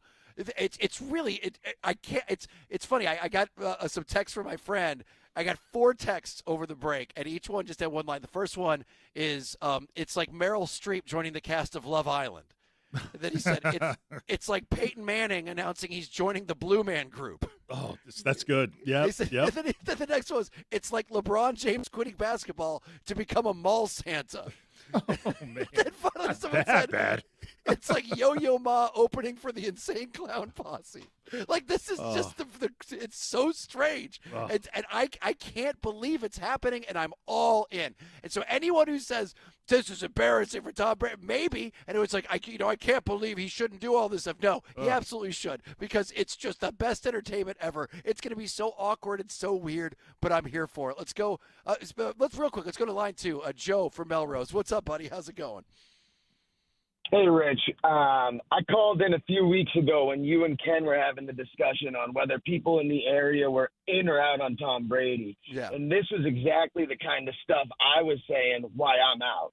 Because we could put up with all of it when he was winning for the Patriots, when he was winning here. 6 championships, thank you. You're the best quarterback to ever live. But after this, I don't want anything to do with you. I don't want you to represent Boston. And guess what? No dog in the fight. You can go kick some rocks. You know what I mean? Yeah.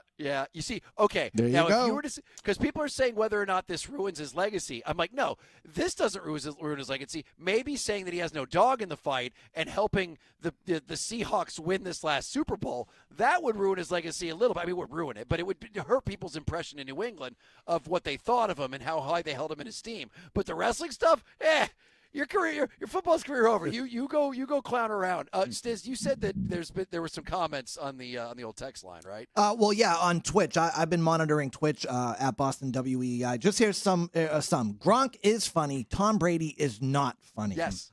Tom should be a spokesperson for Rolex or Maybach, not the WWE. It would be more like Daniel Day-Lewis going on the Jersey Shore. Yes, exactly. He's trying to be funny, and he just isn't. Right. It's like Joe Biden joining NSYNC. But you know what I give up to is Tom. He thinks he's funny. That's the funny part. Is he thinks he's good. He keeps doing it. And here's another one, or the last one, and I kind of agree with this one. Brady's been strange for at least a decade, guys. Longer than that. Yeah, there you go. Yeah. Right, but football strange is different. Like, sports strange is different than just strange. I mean, somebody said it's like the Pope opening for Gallagher. It really is. I mean, this is just, it's awesome. I opened for Gallagher. Let me ask you something. You did on your open mic night? Let me ask you this. Do you think when Bill left the Patriots that people saw him in a different light? A little bit, yeah. Because right, they saw that he had just made so many bad decisions at the end that you couldn't believe somebody that great could do things so poorly as a coach. Yes, sure. So is it possible that Tom, just playing football, having that kind of that set schedule, off season, in season, off season, it contained some of this? That he's always really been this way, but because he played for the Patriots and for Belichick and played for the NFL, that it kept him kind of contained, and that he, you didn't really see his real self until now football's removed, just like Belichick. Here's what I think it is, Ted, is that this is a guy who grew up extremely good looking. He went on to be the greatest football player of all time. And I think he just has the amount of confidence that no other human being should ever have in their life. Like, everything that he has done has been a miracle. Like, he's like perfect at almost everything he's tried. And I think that he had in his head that there is absolutely nothing he can't do and be great at it. And for the first time, that is the truth. Now that is the truth. Yep. But he didn't grow up beautiful. Like, if you look at a picture of Tom Brady 25 years ago and then look at him today, it's not the same face. He's always been good looking. Well, that picture of him in the combine, I don't know about that. Oh, but. Dude, his face is good looking. Are you sitting there and telling me that he's always been tall? I'm not saying he's ugly. I'm not saying that. He has always had that cleft chin, which is, kind of nice to have. But I think he has had some work done, and I think that also speaks to his insecurities, his vanity. Exactly. He's like AC Slater and Zach Morris combined. Oh, sure. I guess you could say that. That makes sense. I'm getting some pretty funny ones. It's like David Attenborough announcing a monster truck rally. I mean, it honestly is just like I sit back and enjoy the ride. The Tom Brady post-career ride, because it's going to be so strange. And, man, you're going to look back and go, do you remember when Tom Brady did this? And you're going to say, man, that seems like a fever dream. I can't believe this actually happened. I just wish it wasn't our guy. I wish it was, Peyton Manning or somebody else that was doing this stuff. It's Martin Scorsese directing Sharknado 9. Yes, this is exactly what it is. I mean, he could go on forever with these, but it's going to be fun to watch. All right, 617-779-7937. Oh, Tom Brady, you are a total and complete weirdo and always have been. We will take your calls next, and then let's get to some of this Red Sox stuff. Will Fleming, by the way, the voice of your Boston Red Sox, a man who had one of the better calls that we have heard all season long last night. He'll be on at 4:30 with us as well.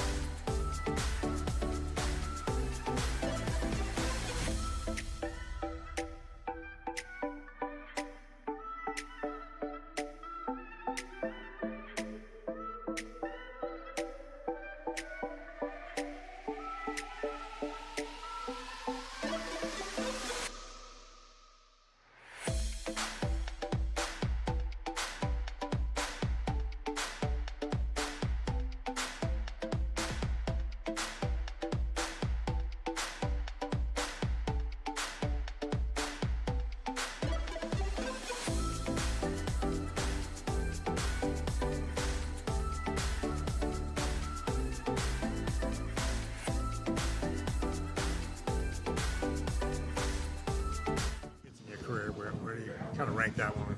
Man, the electricity on that one's probably, top of the list.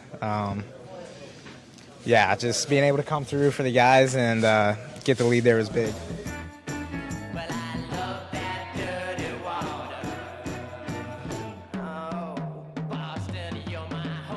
It was 93.7 WEEI. Never liked that song. No, me either, man. I don't Listen, get it. It reminds me of winning. It's kind of like the way that the Zombie Nation, when the Bruins score, reminds me of winning, but there's no reason that should be their goal song. Agreed. It shouldn't. Agreed. Was that Caleb Durbin, by the way? Is that the voice of? Did we roll back in? Yeah, yep. That Okay. was Caleb. Okay. That was Durbin. But this Red Sox team, despite that song, it's, by the way, you can call us at 617-779-7937. They are just been unbelievable. It's must-watch television. It's the hottest ticket. It's just this team has done something that nobody expected. It is the greatest plot twist in Boston sports of the last year. I can't believe that on June 21st, as a matter of fact, I'm looking at the numbers right now, Ted, and we know how bad this. Oh, we lose Oh, Rich. what happened? Did we lose him there? Uh-oh. Hello? Oh, there he is. You're back. Hey, we lost you what's up? there Sorry for a sec, Bob. Sorry about that. So on June 21st, when you think back just on what a swing we have had, the Red Sox were 14 games under 500, and they were obviously expected to be clear trade deadline sellers. I mean, they were listening on guys like Sonny Gray. Basically, Was that the infamous Sam Kennedy pivot comment? It might be. I It was think right so. around then. Yeah, That we're feels gonna- right. We got to pivot, yeah. It was, and I do like that they acted that way. So even if they do go end up winning, the one thing that you can say about Sam Kennedy is that at least one point in the season, he wasn't playing cool. He was like, "Yeah, No man, doubt. things are bad." Yep. So I'll let as a Red Sox fan, if he gets out there and spikes the football after they win, you deserve it. I agree. I like You that. took the bullets. You know. Sure did. That's why I don't like Tom Werner running his mouth yesterday and saying, "Yeah, we thought this was going to be the way the team was going to be the entire time." No, man, you were a ghost and missing and didn't talk to anybody when they were awful. So you don't get to sit here and cover yourself in butter and just say, "Yeah, this is how great we were the entire time," when you weren't the one who was taking the heat. So And just to kind of go back to, you said June 21st is when you said they were 14 games under. So right around this, since June 25th, so just a few days after what you're referencing. I mean, they were the worst team in home runs, the worst team in runs scored. They hardly any. They never bunted. They weren't stealing bases. They lead the MLB in bunts in the last month. They are fourth in runs scored in the last month, and they're tied for ninth in home runs in the last month. And they're the highest scoring team, or excuse me, highest team in regards to stolen bases in the last month. So you talk about a complete 180. I mean, everything they sucked at, they're brilliant at in the last month. it's true. And I was mentioning this earlier. You know, during the 14-game streak that they've been on, they've had 6 come-from-behind wins. And before this streak started, if they got behind, you just call the game. It's over. First inning, if they were down 1-0, that was it. Yep, it was over. They had no. Just it seemed like this team didn't have any kind of grit, No any chutzpah. kind of second gear, no chutzpah, No fortitude. And now everything seems to be going well for them. And I'm looking at these numbers between June 21st and July 21st, just in a month's time. They went from an 8% chance to make the playoffs to a 76% chance That's crazy. to make the playoffs. You know, so What that's insane, bud. I mean, that's got to be one of the biggest swings ever in the history of Major League Baseball, man. I mean, the thing was, we were talking about this team a month ago, Rich, as if it was maybe one of the worst teams in Red Sox history. Like, yep. And that was not hyperbole. I mean, when you just looked at how they were performing, you just thought, man, this might be one of the worst teams they've ever fielded. They were comparing it to the '92 team, which is considered one of the worst ever. So it's amazing what they've done. It's if you put it in perspective, that went from roughly of a 1 chance in 12 to make the playoffs to 3 chances in 4. Yeah. I mean, Yep. and I don't know, you know, I don't know what they're going to do with the trade deadline, but I keep saying this. They deserve Craig Breslow to do something significant. What are your expectations now, Rich, of this team, where they're at currently with the trade deadline looming?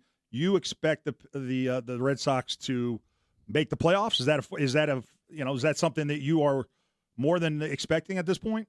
I think that I expect them to make the playoffs. As a matter of fact, I expect them to, at least get to the second round of the playoffs. I believe that this team has shown that they've got enough grit and they're talented enough. And it would be fantastic if this happened for Chad Tracy, because if that happens, if they end up making the playoffs, and if they make it to the second round, you have to give Chad Tracy a permanent manager position. You got to make him the manager. No, you don't. Nope.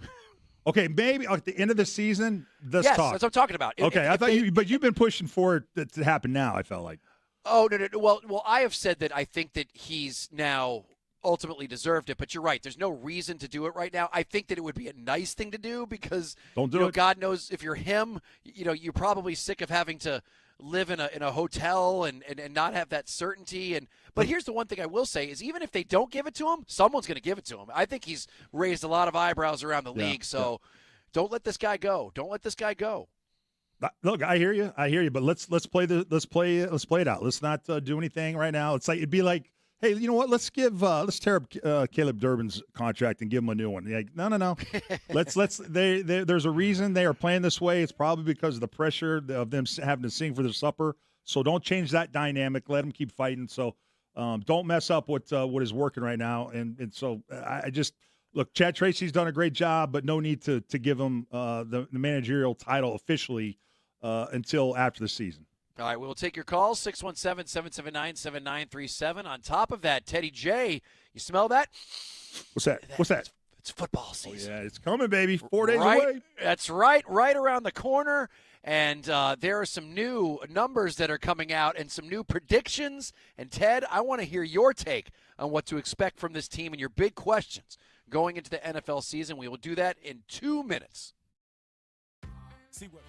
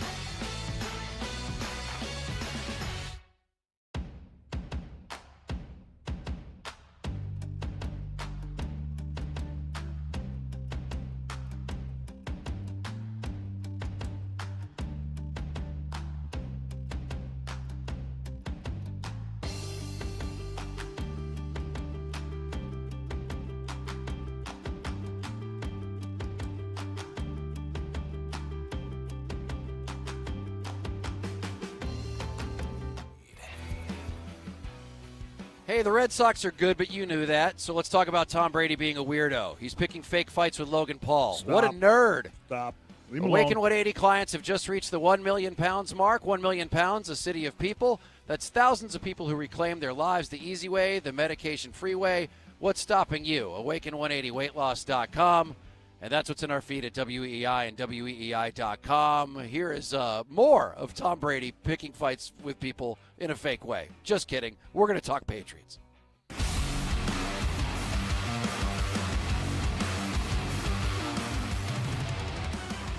Oh, it is 93.7 WEEI. Rich Certainly, Ken Laird, and Ted Johnson. And listen, the Red Sox season over the last month has been just awesome.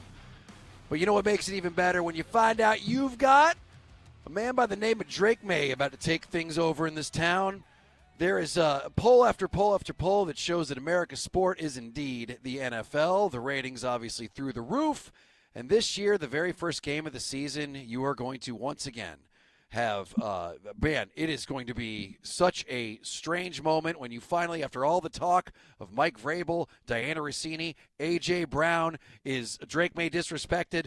It doesn't matter. They actually get on the field, and you get to see just how good this team is against the defending champions. And Ted, I want to play this for you first, just to kind of whet your appetite, to get you ready for your take on what you think this season is going to be like and how you think people should, or what you should look for here in the preseason. This is a rare person on ESPN actually going to bat for Drake May, but some of the people on there don't like it at all. Let's let it roll there, Stiz. Give me the quarterbacks you think are better. Okay, so if we're coming into 2026, the quarterbacks that I have ahead of Joe Burrow, well, my top 5 quarterbacks, let me say it differently. Patrick Mahomes, Josh Allen, Lamar Jackson, Matthew Stafford, and Drake May. Drake May. You think Drake May is better than Joe Burrow? You are on drugs. You got Drake May up there. You are something wrong with you. You got to be kidding me. You should get drug tested right now. This should be HR with some kind of bottle or blood test or something to test you. Drake May ahead of Joe Burrow right now? Just because of last season? Oh, it's something wrong with you. Well, Drake May only been in the league 2 years. He's only been in the NFL 2 years. And first of all, here's the other thing. I'm just saying he should belong on the list. Stephen A. Oh, my God. Drake May and Joe Burrow both have gone to Super Bowls and lost. Drake May was second in MVP voting and got an all-pro second team. Joe Burrow has never made an all-pro team. We argued it was the easiest path to the Super Bowl we had ever seen. Okay, he still had to get there, Shay. He still had to win the game. And what happened when he got there? What happened when he got there? I'm a bottom feeder. Was that last part edited? That was him. That was him saying that, huh? He actually said, I'm a bottom feeder. Well, Then he said, I love asses. No, he cannot. But Ted, Chris Canty's speaking a little bit of a little sense there, huh? Dude, Chris Canty, my man. You know what? That is a guy that knows football. If you just watch the playoffs, okay, you're going to look at Drake May and you're going to go, what's so special? But if you watched him for the entire regular season, the 17 games, and even the playoffs, he outplayed up until the Super Bowl. He outplayed the quarterbacks he was going against, and people just always refuse to gloss over the fact that the conditions during those playoff games were some of the toughest conditions you could play in. I mean, and against some of the toughest defense. So, having said that, Chris Canty, one of my favorite new guys on TV because he knows what he's talking about. And it's true. Can you believe, let's see, Joe Burrow, 1, 2, 3, 4, 5, 6 years in the league, never has made an all-pro team? That's shocking. Like when he said that, I didn't realize that. That's a shock. 3 Pro Bowls, okay, but you would think as much as people hype up Joe Burrow, he's had the best wide receiver combo for the last 5 years. They haven't even made the playoffs in the last 3 years. I know they have a terrible defense, but still, if he's supposed to be so great, you overcome that, and he hasn't. So I think Chris Canty is right in saying what he did. I mean, I think I'm a big fan of Drake, as you know. And if you watch Drake in the regular season when he wasn't on prime time, he was making some throws that were special throws. Okay, that you would say, oh, Joe Burrow can make the. Joe Burrow is a pocket passer. He's a brilliant pocket passer. There's a more dynamic piece to Drake May. It's not the craziest thing to say that Drake May is a better quarterback than Joe Burrow. I've seen Burrow ranked as high as 3. I mean, there's obviously you've got Allen is always first, but then you'll see Stafford most of the time at 2. But Burrow, man, that guy, he might get the most unearned credit of any player in the NFL right now. I agree. And he came because he had a great career at LSU.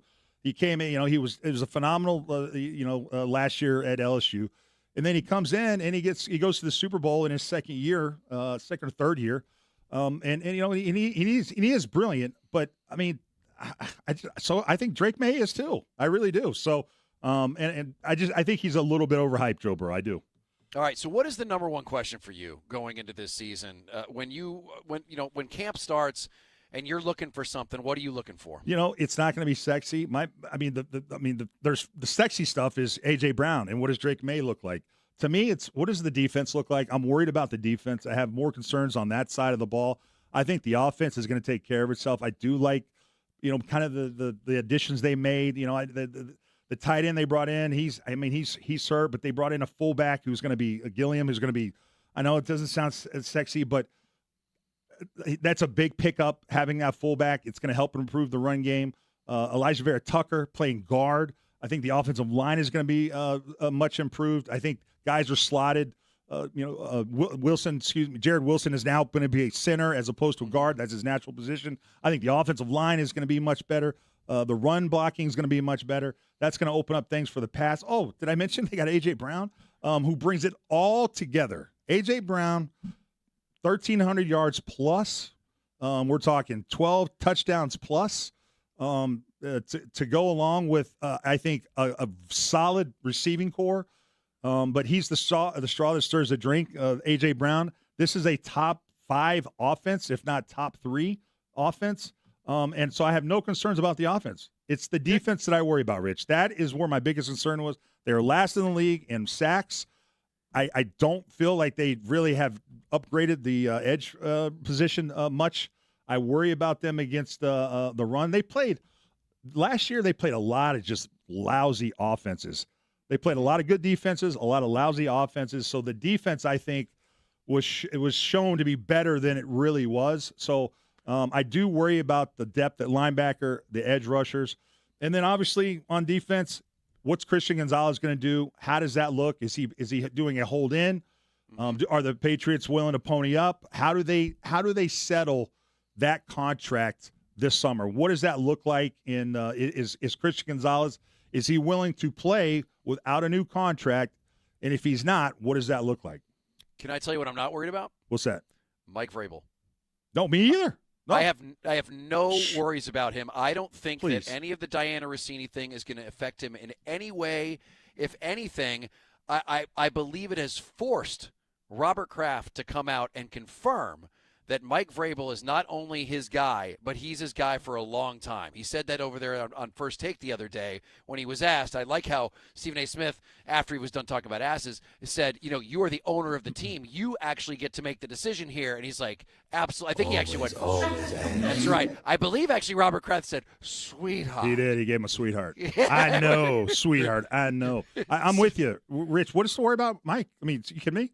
Yeah. How's he responded to what I thought was kind of a bludgeoning and just, it's highly embarrassing story that never went away. And Mike, I mean, he's still standing tall, man. Mike's he's a tough SOB, and I'm not surprised that he's been able to navigate this in a way that I really don't think when football starts on Saturday, it's going to have an impact. It's not going to register much at all, man. How the fudge did you get it? Is there something that, because I'm thinking about quarterbacks who have been in similar positions as Drake May. But, I mean, Drake May, the one benefit that he had is the expectations have never been massive on him. But now he's a guy who's been to a Super Bowl, and they just gave him A.J. Brown. So he's in a different position than he's ever been in before where, dude, you just were second in the voting for MVP. There's a lot of people who are looking at you and saying this needs to be the year that you ascend, because that happened with Josh Allen, I believe, in year 3, and it happens with a lot of quarterbacks, especially when you've been given the keys to the kingdom and they gave you, a great weapon over there on wide receiver with A.J. Brown. Do you think that there are certain quarterbacks who mentally that can be a lot for them to take in, and do you believe that Drake May has the type of makeup where that's not going to be an issue? I don't think that's an issue one bit. I think Drake has kind of been conditioned, his upbringing, with 3 older brothers. I just think he's used to pressure. I think he's used to expectations. I think he's used to having the spotlight put on him and having to deliver. His dad was a quarterback back in the day, at least in college. I just think that he's very comfortable with that pressure. And so, I'm not worried about that. I mean, I don't feel like there's a ton of pressure on him. I don't, because I just think he's going to have a lot of help. He's second year in the system with Josh McDaniels for the first time, even in his going all the way back to his college career and his pro career, to ever have the same offensive coordinator 2 years in a row. And it's not just any offensive coordinator. It's Josh McDaniels, who when you're in his system longer, the more you're in it, the more kind of advanced you get as far as reading defenses. He's going to know where to go with the football before the ball is snapped, which is the key to what made Tom Brady great, which is scary to think about because of how athletic and talented Drake May is, just skill-wise. And I don't sense that there's a ton of pressure on him. I mean, he's still making rookie money. Even though they got to the Super Bowl, a lot of people are going to say no one's expecting them to have 14 wins this year and do the same thing they did last year. So I think there's a little bit of pressure taken off in that regard. And he's got a lot of help. I think he's got two really good running backs. If the offensive line plays up to what we think they can do, it'll be fine. And they got a great receiving core that was rated at the bottom third of the league last year, that is maybe top third now. And so he's got all the help he needs, and it should be easier sledding for him this year than it was last year. Teddy, I agree with you. I think he proved a lot last year. So I don't think he has as much to prove this year. I think he did it last year. But speaking of the pressure, you talk about the pressure and how he's used to it. But why did he crumble in the Super Bowl like that? When the light was the brightest. You know what? I think the injury, the shoulder, was a big part of it, bud. I really do. I think that was a big part of it. And I think they just ran out of steam. I mean, think about it. You know, the season before he played 10 games. Exactly, yeah. He played, 23 games? Well, and remember there was that famous thing when he was on the sideline with Josh and he had it and he goes, "This is hard. This is hard." That was a long season, and I just think he just ran out of steam. It was a lot on his plate when we consider what he had to work with as far as offensive line, and you're sitting there terrified. I mean, Seattle has one of the best defensive fronts in the NFL still. And you got a Will Campbell who's honestly, he was like a pig on ice out there on the left side. So he's worrying about that. The season, playing 23 games, considering he only played 10 the year before. That is a massive, massive amount of work and workload put on the kid. And I think he just ran out of steam, man. It's going to be nice. I just can't believe it's almost here. It's funny. I had forgotten when it starts, and then our Mike sent us that video that.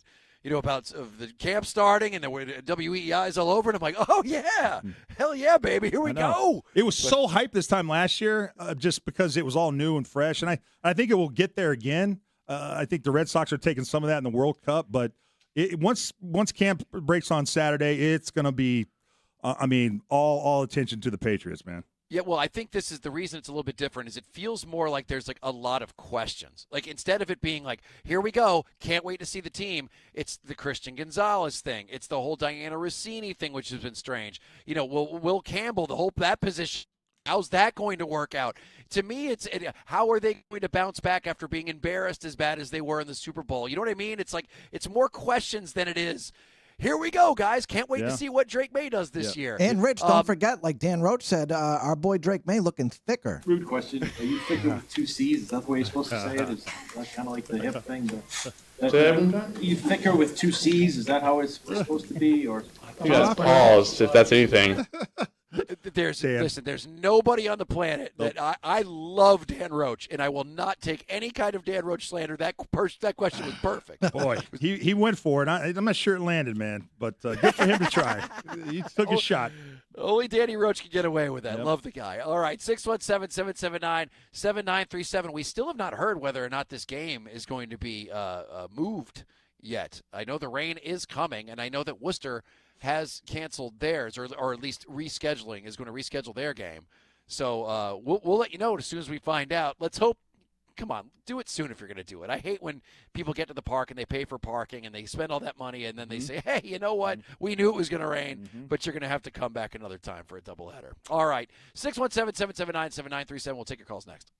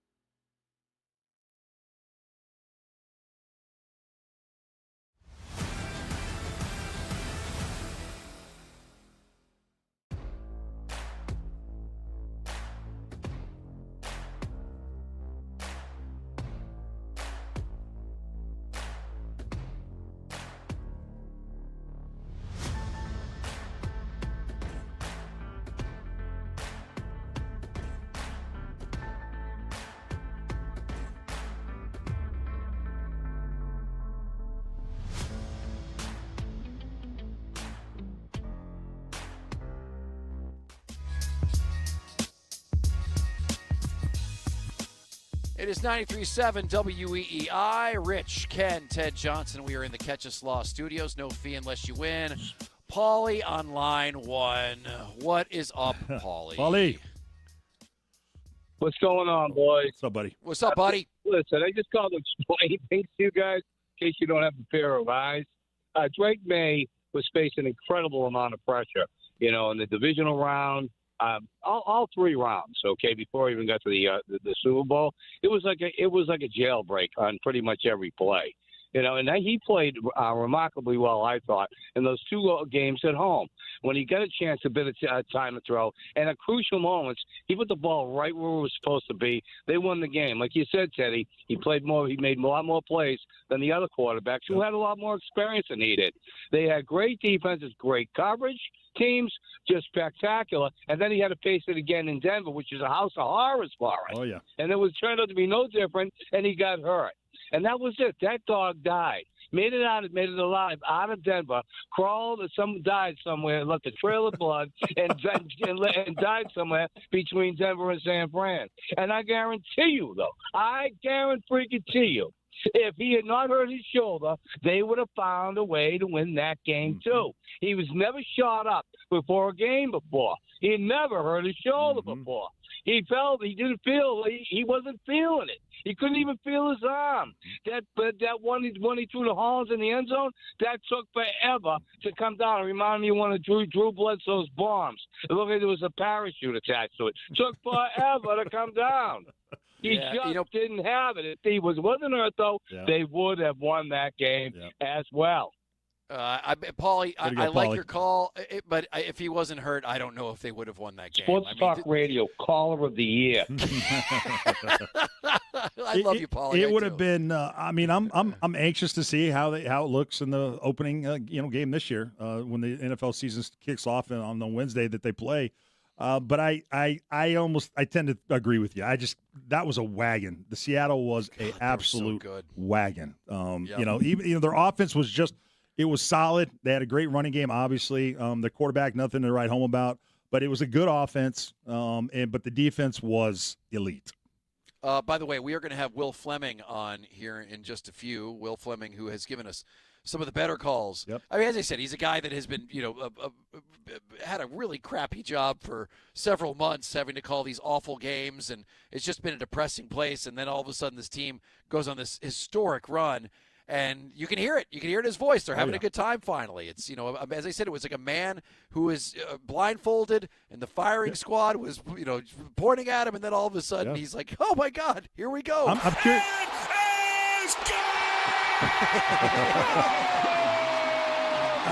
There's a lot of things I'm curious what Will's thinking, but I'm really curious just when he thinks this, change happened. What was the impetus? What was the genesis of the turnaround? I'm curious what his thoughts are on that. Yeah, definitely. All right, I want to play something real quick, Stiz, and if you can find this clip. Unfortunately, and I hate when this happens in the industry, but there were just a lot of people who were let go at ESPN. It's been a ton, including Cam Newton, a gentleman who obviously was not a big fan of Drake May, Fool's Gold. But there were a bunch of other people, and some of them, obviously good people and people who've been guests on the show. But the Ryan Clark one is the one that I find the most interesting because of what it now sounds like the justification for his firing was. So Ryan Clark had been there for, what do you think, like 12 years? A long time. He actually was working for ESPN, but while he was still playing for the Steelers. Yeah. So I ran into him at the Super Bowl down in Houston, the 28-3 game. When was that? 2016. And I feel like he basically 2015, 2014 is when he started for ESPN. Okay, so I guess there was some digging that was done, and I believe it was done by The Athletic. It was Andrew Marchand of The Athletics of the New York Times. So it seems fairly reputable, unless you're Diana Rossini, of course. But Ryan Clark was let go, and they think that this clip might have been part of the reason. So here he is talking to Peter Schrager. Peter Schrager, who is obviously like a talking head. I like Peter Schrager. I think he does a pretty good job. But originally with the NFL Network, and then moved over to ESPN not that long ago, I think. yeah, he was part of that. Like, hey, it's Good Morning Football. Yeah, right? Good Morning Football. There you go. Yeah, but I do like Peter Schrager. I think he does a good job. But according to Andrew Marchand of The Athletic, this clip is part of the reason why Ryan Clark was fired. Let's listen. Okay, you look at A.J. Brown, which is this number one wide receiver who got one target all night, and then you got CeeDee Lamb. But that's the when was the one Straight, target? That's the target. But though. I'm saying when was the one I'm target? saying you could have it both ways. 54 seconds left in the game on 2nd and 11. It was the one target. He runs the out route. You wake up this the morning corners saying got A.J. Brown had a better day than CeeDee Lamb. But you know what you wake up saying though? A.J. Brown's team is 1-0. Of course, right? Like, I mean, like yes, that's what I get it. But the thing is this though, and we shouldn't do this on TV. And so I apologize if people think this is rude. That's the non-player. Oh, stop! That's CeeDee Lamb is. Let me tell you why. I'm not saying. I'm not looking at fantasy football, Ryan. I'm not. Don't belittle me like that. I could come in and say, as 3X players are saying one thing, and give an alternative perspective that maybe CeeDee Lamb did play well. And Peter, what I need for you to do is not get mad and let me finish for one. Okay, go on. It wasn't about you. It was going to be about me. Okay. All right. So stop. So stop the clip. So what apparently ESPN is upset with is Ryan Clark saying, well, that's the non-player in you, because they didn't want somebody belittling somebody else on what their knowledge of the game might be. But to that I say, every day I learn something from Ted, because Ted has played the game. And there's times where I want to hear what somebody who has played the game said. I've got a lot of opinions. I think they're, I like to think that they're good opinions. But to be quite honest, Ted, how many times have I said, hey, take me inside the locker room when something like that happens? And Ted, as you would know, like as I would know, Brian. But I mean, that is something that ESPN should embrace. Like, I don't know why. Now, listen, was he being a little bit of a dick? Sure.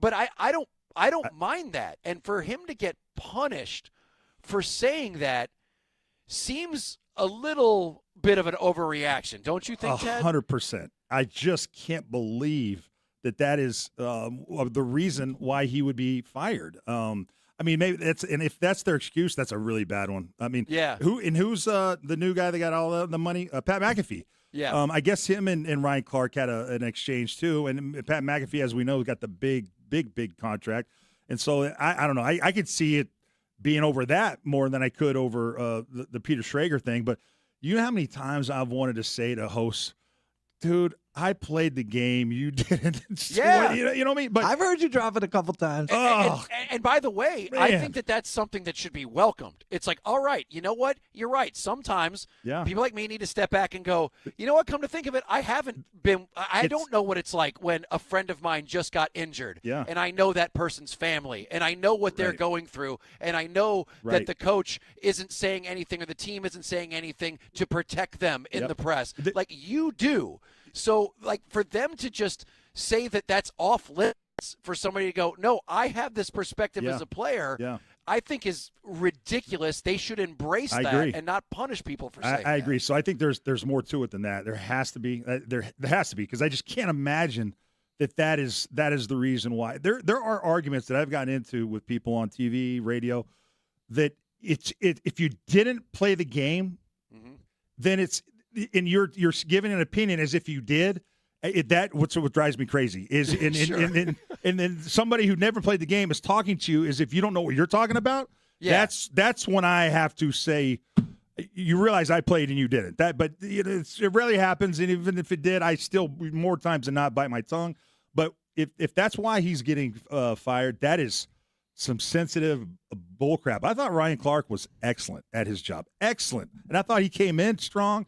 And I thought he's always brought it. So I think that's just an excuse for something else. I just don't think that can be the main reason they let him go. I can't imagine that. And by the way, I don't think that's from Peter Schrager. Like, I don't think Peter Schrager had anything to do with that. Yeah. I just don't think that ESPN liked when one of their hosts told another host in front of a crowd, hey, you don't understand it, you don't get it. Right. Because we're not idiots. We know that there's certain things that people who played the game see that people like I don't see. Mm-hmm. But I welcome that. And I wish they welcome that. That should be something that makes their show better and not is something that they should fear anybody, put up this false like oh, Schrager should know everything. No, he's a very smart guy with very good opinions, but sometimes you need somebody who's been there and done that to give you their perspective. Ryan Clark has had a couple dust-ups, though, with a few other people throughout the years, though. I remember there was the famous one where Robert Griffin III, I believe, and he brought in the wife, and it got kind of ugly. So he's had a few public dust-ups since he's been on ESPN. Yeah, you're right. You're right. And it's ESPN's getting real top-heavy, right? You got Pat McAfee making most of the jingle, and Stephen A. Smith. Yeah, Stephen A. Smith, and there's not a middle class anymore, man. But it's amazing how that company in particular is just changing rapidly. Yep, no question. All right, 617-779-7937. Will Fleming, who's given us some of the better calls of this magical run, as they say. It's been unbelievable. It really has. 14 in a row. If you weren't alive to see anything like this with the Red Sox, most likely. And maybe 15 in a row tonight if they play this game. We will talk to Will Fleming right after this.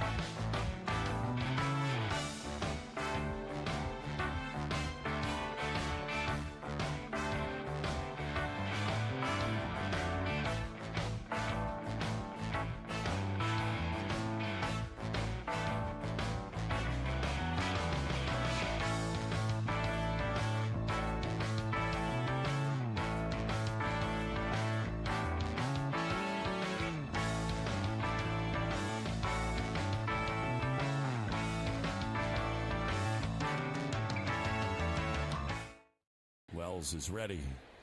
He throws. Caleb swings and drives one high in the left field. It is way back and is gone!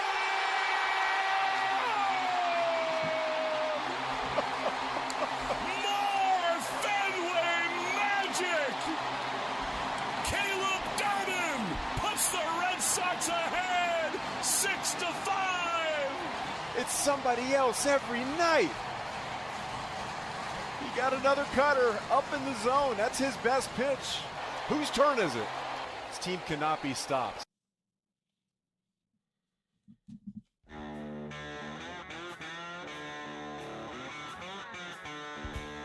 It is 93.7 WEEI. Rich, Ken, Ted Johnson, and that is what 14 in a row sounds like. I was lucky enough to be in my car listening to WEEI when I heard that. As good as the Nesson call was, that was better. I mean, without a doubt. Please, come on. Will is. I mean, I think we're very, very lucky to get to listen to Willie. I think he's excellent at his job, and his co-hosts are excellent. I just even when they're losing, they still make it entertaining, and obviously when they're winning, it's you hear what you heard. It's good stuff. Absolutely, and it has been, as I said, it's like breaking out of jail. These guys have had a first couple of months where, you could hear it in their voice. They were depressed. Mm-hmm. It was not an entertaining product. It was a depressing place. It was, Fenway was not a fun place to be. And then look what these guys have done. They have absolutely turned it around. It has been nothing but impressive. It is impressive. It's Rich, Ken, and Ted from the Catch Us Law Studios. No fee unless you win. And what's cool, too, is that, the players obviously are feeling the confidence. After the game, Wilson Contreras went into the booth with Will Fleming, and they had this moment. Let's let it roll, Stiz. Wilson, I got to tell you, we've got a little routine up here. Every time you get on base and we see you stretching on the bag, we all break out shots of pickle juice. We do. So we take a huge shot. So we're there right with you, buddy. Just letting you know. It's working out. It's working out. I mean, I take one pickle shot every 2 innings, so we're right there with you. With me. Yes, please. We're going to start doing it. Oh, yes. Wilson Contreras, loving the pickle shots. And, ladies and gentlemen, with us right now is Will Fleming, who, by the way, as I said, Will, I don't know if you heard my intro. I was in the car when you made that the Durbin home run call, and it just felt right. It just felt right, sir. Well, I appreciate that very much. It felt right to me, too. Doug Lane, by the way, just threw me a bottle of pickle juice. We're going to be slamming it all night. I appreciate the things you guys have said today. It's a delight to be in this ballpark with this team doing the things that it needs to do. And by the way, the reason I was a little bit late, not only is Doug Lane tinkering with the new studio and all the things that hook up, but we got Jim Rice and Jim Palmer in the booth. And, I mean, honestly, these are the things that happen when you're around big league baseball. It makes it such a delight for me. You get these guys who, I mean, Jim Palmer is now recounting the 9 home runs that Jim Rice ever hit off of him. And Wow. to be a little, just to be a little birdie and a fly on the wall is such a cool thing. But there's nothing cooler than being at Fenway these days with everything that's going on. Yeah, can you kind of just, look back, and was there a moment that you remember thinking to yourself, this might be real? This might not just be, the sun shining on a dog's ass every once in a while. This team might actually be good. I think it was this last road trip heading into the All-Star break. I mean, you sweep the Yankees, and I think the one trouble with everything that had gone on in the first 2 months was you had to see it to believe it. I mean, I was always sort of confused as to why they lost so many games, because the pitching was so good, and they just found ways to lose. And when they pitched, they didn't hit, and when they hit, they didn't pitch, and the bullpen gave it up. And it was just one of those weird baseball times. But they had, like a top 5 ERA for these long stretches. So they sweep the Yankees, and you say, all right, maybe we got a little something going. And then, as you guys know, you do a great job in Seattle, but then it's a debacle in Colorado. And I think that's the wild thing about this is we left Colorado, and then you got the terrible flight situation. Actually, Colorado's going into the Yankees, but it's one step forward, 3 steps back. This most recent road trip heading into the All-Star break was the time where you just thought, you know what, you're beating good teams, you're sweeping everybody. And the thing that happened last night is kind of been a common thread of all these wins, which is it doesn't matter how the game starts anymore. It used to be a death sentence if you fell behind 1, 2, especially 3 runs. Not anymore. So I think the road trip going into the break with the sweep of the Mets was the one that really kind of convinced me this thing could really become something special. Well, are you surprised to see, the impact that Wilson Contreras is having on this team? I mean, he's obviously the engine driving this bus. But, did anybody see this coming, the leadership, the buy-in? I mean, it feels as if he's having more fun playing baseball in his 11 years than he's ever had. What are your thoughts on him, and are you surprised to see him having the leadership impact that he's having? I will tell you this. So Lou Merloni went down with Nesson on February 10th. The spring training started, the game started anyway, that third week of February. And I'll never forget it. Lou sent me a text 20 minutes after being in the clubhouse that said, "You're going to love Wilson Contreras." And yeah, I'd heard from people with the Cubs that he was their favorite guy and that he's the typical, when he's with you, you love him. When he's against you, you hate him. But he's a competitor. He's a gamer. Ted, you've been in locker rooms before. I don't think you can ever necessarily predict what a guy is going to look like with a mix of players until he's in there. And I just think that the tenacity that he brings every day, the professionalism. But I think the one thing that people are starting to see now that the Red Sox are winning, which I love so much, is there is an absolute joy in him. And he loves this game so much. We've had him on so many times because he's had so many big hits. There was a time 3 weeks ago where I just asked him straight up. I said, "Wilson, how do you find a way to dig this deep?" And he basically said, "Because I came from absolutely nothing. I mean, I was in the most poor town in Venezuela, and so because of that, I appreciate every single moment." And I think that mentality kind of percolates through this whole Red Sox clubhouse. And I think the addition of Chad Tracy, a longtime minor league manager, the addition of all these guys who've ridden the buses, Anthony Siegler and all these guys come up there. It's just a different level of appreciation.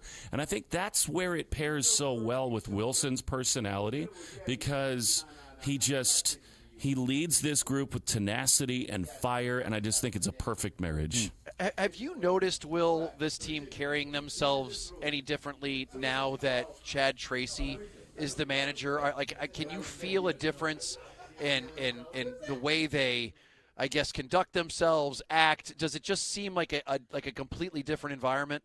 Well, I think winning makes that happen a little bit, but I will say that just speaking about Chad himself, I was so impressed. His first press conference, you guys remember the whirlwind that was. I mean, the idea that you're going to fire Alex Cora and Jason Varitek and all these people, it was just like a knockout punch. You're like, what? Did that really just happen?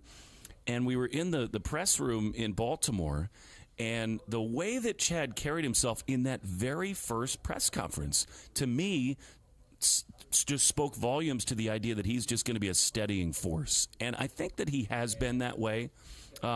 Wilson told me yesterday that there's nothing too high or too low about Chad Tracy, and that he appreciates that so much. Wilson said, "Look, I'm the guy who's up and down and 12-6, and Chad, no matter what, he's just happy and positive."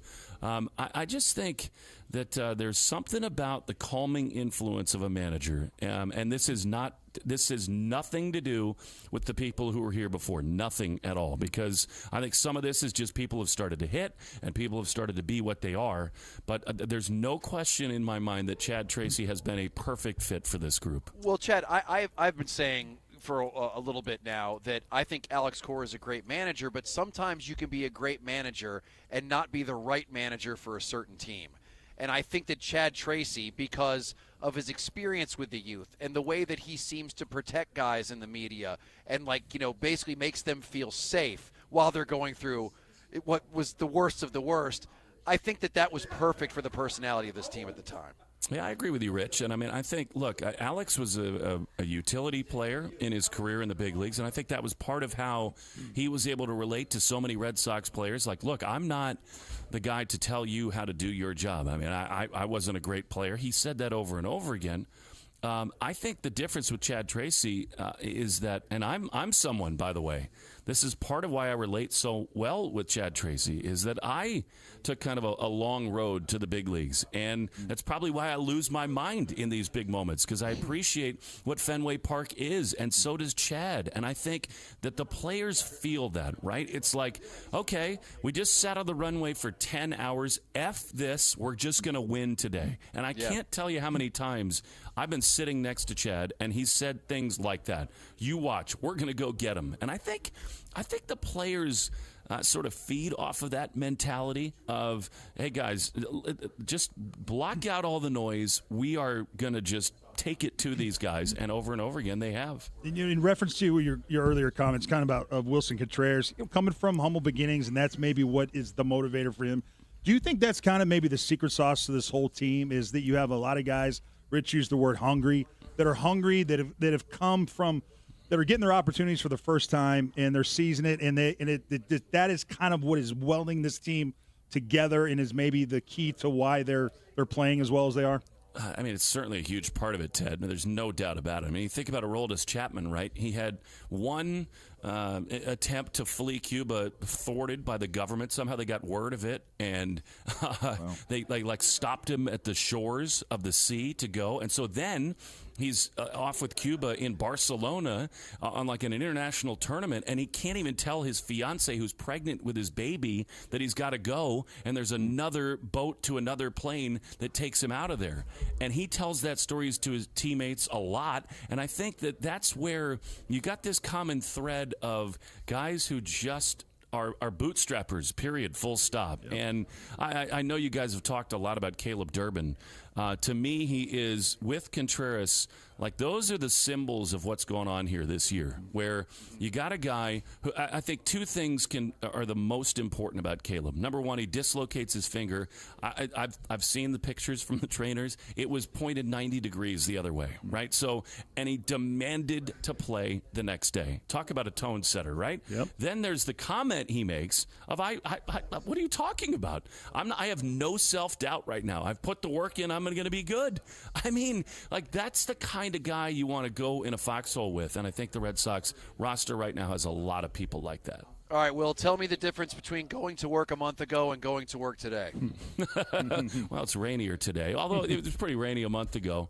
You know, the difference is that we're now part of something that feels like total magic, where, you know, I've been here now for 9 years, and yet I've not been able to feel what Fenway can be like. And I keep hearing from Middlebrooks and Sam Kennedy and all these people around this team of just wait and see.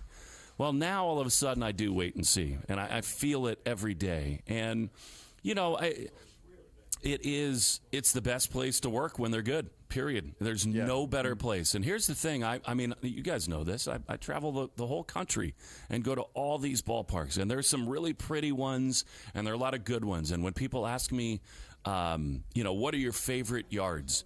I think about the West Coast ones because the weather's pretty good. They're new. They're beautiful. Seattle, San Diego, San Francisco. And I always come back to this.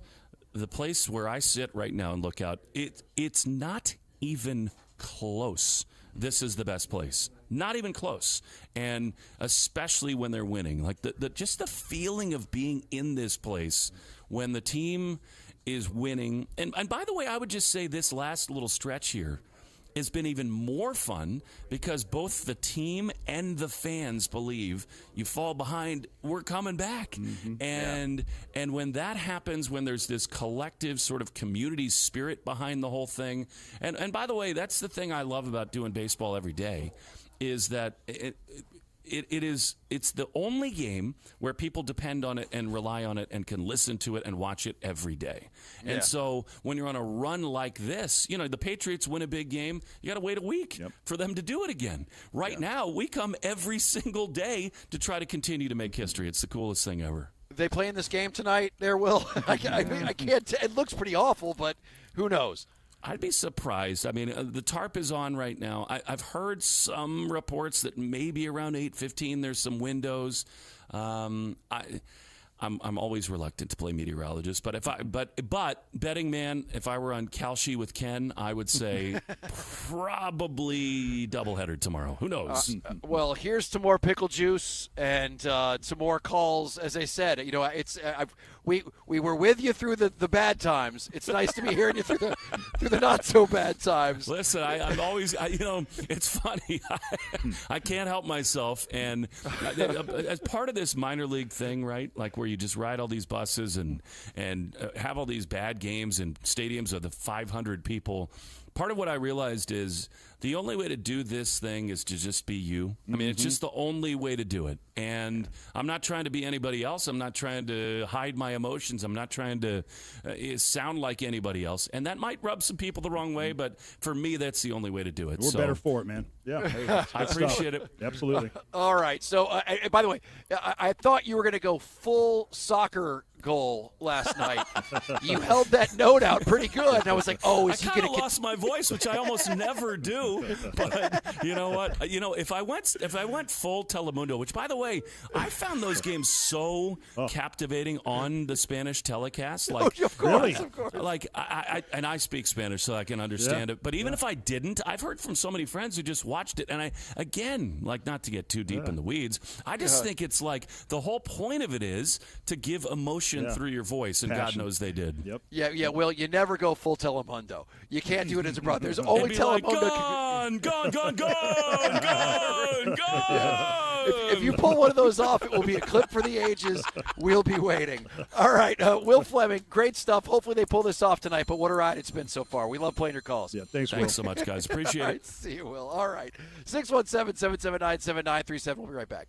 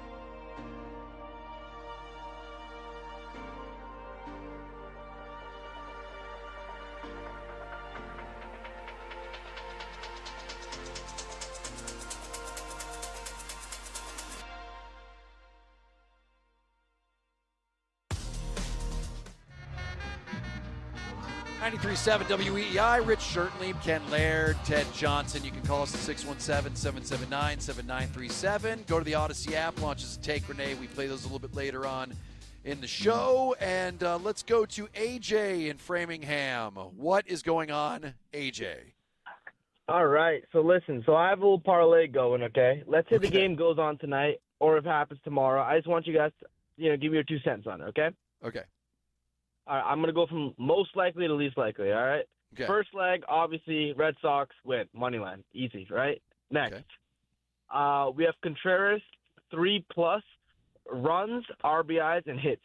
Put like 3+ in total, okay? Okay. And then we have 1 stolen base for Durant. He hasn't done it in a while, I know. He has 14 on the year, but that all is plus $1,300, which means if you put $10 in, you get $120. Come on FanDuel. I know you guys are sponsored. So, AJ, I'm going to ask you a question that I ask everybody who calls in about parlays. Do you like throwing your money away? Okay, look, I love watching the Red Sox, right? I want them to win. That's my number 1 goal. And then if I can, win with the team, why not win with the team? No. But listen, I'm all about betting. I just think if you want to lose your money, parlay. There's hardcore bettors who say the exact same thing. Just straight up bet. Do 3 separate bets because because think about it. Like the amount of money people lose on parlays. Now, there's always the one that people hit and it keeps them coming back. But parlays are the worst bets you can possibly make. Make money. Do a straight up bet. Do 3 straight up bets. Trust me, you'll end up way happier than doing a parlay. You know what? I love that idea. But this parlay is already in, so let's hope. Yeah, let's go. I'm riding with you, He wasn't bro. asking our opinion. He was just wanted to tell us. I'm riding with you. I'm going to bet it too. All right. You know what? I'm rooting for you. guys. AJ, you let me know if they play this game tonight how you did, okay, buddy? All right. We'll hear from you tomorrow. I'll call back tomorrow. There you go. I'm in, except for the stolen base, I'm in. Is that the same thing? Jaron Durant's stolen base is the one that makes me nervous. But, Rich, that's it. People hit on these parlays one time, and then they think they can hit on them again, right? It is. I've talked to people who are like these serious bettors who, their career is talking about betting and doing that, and they tell you, like away from the camera, they'll go, parlays is the number 1 way to throw away your money. Just bet it. Just bet it. Straight up bets. Make your cash. And it looks so tempting. It's like, whoa! If I do these 18 things, $1 can turn into 50,000. Right. Yeah, well, I mean, but look at your chances; they're infinitesimal for that to happen. And if Jaron Durant steals a base tonight, I'm going to freak out because that's like very unlikely in my opinion. They've been stealing bases, but it's JD. He had a sac fly last night. He's doing okay. Yeah. Listen, AJ, winners win, AJ. Let's go. That's it. Winners. I love he called in as if he was asking our opinion on what he should do when he's really already made the bet. So. Oh, he's just peacocking. Well, you know what? I will say this: if he ends up hitting it, then you know what? He'll be the first one I think about. Yep. Absolutely, AJ. You can come on and you can peacock. All right. 617-779-7937. Your Boston Red Sox. They have still not called this game. I think they're going to try to play it as of right now. I mean, it looks gross out there, but Will's right. There is like a small pocket where they could try to get some of it in. It's tarps on at Fenway as opposed to the last several nights. And we'll keep you updated. If we hear anything, we will let you know. But as of right now, the game is on. 2 minutes. We will be back. Not going anywhere. See you in a sec. Let me tell you something.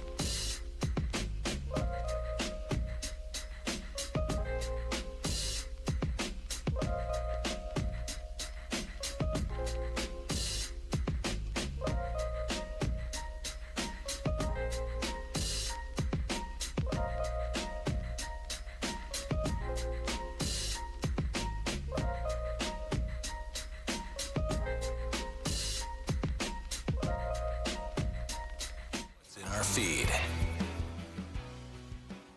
LeBron James is a dummy and won't pick a stupid team even though we all know he's going to Cleveland. It's Colossal Lobster Roll season at the 99. Choose hot, buttered, or traditional, both built to hilt with tender North Atlantic lobster served with fries and coleslaw. You gotta love the nines, and that's what's in our feed at WEEI and WEEI.com. Now back to the best show on the radio, Rich, Ken, and Ted. This is Rich and Ken with Ted Johnson on WEEI. It is 93.7 WEEI.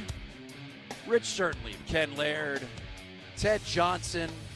Real quick, Stiz, I'm going to pull you in here because I had a couple people ask me about the thing we were talking about the other day.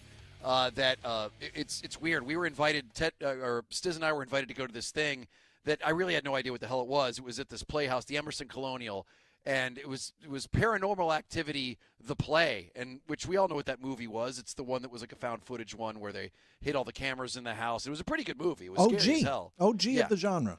It's an OG. That's right. It's like there's been like 7 of them since then, but the first one was great. I haven't seen the rest of them. And we went to go see it, and it's awesome. What it is it's basically a horror movie done on stage with the best special effects that you've seen. I didn't even know they could do the type of things that they did in this thing. It's like half a play, half a horror movie, and all haunted house. Like you feel like you're in a haunted house when you see this. It's loud. When I say the special effects are terrifying, they are terrifying.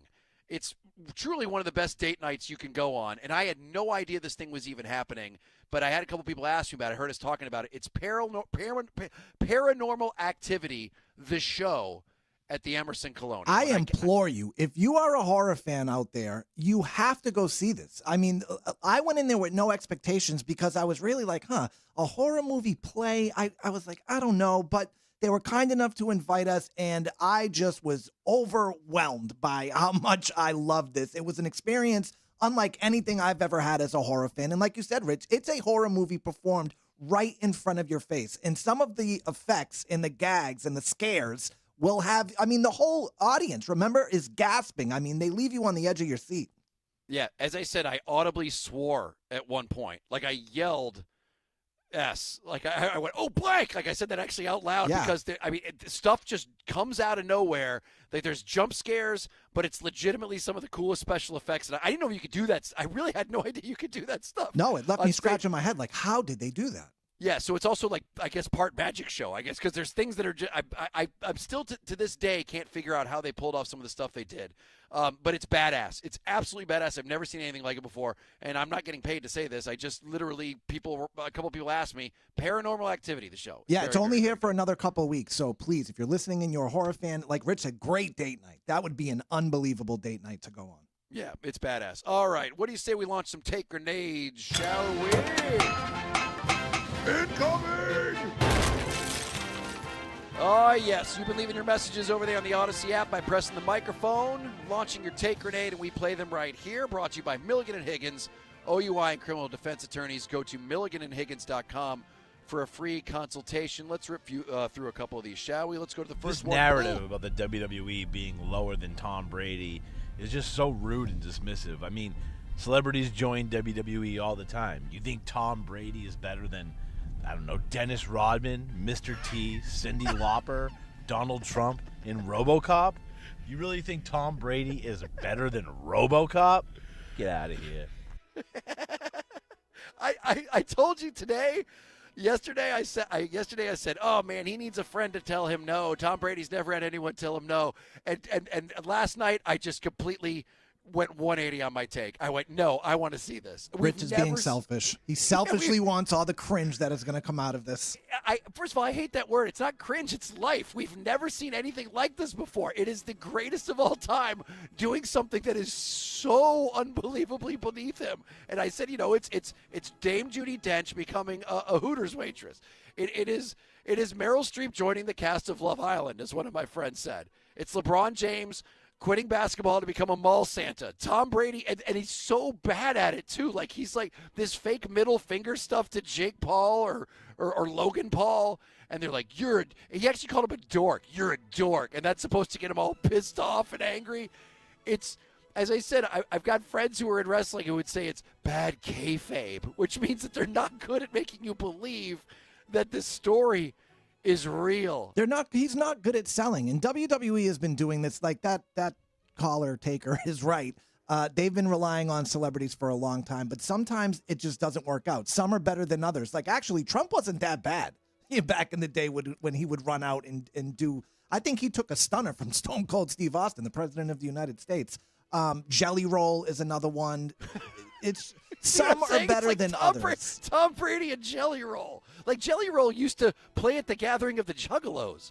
Like Tom Brady's the greatest of all time. Yeah, but Tom Brady is a smart guy. Don't you think that he knows that he looks like an idiot? He's just having fun. Like maybe it's just that. So here's why everything with Tom Brady is shocking. Okay, because Tom Brady should have been the most marketable person in sports marketing history outside of Michael Jordan. He should have been that guy. But look what happened. He started the TB12 workout brands. That went out of business essentially. Now I think it's only in small places because nobody knew what they were. I went to one of them and I still don't know what it was. He started the Brady brand clothing. And you would think if there's anyone who could start a clothing line, an athletic clothing line that would take off and be massively successful, it'd be Tom Brady. It's out of business. How is somebody, there's literally somebody giving him bad advice everywhere he goes. He had a big venture. One of his big things he thought he was going to make money on was a dog cloning service. And he cloned his dog to launch this thing he invested in. He lined up with the wrong people when it came to crypto, guys who got in huge trouble with the government. He invested in NFTs, started the autograph thing, and that went away. And he had to pivot what that whole company was. He's just done. It's amazing how many wrong things he's done. Well, there you go, though. He's done all those wrong things that went out of business and whatnot, and the WWE is not going to go out of business, you know? But he's so bad at it. That's the thing. It's different because you're right. There have been guys who've gone in there who are big names, and they've had fun with it. But, the whole, middle finger thing to Logan Paul and slapping him in the face, it's all right, man. I mean, you're Tom Brady, man. I don't know why you're doing this. He needs someone in his life that's going to tell him no. Who's in his life that's going to tell him no? See, I said that at first, but now I want him to do more of this. It's fascinating.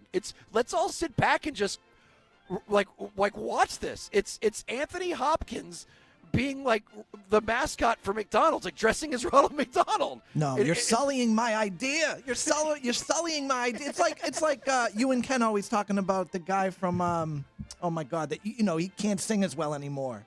That band. Oh, geez. Robert Plant? I mean, Bob Dylan? Yeah, either one. Yeah. As my friend said, it's Peyton Manning announcing he's joining the Blue Man Group. It's just so freaking weird. Going out bad. Yeah, let's do it. All right, let's launch another one. I love Caleb Durbin, offense and defensive. I just wish he would be a little more careful with trying for the impossible throw. I don't know what he means there. Am I missing a play that I didn't see? I'm not sure. Yeah, you kind of lost me on that one. Okay. Maybe we edit out that take next time. I don't even know. I have no idea what he's talking about. I really don't. But let's go Caleb Durbin. Listen, Caleb Durbin has been second. Okay, MVP of the season so far. Who's your MVP? Oh, I might have to go Wilson. Okay. Just the passion that dude's bringing. Did you see the video I sent to you guys earlier where after some big play, he literally mouths, "This is my effing house." Yep. I'm like, oh, let's go, dude. I'm all in. It's very Poppy-like. Well, it's weird. I was trying to think of, when the last time, you kind of felt something special going on, at Fenway, kind of like this, where you're I can't believe this is happening. And to me, I won't even go to, Cora's World Series. I'll go back to 13. I think 13 was the last time I was wow, something really special is happening here. And if I'm not mistaken, 13, they were bad for a while, and people had kind of written them off. And then all of a sudden, you had, near the end of the season, they went on this run, and all of a sudden, people are noticing that this team is good. They make the playoffs, and sure enough, in the year that the bomb went off, and this is our effing city, it was just an amazing feel-good moment. I just, I'm getting 2013 vibes a little bit with this team. As far as likability is concerned, they're a very, very easy to like team. There's not a lot of people you can look at and not go, this is a dude that's easy to root for. But the MVP, Lorenzo. That would be, of course, Caleb Durbin's That's fair. Yeah, that's actually fair. without a question. All right, let's launch one more of these sons of bitches. No way Fleming won that home run call. Oh, he thinks, okay, so I was in the car yesterday when I heard Caleb Durbin's home run in the 8th, and I thought it was one of the better calls. But then I came back, and I watched Nesson, and they replayed the call where Middlebrooks was going crazy, and we played it back-to-back today. Do we do it one more time? Sure. You know what? Let's start with the Nesson call. Let's start with Nesson's call, if you don't mind. This is the call of Durbin's home run last night. Both were excellent. Both were great. Let's let him roll. Swinging a high fly ball left field. This is deep. Back it goes. Yes, sir. It's out of here. Home run. The Durbinator touches them all. The Red Sox on top again. Okay. The Durbinator touches them all. That I think that's the only strike against it. It was a great call. The Durbinator thing's a little weird. But let's go to Will Fleming from last night. He throws. Caleb swings and drives one high in the left field. It is way back and is gone!